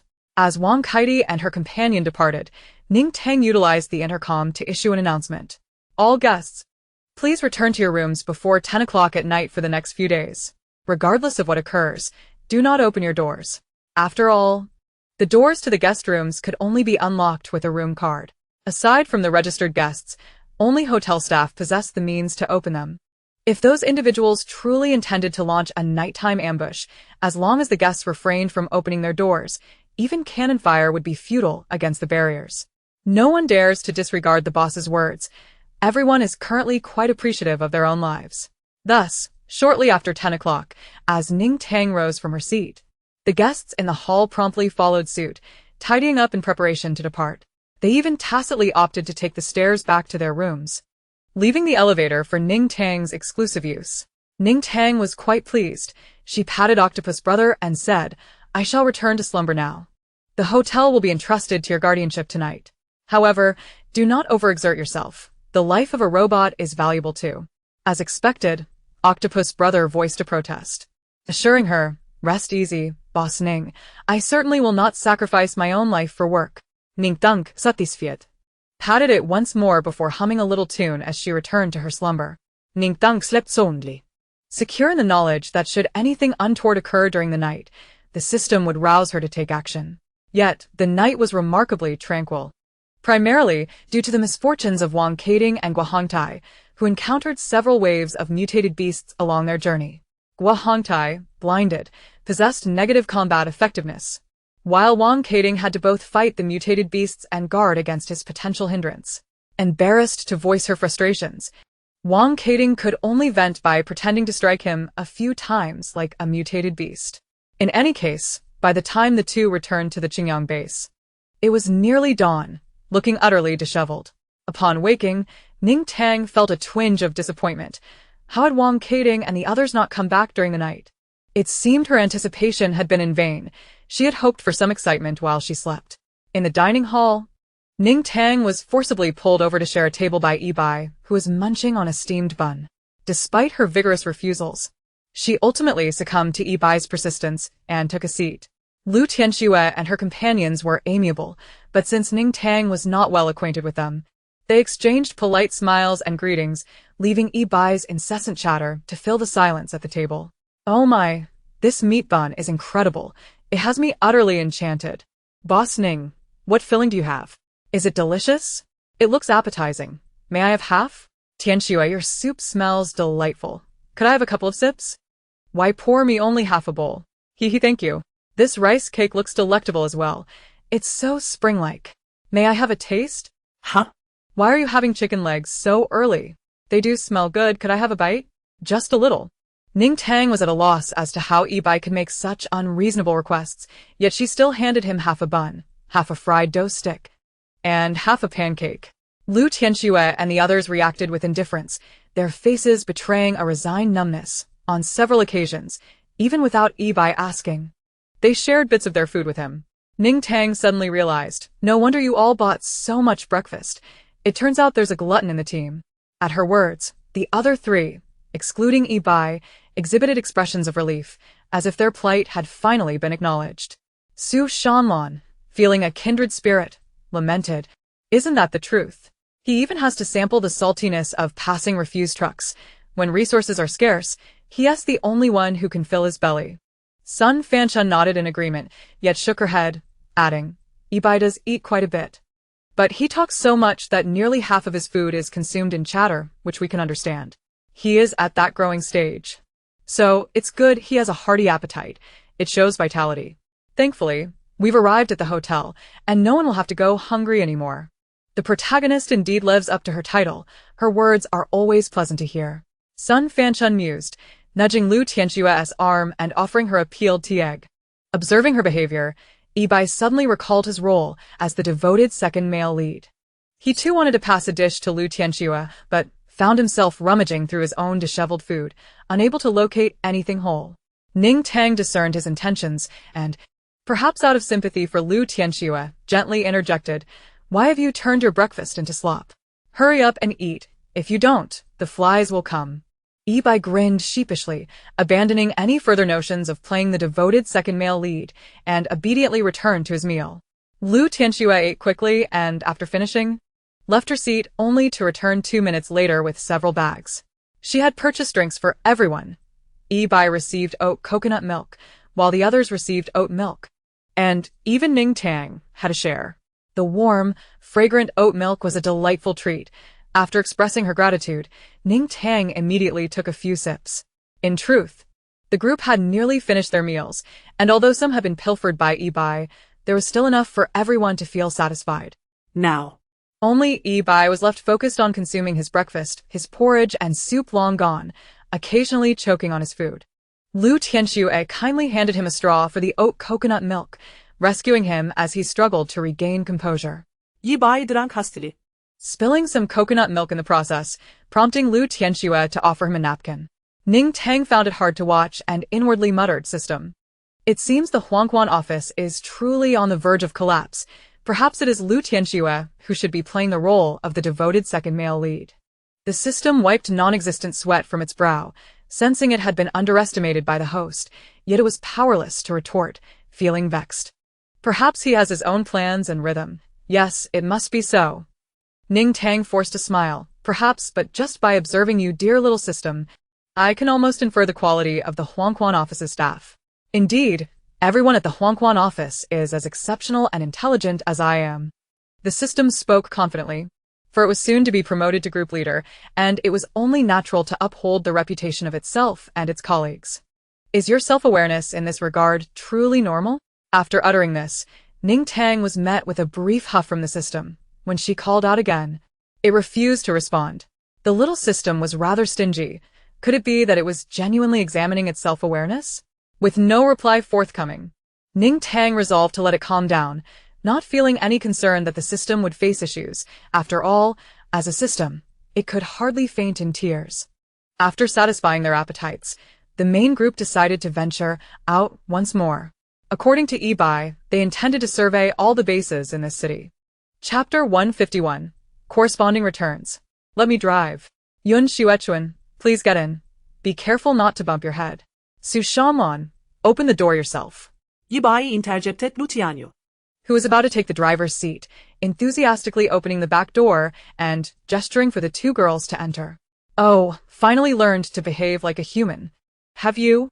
Su Xiangyang teased, not even lifting her eyelids as she opened the passenger door and took her seat. Ebai refrained from retorting. During breakfast, he had abruptly realized that he had been enjoying himself too much, and the role of the devoted second male lead he had aspired to now seemed more like just a male character. Feeling guilty and reflecting deeply, he resolved to work harder from that moment on, determined to share some of the burden with Lu Tianxue, even if it meant simply driving the car. Lu Tianxue smiled but said nothing. Having stayed at the hotel thus far, she had not encountered any issues.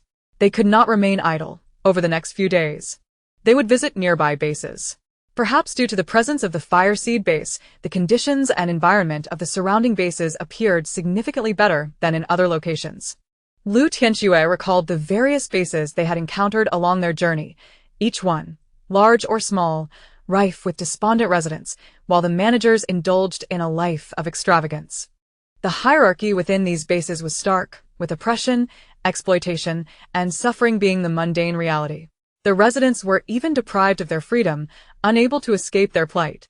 In stark contrast, the bases they observed in this city bore an uncanny resemblance to a pre-apocalyptic civilization. The inhabitants there merely complained about trivial matters. Compared to survivors from other areas, their spirits appeared markedly different. Lu Tianxue reminisced about their visit to the Spark base on their first day.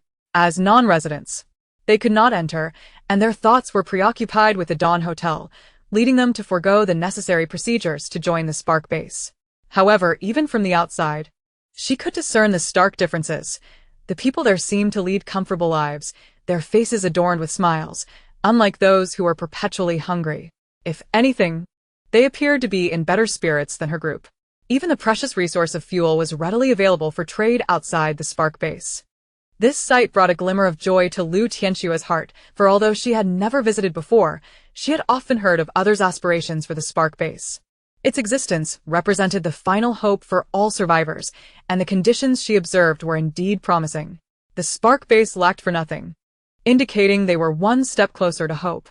Ning Tang became busy again as Gu Qingchuan, seizing an opportunity, set off to several bases to negotiate. The harsh climate and scarcity of resources, compounded by the incessant threats from zombies and mutated beasts, meant that other bases with official military presence were merely struggling to hold their ground. Gu Qingchuan first visited several major cities in the north, where the managers had been overwhelmed, caught in a whirlwind of concerns.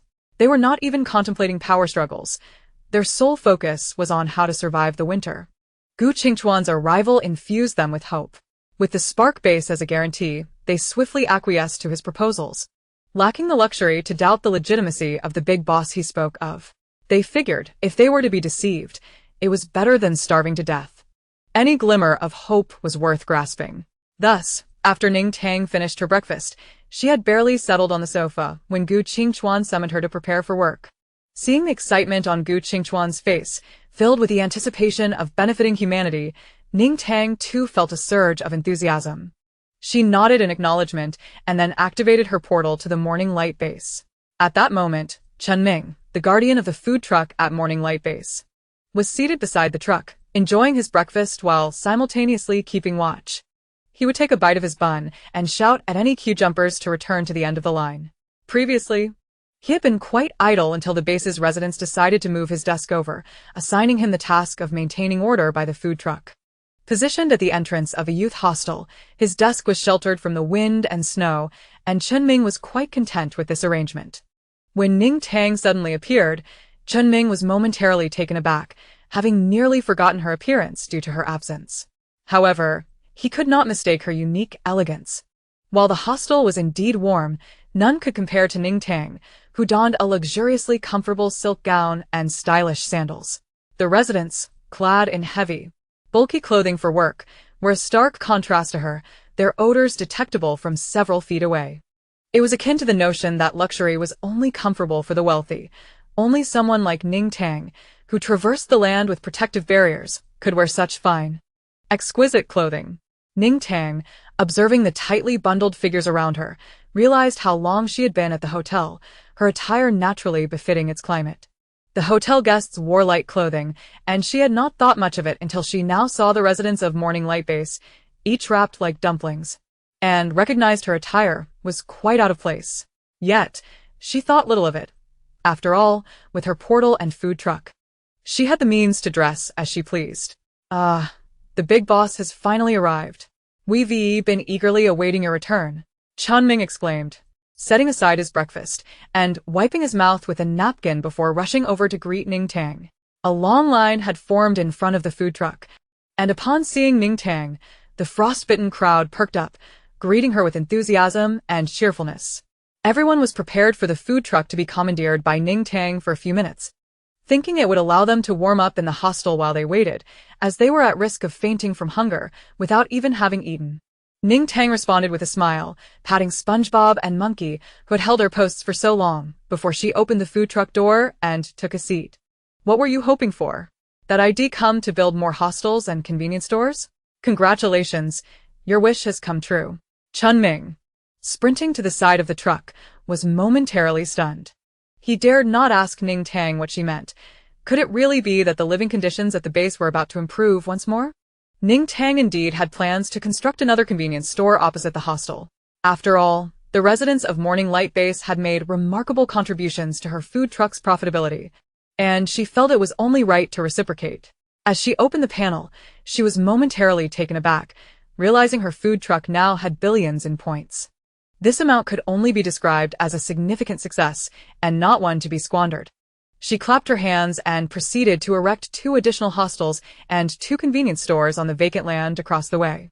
After this flurry of activity, the billion-point tally remained unchanged. Watching the buildings rise beside him, Chen Ming, in his excitement, let out a burp. Ning Tang converted the food truck into a mobile home, seated inside as she briefly explained the situation to Chen Ming. I've built you 2 convenience stores and 2 hostels. Go report back to your base leader. I'll be heading to the first convenience store shortly, but for now, I'll take the food truck. Before Chen Ming could fully process this, Ning Tang waved goodbye as she drove off toward the first convenience store. Thank you, big boss. Your generosity is unforgettable for us at Morning Light Base, he called after her. The stunned residents soon came to their senses, and Ning Tang smiled at the crowd bowing in gratitude behind her, reflecting, sometimes this job doesn't seem so bad. A moment of silence followed, yet the system remained unresponsive. Ning Tang, unconcernet, exited the vehicle and unlocked the door to the first convenience store. After completing her task, she continued back to her truck. What's wrong? Are you still upset? Such pettiness. I'll have you know, that's called cold violence. Very well, take your time to cool down. Ning Tang felt a sense of unease in her heart. She intended to inquire with Bai upon her return whether the system could truly be overwhelmed with rage to the point of fainting. When she arrived at the restaurant in her RV, she spotted Gu Qingchuan waiting for her on the steps. She beckoned him to join her in the vehicle. assured that with Monkey Brother aboard, the RV's speed would be comparable to his spatial abilities. Please provide a location. Where shall we head first? Upon hearing Ning Tang's inquiry, Gu Qingchuan contemplated momentarily before naming what he deemed the most precarious base. Beichuan Base. To be specific, the location is. Ning Tang took a sip of water and nodded, turning to Monkey Brother to declare, "Let us set forth." Gu Qingchuan, somewhat taken aback by Monkey Brother's maneuvering, was reminded by Ning Tang to hurry. Just as his hand reached for the seatbelt, the world around him blurred, and upon reopening his eyes, he found himself amidst the eerie stillness of Beichuan Base. Ning Tang was equally astonished. Beichuan Base appeared considerably larger than Fuqiang Base, yet otherwise bore a striking resemblance. The more reputable bases typically had their surrounding zombies and mutated beasts cleared away, but Beichuan Base still had a few mutated creatures wandering outside, and in the distance, humanoid figures loomed, motionless, as if silently awaiting their prey. Ning Tang surmised these were likely advanced zombies, possessing their own cognition and refraining from recklessly assaulting human strongholds. They would hunt and seek opportunities. The situation here was dire. Their resources were alarmingly scarce, food was insufficient, and they lacked adequate winter supplies. Months prior, the base had housed over 90,000 people, but now only 50,000 remained. Gu Qingchuan succinctly conveyed the state of affairs at the base, and Ning Tang could discern the gravity of the situation from his tone. "Fortunately, I have arrived. Let us proceed without delay." Ning Tang started the vehicle, and the RV smoothly traversed the terrain until it halted outside the base's grand entrance. With Ning Tang present, Gu Qingchuan felt no apprehension regarding the mutant creatures nearby, for her abilities were astonishingly formidable. He disembarked to negotiate with the guards at the gate. After reaching an agreement, Gu Qingchuan gestured to Ning Tang to drive forward. As the gate swung open, the distant zombies and mutated beasts stirred restlessly. Without a moment's hesitation, Ning Tang pressed the accelerator the instant the gate opened, charging inside. The guard stationed near the entrance stood vigilant, and through the rear-view mirror, she witnessed the alarming speed of the advanced zombies. Besides those visible, numerous mutated creatures lurked in the shadows, poised to spring forth. In that moment, as the gate opened, they launched themselves towards the entrance. Fortunately, with Gu Qingchuan and the base's guards intercepting them, a barrage of abilities repelled the creatures mere meters from the base. The heavy gate was shut with a thud, and Ning Tang could even hear the guards exhaling in relief. The RV was guided inside, and Ning Tang coincidentally crossed paths with the arriving leaders. The individuals present appeared to be starved for quite some time. Even the leaders forced smiles, speaking with little energy. Ning Tang interrupted their pleasantries and expressions of gratitude, stating, "Let us forego such formalities. Lead me to the designated area you have prepared. It is imperative we establish a place for everyone to have a warm meal." The leaders nodded vigorously, as Gu Qingchuan had already arranged everything in advance. Ning Tang followed them to the pre-planned site, and with a few deft movements, 2 small shops and a hostel materialized before them.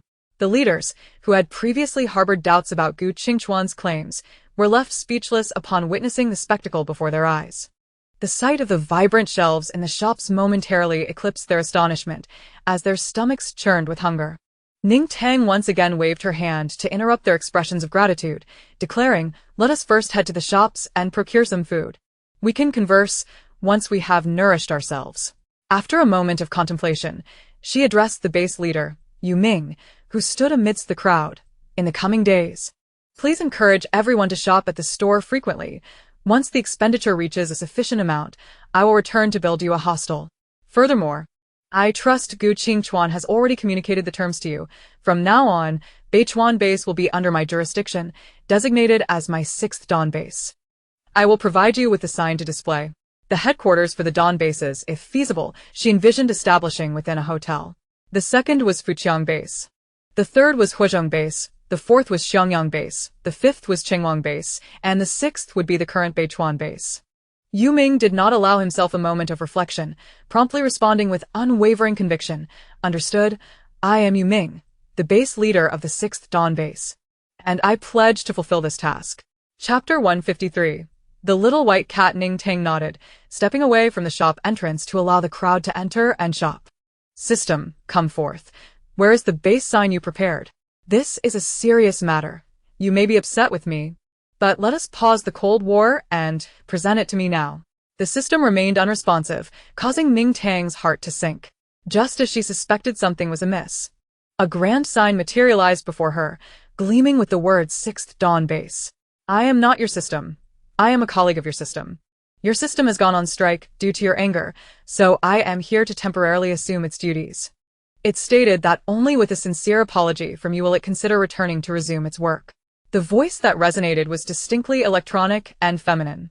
Ning Tang Tsuklet. Feeling indifferent. Very well, I find you quite agreeable. Why not remain in place of it? The tone and the pauses between her words were unmistakably reminiscent of her vexing system. Ning Tang had already deduced the situation. Indeed, the system's frustrated voice soon followed. Fine. Fine. You think you can replace me with another system? I assure you, that's not happening. You refuse to let me return, yet you find others appealing?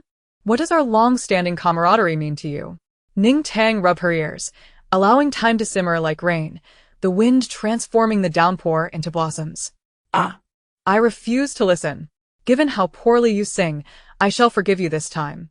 The system sulked, fully aware of the nature of women. No matter how excellent the system at home, the allure of others always seemed more enticing. Left with no option but to reconcile with itself. It could only endure the situation for the sake of its duties. Oh, you're genuinely upset. I recognize that voice. It's unmistakably you. Did you use a voice changer? How could I possibly not recognize you? The system huffed in response. Very well, if you can discern my voice. It signifies that you do indeed care for me, and can identify the one and only me. Are you truly ignoring me? Oh, dear, you are my dearest little system. The only one I can trust. I wouldn't trade you for anyone else. You occupy my thoughts daily, even in my dreams.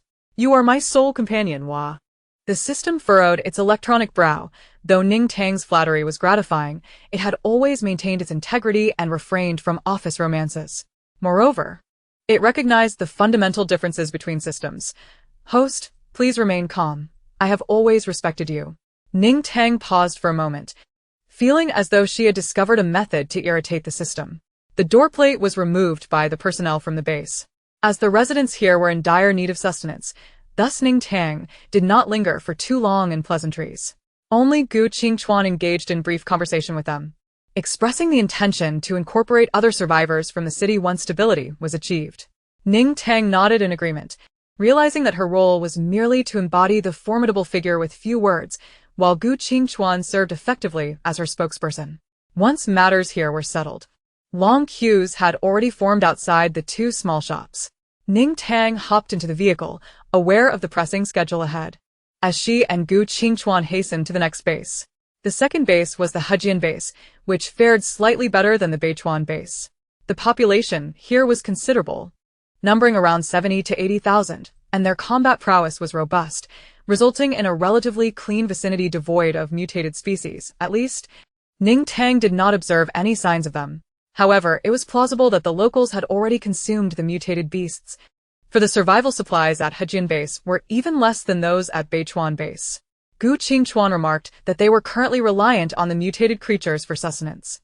Yet, the mutated beasts were adept at evading danger, making it increasingly difficult to locate them near Hejian base. Ning Tang established two small shops and a youth hostel here as well. The points for the recreational vehicles were invaluable. And since the hostel could be constructed using the points from the small shops of each base, she decided to reserve the vehicle points to benefit more bases. The base leader, Xiangyang, exhibited immense excitement. Ning Tang, supporting her swollen hand from hunger, halted her gestures of bowing. Ning Tang refrained from further conversation, leaving behind a sign for the 7th Dawn base before pulling Gu Qingchuan into the vehicle to proceed to the next location. The third base was the Shitsuan base, which was somewhat unique as it was constructed underground. Due to its special geographical conditions, the Shitsuan base opted for the establishment of subterranean shelters from the outset. Ning Tang thought this was quite fortuitous. Heeding the advice of the base leader, Meng Shu, she built two small shops and a hostel near the 3 exits of the Shitsuan base. The exits were entirely shielded by protective barriers, rendering the Shitsuan base a remarkably secure underground fortress. Unless zombies could burrow underground, entry would be nearly impossible. As customary, Ning Tang left a sign for the 8th Dawn base, Considering that the Shitsuan base lacked a sign, she suggested to Meng Shu to hang it on the hostel. The fourth base boasted even better conditions.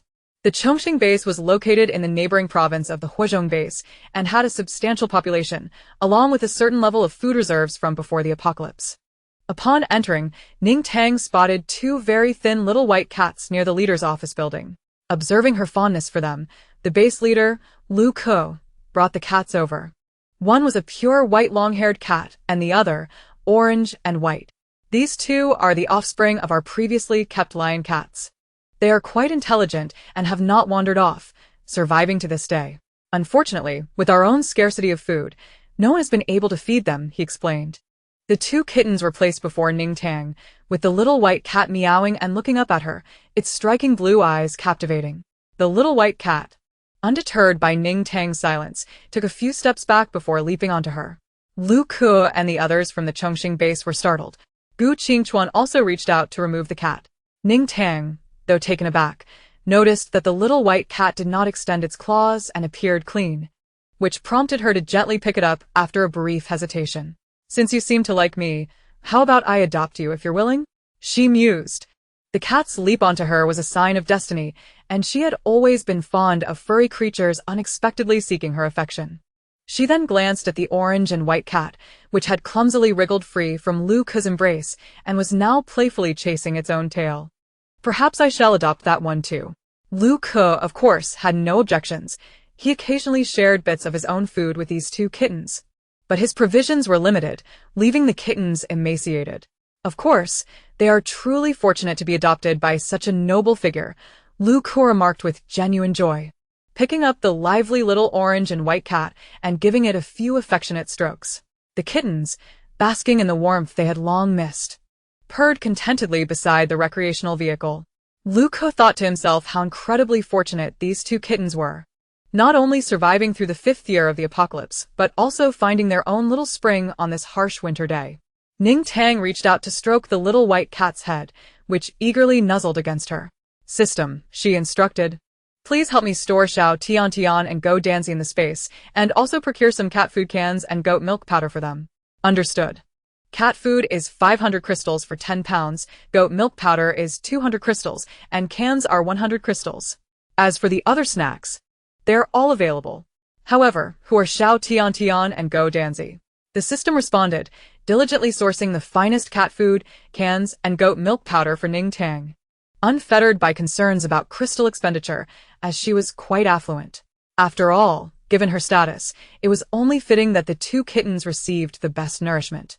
Ning Tang was not inclined to fret over the prices, as she was currently quite prosperous. As long as the costs were not exorbitant, she found no reason to debate with the system. After all, even the wealthy should occasionally indulge the system. It's these two kittens, of course. The sweet little white one shall be named Xiao Tian, and the somewhat goofy orange and white one shall be called Go Danzi. Host. Sibling rivalry often stems from the lack of virtue among the elders. Do not tread the path of favoritism lest you stray and never return, the system cautioned. Ning Tang gave Xiao Tian a few more affectionate strokes. What nonsense are you spouting about hearts and favoritism? Don't you dare corrupt my two little kittens. Lu Ke handed over the slightly squirming Go Danzi, and Ning Tang cradled both kittens, instructing the system to store them in the space. Very well. If there is nothing else, we shall take our leave. Remember to hang the sign for the 9th Dawn base, and I'll leave my food truck here for now. The demand for food trucks was greater here than at the Xiangyang base, and enthusiasm for consumption was undoubtedly higher as well. Therefore, Ning Tang planned to leave the food truck here to earn points, intending to retrieve it once the 10th Dawn base was established. Having visited 4 bases in one morning, though the time spent was not extensive, it amounted to approximately 3 to 4 hours. As mealtime approached, Ning Tang decided it was important to return for a timely meal. She opened the portal, and Gu Qingchuan expressed his intention to accompany her back. He reported to Ning Tang that after their meal, he would continue to work on persuading others at different bases. Ning Tang silently praised her foresight. Fortunately, she had secured those bases ahead of time, allowing others to assist her with these tasks. She could hardly fathom how overwhelmed she would have been without Song Jun and Gu Qingchuan, realizing that without a team, she would have been laboring to the point of exhaustion. Work diligently, and I shall reward you handsomely during the new year, she said, patting Gu Qingchuan's shoulder. As a magnanimous leader, she would not be stingy, though she had yet to decide on the nature of the rewards. All right. I shall await the grand bonus from the esteemed leader, Gu Qingchuan replied with a smile as he stepped through the portal. At 4 in the afternoon, Ning Tang sat behind the service desk, observing as a group of over 20 individuals swaggered into the hotel. Leading the way was none other than Wang Kaidi, also known as Ben Ting. Oh my heavens, are they truly so arrogant, daring to come to the Dawn Hotel with over 20 people? The system, ever vigilant to the hotel's activities, was even more incensed than Ning Tang as it observed Wang Kaidi and her entourage entering. This group, displaying such contempt, regarded the Dawn Hotel with utter disdain, as if it were beneath their notice. They had spoken of causing trouble, and though they had dallied until now, they had the audacity to arrive with only 20 individuals whom the system believed it could easily overpower. Ning Tang maintained her composure, advising against rashness. It was not necessarily the case that they had come to create chaos. Perhaps this was merely their second reconnaissance. My dear, I have brought 28 individuals with me. How many rooms do you have available for us? Wang Kaidi's demeanor was markedly different from the previous day, perhaps due to the increased number of companions. She stood taller, exuding an air of confidence and defiance. Behind her loomed a formidable assembly of muscular men and women, their penetrating gazes directed at Ning Tang. Some even snorting disdainfully, as if to suggest that any dissent from her would provoke an immediate display of their prowess. In the pre-apocalyptic world, Ning Tang would have surmised that these individuals had strayed onto a perilous path. Collectively, they could easily spend several hundred years incarcerated, perhaps even requiring a few bullets to subdue them. However, this was the Dawn Hotel, and Ning Tang chose to disregard the threatening display of the crowd behind her. Impressive. Are we? However, formidable individuals must be prepared to part with more of their resources in the hotel. Regrettably, we currently have only 2 vacant water suites, sufficient for just 4 guests. Should your party be eager to check in, you might inquire among the other patrons if any would be willing to transfer their rooms for compensation. Unperturbed, she remained resolute in her role as the hotel owner. As for this group, a villa on the island could accommodate only 2 individuals. Ning Tang glanced toward the lounge area, where the guests understood her unspoken signal. This was something she had previously discussed with the members of the Prosperity Base. The recollection of Wang Kaidi's visage from the lobby the previous day was fresh in everyone's minds. Upon hearing Ning Tang's words and observing her expression, it became instantly clear that she intended to outmaneuver this group. Though the reasons behind her actions were not entirely understood, the guests harbored unwavering trust in Ning Tang, believing her decisions to be well justified. The members of the Prosperity Base quickly picked up on the signal, counting their numbers and preparing to rise and make their offers. But a group of younger patrons stood up first. Chun Tianxi was the first to speak. I have a water suite available for you. What price are you willing to offer? Following him, several other second-generation patrons rose to voice their agreement. As they possessed their own accommodations and would not be sleeping in the water or sand suites that evening. For them, these rooms were merely an added luxury, expendable if necessary. Now, with Ning Tang in need, they saw an opportunity to assist her. Very well, if you can reach an agreement. There are now 4 additional water suites and 7 sand suites available, along with the previous 2, enough to accommodate 26 individuals. Ning Tang smiled at Wang Kaidi, acknowledging that the affluent heirs from the Prosperity Base truly understood her intentions. Chapter 155, A Return Engagement. It was fortunate that the guests occupying the water and sand suites were temporarily absent. Otherwise, this group would have been forced to occupy the island. I too have a water suite available for you, a sudden female voice interjected, prompting Ning Tang to turn her gaze. It was the woman who had visited the hotel on a snowy night with her daughter. Zhang Ronghua stood with her daughter, having just conferred with those nearby. They had initially planned to relinquish a suite. Upon hearing this, Zhang Ronghua intervened, and the group quickly decided to offer her the suite while she provided the more expensive water suite to this entourage. Ning Tang was somewhat taken aback. She recognized the mother and daughter, aware of their capabilities, as they returned from their daily excursions laden with bounty. Their water suite had even been extended to the following year. However, unlike others, Gu Qinghuan and her companions still had a suite available. These two had only booked a water suite at the hotel. Ning Tang silently questioned Zhang Ronghua's decision to proceed, to which Zhang Ronghua merely smiled and patted the person beside her, a member of the prosperity base. Ning Tang understood then that she had secured a safety net for herself. The collective action of her patrons deeply moved Ning Tang, as they harmoniously conspired to undermine Wang Kaidi. All right, there are now sufficient rooms available. Ning Tang gestured towards the lounge area, where everyone awaited Wang Kaidi's offer, indicating that she should negotiate directly. Wang Kaidi was reluctant to be taken advantage of, but feared that a low offer would be rejected by this group. After contemplating her previous bid, she spoke. We are prepared to offer each of you 15 Tier 3 crystal cores. Gu Qinghuan promptly sat down, and the other second-generation patron scoffed. Are you trying to insult us? Our villas are quite comfortable at 400 crystals a day. You expect us to vacate for such a paltry sum? This shows a lack of sincerity. So let us forget it. We won't be staying long, just a few days, and then you can return to your accommodations. Wang Kaidi was negotiating, but in her heart, she remained calm. She was not concerned about their appetites, as any amount paid now would be recouped once they seized control of the hotel. Chen Tianxi, however, was dismissive. You say a few days? What if you refuse to leave when the time comes? If you lack sincerity, then this conversation is over. And what else with that entourage behind you? Do they intend to intimidate me? Let me warn you, such tactics won't work here. Come. Take a swing at me if you dare. Wang Kaidi signaled her group not to act rashly and continued to raise her offer. Then let it be 20 Tier 3 crystal cores and 30 Tier 2 crystal cores per person. Yet, the group remained unmoved. At an opportune moment, Ning Tang interjected. The water and sand suites require a monthly reservation. For 14 suites, that amounts to a total of 168,000 crystals. This was a sudden realization for her. Even if Wang Kaidi's group managed to press all their crystal cores into her hands, the funds would not benefit the hotel's accounts.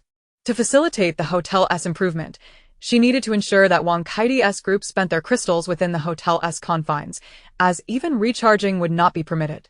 Consequently, she adjusted the hotel's regulations to accommodate this need. If they truly lacked sufficient resources, Ning Tang planned to offer them a discount for a minimum 20-day stay. Wang Kaidi was momentarily taken aback by Ning Tang's assertion. Even with their wealth, they could not afford such extravagance. However, she quickly reassured herself, believing that once they took control of the hotel, they would reclaim their crystals. Clearly, her companions shared this mindset, as they reacted with outrage at the exorbitant pricing, exchanging heated words among themselves, yet ultimately no one dared to openly contest it. They all understood that their primary objective was to secure their stay at the hotel. Wang Kaidi took a deep breath, turning to her group to discuss pooling their crystal cores. After some calculations, she addressed the lounge area once more. Aside from the villas on the island, are there any others willing to relinquish their double rooms or suites? Silence enveloped the lounge. The guests remained united, ignoring her plea, with no one stepping forward. Feeling cornered, Wang Kaidi turned back to Chen Tianxi. Young man, our resources are limited. We can offer a maximum of 25 Tier 3 crystal cores and 30 Tier 2 crystal cores. You must believe us. We genuinely cannot stay long. Receiving Ning Tang's signal, Chen Tianxi feigned reluctance. Very well. Since it's come to this, I'll extend a modicum of goodwill. We still have suites available. You may occupy the villa for a few days, but you must present your crystal cores first. Don't even think about deceiving me. As others followed suit in complicity, Wang Kaidi finally felt reassured. If they genuinely consented to relinquish their room for the sake of her single crystal core, she would have suspected deception. However, since they already possessed a suite, it seemed quite reasonable for them to vacate the more expensive water and sand rooms. The group proceeded to the service desk to handle the room transfer, and the sound of crystal cores being counted echoed throughout the hotel for an extended period. Amidst the crowd, Suli discreetly slipped away to the stairwell, as no one anticipated Wang Kaiding's return. She hurriedly needed to inform Su Feng of this development. While the group checked in, Ning Tang observed from the sidelines. Among the 28 individuals, 25 were of the strength-type ability. Wang Kaiding was indeed well prepared. Knowing that abilities could not be used within the hotel, she had brought in the most formidable strength-type ability users. She must have genuinely believed in the hotel's reliance on ability users for manual shielding, intending to incite chaos from within to resolve the hotel's capability to block abilities entirely. Once their room cards were processed, Wang Keating called out to the group, "Come, everyone. Let us first enjoy a meal. Later, I will guide you through the hotel, which is brimming with delightful attractions. I assure you, I will provide you with a wonderful experience of eating, playing, and drinking." As if to ensure Ning Tang could hear, she repeated her invitation a couple of times at the service desk. Ning Tang had no particular reaction. She planned to send the individuals who had vacated their rooms back to the Fujiang base after Wang Keating's group departed the service desk. By afternoon, a cadre of muscular individuals roamed the hotel with abandon, and the system finally grasped Wang Keating's intentions behind her loud proclamations. So she aims to provide a cover for their actions, doesn't she? By loudly announcing her intention to tour the hotel with that group. She actually intends for them to scout around, and if caught, they can claim they were merely sightseeing. Ning Tang nodded. Indeed, little system, you have become quite astute. Such a blatant intention, yet you managed to decipher it in merely 2 hours. Well done. The system contemplated this, finding it slightly odd, yet accepted Ning Tang's remark as sincere praise. Really? I also feel that I've become smarter lately, it replied. Within the suite, Su Feng paced anxiously, his palms leaving purple imprints from pressing against them. Where is Wang Keating? Didn't she say she would return? Why hasn't she appeared yet? He speculated that she could be with the group, and her absence might be a good thing. If anything were to happen, it would not concern them. Su Li poured him a cup of tea, urging, "Xiao Feng, don't fret, have a sip of water." Su Feng shook his head, pushing the cup away. How can I not be anxious? Wang Keating is currently in the hotel, and if she intends to act, she could come up and kill me at any moment. Perhaps you are overly anxious. It might be that Wang Keating holds a grudge against that man, and she may not even target you, Su Li suggested, trying to soothe his nerves, fearing any further distress would harm him. Aside from that man, have you seen any of the other men who previously accompanied Wang Keating at the base? I presume you haven't even heard of them, Su Feng scoffed. He had previously sought to uncover Wang Keating's preferences, but discovered that anyone who had been in close contact with her had vanished without a trace. Inquiries yielded only tales of misfortune for those who were known. He took Su Li's cup and drank it in one go. Forget it. No amount of anxiety will resolve anything. If I must die, I shall drag Wang Keating down with me. For now. Wang Keating had no thoughts of Su Feng as she explored the hotel with her entourage from Xiangyang base, retracing her steps multiple times. As they passed the courtyard's guest area, she made a subtle gesture. A shadow fell over Ning Tang, and upon glancing up, she found Wang Keating standing before her, visibly distressed. "Miss, I seem to have misplaced my ring in the hotel, likely near the courtyard. Is there any surveillance? Could you assist me in finding it? That ring is profoundly important to me. My apologies, esteemed guest, but the hotel currently lacks surveillance. However, we can have the robotic staff assist in searching." Ning Tang replied apologetically, knowing she was deceiving her. The hotel's surveillance was invisible, of superior quality and comprehensive, but such information was not meant for Wang Keating's ears. Hearing this, Wang Keating could only nod regretfully. "Then I shall trouble you." Ning Tang dispatched Tomcat to accompany her in the search. Tomcat, Having received Ning Tang's directive, deliberately searched slowly in the courtyard, with Wang Keating following closely, appearing to assist in the search. After half an hour, Tomcat finally presented the ring it had managed to find, prompting a relieved smile from Wang Keating. One must admit, Wang Keating's team was cautious. Throughout the afternoon, Ning Tang dealt with several incidents involving important items being misplaced, most of which involved Wang Keating's team members. Aside from the unfortunate Chen Tianxi, whose wallet had been stealthily taken, he approached the service desk, fuming, seeking Ning Tang's help in locating the thief. Ning Tang maintained her apologetic demeanor, gently stroking her beloved pet, Sweetie, lamenting, "Regrettably, the hotel currently lacks surveillance, leaving us powerless in this matter." Chen Tianxi found this odd. Previously, when he had pilfered Su Shi's chicken steak, he had been caught by Su Shi and brought to the service desk. He had vehemently denied any wrongdoing until Octopus opened the surveillance footage, leaving him no room for argument. Yet now, Ning Tang claimed there was no surveillance? That seemed implausible. Suddenly, An epiphany struck him, and he wisely refrained from pressing further.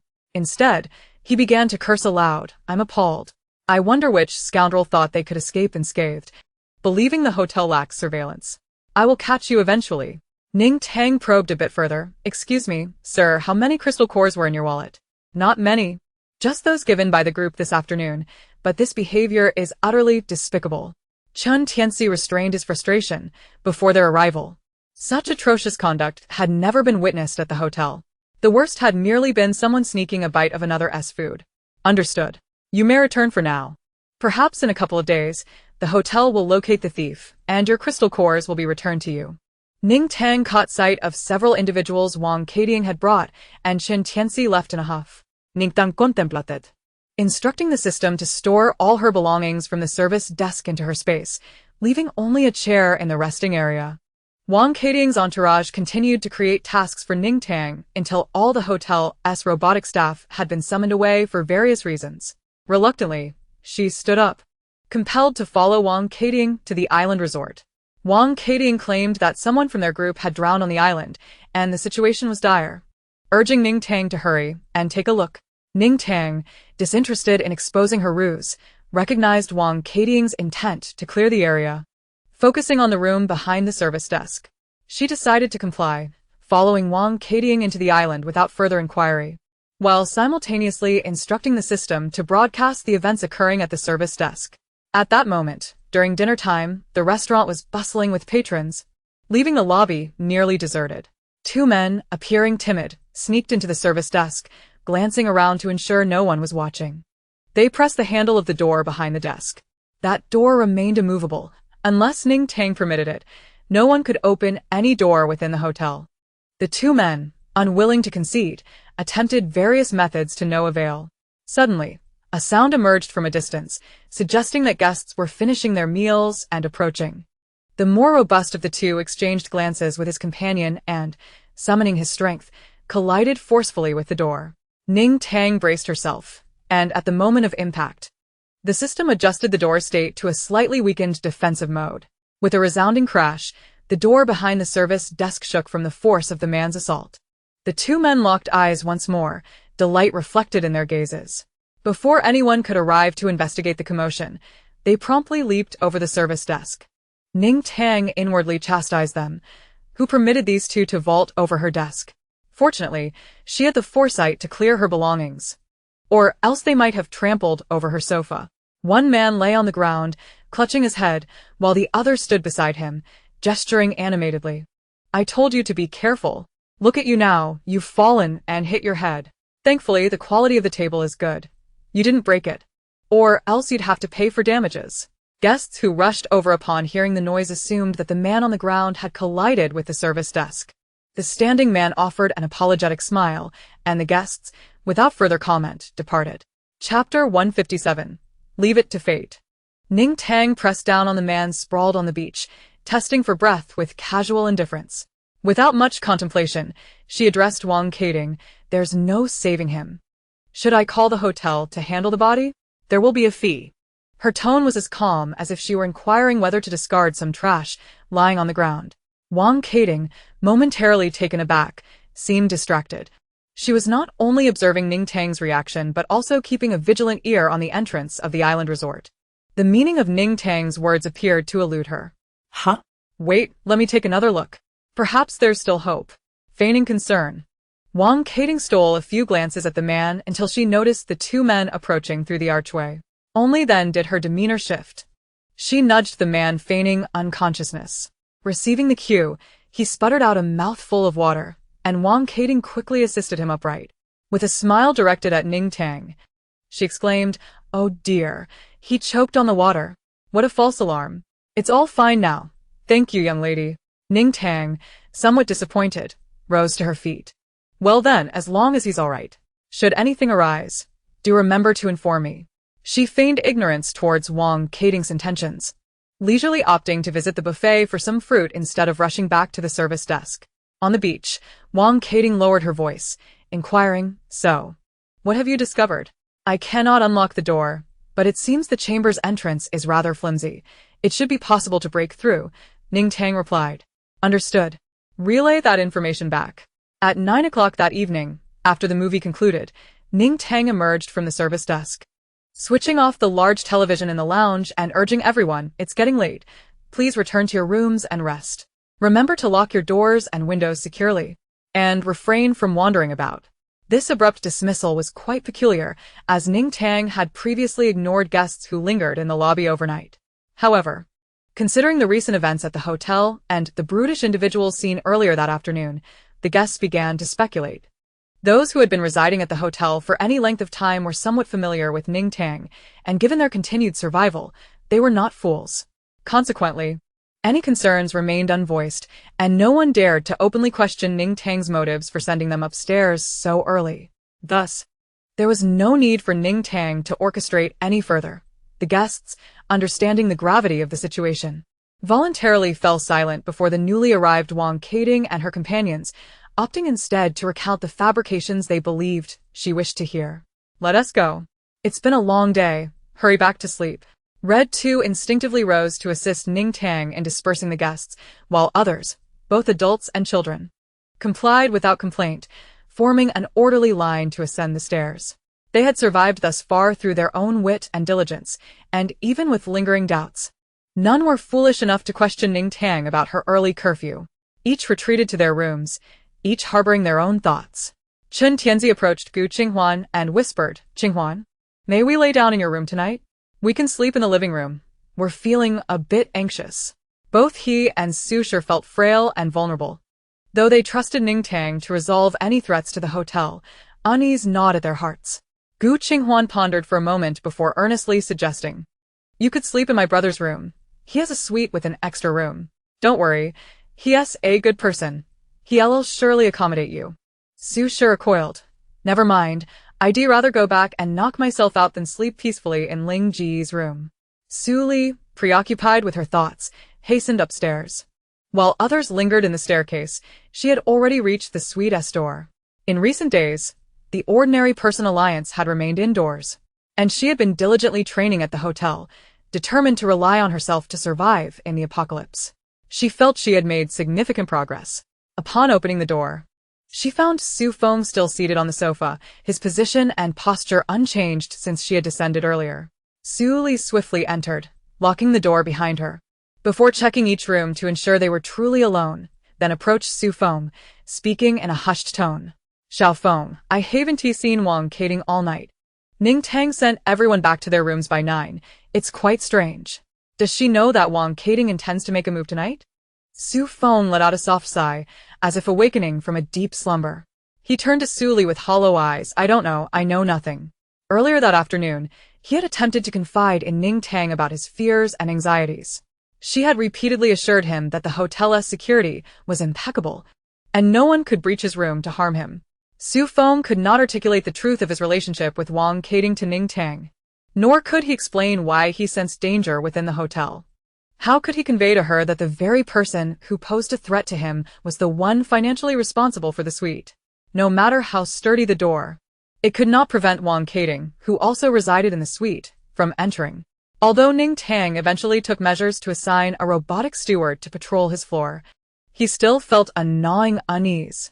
He yearned to request that Ning Tang keep him close that night, to whisk him away to a place where Wang Kading could not find him, but he knew she would refuse.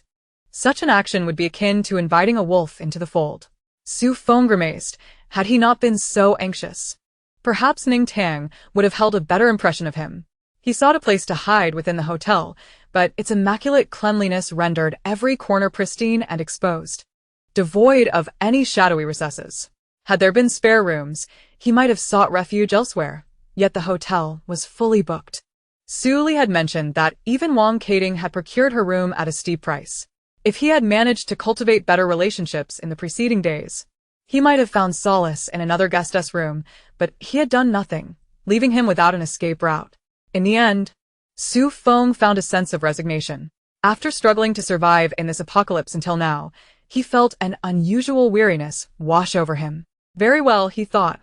I shall remain in this room and leave the rest to fate. Yet, this feeling was profoundly unsettling. It felt as though he were merely awaiting his demise. Su Feng suddenly erupted with a fervent desire for strength. If he possessed supernatural abilities, he would not have descended to such a plight.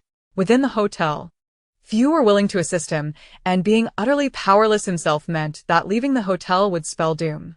Su Feng accepted the water that Su Li handed him, raising his gaze to engage in aimless conversation with her. Let us not dwell on that. Let us discuss something else. Sister, how did it feel when you went out to hunt the mutated beasts last time? Chapter 158. Physical Labor. Su Li's eyes brightened as she recalled the sensation of her blade piercing the skull of a mutated rat. Those creatures, which she had previously avoided at all costs, had met their demise at her hands. The exhilaration was akin to conquering a mountain that once seemed insurmountable. It felt immensely gratifying. A triumph for an ordinary person able to vanquish mutated species. The camaraderie within the team was palpable. They were well equipped and had honed their skills. Observing them, she felt that ordinary individuals were not so inferior compared to those with abilities. While everyone might need to exert themselves a little more, they could still sustain their livelihoods. Oh? Is that so? If I can survive today, I would like to join you in the future. Su Feng's voice was barely a whisper. Laden with regret, a profound sense of remorse. Had he known that this day would come, he would have begun resisting his fate from the first year of the apocalypse. He had grown weary of living at the mercy of others. Su Li was correct. Relying on others was no match for self-reliance. If he could survive today, he too wished to explore a different way of living. The hotel is under attack. The hotel is under attack. The hotel is under attack. Nothing seemed amiss. The system grew anxious. Yaleso, that is the Qing, Zong and Gaoyuan, Ning Tang was blissfully sleeping, dreaming of skiing on snow-capped mountains when a cacophony of sounds jolted her awake. It was not merely a snowstorm. It felt as if the entire mountain were collapsing. She sat up abruptly, clutching her chest to steady her breath. The small creature, Sweetie, nestled beneath the bed, heard the commotion and immediately leaped onto the bed, meowing around her. After sipping some water to quell the discomfort of her nightmarish awakening, Ning Tang cradled Sweetie and murmured, "System, system, system. Come out quickly. I'm about to be sick from fright. I was just dreaming about skiing when suddenly the mountain collapsed." It's one thing for the mountain to fall, but the sound was horrendous, like something out of a horror film. How could I have such a nightmare? The system coughed nervously, feeling a twinge of guilt, though this insignificant remorse was swiftly overshadowed by relief. Thank goodness Ning Tang remained unaware. Had she known what had frightened her, she might have stormed into the system's domain to exact her wrath. Although it had no skin, metal could still be considered a form of it. The host is truly unfortunate. The mountain is ruined, and the dream is ruined. No, the key point is that Wang Kaidi and her group have taken action. Hurry to the window and take a look. The system raised its voice, and Ning Tang gasped. Finally, her moment had arrived. She leaped onto the carpet beside her bed and made her way to the floor-to-ceiling window. It was pitch black. What could she possibly see? The moon was absent from the sky, and the hotel lobby lights had dimmed to power-saving mode. Thus, as she peered down from the window, all she could discern was an expanse of darkness. The system hastily displayed the hotel's surveillance footage. Let's take a look at this first, host. Multiple screens flickered to life, revealing Wang Kaidi and her group busily engaged in their tasks. Some were scrambling, frantically pressing buttons on the immobile robot servers, evidently searching for the power switches. The robotic attendants, having received prior instructions from Ning Tang, were crouched in the corners, feigning standby mode. The group seemed apprehensive that any loud noises would alert the robot servers to their activities, so they sought to disable them preemptively. While some were occupied, others stood guard with guns at the elevator and stairwell, likely to intercept anyone who might come down to investigate the commotion.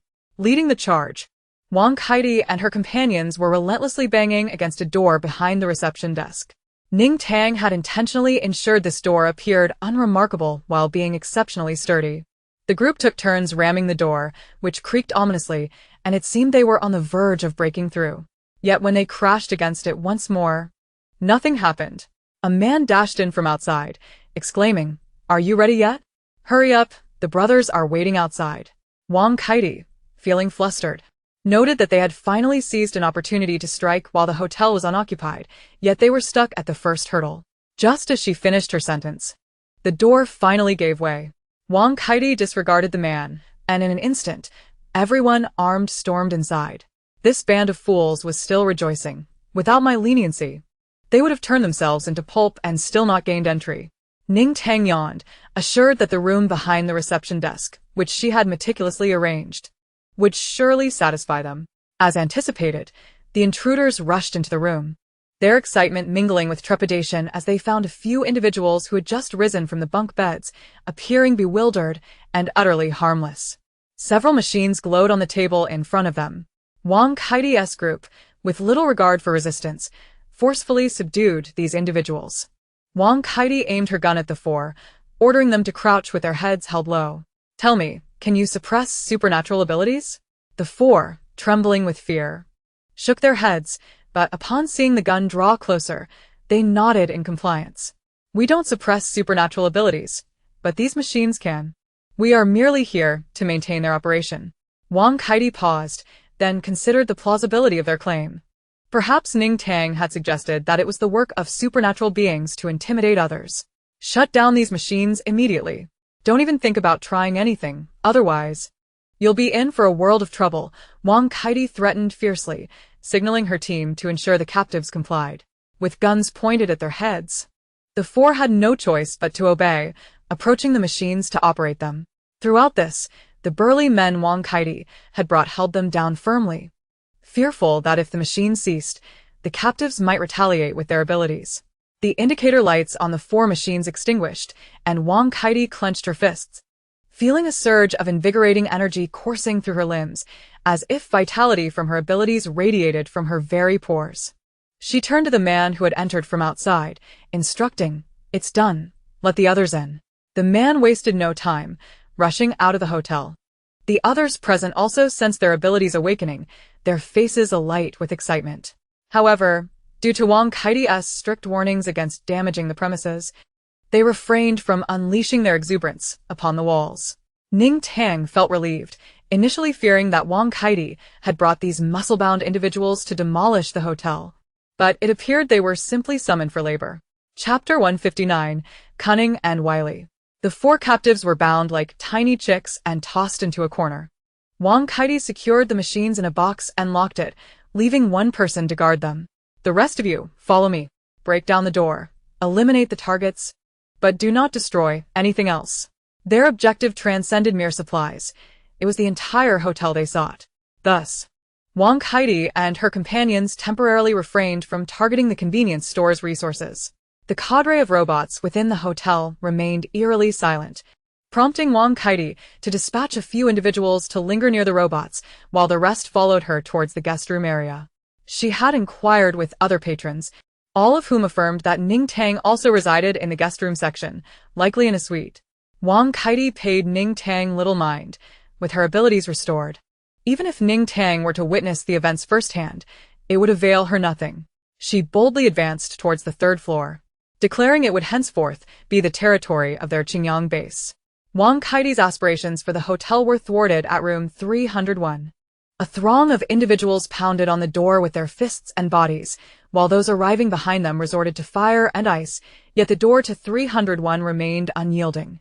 Wang Kaidi and her crew fell into an unsettling silence. Little did they know that the occupant within was enjoying a deep slumber, which would surely infuriate them further if they were aware. They resolved to switch out personnel, determined to seize room 301 within a minute. Ning Tang Tuklet. The hotel's security was anything but a hollow reputation. Even should they rev up chainsaws outside, the guests within would remain blissfully unaware of the ruckus. She glanced outside to see a multitude of reinforcements pouring in, perhaps 100 or 200 individuals, an impressive display in honor of the hotel. As she counted, contemplating the situation, she suddenly realized Wang Kaidi had vanished. Where could Wang Kaidi be? Surely, she hasn't gone inside. The system, hearing Ning Tang's musings, responded nonchalantly, just moments ago. She instructed her people to continue the assault while she took the elevator back to the suite, likely feeling parched and wishing for a drink. Ning Tang suspected there was more to it. Coupled with Su Feng's earlier visit, expressing fears about the hotel's safety, she held a vague suspicion. The sounds of facial recognition unlocking the door, the creaking of the handle, the build-up followed by a missed opportunity, all amplified in the darkness. resonated in Su Feng's ears as a prelude to his impending demise. Xiao Feng, where are you? I'm back. Wang Kaidi's voice echoed, causing Su Feng, who was huddled with Su Li, to tremble involuntarily. The door swung open, revealing Wang Kaidi, shrouded in shadow, yet wearing a gentle smile. Ah. So this is where you are. I'm back, Xiao Feng. All right, restore the hotel's shielding system. At this moment, everyone lingering in the hotel's common areas, cease your activities. Wang Kaidi and all those in the public area assemble in the lobby. Emily, untie yourself and apprehend the person beside you. As the moment drew near, Ning Tang interjected, employing her verbal authority to halt the farce. Host, there are still others outside. The hotel has emergency activation lights. Turning them on will illuminate everything nearby. Shall I activate them? Ning Tang paused, contemplating the hotel's capabilities. However, illuminating the area might alert their adversaries. And bring me the sedatives you prepared earlier. I'll toss them outside to incapacitate those individuals. The system readily agreed. Indeed, render that group unconscious, then direct the hotel's guests to deal with them. You need not descend at all to resolve this matter, clever host. It was admittedly Ning Tang's prior strategy to firmly control that group, then have Song Jun lead his people to resolve the situation. She merely needed to command the system to transport the thoroughly searched individuals to Planet T. And in doing so, the problem would be resolved effortlessly. Your intuition is quite astute, little system. Now, please produce the sedatives for me to discard. A vial of the concoction materialized in Ning Tang's hand, and she opened the window to cast it downwards. Now, let us activate the hotel's emergency lights. With a resounding boom, a blinding white light erupted. Ning Tang took a moment to acclimate to the brightness. The hotel's vicinity was illuminated as if it were midday, revealing dozens of modified vehicles parked in the previously cleared square. A group of individuals stood before the vehicles, brandishing rocket launchers. Ning Tang marveled at the base backing Wang Kaidi. It was indeed formidable. However, as the sedatives were scattered, the individuals crumpled to the ground like overcooked noodles. Are you jesting? Is this truly the hotel's emergency light? It resembles the sun rising. Ning Tang complained to the system, the sudden brightness catching her unprepared, nearly blinding her as she descended. She was not alone in her shock. Guests reclining in their beds were jolted awake by the piercing light that penetrated their curtains. Children from the Fujiang base rubbed their eyes and, upon awakening, hurriedly dressed, reminding their companions, "Wake up. It's bright out. We're going to be late for school." Others, roused from their slumber, shared the same disorientation, initially believing dawn had arrived. Yet, upon pulling back the curtains to witness the chaotic scene outside, the scattered vehicles and the fallen bodies, they quickly shook themselves awake. Ning Tang had hardly stood in the lobby for a minute when a large contingent, led by Song Jun, rushed in, urgency etched on their faces. Song Jun was momentarily bewildered by the scene in the lobby. Damn it! Why are there so many enemies standing before our leader? They surged forward, forming a protective stance around Ning Tang. Boss, what is happening? Ning Tang gestured for him to calm down. This group has been hypnotized. They intended to attack the hotel. There is still a crowd and vehicles outside. Organize the others to deal with them. I'll retrieve the individuals tomorrow morning. Having dealt with similar circumstances at the Xiangyang base, Song Jun quickly grasped her intent. Is that all it takes to resolve this? Boss, you're incredible. We'll get on it right away. Ning Tang nodded and made her way towards the room behind the service desk, where Emily and her 3 companions were seated. A man bound like a rice dumpling at their feet. Take him out too. Whoever was rude to you earlier can now face retribution. Ning Tang instructed. And Emily and her friends gleefully complied, dragging the man away. I was puzzled when the host mentioned acquiring 4 more robots. The hotel seemed well-staffed. Now I understand their purpose. It must be said, host, you are quite cunning. Thank you. That was merely foresight. Perhaps you should study language arts further, Ning Tang replied, tapping the box resting on the table. Having consumed a strength-enhancing pill, she effortlessly tore it open, revealing several machines within. Wang Kaidi and her cohort truly were naive. Having never encountered a radio before, they failed to perceive such an obvious flaw. The emergency lights of the hotel continued their radiant display, and other guests gradually descended, each brandishing their weapons, exuding an air of readiness for battle. Upon learning that Ning Tang had subdued the intruders, the guests exchanged glances. A mixture of surprise and a sense of inevitability washing over them, as if it were only natural for Ning Tang to be capable of such feats. However, this incident would undoubtedly elevate their admiration for her to new heights. Though no enemies remained to confront, the guests felt compelled to remain. After all, having come this far, leaving would feel like a disservice. The sun outside the hotel continued to shine brilliantly, and no one wished to return to sleep, especially since slumber was elusive. Consequently, everyone decided to stay, with Hamda enthusiastically offering to assist Song Jun and the others with their tasks. Ning Tang concurrit, delegating the coordination to the more experienced Song Jun. With so many vehicles and people outside, it was imperative that they work together to swiftly clear the hotel. As for her, she intended to return to her slumber. Once the emergency lights illuminated the surroundings, the atmosphere on the first floor became fervently industrious. In the suite, Su Feng grasped onto a flicker of hope for survival, cradling his bleeding sister Su Li as he rushed to the infirmary. Before exiting the room, Su Feng had already glimpsed the chaotic scene outside, observing the fallen strangers and the clearly foreign vehicles. After considerable contemplation, he surmised that the forces behind the hotel had intervened, and it was evident that the hotel had emerged victorious this time. With the tension in his mind breaking, Su Feng could no longer wait, as his sister Su Li lay convulsing on the ground, her life hanging by a thread. He cautiously opened the door to assess the situation, ensuring that the corridor was clear. The passageway was devoid of Wang Keting's entourage, with only other hotel guests venturing out of their suites. Su Feng returned to lift his sister, assuring her, "Sister, it's going to be all right. Just hold on. I'm taking you to the infirmary." After entrusting Su Li to the care of the medical robot in the infirmary, Su Feng found himself helplessly squatting at the entrance, his thoughts gradually coalescing. In the moment when Wang Keting had seized him by the throat, he truly believed death was imminent. The suffocating agony engulfed all his thoughts, until, unexpectedly, Su Li had charged forward at the last moment. Perhaps he should count himself fortunate that Wang Keting had never regarded him as a threat. Her desire to kill him didn't even necessitate a weapon. Taking advantage of Wang Keting's momentary distraction, Su Li lunged forward to snatch the gun from her waist. But it lingered in her grasp for but 2 seconds before Wang Keting, regaining her composure, violently kicked it away. Without hesitation, Su Li engaged Wang Keting in a struggle.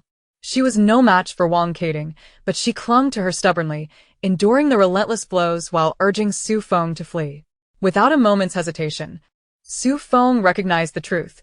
Despite any animosity or resentment he harbored towards Su Li, they were united in their bloodline, and in the face of death, neither would abandon the other. He dashed from the bedroom, smashing a cup in the living room and grasping a shard, determined to confront Wang Keting. With a mere flick of her wrist, Wang Keting sent Su Li crashing against the wall as effortlessly as if she were a fragile cup, rendering Su Feng's shard insignificant before her. In a fit of rage, Wang Keting twisted Su Feng's wrist, causing him pain and making the shard slip from his grasp. She delivered a resounding slap, and just as she prepared to continue her assault, Su Li, struggling to rise from the floor, once again lunged at Wang Keting. "I beg you, if you must kill someone, take me instead. For the sake of Xiao Feng, who has been by your side all these years, spare him." Wang Keting seethed with anger, finding the resistance from someone she deemed insignificant utterly laughable. She pummeled and kicked Su Li, yet Su Li refused to let go. Unable to bear the sight, Su Feng picked up the shard, pressing it to his own throat. "I'll fulfill your wish. I can die, just spare my sister." Wang Keting, indeed, halted her assault, the ferocity in her expression softening as she released Su Li, who could no longer stand. A hint of satisfaction crossed her face. "I knew Xiao Feng would listen," she remarked. "I must admit, I feel a twinge of reluctance." Suddenly, she ceased her words and actions, inexplicably turning to leave. Su Feng, bewildered, could not comprehend Wang Keting's intentions, but as her footsteps faded away, it became apparent she had no intention of returning. He hastily dropped the shard and rushed to Su Li, who lay on the ground, convulsing and bleeding. "Sister, please hold on," he pleaded, his voice trembling and choked with emotion. "Don't leave me here alone. I can't survive without you. I beg you." Su Li longed to embrace him and apologize, but she was unable even to lift a hand to pat his trembling arm. Until blinding light streamed in through the window, Su Feng felt a surge of hope. Racing to the window with fervor. At the sight of the scene below, he wept with joy. "Sister, the hotel has won. We're saved. I'll take you down now." The infirmary within the hotel possessed sufficient capabilities for treatments outside of surgery, yet Su Li's injuries were grave, with severe internal bleeding. This situation necessitated the aid of a healer with restorative abilities. Su Feng, dazed, expressed his gratitude to the medical robot before hastening downstairs. The only person he could think of was Ning Tang. As a staff member of the hotel, she would likely know if there were any healers present. Ning Tang stood outside the elevator, engaged in conversation amidst the bustling lobby. She intended to exchange a few more words before promptly returning to rest. "Ning Tang, I implore you, please help me. My sister is gravely injured, and the infirmary cannot save her. If you know any healers, could you please inquire? I'll pay any price, just save my sister." Su Feng, having emerged from nowhere, stood before Ning Tang, desperately pleading. She paused, taken aback by the weight of his words, immediately recalling the sudden disappearance of Wang Kading. Before Ning Tang could respond, a voice called out from nearby. Su Feng? "What are you doing here?" Ning Tang turned to see Yi Bai, equally astonished. A look of confusion crossed her face. "Wait. You didn't mention that the male and female leads would meet under such circumstances, nor did you give me a heads up. What am I to make of this?" Yi Bai mirrored her bewilderment, equally at a loss. "I don't know, that's not how the script reads." Chapter 161. Let us share a meal. Su Feng looked towards the source of the voice, his expression momentarily frozen before he quickly realized that this was not an opportune time for nostalgia. "Tian Shui, I didn't expect to see you here." "My sister," before he could finish, Lu Tian Shui interrupted, "I heard everything. I can help." "Let us hurry to see Sister Li." Ning Tang promptly added, "Let us go. Today the ability suppression system can be turned off, and we can head directly to the second floor for treatment." Without further ado, Su Feng bowed to everyone present. Lu Tian Shui, accompanied by the healer's son Fanchun, ascended the stairs, while Su Shanlan went outside to assist.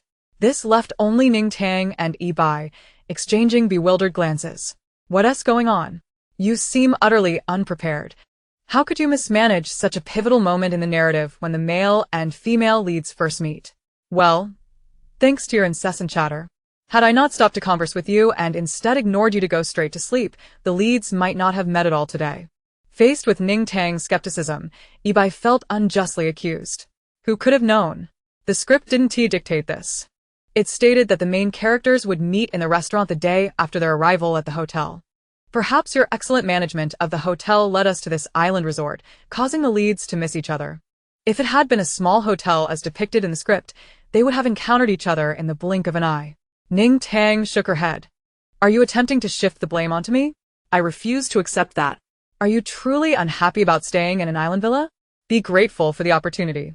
Yi Bai pondered over the situation, realizing that the plot had already veered off course. Moreover, he surmised that this deviation would likely have little impact on the mission. In fact, he would much prefer to inhabit a lavish villa on an island than continue to endure a drab existence. After all, should the mission falter, the most he would face would be a minor deduction from his bonus. He was willing to trade his earnings for a more comfortable life, preferring to forget the days of subsisting on meager rations. As for Ning Tang's talk of eradication, that was utterly implausible. He had yet to witness anyone being dismissed for poor performance. His relationship with the underworld office was strictly transactional, and his life belonged solely to him. All right. I am sincerely grateful to Sister Ning for her immense kindness. To reside in a seaside villa is indeed a stroke of fortune, and if there are any issues, they are entirely my fault. Sister Ning, please temper your wrath and do not hold it against me. That's more like it. Now, enough of the banter. Let us head upstairs and take a look. You, the heartfelt second male lead, shouldn't be so relaxed while the female protagonist is surrounded by others. You might ruin your character arc. Ning Tang stepped into the elevator first, prompting Yi Bai to hastily follow. Wait. I need to fetch some food for them. They were awakened in the dead of night, and now must use their powers to save someone.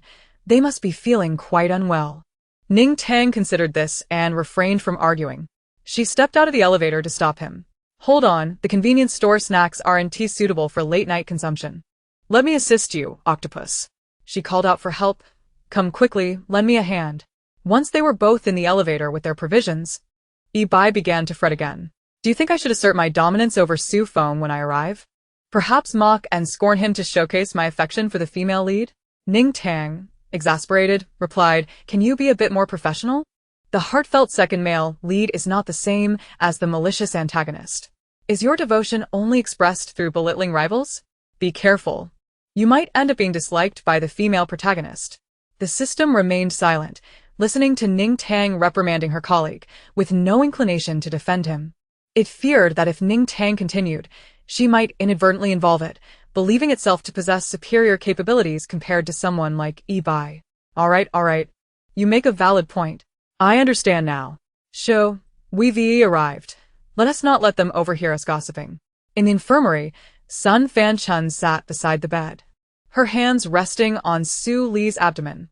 Su Li was enveloped in a golden aura, and the bruises on her face visibly improved. Bai was merely speaking without action. In truth, upon his arrival, he did not even cast a glance at Su Feng. Mindful of his role as the heartfelt second male lead, he approached Lu Tianshui, presenting her with the 2 bottles of hot milk and warmed bread he had obtained from Ning Tang in the lobby. He remained silent, wary of interrupting Sun Fanchun's treatment, but Lu Tianshui understood his intent. After receiving the items, Lu Tianshui held them carefully, while Bai took a bottle of milk from her hands, gesturing toward her before handing it back. Lu Tianshui smiled, opened a bottle of hot milk, and drank it eagerly, keeping the other in her grasp.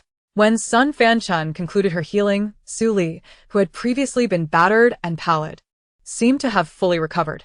Lu Tianshui stepped forward to support the sweating Sun Fanchun, offering her the bread, milk, and crystal cores she held. Come. Take a moment to rest. This bread and milk are from Bai, meant to replenish your strength. Sun Fanchun felt relatively well. Her healing abilities were considerable, and treating Su Li was no challenge. However, it was now the early hours, and with an empty stomach and weary mind, she began to feel fatigued. Fortunately, the bread and milk were just what she needed to rejuvenate herself. Su Feng approached, handing a bag full of crystal cores to Sun Fanchun. Thank you for saving my sister. I am at a loss for how to express my gratitude. The exhaustion from using your abilities must be quite uncomfortable.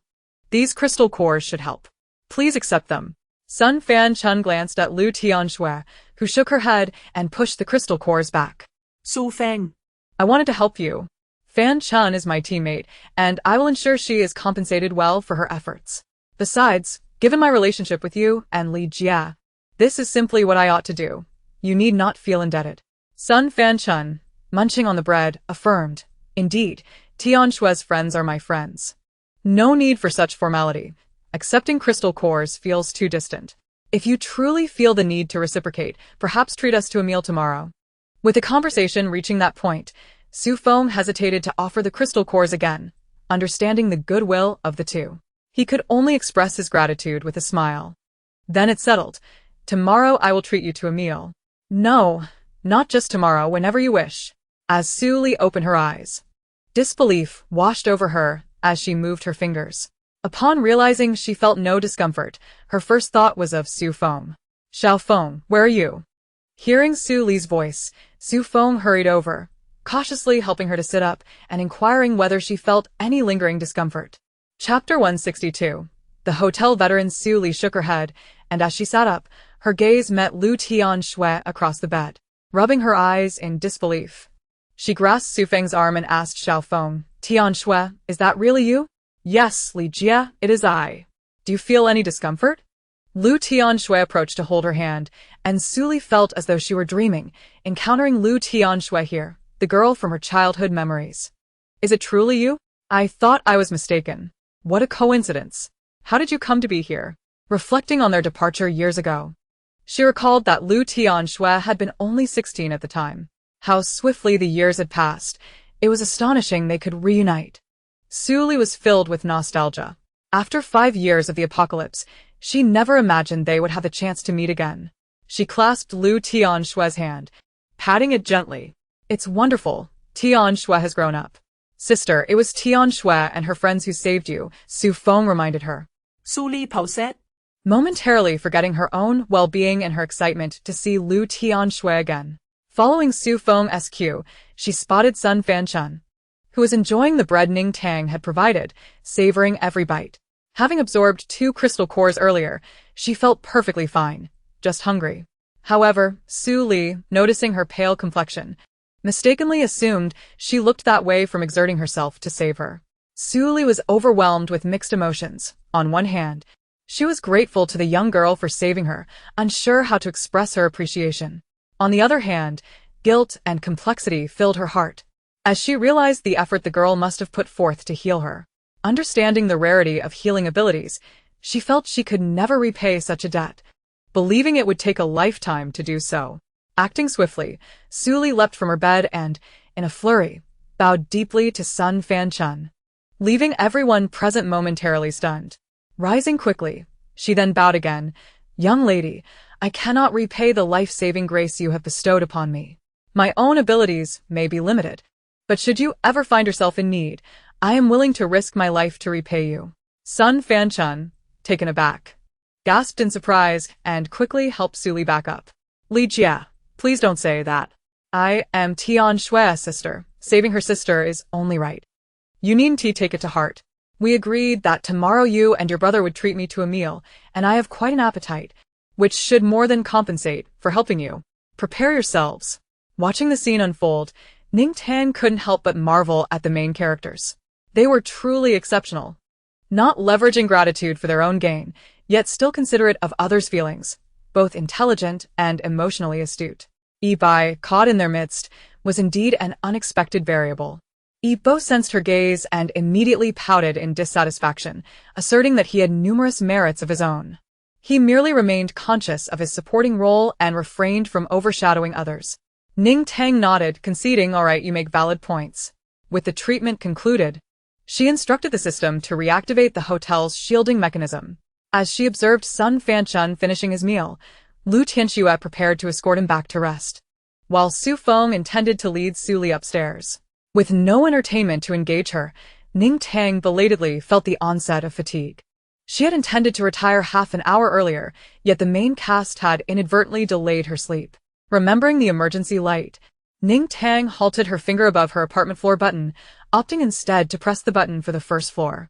Upon reaching the lobby, she noticed that all the vehicles had been moved outside the hotel's protective barrier, and those who had been reclining were now relocated.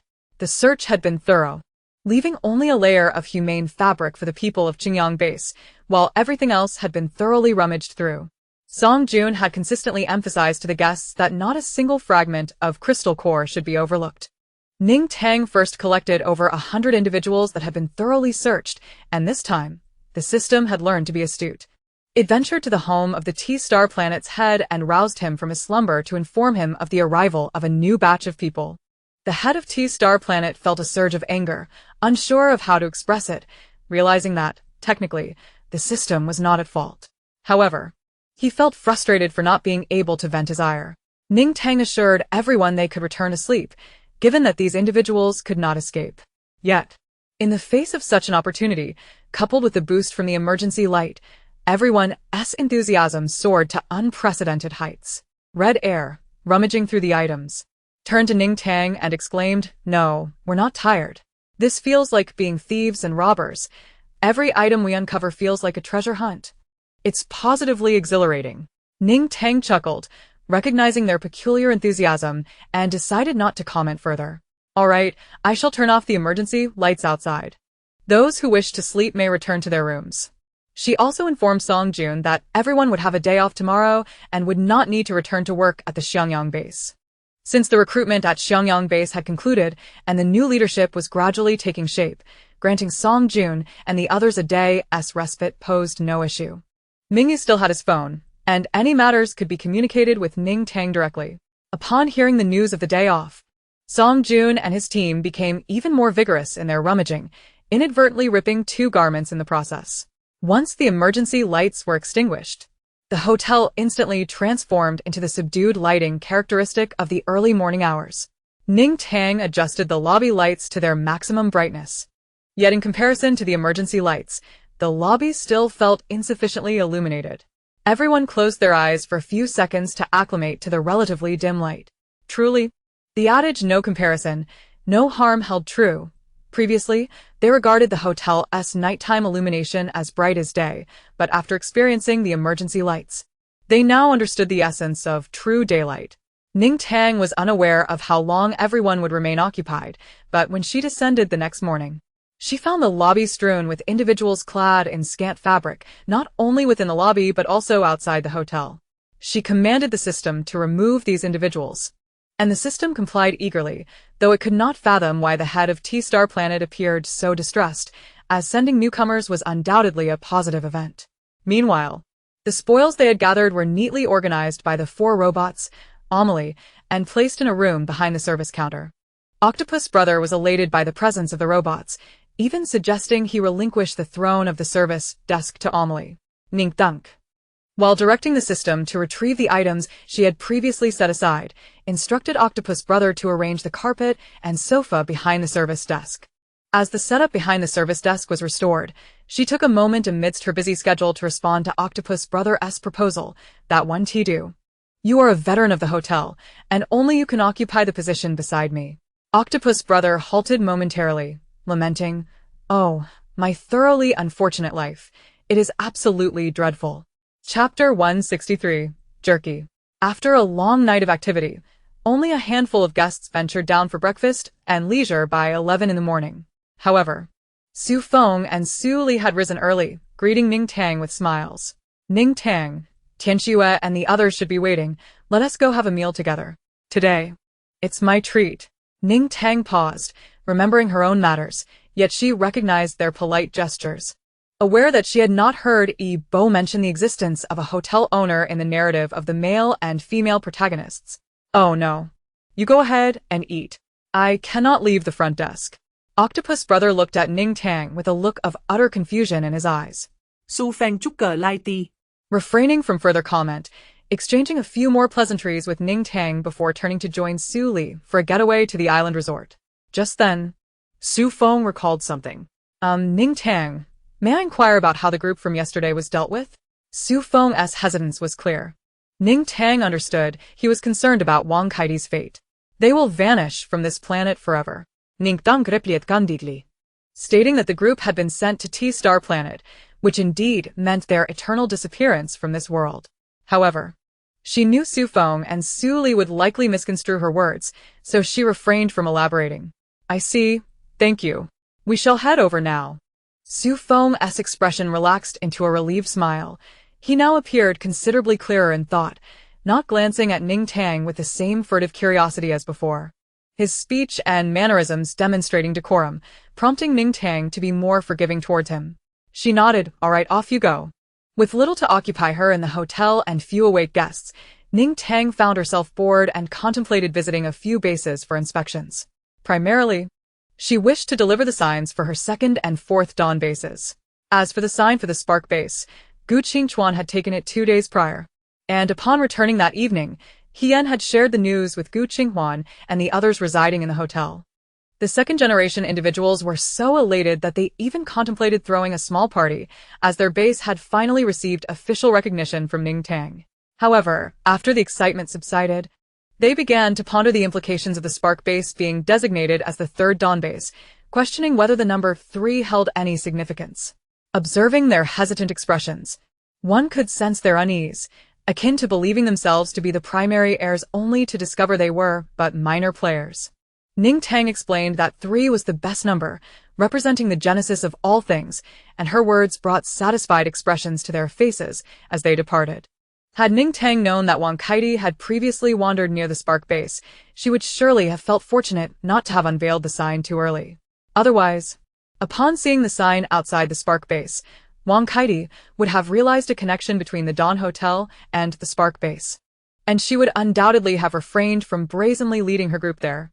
The residents of the Fortitude base were enjoying a good life when Ning Tang arrived.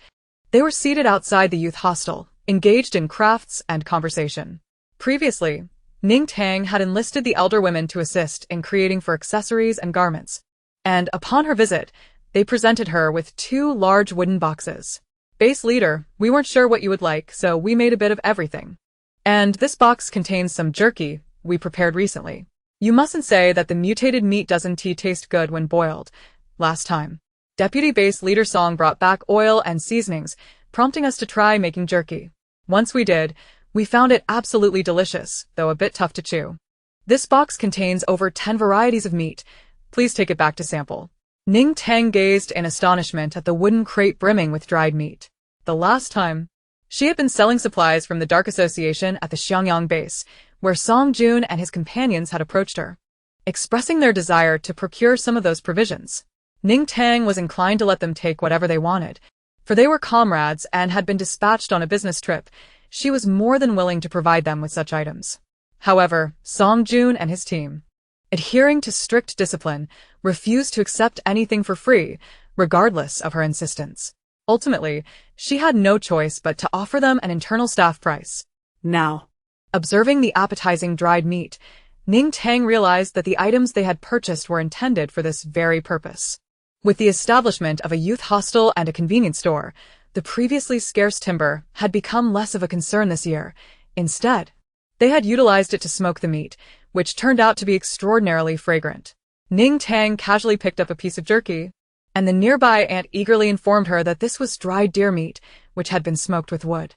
The jerky appeared quite firm, and upon tasting it, Ning Tang found it to be delectably tough, thoroughly marinated, and delightfully savory with a hint of spiciness, offering a satisfying chew that grew increasingly flavorful with each bite. System.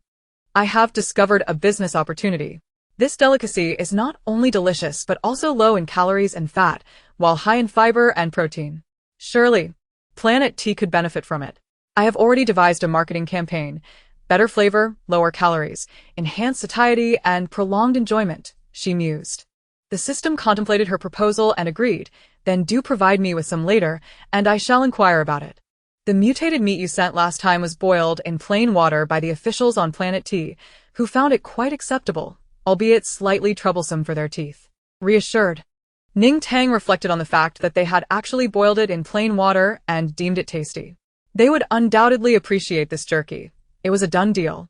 Ning Tang sampled the dried deer meat and the dried tiger meat, both of which were quite delightful, each possessing its distinct flavor profile.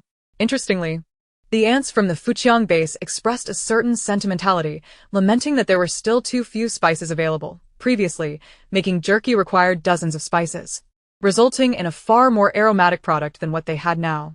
Why not recall the spice recipes and write them down? I will see if I can acquire them. It's simply too delicious, and it would be a pity not to make more, Ning Tang suggested as she retrieved paper and pen for the ants. She would later have the system rummage through the supplies she had collected, but the most convenient option would be to have Planet T provide the ingredients directly. The ants were delighted by Ning Tang's words. Being older, they felt they could contribute little to the base, yet now they could make clothes and prepare jerky, which gave them a sense of purpose. Oh, let us write it down now. Whatever the base leader wishes to eat, we shall make in abundance. The last time that great black snake delivered mutated beasts, there's still some buried in the snow outside. This time, VE made so much jerky that VE barely used 1/5 of what it brought. Previously, the great black snake had delivered numerous mutated beast carcasses, claiming they were for Shao Kai, who only consumed electricity. Thus, those mutated beasts were left at the Fujiang base. Ning Tang thought that this arrangement made things even more convenient. The great black snake provided the raw materials, and the ants crafted the jerky.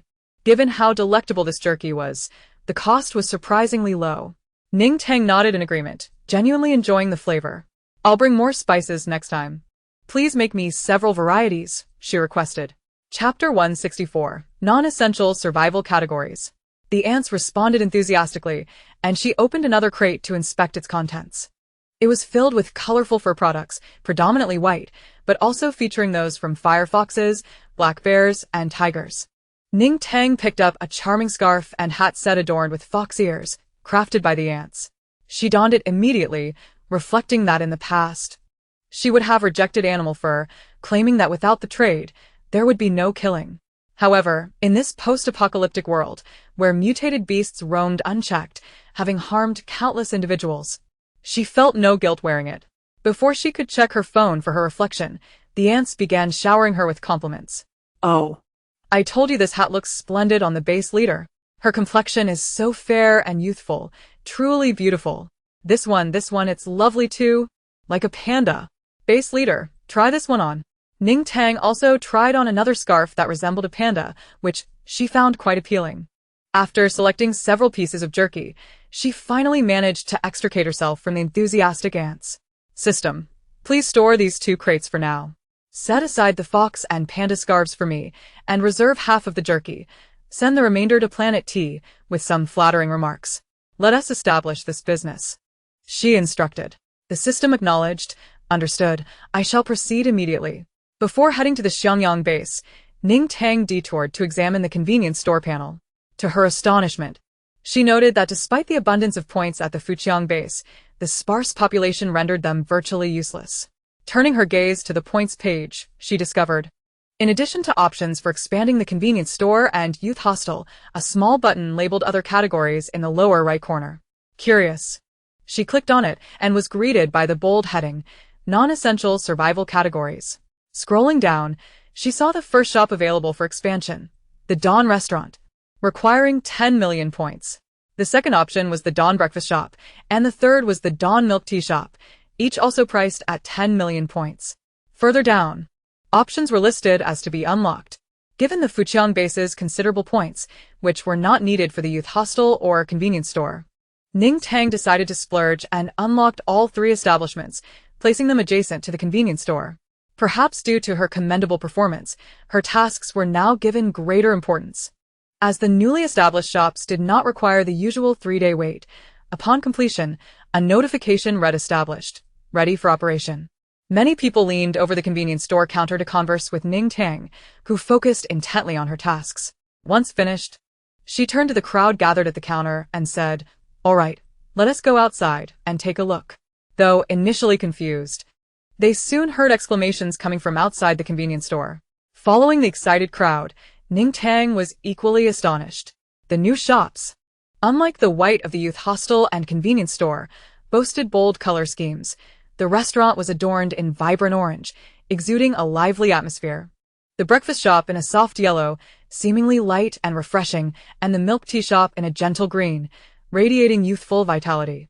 Moreover, the new establishments were quite spacious. Although the Dawn restaurant occupied only 1 floor, its facade was predominantly glass, apart from the load-bearing columns at the corners, creating a bright and transparent appearance. Tables and chairs were arranged outside the restaurant, and the residents of Fujiang Base stood in awe, hesitant to step forward. Ning Tang ventured inside to explore. The restaurant seemed to encompass the size of 3 storefronts, furnished with dozens of tables and chairs inside, with an equal number outside. Notably, the protective barriers extended 3 meters beyond the outermost tables and chairs, enhancing safety for patrons. Inside, robotic servers were stationed, and a lineup of robots awaited at the ordering counter, with the menu prominently displayed on the wall behind them. Ning Tang noted that the menu offered a variety of dishes, including 10 meat and 8 vegetarian options, alongside 2 soups, mirroring those found in hotel restaurants, with prices to match. This realization slightly diminished her excitement, as she had anticipated the restaurant would feature regional specialties. After counting the seating capacity, she estimated it could accommodate several hundred diners. Well, at least we can take food to go. That will suffice, she mused as she proceeded to the adjacent breakfast shop. The breakfast shop, much like the 3 other establishments, boasted identical tables and chairs both inside and out, mirroring the adjacent dining venue. Within stood an array of robotic employees, strikingly similar to those found in the restaurant. The breakfast shop offered a plethora of delicacies, with an extensive selection of dumplings, meat buns, vegetarian buns, sweet buns, rice cakes, and more. Additionally, it featured fried items, rice rolls, hot dry noodles, small wontons, and various soups and porridge, dishes that could also be found in hotel restaurants. The inhabitants of the Prosperity Base had emerged from their initial astonishment, following Ning Tang as she led them inside for a closer look. Behind them, gasps of excitement echoed, particularly from those who had previously stayed at the Dawn Hotel, who proudly shared with their companions that these dishes were not only visually appealing but also delightfully flavorful. Ning Tang proceeded towards the remaining milk tea shop, anticipating that the offerings would mirror those of the restaurant. Indeed, the milk tea shop even featured the same robotic servers. prompting her to exit after only a cursory glance.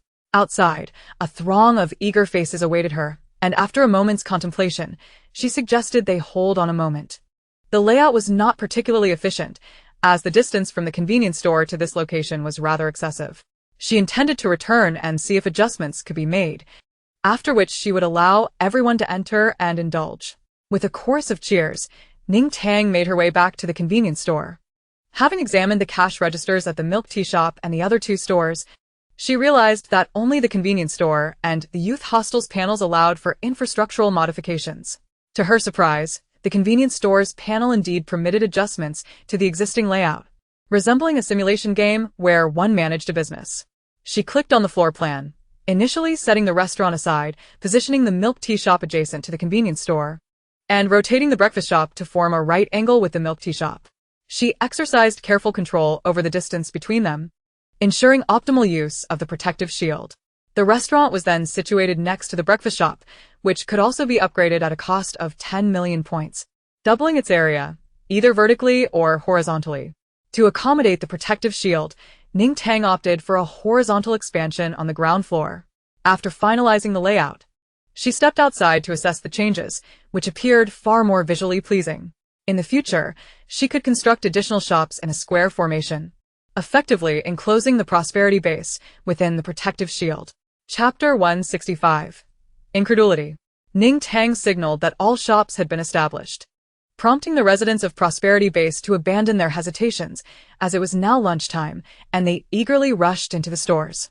Their motivation was not merely gluttony, rather, it was Ning Tang's encouragement to contribute to the community by spending crystal cores. A few individuals, concerned for Ning Tang's solitude, insisted on remaining by her side. But she was never a difficult leader. "You all should go. I must leave now. There's no need to linger around me." With that, she activated a portal and stepped through without hesitation, arriving at the Sunshine Base. The convenience store at Sunshine Base was bustling, with a long queue forming as it was now past noon. The staff were diligently working to maintain order, urging patrons to queue efficiently and exit promptly. However, the store was crowded and noisy, with several employees nearly shouting to be heard. Only those squeezed in front of the cash registers noticed Ning Tang's sudden appearance, eliciting surprised gasps from the crowd, as few had seen her before. Overwhelmed by the chaotic atmosphere, Ning Tang quickly accessed the panel and noted that the points had surged to nearly 100 million.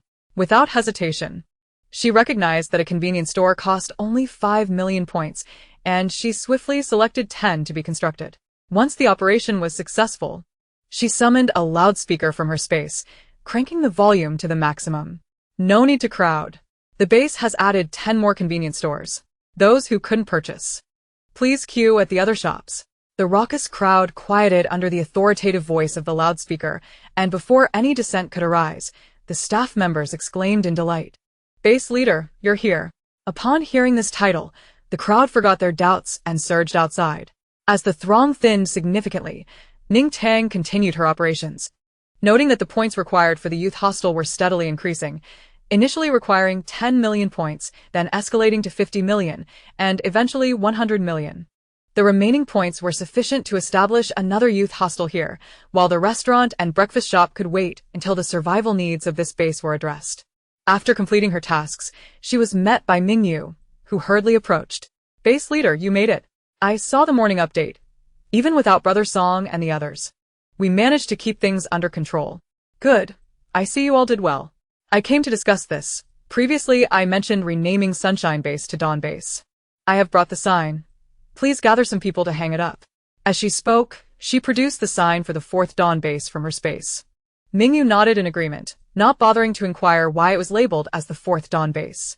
The ranking suggested that Ning Tang must have other bases, and he was somewhat astonished that Sunshine Base ranked so highly.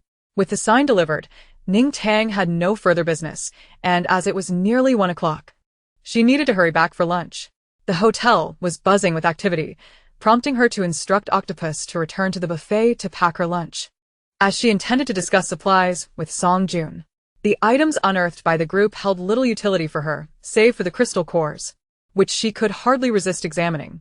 However, given her vast wealth, it was more prudent to distribute the crystal cores to Song Jun and the others.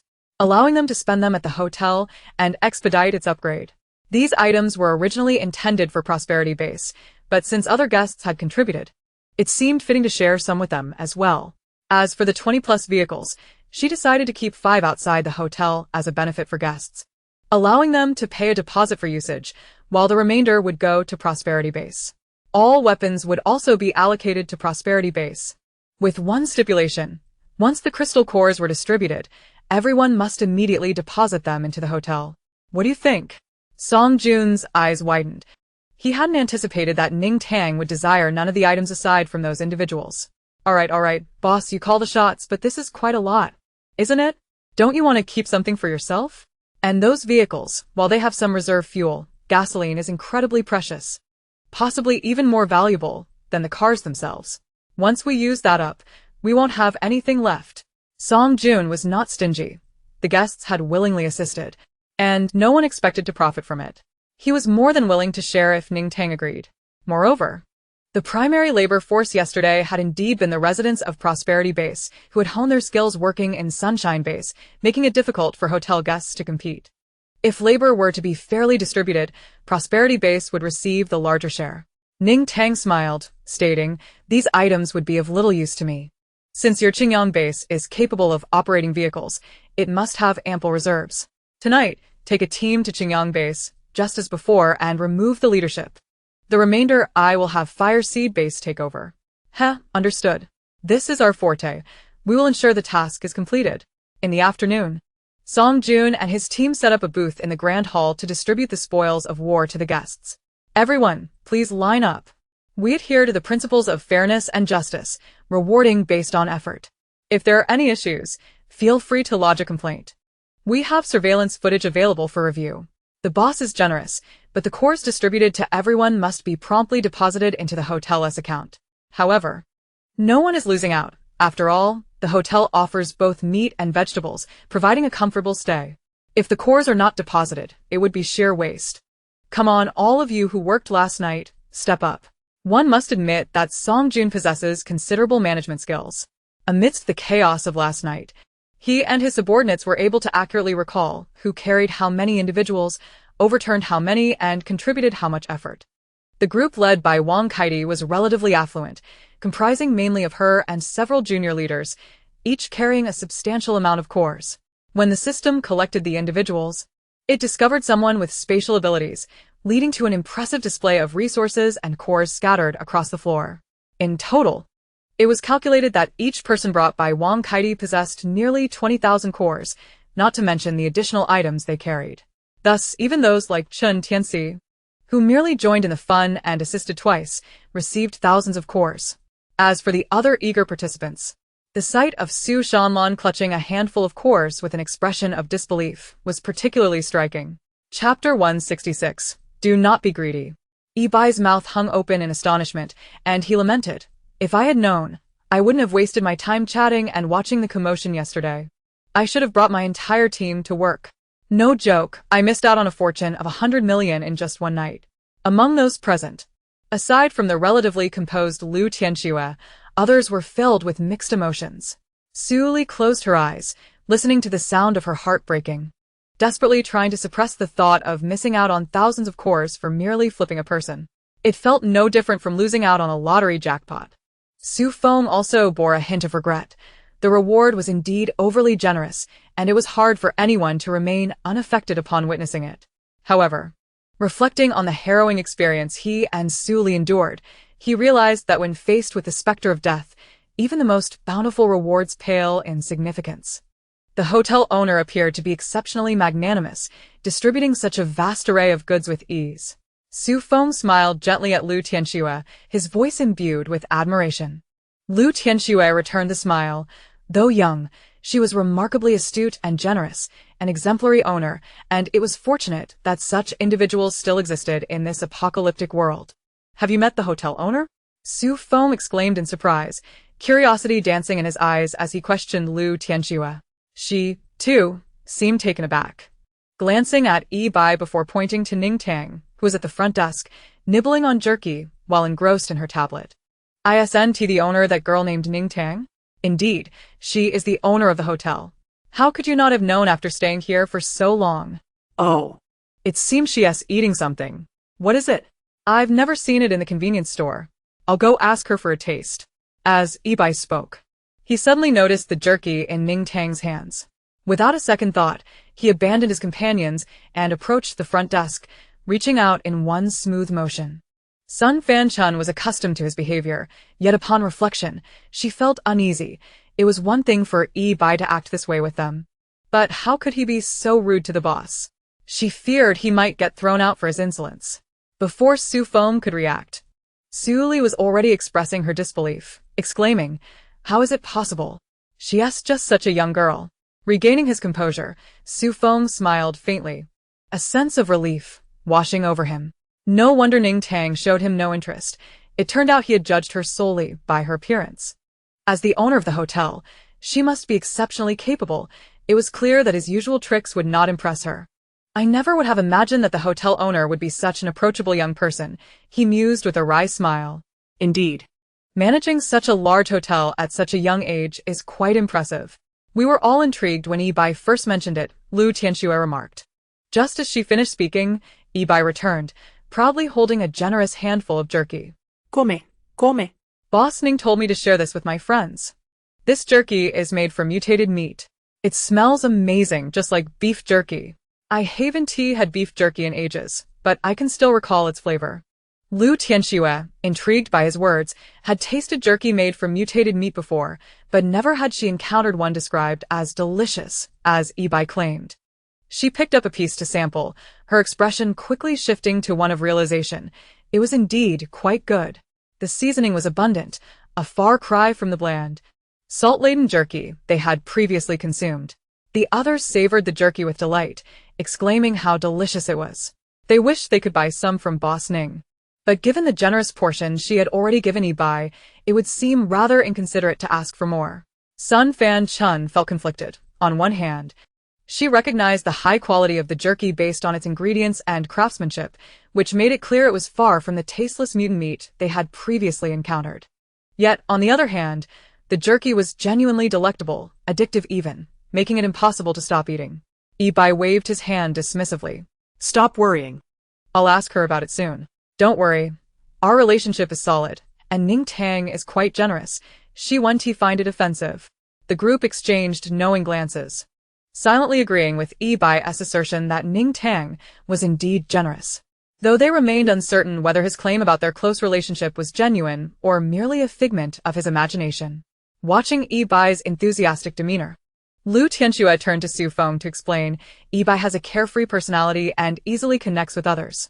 We've only just arrived. Yet he is already on good terms with the owner. Ning Tang, where did you get this jerky?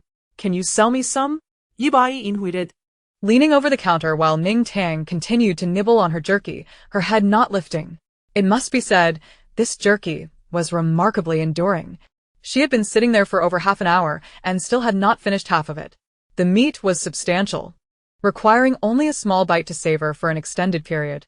However, the heavily seasoned and smoked jerky grew more flavorful with each chew, a stark contrast to the previous experience. What do you want now? Are you here to steal my sunflower seeds or my jerky?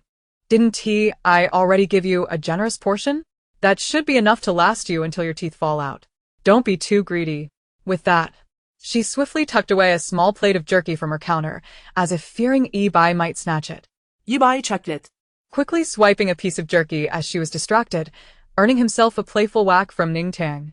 Rubbing his arm where he had been playfully hit, he remarked, "It didn't hurt. Hey, it's not that I want it, it's Tianxue who wants it. You know, as the perfect second lead, I must fulfill all her wishes." Ning Tang looked up at him, arching an eyebrow. Isn't Tianxue's greatest wish to see world peace and an end to the apocalypse? Why haven't you fulfilled that? Ibai choked on his words, mumbling in a small voice, "My dear colleague, my good fellow villager, please help me out here. I've already boasted about our friendship. You can certainly sell me some jerky. Everyone is waiting for me, especially that male lead. I don't want to be embarrassed in front of him. Just sell me a little, no matter the price. Or how about this? I'll share some juicy gossip from other task worlds. Trust me, the stories I have are incredibly dramatic and would take 3 days and nights to tell." Ning Tang's heart fluttered. She wasn't particularly interested in gossip. But since Yi-bai could be considered a half-colleague, she felt inclined to lend a hand. Although she often jested that colleagues were in paradise. Now that they were both in a foreign land, she thought it wise to assist. System. Really, host? I find that hard to believe. It seems to me that your curiosity for gossip is your true motive. Ning Tang retorted, You truly do not understand me. I am not the sort who revels in idle chatter. Chapter 167. Compensation for mental distress. Clearing her throat, she addressed Yi-bai. Is it true? Then regale me with a tale, and let me judge its worth. Yi-bai, halting his prayer-like gesture with hands clasped before Ning Tang, sensed an opportunity and immediately rummaged through his thoughts. Let me share the story of my last venture into the entertainment world. I was, at that time, the leading actor. Ning Tang interrupted, skepticism etched upon her face. You? The leading actor? The Underworld Bureau must be truly desperate if they assign tasks so arbitrarily. As long as the gender matches, any task can be undertaken, correct? What's wrong with that? I am more than capable of embodying a leading man, both in appearance and talent. Besides, we do not strictly adhere to gender roles. I once portrayed a courtesan. Oh, dear, I digress. Please continue. You were saying you were the leading actor. Ning Tang raised her hand once more. Wait, I suddenly find myself more intrigued by the courtesan story. Yi-bai wore a pained expression. We can discuss that another time. Right now, you must hear this. In that world, the male and female antagonists were a model couple in the entertainment industry. They appeared blissfully in love, the only pair deemed a true love in the industry. And they had a plethora of fans. However, behind the scenes, they engaged in their own affairs and even managed to date simultaneously. When I first entered the industry, I was nearly coerced into a joint arrangement with them, which terrified me. It was only thanks to the system's benevolence that I was able to preserve my innocence. Ning Tang raised her hand again. Oh, if your task required you to romance the protagonist, could you still preserve your innocence? I thought you might forsake it for the sake of the task. Seeing her hesitance, Yi-bai was visibly distressed. He clutched his clothing tightly. What nonsense are you spouting? Do not unjustly tarnish my reputation. I am already vexed by these trifles of work. Who would sacrifice their body for such menial tasks? I am not that kind of person. Understanding dawned upon Ning Tang. Do not take offense. I often forget that taskers are simply ordinary laborers like everyone else. Your words illuminate my perspective, who would pour their heart and soul into work. Please continue. In any case, I escaped, but they soon found others. Later, they quarreled over who was more significant to their new paramours, resulting in a midnight brawl at home. Both were taken away by ambulance, and to cover up the scandal, their agency claimed they were merely playing mahjong. Who would believe that? 3 players short, and yet their fans bought it. I shall reiterate. These spoils were distributed to the patrons who generously assisted yesterday, not indiscriminately shared among all guests. Please refrain from causing a commotion. Song Jun's booming voice captured everyone's attention, interrupting Yi-bai's narrative. Though Ning Tang was eager to learn what transpired next, she recognized that the hotel matter took precedence. She was determined to discover who dared to stir trouble. Before Song Jun and his companions stood 2 men, their silhouettes somewhat familiar. After a moment's reflection, Ning Tang realized they were the same men who had confronted Gu Qinghuan with an air of paternal admonition. Zhao Shen, emboldened and unflustered, articulated his stance. I ask you. The hotel has an obligation to ensure the safety of its guests, does it not? Recently, the hotel issued a notice that left everyone on edge, causing guests to hesitate in venturing out. If guests refrain from going out, the source of crystal cores diminishes, rendering us unable to afford the hotel's exorbitant fees. Now that these individuals have been subdued by the hotel, should not the benefits derived from them be shared with all the anxious guests? My intentions are not self-serving. I advocate for the welfare of all patrons here. Would you not agree? After finishing his speech, Zhao Shen confidently extended his hand, but to his dismay, he received no expected chorus of agreement. His brow furrowed slightly, but he did not dwell on such trivialities for long. Throughout history, those who dared to speak out often stood alone, and the masses tended to be cowardly and selfish. No matter, he was prepared to be the voice of dissent, never seeking accolades for it. The onlookers regarded him with bemusement, their silence thick with incredulity. They were at once amused and reluctant to mock him. Only Zhao Shen's flunky applauded. Well said, Brother Shen. You speak for the people. This is the sentiment of the masses. We cannot be so selfish. Everyone deserves a share of the mental compensation. Others, now drawn into the fray, could no longer contain their desire to voice their opinions. It was perplexing. Where did these oddballs come from, demanding reparations on their behalf? Yet, none could outpace Song Jun, who could bear no further grievances. Rational as he was, he recognized that in the hotel, Ning Tang held the final say. Thus, he glanced at her before launching into a tirade. You think being called a guest grants you nobility? Use your rusty pig brain to ponder this. If it were not for the hotel, would you even be alive today? Enjoying fine meals and luxuries, you've forgotten your own identity. And mental compensation? If you wish to stay, stay. If not, then leave. There's a line of people waiting to come in, and you think your mere 20 crystals make you important? Song Jun's words were merciless. Yet the audience would not idly sympathize with the perplexed Zhao Shen. At last, others seized the opportunity to speak, Red Two's hair bristling with indignation. Who appointed you to represent me? I reside here.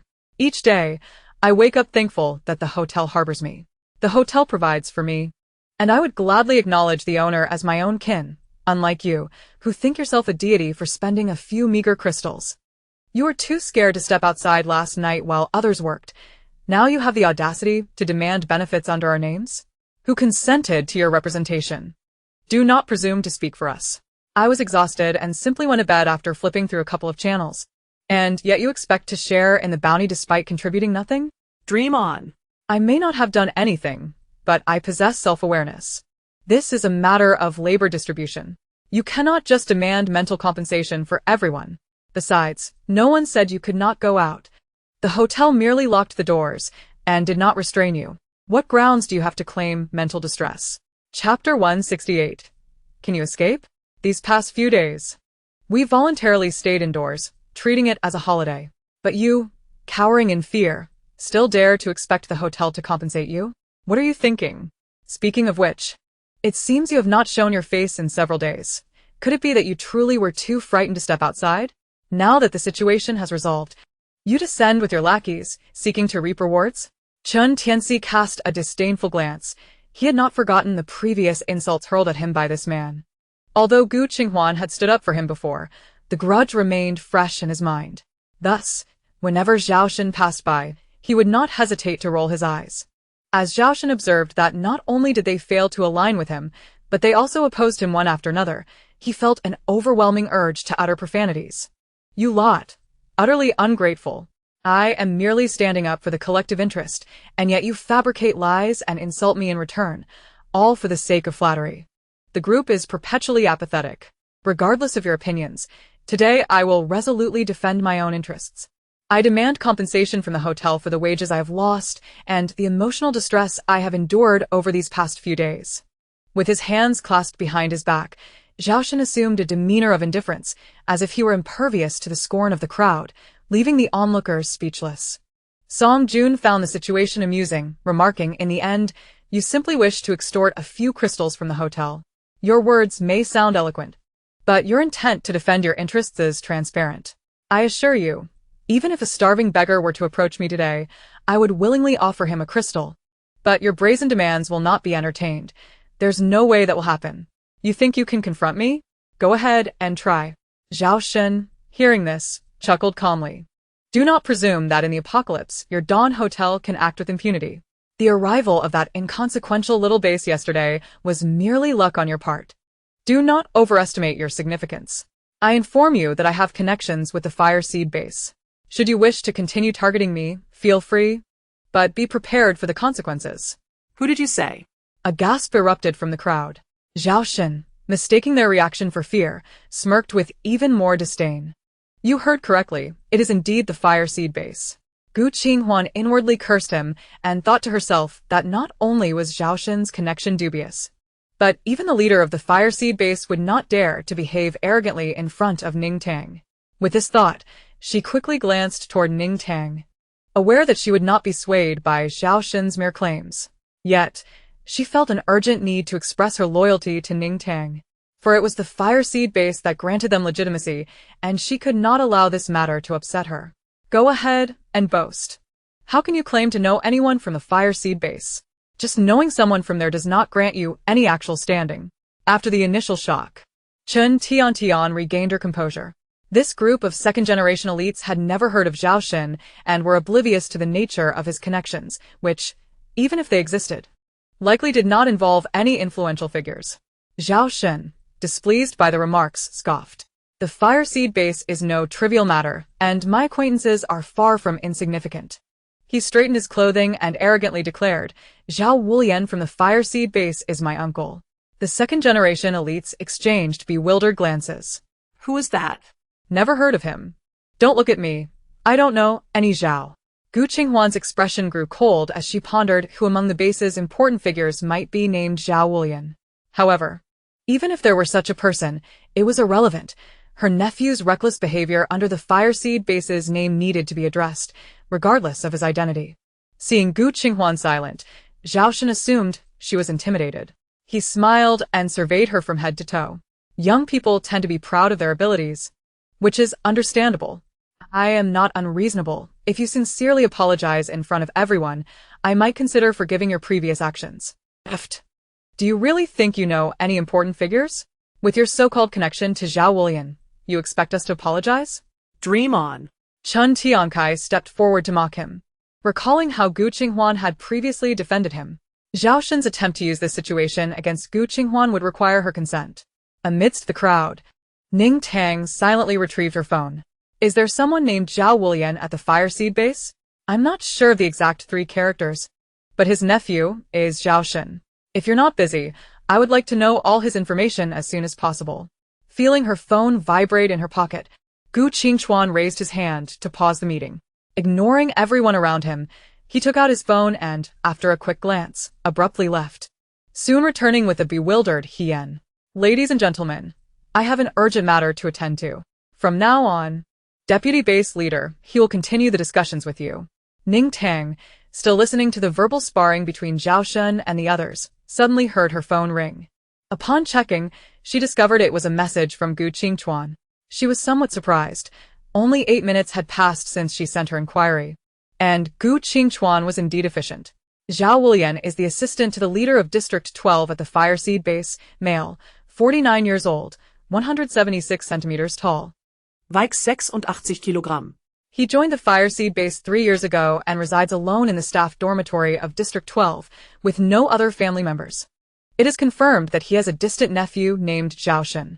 Ning Tang replied with an okay and added, there is someone at the hotel claiming to be his nephew, suggesting that he can leverage Zhao Wulian's connections to pressure the hotel. After a moment of silence, Gu Qinghuan responded with a single line, I understand. I will be there shortly. Ning Tang did not expect him to come in person, but she thought it would be beneficial. Confronting Zhao Xin face-to-face would surely silence him. Meanwhile, the argument between Zhao Xin and Chen Tiankai escalated, with Chen Tiankai refraining from directly stating that they were originally from the Fire Seed base.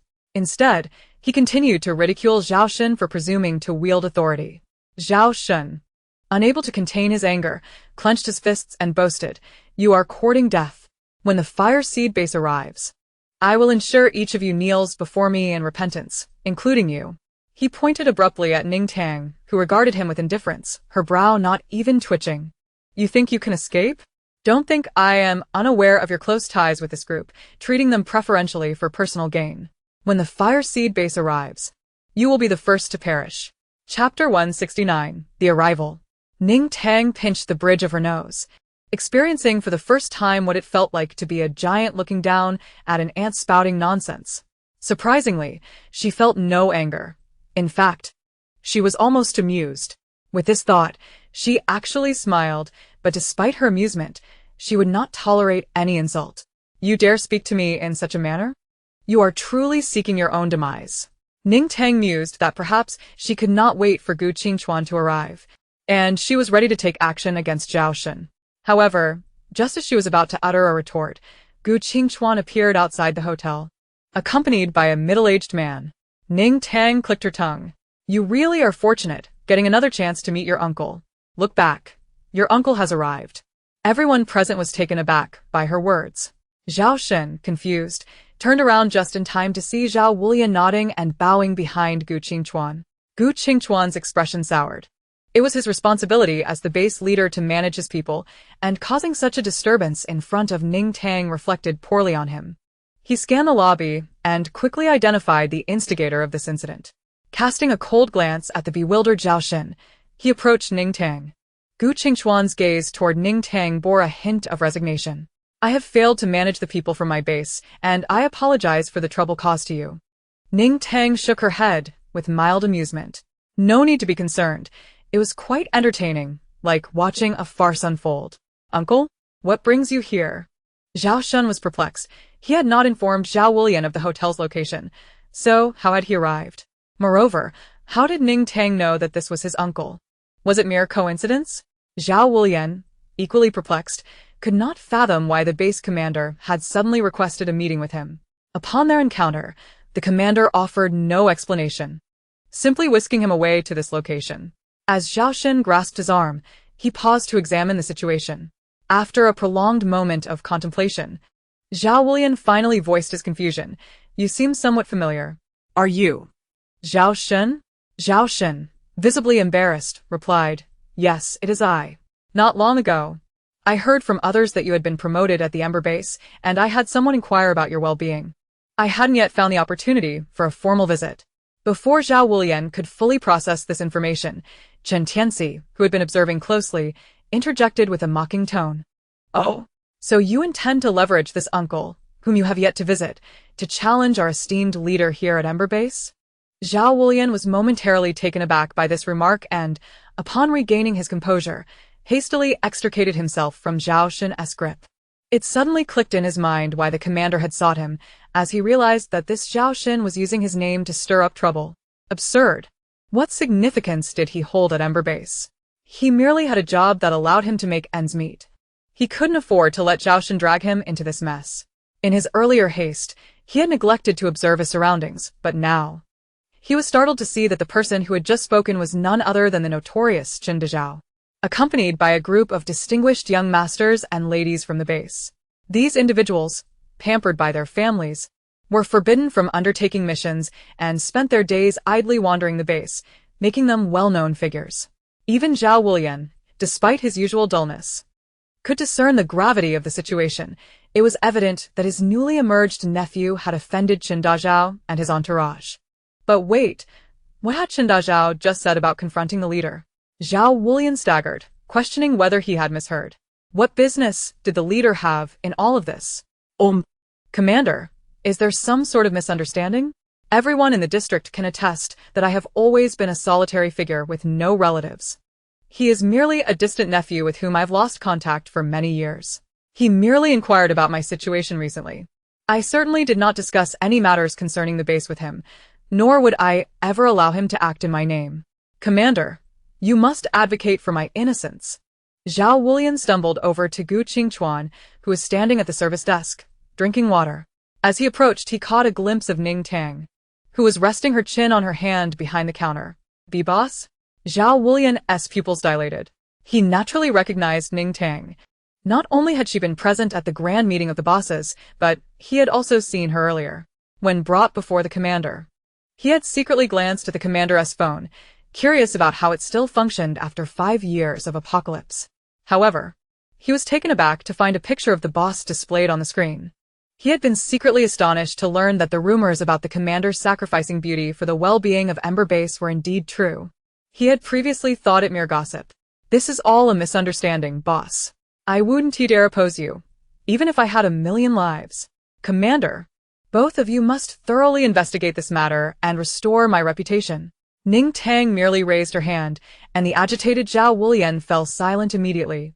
Zhao Shen, standing dumbfounded, began to comprehend the situation. It turned out that Ning Tang, seated at the front desk, was not as harmless as she appeared. She was the mysterious boss behind Ember Base.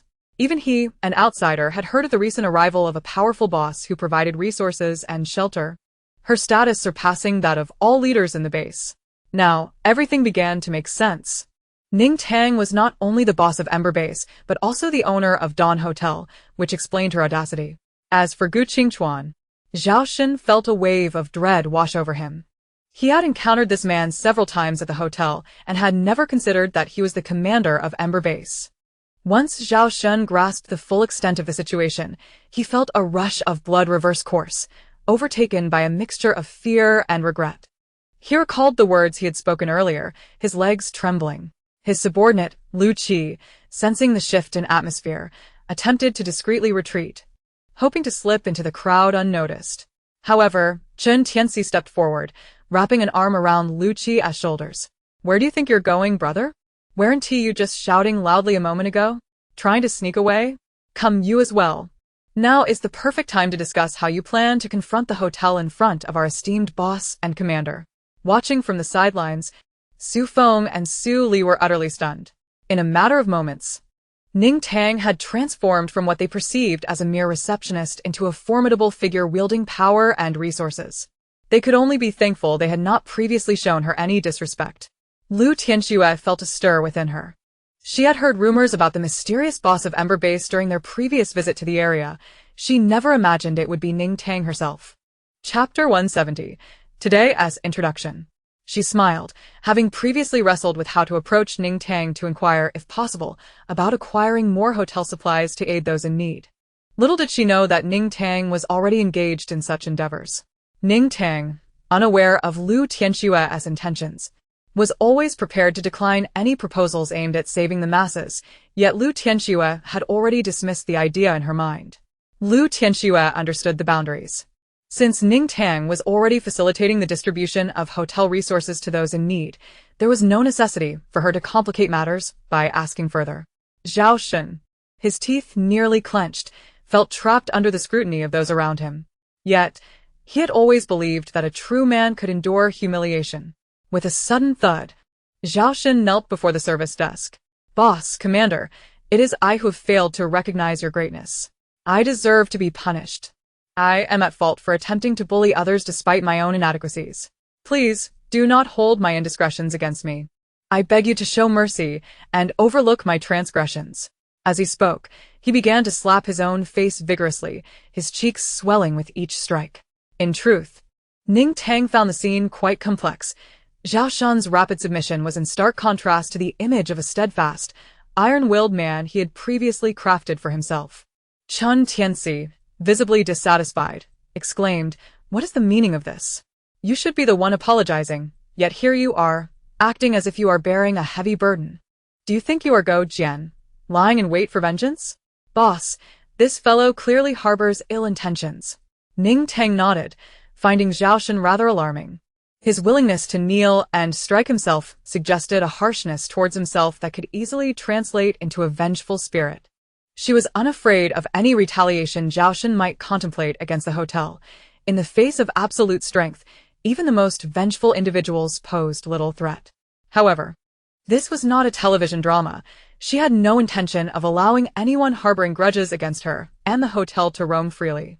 Moreover, given Zhao Shun's previous disruptions at the hotel, for the sake of its tranquility and the safety of other guests, she could not permit him to continue residing there. Clearing her throat, she addressed Zhao Wulian. "Your issues will be resolved internally at Ember Base. As for you, Zhao Shun, you have repeatedly caused disturbances at the hotel and just threatened me, claiming that when Ember Base arrives, you will be the first to perish, correct?"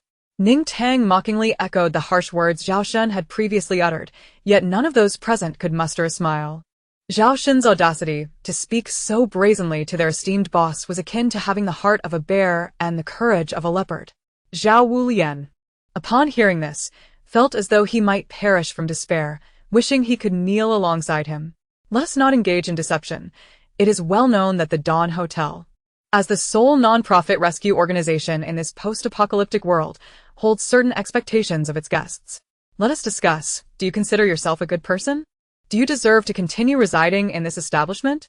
Ning Tang raised her hand to silence Zhao Shun's impending retort. This individual was one she was determined to address. However, in her quest for democracy, she would afford everyone an opportunity to voice their opinions. Is that non-profit organization even real? Haven't we been making profits?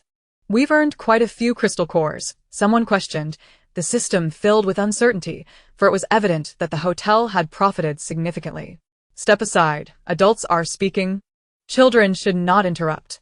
Zhao Shen recognized Ning Tang's intent to hold him accountable and understood that he had always refrained from mingling with the others, who appeared to be mere sycophants, undoubtedly aligning with Ning Tang's sentiments. No one would stand up for him. Rising to his feet, he straightened his back and declared, "No need. I am fully aware of my previous egregious mistakes. I do not expect any of you to forgive me. Lu Qi, let us depart.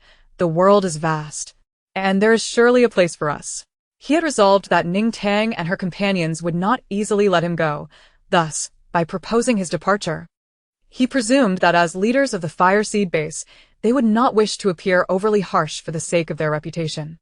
It would be utterly shameful if word spread that the head of the Fire Seed base had harassed two individuals lacking any notable background. However, it was clear that he had miscalculated. Ning Tang would not allow him to leave so easily. "Wait, stand still. We have yet to settle accounts with you. Do you think you can just walk away?" she commanded. Zhao Shen and Lu Qi were astonished to find themselves rooted in place, unable to move, while the other guests began to form factions. Under the guidance of the loudspeaker, Red 2, the crowd divided into two camps. The left deemed Zhao Shen and Lu Qi as villains who should not be permitted to remain at the hotel, while the right argued that they were good individuals deserving of a second chance. To no one's surprise, everyone flocked to the left side. "Hey, little sister. You're too young to understand what's going on here. Come stand by your brother, and I'll buy you some candy later." Red 2 coaxed a little girl standing in the middle. She appeared to be around 5 or 6 years old, adorably rosy-cheeked. Ning Tang recognized her. Her name was Bai Bai, and she had familial ties to Songjun. Bai Bai often sat at the service desk, where she would see the patrons of the Fujiang base buying her candy. Bai Bai blinked her eyes, wriggled free from Red 2's grasp, and moved to the right side. She understood, believing Zhao Uncle to be a good person. Earlier in class, Zhao Uncle had sat beside her and praised her cuteness, even inviting her to sneak into his room to see the beautiful dresses and candies he had, as he favored her alone. Feeling a bit guilty, Bai Bai said, "I'm sorry, Zhao Uncle, for revealing your words, but I want everyone to know you are a good person." Her innocent voice echoed throughout the lobby, which had fallen into a profound silence. Zhao Shen sensed that something was amiss. Had he been able to move, he would have rushed toward Bai Bai to take her hostage, demanding Ning Tang allow him to leave the hotel. Alas, he was utterly immobilized. Mrs. Bai, from the Fujiang base, was the first to react. Bai Bai was her granddaughter, and she wished to keep Bai Bai close every day. How could such a situation arise after sending Bai Bai to class? "Bai Bai, come here to Grandma. Tell me, is today the first time you've met Zhao Uncle?" Bai Bai ran over and nodded. "Yes, I just met him today." With a sigh of relief, Mrs. Bai embraced her, saying, "Sweetheart, let Grandma explain. There are some bad people in this world who lie. They seek out adorable children, promising them candies and toys, but they are truly wicked. You must not trust someone you've just met." As Mrs. Bai carried Bai Bai away, Song Jun could no longer contain himself. He charged at Zhao Shen and landed a fierce punch. Afterward, he sought Ning Tang's approval, and upon receiving it, he led a search that uncovered Zhao Shen's room card. "We'll head up to investigate now. You'd better pray you have no guilty secrets." Song Jun seethed with anger, for Bai Bai's words were abundantly clear. Yet, he yearned for more evidence before delivering a fatal blow to Zhao Shen. After all, they had to consider Ning Tang. With all the hotel guests and Fire Seed-based personnel gathered below, though strength was paramount in this post-apocalyptic world, they could not allow their impulsiveness to create any scandal that could reflect poorly on Ning Tang. Unbeknownst to Ning Tang, had she been aware of his thoughts, she would have intervened, for her own inclination was to ensure Zhao Shen met a grim fate. The lobby erupted with a chorus of insults. The guests resolutely refused to tolerate such scum as Zhao Shen. Even Ning Tang could not refrain from sending her octopus brother to kick him twice. The hotel's patrons could hardly restrain themselves, and by the time Song Jun descended with a grim expression, Zhao Shen and Lu Qi were already bruised and battered.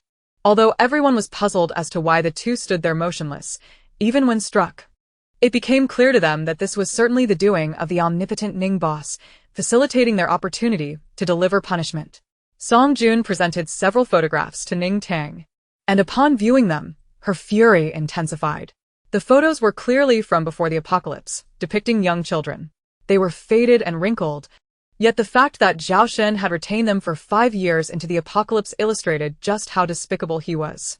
Song Jun also held out some fabric, small garments clearly not suitable for bye-bye, confirming that Zhao Shen's words to her were nothing but deceitful lies. Furious, he hurled the photographs and clothing at Zhao Shen and Lu Qi, exclaiming, "These were discovered in your room. You two beasts are unworthy of humanity. Damn it. How shameless can you be? Ning boss, how should we deal with him? Can we kill him? I can hardly contain myself. I can't hold back either." Ning Tang exhaled deeply.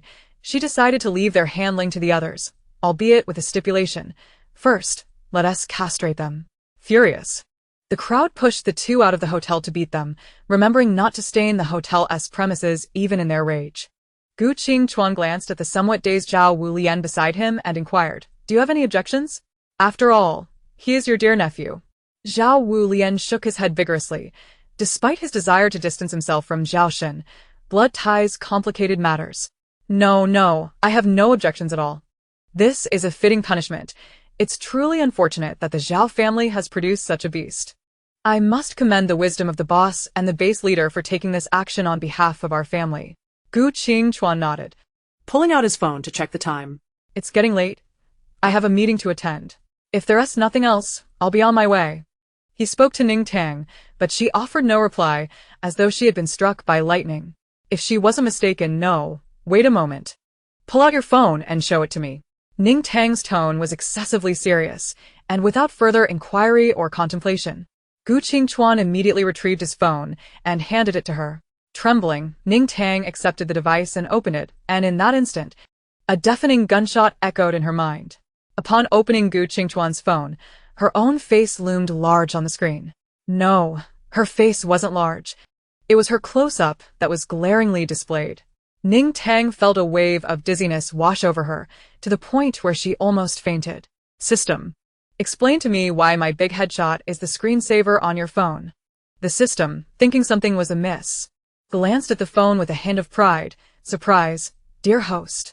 Since everyone's phones have been upgraded, it means they can have screensavers now.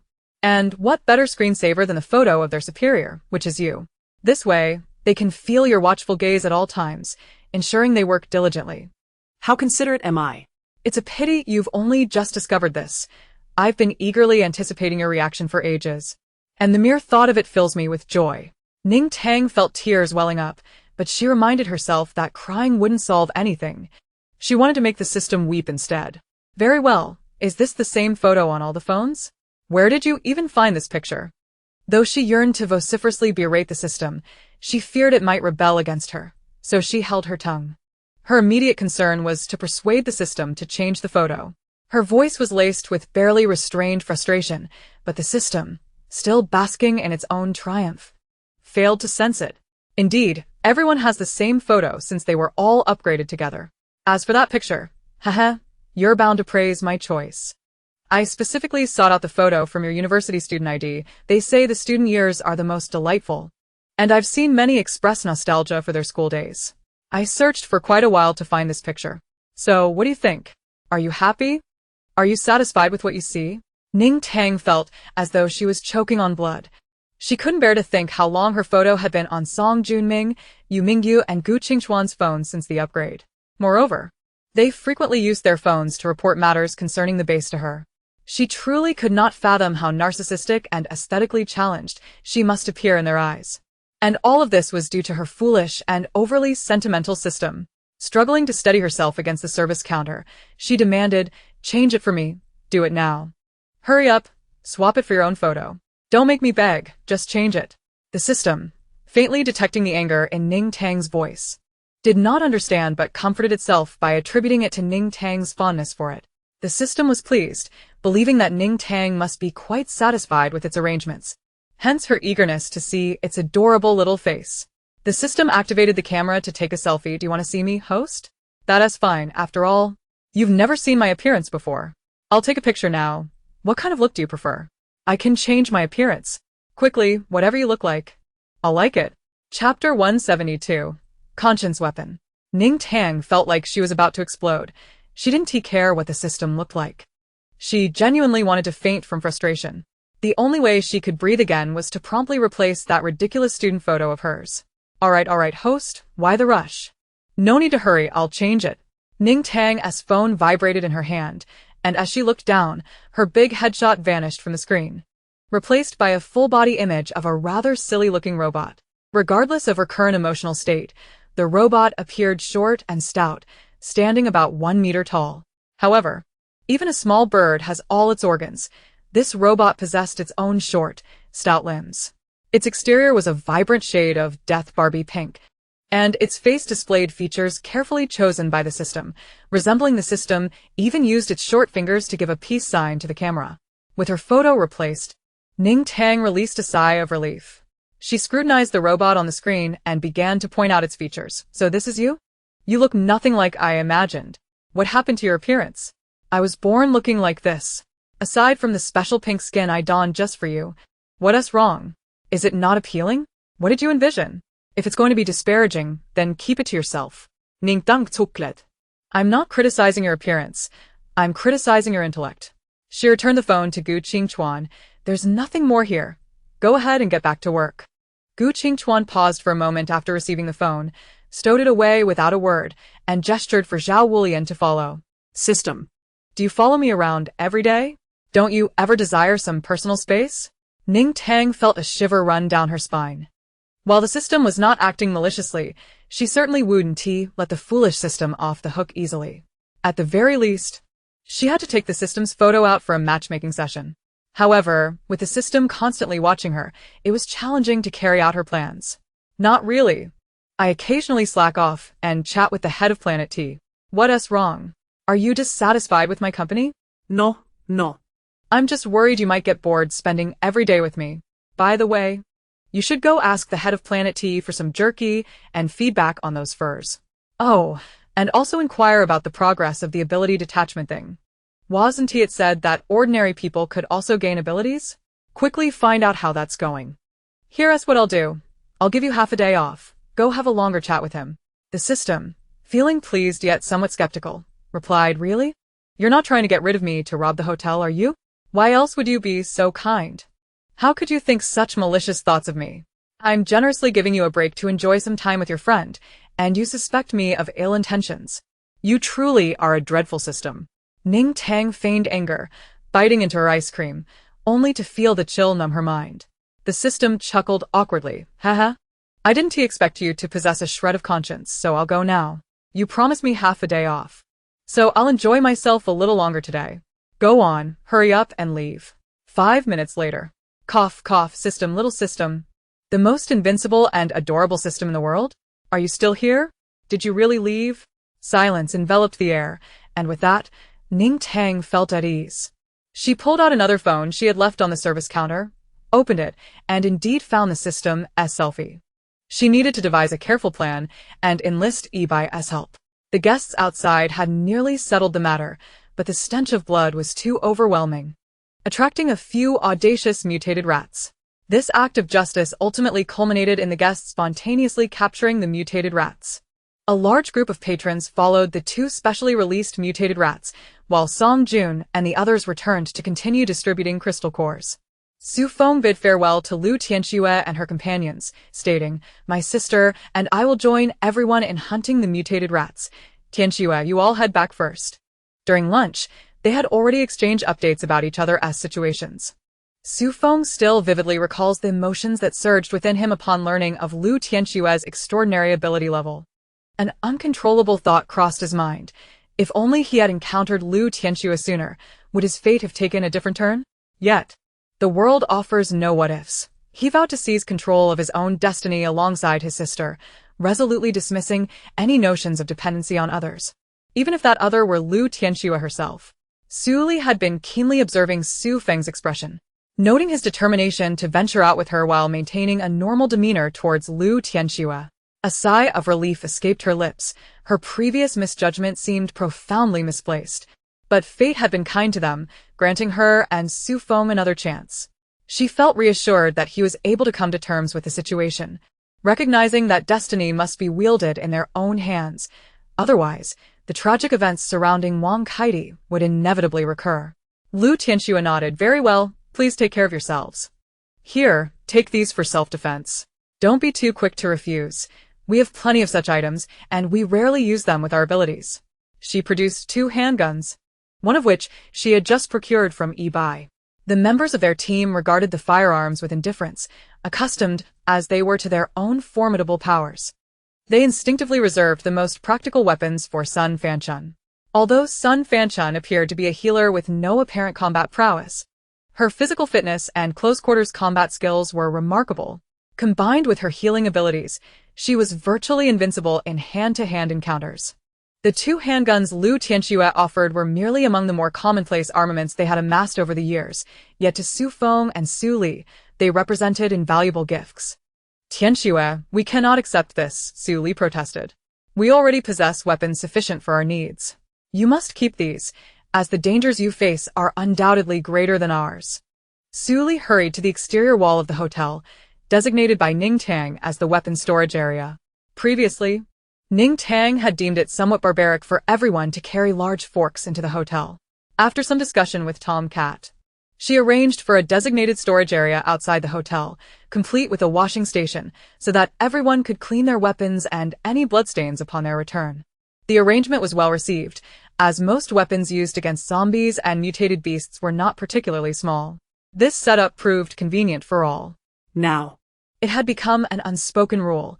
Everyone marked their weapons, and all cleaned armaments were to be left by the hotel's outer wall. Su Li carried 2 marked steel forks, purchased from the people at the Fuqiang base. These steel forks were robust and sharp, capable of accurately dispatching mutated rats, an embodiment of the 5 years of experience the Fuqiang base had in combating mutated beasts, resulting in a product of genuine craftsmanship. Although the price of these weapons was somewhat steep for Su Li and Su Feng, the positive reviews from hotel guests made her generous. These 2 forks were hastily acquired after Su Feng expressed his desire to join her in hunting. Lu Tianxue took one of the forks to test it, her tone filled with excitement. It seems quite useful. Ibai, you should give it a try. Li Jia, where did you get this? Everyone else's weapons seem similar. Did you buy this from the hotel? Su Li quickly explained. The person distributing the crystal cores is named Songjun. You can purchase them from him. The price isn't too exorbitant, 2 level 3 crystal cores for 1 fork, and everyone says they're effective. However, we haven't tried them yet. today, We'll test them out and report back to you. Alright, we'll go now. Our team leader is calling us. Wang Mengyan and Bai Shan waved goodbye to Su Li as they prepared to depart. Lu Tianxue nodded, returning a fork to Su Li while also handing her the 2 handguns. Hurry back and stay safe, Li Jia. After passing the handguns, Bai and the others nimbly hopped onto the steps, not waiting for Su Li and Su Feng to respond, and hurried inside. Well, thank you, Tianxue. Here, take one. Do you know how to use it? Su Li urged Su Feng as she rushed to catch up with Wang Mengyan and the others. Su Feng not dead. Affirming his proficiency with the firearm, yes, let us go. Bai, still slightly bewildered, remarked, Tianxue, isn't your childhood friend? They both lack abilities. And you aren't going to be their protector? They are part of the team, and in this apocalyptic world, survival depends on one's own abilities. They managed well before meeting me, so why should I accompany them? Lu Tianxue replied, her expression one of amusement. She tugged at Sun Fanchun, heading towards the courtyard. After finally having a day of rest, I cannot simply sit idle. If every weakling needs protection, even with supernatural strength, I would be overwhelmed. Enough of this. Sun Fanchun and I are off to enjoy a cup of coffee. Care to join us? Count me in. I want coffee too. Bai, you're truly perplexing. Why should Tianxue accompany them? To put it nicely, they're childhood friends. To say it bluntly, they were merely neighbors in the past. I didn't realize you were such a bleeding heart. Su Shanlon patted Bai's shoulder, leaving him with a look of unspoken complexity. Realizing the situation, Bai called out to the retreating figures, I'll pass. I'm off to find someone to chat with. Su Shanlon, catching up, glanced back, wondering why he lingered at the service desk after only a few days of acquaintance. Did he truly feel a deep connection with the owner? Or was it merely an infatuation? One could only speculate whether Bai had developed feelings for her. Ning, being capable and attractive, would likely be unattainable for him. If he pursued her and she showed no interest, it would undoubtedly become bothersome. Bai's persistent antics left everyone worried about his well-being in public. Hearing Sun Fanchun's words, Lu Tianxue turned back to observe, noting no signs of distaste on Ning Tang's face. On the contrary, they appeared to be enjoying a lively conversation. Let us not speak idly. We should first decide what dessert we want to indulge in. Yi Bai, passionately expressing his thoughts to Ning Tang, exclaimed, "Something feels off, very off." Although the narrative deviates from the usual meeting of the protagonists, the current scene is absurdly peculiar. He grabbed a bottle of water from Ning Tang's snack cabinet, a behavior she had come to accept. "Why don't you elaborate? You've repeated that something is off countless times. What exactly is amiss?" Ning Tang, exasperated, observed him transform into a nervous chatterbox, fixating on the vague notion of absurdity. After finishing his drink, he finally managed to articulate, "I must tell you, everything is wrong. The male lead is going hunting, and the female lead actually agreed. How curious. I distinctly recall that, following their first meeting, the female lead meticulously arranged everything, even bestowing a generous sum of crystal cores upon the male lead's sister. The male lead had no need to worry about sustenance. Rather than hunting mutated beasts, he had been burdened by his ordinary status, feeling inadequate and sensitive within the confines of his home. He used his lack of abilities as a justification for the emotional turmoil between him and the female lead, who consistently encouraged him, unwaveringly approaching him until he found healing and resolved his inner conflicts, leading them to unite. However, just moments ago, the male protagonist declared his intention to venture outside to hunt the mutated rats. How absurd! Shouldn't he, lacking any supernatural abilities, be holed up in the hotel, wallowing in despair? Even more perplexing is the female protagonist's remarkably calm reaction. She merely provided him with a handgun for self-defense. One would expect her to follow closely behind, offering protection or at least shadowing him discreetly, anxious to shield him from any harm. Yi Bai, speaking in hushed yet fervent tones, managed to convey his thoughts, and Ning Tang began to grasp the situation. Yet, this was not her mission. Her understanding was limited, and she could only attempt to interpret the circumstances. "Don't rush," she suggested. "Perhaps this is a butterfly effect. Wasn't the male protagonist's sister nearly lost last night? In such a situation, who wouldn't feel a jolt of motivation? After yesterday's events, it's conceivable that he suddenly yearns for power or desires to acquire numerous crystal cores, making his wish to venture out for hunting understandable.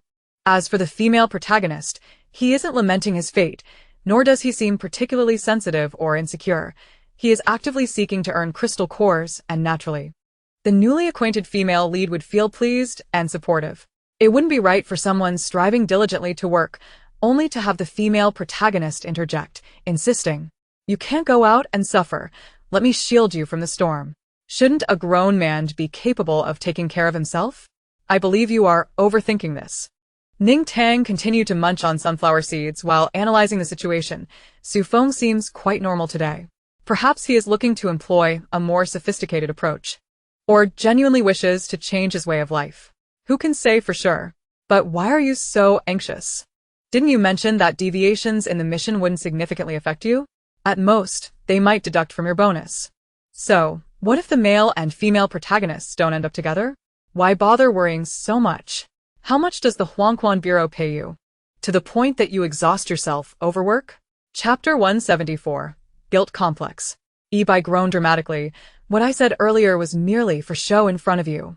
If it were possible, who wouldn't want to complete their mission flawlessly and receive the entire bonus? After enduring 5 years of hardship in the apocalypse, if they were to deduct my bonus, I would find it utterly intolerable. However, if the female protagonist completes her character arc, it shouldn't impact my salary too much. But if she doesn't end up with the male protagonist, I suspect I might lose 2,000 Huangquan coins. Ning Tang scoffed. I thought it would be more. Merely 2,000? Why bother with that? Let the male and female leads do as they please. Is it worth risking your life for a mere 2,000? Yi Bai sighed. You shouldn't be so flippant. You must not be a local tasker from Huangquan City. This is your first mission, isn't it? Once you submit your task in Huangquan City, you'll understand my plight. Do you know the housing prices there? 6 Huangquan coins per square meter. Ning Tang nearly choked on her soda, exerting every effort to suppress a laugh. 6 coins per square meter? How much can you earn for completing a single task? Yi Bai maintained a stoic expression. It depends on the difficulty of the task. For instance, for this main storyline, finishing it grants me 600 coins. which counts as my base salary. Completing side quests yields additional bonuses, which amount to 2,000. The main storyline revolves around the female protagonist's growth and success, while the side quests pertain to her romance with the male protagonist. I wondered why this side quest seemed so simple. Indeed, no coin is easy to earn. Ning Tang mused, well, even if it's just a base salary, that's quite impressive. Completing a task could afford you an entire house. But you earn 600 for completing the main task as well, which can buy you 100 square meters. Your salary is quite enviable. If you can't complete the side quests, then don't. You previously accomplished quite a few tasks. Aren't you just missing this one? Or are you merely engaging in exaggerated claims? Even if you are, it won't do you any good, as I can't comprehend it.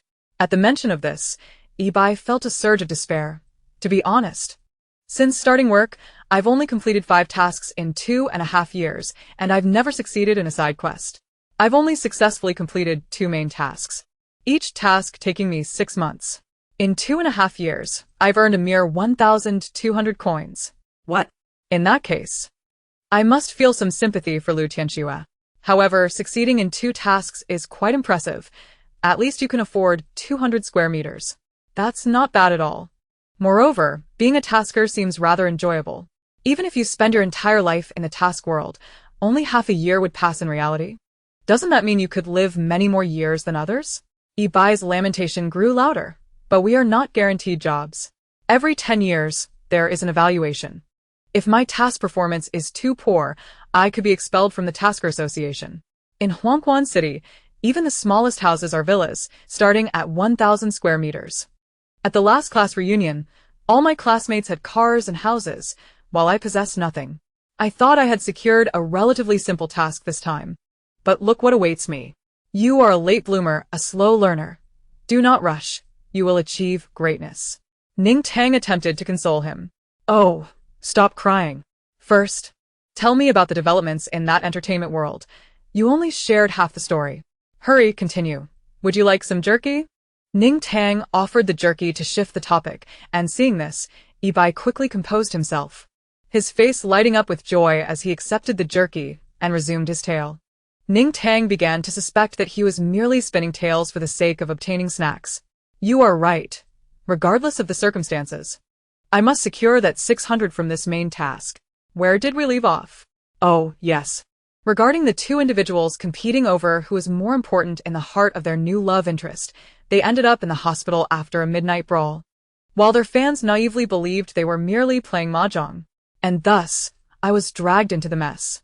I cannot fathom which fool suggested that I had sneaked into their home at night and assaulted the 3 of them while they played mahjong. This stemmed from the fact that when I first entered the industry, I refused to comply with their underhanded proposals and publicly criticized them on Weibo. It is truly absurd. Can you believe such words? However, they eventually faced their own retribution, which was utterly revolting. I thought to myself, if such a scandal befell me, I would rather take my leave from this world myself. Ibai bit into the jerky, savoring it while leaving Ning Tang in a state of anxious anticipation. Ning Tang was practically ready to snatch it from him. You must tell me, what was the retribution? If you don't, you must return my jerky. Seeing Ning Tang genuinely ready to make a move, Ibai hurriedly withdrew his hand holding the jerky. Okay. I'll tell you. It's quite perverse. So brace yourself. The retribution was that they found another newcomer, B, who had just entered the scene. The previous love interest, A, acted as their accomplice and pressured B to join their little trio. Unbeknownst to them, B's relative happened to be a formidable retired paparazzo. Upon hearing about the situation, B informed the relative, who recognized a golden opportunity. The relative contacted their own paparazzi apprentice, and together with B, they ventured to the residence of the 2 individuals. On B's first visit, they feigned understanding, pretending to be shy, and suggested that the trio continue their game while they prepared hot mulled wine. B set up a cozy scene in the duo's bedroom, only for the 3 to succumb to carbon monoxide poisoning, while B pretended to be busy preparing materials outside. When B discovered the 3 of them unconscious, they pretended to panic and fled. But of course, the door was not securely closed. Moreover, B used A's phone to order takeout, and several paparazzi had registered on the delivery app days in advance, successfully seizing that order. When the paparazzo arrived to deliver the food, it was only natural for them to enter and find the three sprawled on the bed, in quite an undignified state. The paparazzi snapped photos and kindly called a discreet private hospital to rescue them. After the incident, B's relatives took the photographs to negotiate a price. The two individuals were infuriated with A, yet they dared not report the matter to the authorities, as the circumstances were far too reasonable. B had indeed frightened them away. The delivery person, a part-time paparazzo, had acted within the bounds of logic. It was entirely plausible that upon noticing the door ajar, he would step inside to deliver the order, and upon witnessing such a scene, it was only fitting that he would snap a few photographs. However, the negotiations ultimately fell through. On one hand, B's side hoped for their downfall, believing that if they were preoccupied with their own troubles, they would not focus on settling scores with B. On the other hand, the opposing party was indeed quite affluent. Kid. Noting that the paparazzi were all associated with B's relatives, and B had been thoroughly discredited. In any case, this sensational scoop had been purchased by the opposing side, and the photographs had already leaked, creating a truly distressing spectacle. Ironically, I gained a new following of guilt-ridden fans as a result. How peculiar, wouldn't you agree? Chapter 175. A Companion. Ning Tang bore an expression reminiscent of an elderly subway rider engrossed in their phone. The entertainment industry truly is chaotic. Why am I not a netizen from that world? This scandal could sustain my interest for 3 years. Ibai nodded in agreement while taking another bite of jerky. You're right. It's even more shocking when it involves acquaintances. So, what do you think? ISNT explosive? I have plenty more of such juicy gossip to share. Just sell me a little bit of that jerky, and I'll regale you with all the astonishing secrets I have in mind. Fine, I'll sell you one piece, just this one in your hand, for 4 crystal cores. Pay up. Ning Tang confidently extended her hand, casually stating her price. The members of the Prosperity Base had gifted her an entire box, and aside from what she had sent to T-Planet, she still had an abundance left. However, her asking price seemed quite reasonable, for the jerky was indeed delicious, especially considering how precious seasonings were in a post-apocalyptic world. Before she departed, she had filled an entire room at the Prosperity Base with seasonings, all of which she had scavenged from the headquarters of the Dark Society, making good use of what she had found. The folks at the Prosperity Base were delighted by her enthusiasm and immediately promised to work tirelessly to produce more jerky, ensuring that Ning Tang would always have some whenever she desired. She knew that the cunning Bai would not easily part with his money. Initially expecting to see him flustered, she was taken aback when he exclaimed and suddenly rushed outside. Ning Tang found his reaction puzzling. What was wrong with him? Was he so devastated by the news that he planned never to return? Brother Octopus glanced over with indifference. Perhaps he was right. Ibai had the foresight to liberate himself from the quagmire ahead of time. However, after pausing for a few seconds outside the hotel, Ibai quickly returned, cradling a handful of crystal cores. Here, 20 level 4 crystal cores. Wrap up the remaining 19 for me. He wore an expression of extravagant confidence, having dashed outside to retrieve the cores from his personal storage. Ning Tang was taken aback, holding 20 cores and utterly bewildered. Wait, are you really that affluent? These are definitely your own cores, right? Your personal property? You're not misappropriating your Team S funds, are you? What nonsense. Who do you think I am?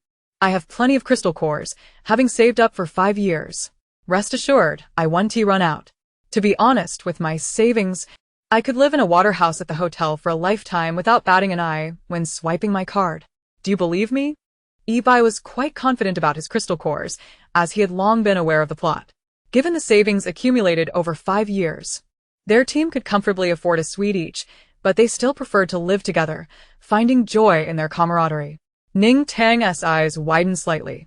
Wow. You're quite the wealthy character, aren't you? But don't you know that hotels are always upgrading? With a brilliant owner like me at the helm, the rate of upgrades will only accelerate. The luxury of the hotel will far exceed your imagination. Do you really want to settle for a lifetime in a waterhouse? Don't you aspire to always stay ahead of everyone else, residing in the newest and most luxurious rooms available? If you want that, then you better work hard. Besides going out with your team, you should also consider getting a part-time job. Fight zombies on Mondays, Wednesdays, and Fridays, take on mutated beasts on Tuesdays and Thursdays, and have a grand team-building event on Sundays. You should never cease your quest for crystal cores. Yi-Bai rested his chin on his hand, contemplating. You've reminded me. Earning more is challenging, but saving is easy. Does your hotel have the cheapest twin room available? We might as well switch from the water house to a twin room. While the water house is comfortable, we're used to a rougher lifestyle. Tian Shui and Fan Chun can share a twin room. And I can manage with Shan Lan in the hallway. The leftover crystal cores might just be enough for us to retire comfortably at the hotel. Ha! If you want to save money, that's not a wise choice. You might as well stick your head out and let a zombie bite you. You wouldn't have to spend crystal cores again, which is more economical than staying in the hallway. Ning Tang scoffed lightly, opting not to engage Yi-Bai further. Instead, she retrieved 4 bags of jerky that she had previously wrapped in craft paper from the service desk. Here are 4 bags for you. Consider it a gift from me for our non-existent friendship. Take them home and enjoy. She waved her hand dismissively, as if shooing away a fly, sending Yi-Bai on his way. Yi-Bai was astonished, clutching the 4 bags of jerky, his mouth agape in disbelief. This must be more than 19 pieces. Unable to resist, he opened a bag to inspect. Wait, this is too generous. Ning Tang. You're treating me so well that I appear miserly and gluttonous in comparison. Am I even human next to you? Congratulations. You possess a keen sense of self-awareness. That's your greatest virtue. Enough of the chatter. If you truly want to thank me, work hard and spend more crystal cores at the hotel, understood? Ning Tang smiled in response to the visibly touched Yi-Bai, though she felt a twinge of guilt. 3 of the bags she had given away contained jerky she had spiced up earlier in the afternoon with a sprinkle of chili powder, believing it would enhance the flavor. However, she had inadvertently chosen the wrong type of chili. When she had taken a bite, she had anticipated a delightful kick, but instead, the heat had hit her like an atomic bomb. Even after half an hour, her mouth felt as if it were under assault. Nevertheless, Yi-Bai appeared to have a strong constitution, and his rugged appearance suggested he could handle spicy food. Surely, he would appreciate the fiery jerky. Ning Tang reassured herself in her thoughts. Truly, what a kindred spirit you are, Ning Tang. I've decided you're a friend for life. We shall be bound by fate. Yi-Bai climate. Wait, this jerky looks red, different from before. It's quite appetizing. I'll try a piece. Yi-Bai reached for a piece, but Ning Tang hurriedly stopped him. Hold on. This one is a bit spicy. Are you sure you can handle it?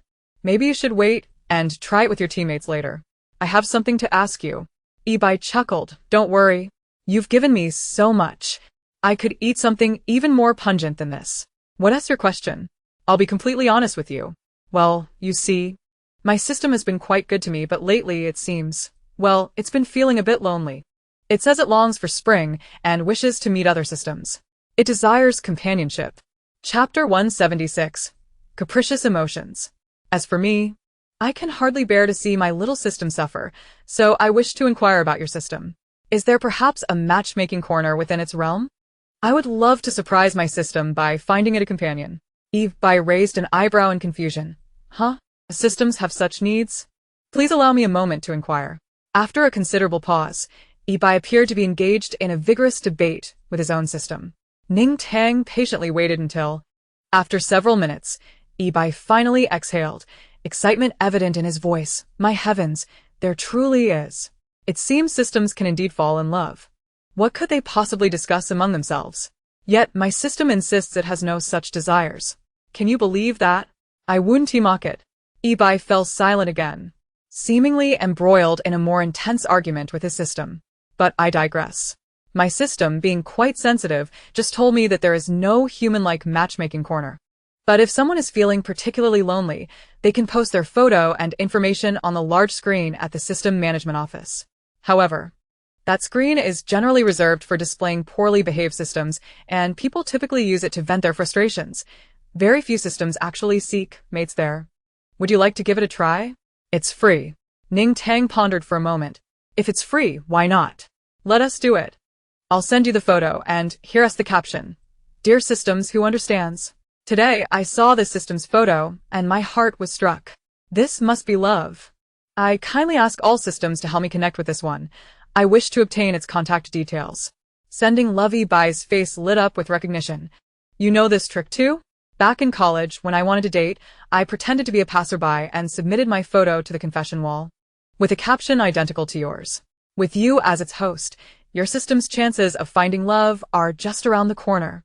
Ning Tang was momentarily unsure if he was being serious or sarcastic. Oh. You thought the same? Did you ever find a girlfriend in the end? It It was all my fault for being too eager. I posted a heavily edited selfie, and all the comments told me to stop pretending. After glancing at the photo Ning Tang handed him, he noted the system's peace sign was strikingly bright. Ning Tang tuklet sostli. A few flaws only serve to illustrate the strength of the desire for companionship, right? It's perfectly fine. That's true. I'll have my system handle it right away. Yi fell silent for a moment, and 2 minutes later, he winked at Ning Tang, informing her that her system's photo would be displayed on the big screen for a day. Once the task was accomplished, Ning Tang promptly changed her demeanor, pushing Yi away from the service desk. All right, there's nothing else to discuss. Let us go back. You're the only one without a clue. Lingering here for so long. Wasting my time is akin to consuming my life, you know? Yi looked bewildered. What's wrong? Weren't we having a good conversation just now? Why the sudden shift in mood? You're so unpredictable. Yet he brushed it off, having already spotted Lu Tianxue and others sitting in the courtyard. Enthusiastically, he approached them with snacks. How about this? I told you. Boss Ning and I are on great terms. She sold me all this. Oh, I need to keep my voice down. She doesn't want me to make a fuss. Come, everyone, try this. Tianxue, you can have this non-spicy one. Half an hour later, Ning Tang was sitting at the service desk, engrossed in a comic, when suddenly a shadow fell across her. Instantly, she turned off her phone screen and looked up to see Yi staring at her with a woeful expression. Xiangyang. Do you see my swollen lips? Yi's mouth resembled 2 plump, red sausages. Ning Tang felt a twinge of guilt before erupting into laughter. Ha ha ha ha, I'm sorry. It's just too funny. Can I laugh? Ha ha ha ha. Yi huffed in frustration. Is this some kind of joke? In the future, refrain from those kinds of activities. I can barely feel my lips anymore. As she continued to chuckle, Ning Tang rummaged through the snack cabinet. Haha, this is just too hilarious. I never expected this outcome. Here, let me make it up to you. Milk and yogurt can help with the spiciness. I'll get you 10 bottles. Chrysanthemum tea cools the fire. I'll bring you 2 cans and 10 bottles of herbal tea as well. Let me also fetch some herbal jelly. And I'll get you a few cups of ice to cool your mouth. Ha ha ha ha, are your teammates alright? I never imagined your lips could end up like this. If it got too bad, couldn't you have just stopped eating? A steamed bun would have sufficed, right? Seeing the overflowing bag of goodies Ning Tang handed him, Yi instantly brightened up. He wanted to pout in a haughty manner, but was met with a sharp pain as soon as he moved his lips. Ouch. I didn't realize they were so spicy. I was in such a hurry, I didn't even taste the heat before swallowing it. He accepted the items, shaking his head. This is too generous of you, Zhong Tang. I was too hasty. You warned me about the spice, and I still rushed it. Hee. It was still delicious. I'll head back now. Bye. Yi, don't tell me you're extorting them. Su Xiangyang exclaimed in shock as she observed the items he was carrying. These are definitely not from the convenience store. You must have coerced the owner into giving them to you. Lu Tianxue, holding a fresh bottle of milk she just bought from the milk tea shop, looked at the bag Yi was carrying, still clutching her cup of milk without offering it to him. Yi rolled his eyes at Su Xiangyang, but he was too preoccupied to engage with her. Noticing Lu Tianxue hadn't handed him the milk, he reached out himself. Tianxue, is that milk for me? Lu Tianxue smiled as she handed it over. Yes, you had several cups earlier and were still complaining about the spiciness, so I bought you another. Yi opened the bottle and gulped down a few mouthfuls. This isn't extortion. It's Boss Ning's generous offering to help me cool down. Sun Fanchun and Su Xiangyang exchanged glances, each recognizing the same question in the other's eyes. Was the hotel owner really this generous? Lu Tianxue chuckled. Boss Ning is indeed very generous. I was thinking of discussing with her whether we could purchase more supplies from the hotel to take to those in need. Little did I know she has already provided resources to those bases. She is capable and responsible. With her around in this apocalypse, countless survivors will benefit. Praise to the skies, Ning Tang was currently sprawled on the sofa, continuing to read her comic. Whenever she had a moment to spare, she found herself reluctant to return to work. Chapter 177. elegant and tasteful. Despite having received numerous bases as the leader, she rationally believed she should inspect them more frequently to see which ones had accumulated enough points to establish more small shops and hostels. Yet, emotionally, she simply felt too lazy to move. After all, the system was not present, so a little idleness was permissible. Just as she thought of the system, a familiar exclamation rang in her ears. Ah. Ah. Ah. Host. Ah. Ah. Ah. Host, you won't believe what I've seen. Oh my goodness, my dear uncle. My Elajuo. Ning Tang understood immediately. The system must have learned about the big screen. However, she didn't expect it to return so soon. Clearing her throat, she feigned surprise. What? How would I know? What's going on? Hurry up and tell me. The system took a few deep breaths, making several attempts to speak, but remained silent.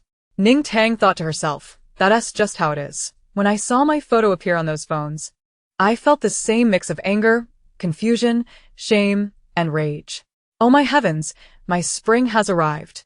Ning Tang exclaimed, taken aback.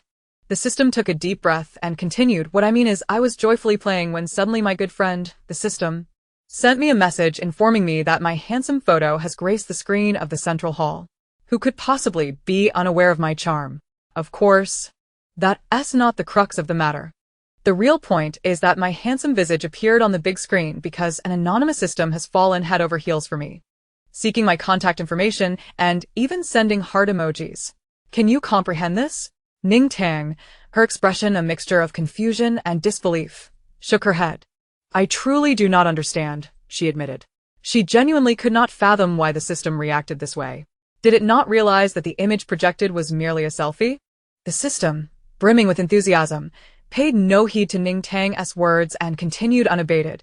It is only natural that you would not comprehend. For only a handsome system such as myself could inspire such overt declarations of affection from another system. The burdens of being a handsome system, the sorrows and isolation that accompany it, are beyond your grasp as a mere mortal. Is that so? Ning Tang replied, her face devoid of expression. I am genuinely conflicted. I believe I am currently in a period of professional ascendance and should not allow romantic entanglements to hinder my progress. Yet. Look at the grand spectacle this system has orchestrated for me. It must surely be captivated by my allure, enamored to the core. I can hardly imagine how long it will lie awake at night, tossing and turning, before summoning the courage to take this step. If I do not reach out to it, will it not languish in its unrequited admiration and disappointment for an eternity? Ning Tang mused that she could not reply. For if the system responded, it would discover that this other system was, in reality, non-existent. However, her career was far more significant, and perhaps this fleeting infatuation would dissipate by morning. She reminded herself not to overthink and to focus on her professional endeavors. Love was unreliable. The system, displeased by her words, retorted, your assertion is erroneous. I am a remarkably capable system and can certainly balance both love and career. Furthermore, do not presume to judge this other system. It may be genuinely devoted and loyal. What if it cannot forget me? Your words are cold, unfeeling, and utterly unreasonable. Ning Tang Yavnet. Her original intent had been to embarrass the system, yet she had not anticipated its remarkable resilience, taking pride in its supposed charm instead. You've said everything, so you must be yearning to pursue this other system. Why even consult me? You merely wish to flaunt that a system is infatuated with you. Don't you? The system sighed dramatically, lamenting, you truly do not grasp the troubles of a handsome system. Fortunately, I have many good friend systems. My half-day holiday is yet to conclude, so I shall seek the opinions of my other good friend systems. Alas, I dread the thought of breaking a good system's heart. The burdens of a handsome system are quite overwhelming. Ning Tang could only laugh in disbelief. If you wish to reply, then reply. Why must you consult everyone and refute their advice to ignore it, only to pretend to be distressed about your response? You're leaving now? Very well. Ning Tang rose to her feet, and in the blink of an eye, it was time for dinner. She decided to ponder the system's affairs after her meal, hoping sincerely that a kind-hearted system might develop an interest in her silly selfie. She wondered if she would have to come forward and confess if the system received no response from the other. At 9:30, upon the return of Li Qian and Luo Fei, who appeared weary from their day's toil. Ning Tang approached them eagerly. You two have worked hard. Here, have a drink. By the way, how about putting in some extra hours tonight? Ning Tang felt a twinge of guilt. These two were already working late and would not have a moment's rest the following day. Li Qian paused in her task of opening a soda, resignedly nodding. All right. We agreed earlier that we would work hard for you, boss. Working overtime is just part of the deal. They had agreed to assist in clearing out the remnants of the Dark Society, but the pesky organization had established numerous strongholds elsewhere. And she and Luo Fei anticipated months of tireless work ahead. However, Ning Tang had promised them a proper vacation once the situation was resolved. Li Qian, mustering some enthusiasm, asked, What is the task, boss? Ning Tang provided a brief overview of the Xiangyang base, and Li Qian exhaled in relief. It's just one base. We can handle that in no time. I'll coordinate with Song Jun as usual, right? Ning Tang nodded, handing her a bag of crystal cores. Yes. Just follow Song Jun's lead and be cautious. As she waved goodbye to her team, heading out on their mission, she felt reassured by the presence of such capable allies, allowing her to relax. System, are you back? Cough. Please refer to me as the handsome system who received a declaration of love on the big screen. I am back. What is it, little host? The excitement in the system's voice was palpable. Ning Tang forced a smile, hoping it would soon recover from this emotional high. She feared it might throw a tantrum upon realizing the situation was all for naught. I have a question for you. Given how remarkable my subordinates are, completing tasks with such excellence, and with the new year approaching, what do you think I should reward them with? I have plenty of crystal cores, but merely handing those out seems rather uninspired. What should I give them to reflect my status as a sophisticated and tasteful boss? Chapter 178. The work continues. The system, still reveling in the joy of its declaration, hastily replied without much thought, Well, consider what they might be lacking. Perhaps they lack entertainment? Then a trip would be fitting. IS&T team building travel a popular company perk? Ning Tang found the suggestion appealing. As a boss, she had no intention of holding meetings or forcing her team into team-building games. Everyone could enjoy their own pursuits. However, the next question arose. Where could they possibly travel? To a horde of zombies? That seemed impractical. Oh, handsome system who has received declarations of love. Could you help me think of something? The system, slightly puffed up with pride at the compliment, responded, Hold on, let me think about it. Planning a trip is a bit complicated after a moment of contemplation. It still hadn't come up with anything constructive. Ning Tang had ideas brewing, but feared the system would object. She decided to fan the flames. I've often seen others embarking on luxurious cruises for seaside vacations. That sounds delightful. Unfortunately, I don't have access to a luxury cruise ship at the moment. But I wonder if you could arrange something. If that system knew you were a resourceful, influential, and caring system, it would surely be even more infatuated with you, right? My little system? The system chuckled softly. Ahem. Host, your flattery is quite evident. I realize you are trying to charm me, but as the saying goes, a hero cannot resist a woman's coaxing. I admit, your rather crude flattery has indeed pleased me. I shall make the arrangements, a 10-day luxurious cruise. I, your handsome system, promise you this. You can look forward to an impressive display come New Year's. Ning Tang was astonished by the system's audacity. Really? Are my subordinates and I going for free? That seems a bit excessive, but just how luxurious is this cruise? It won't be some tiny fishing boat, will it? The system scoffed. Are you doubting your handsome system? Rest assured, we are backed by Planet T. Our conditions have never been lacking. Since I have mentioned the luxurious cruise ship, it is certain to dazzle your eyes. As for the pricing, allow me to ponder for a moment. Aside from you and your subordinates enjoying complimentary access, there will undoubtedly be numerous vacant spots aboard, which I could sell to others, merely to cover fuel expenses. Rest assured, the head of Planet T will certainly heed my words. Your subordinates, who are also mine, I shall treat them well. You need not worry. I will take care of everything. The system spoke with an air of confidence, prompting Ning Tang to continue her flattery. Oh my, how charming! I always knew you. Handsome system brother, possessed great capabilities. You are simply outstanding, responsible and meticulous. Truly, what would we do without you at the Dawn Hotel? I'm certain all the other systems admire you as well, for you are indeed worthy. Let us keep a low profile. These facts need not be reiterated daily. Oh. By the way, as you are aware, I am indeed a responsible system, hence I must request another leave shortly, for I have some matters to attend to tonight. Ning Tang responded with an acknowledgement. Go ahead. Handsome system brother. It is only right for you to be busy. Are you perhaps going to discuss the luxurious cruise ship? The system scoffed. You yourself are reluctant to work overtime. Do you expect me to do so? Dream on. Well then, off you go.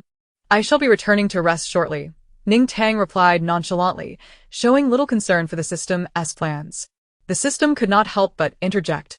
Aren't you the least bit curious about my reason for taking leave? Did you not claim to possess a keen curiosity? Why so indifferent to your partner's affairs? Oh. Are you afraid I want to disclose it? Fear not. Feel free to inquire, for perhaps I shall reveal it if I am in a good mood. While trimming little sweetest nails and playfully teasing the dog at her feet, Ning Tang finally asked, albeit half-heartedly, so, what is it that you intend to do on your day off? Leading me. The system chuckled softly. All right, you are correct. I am indeed going to purchase a house. You see, I have achieved certain accomplishments in my work, and I possess considerable savings. Acquiring a house is a trivial matter for me. Of course, it is not intended as a marital residence. I merely feel that at my age, a responsible and successful system ought to have its own abode. Wouldn't you agree, host?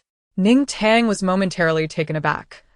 Ah, so, you merely wish to indulge yourself, and yet you are already contemplating purchasing a house? Is it true that systems require their own homes? It seems absurd. Couldn't you simply find a place to recharge without such expenditure? You misunderstand.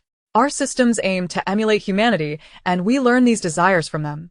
Regardless of how exhausting work may be, returning to one's own little haven brings warmth.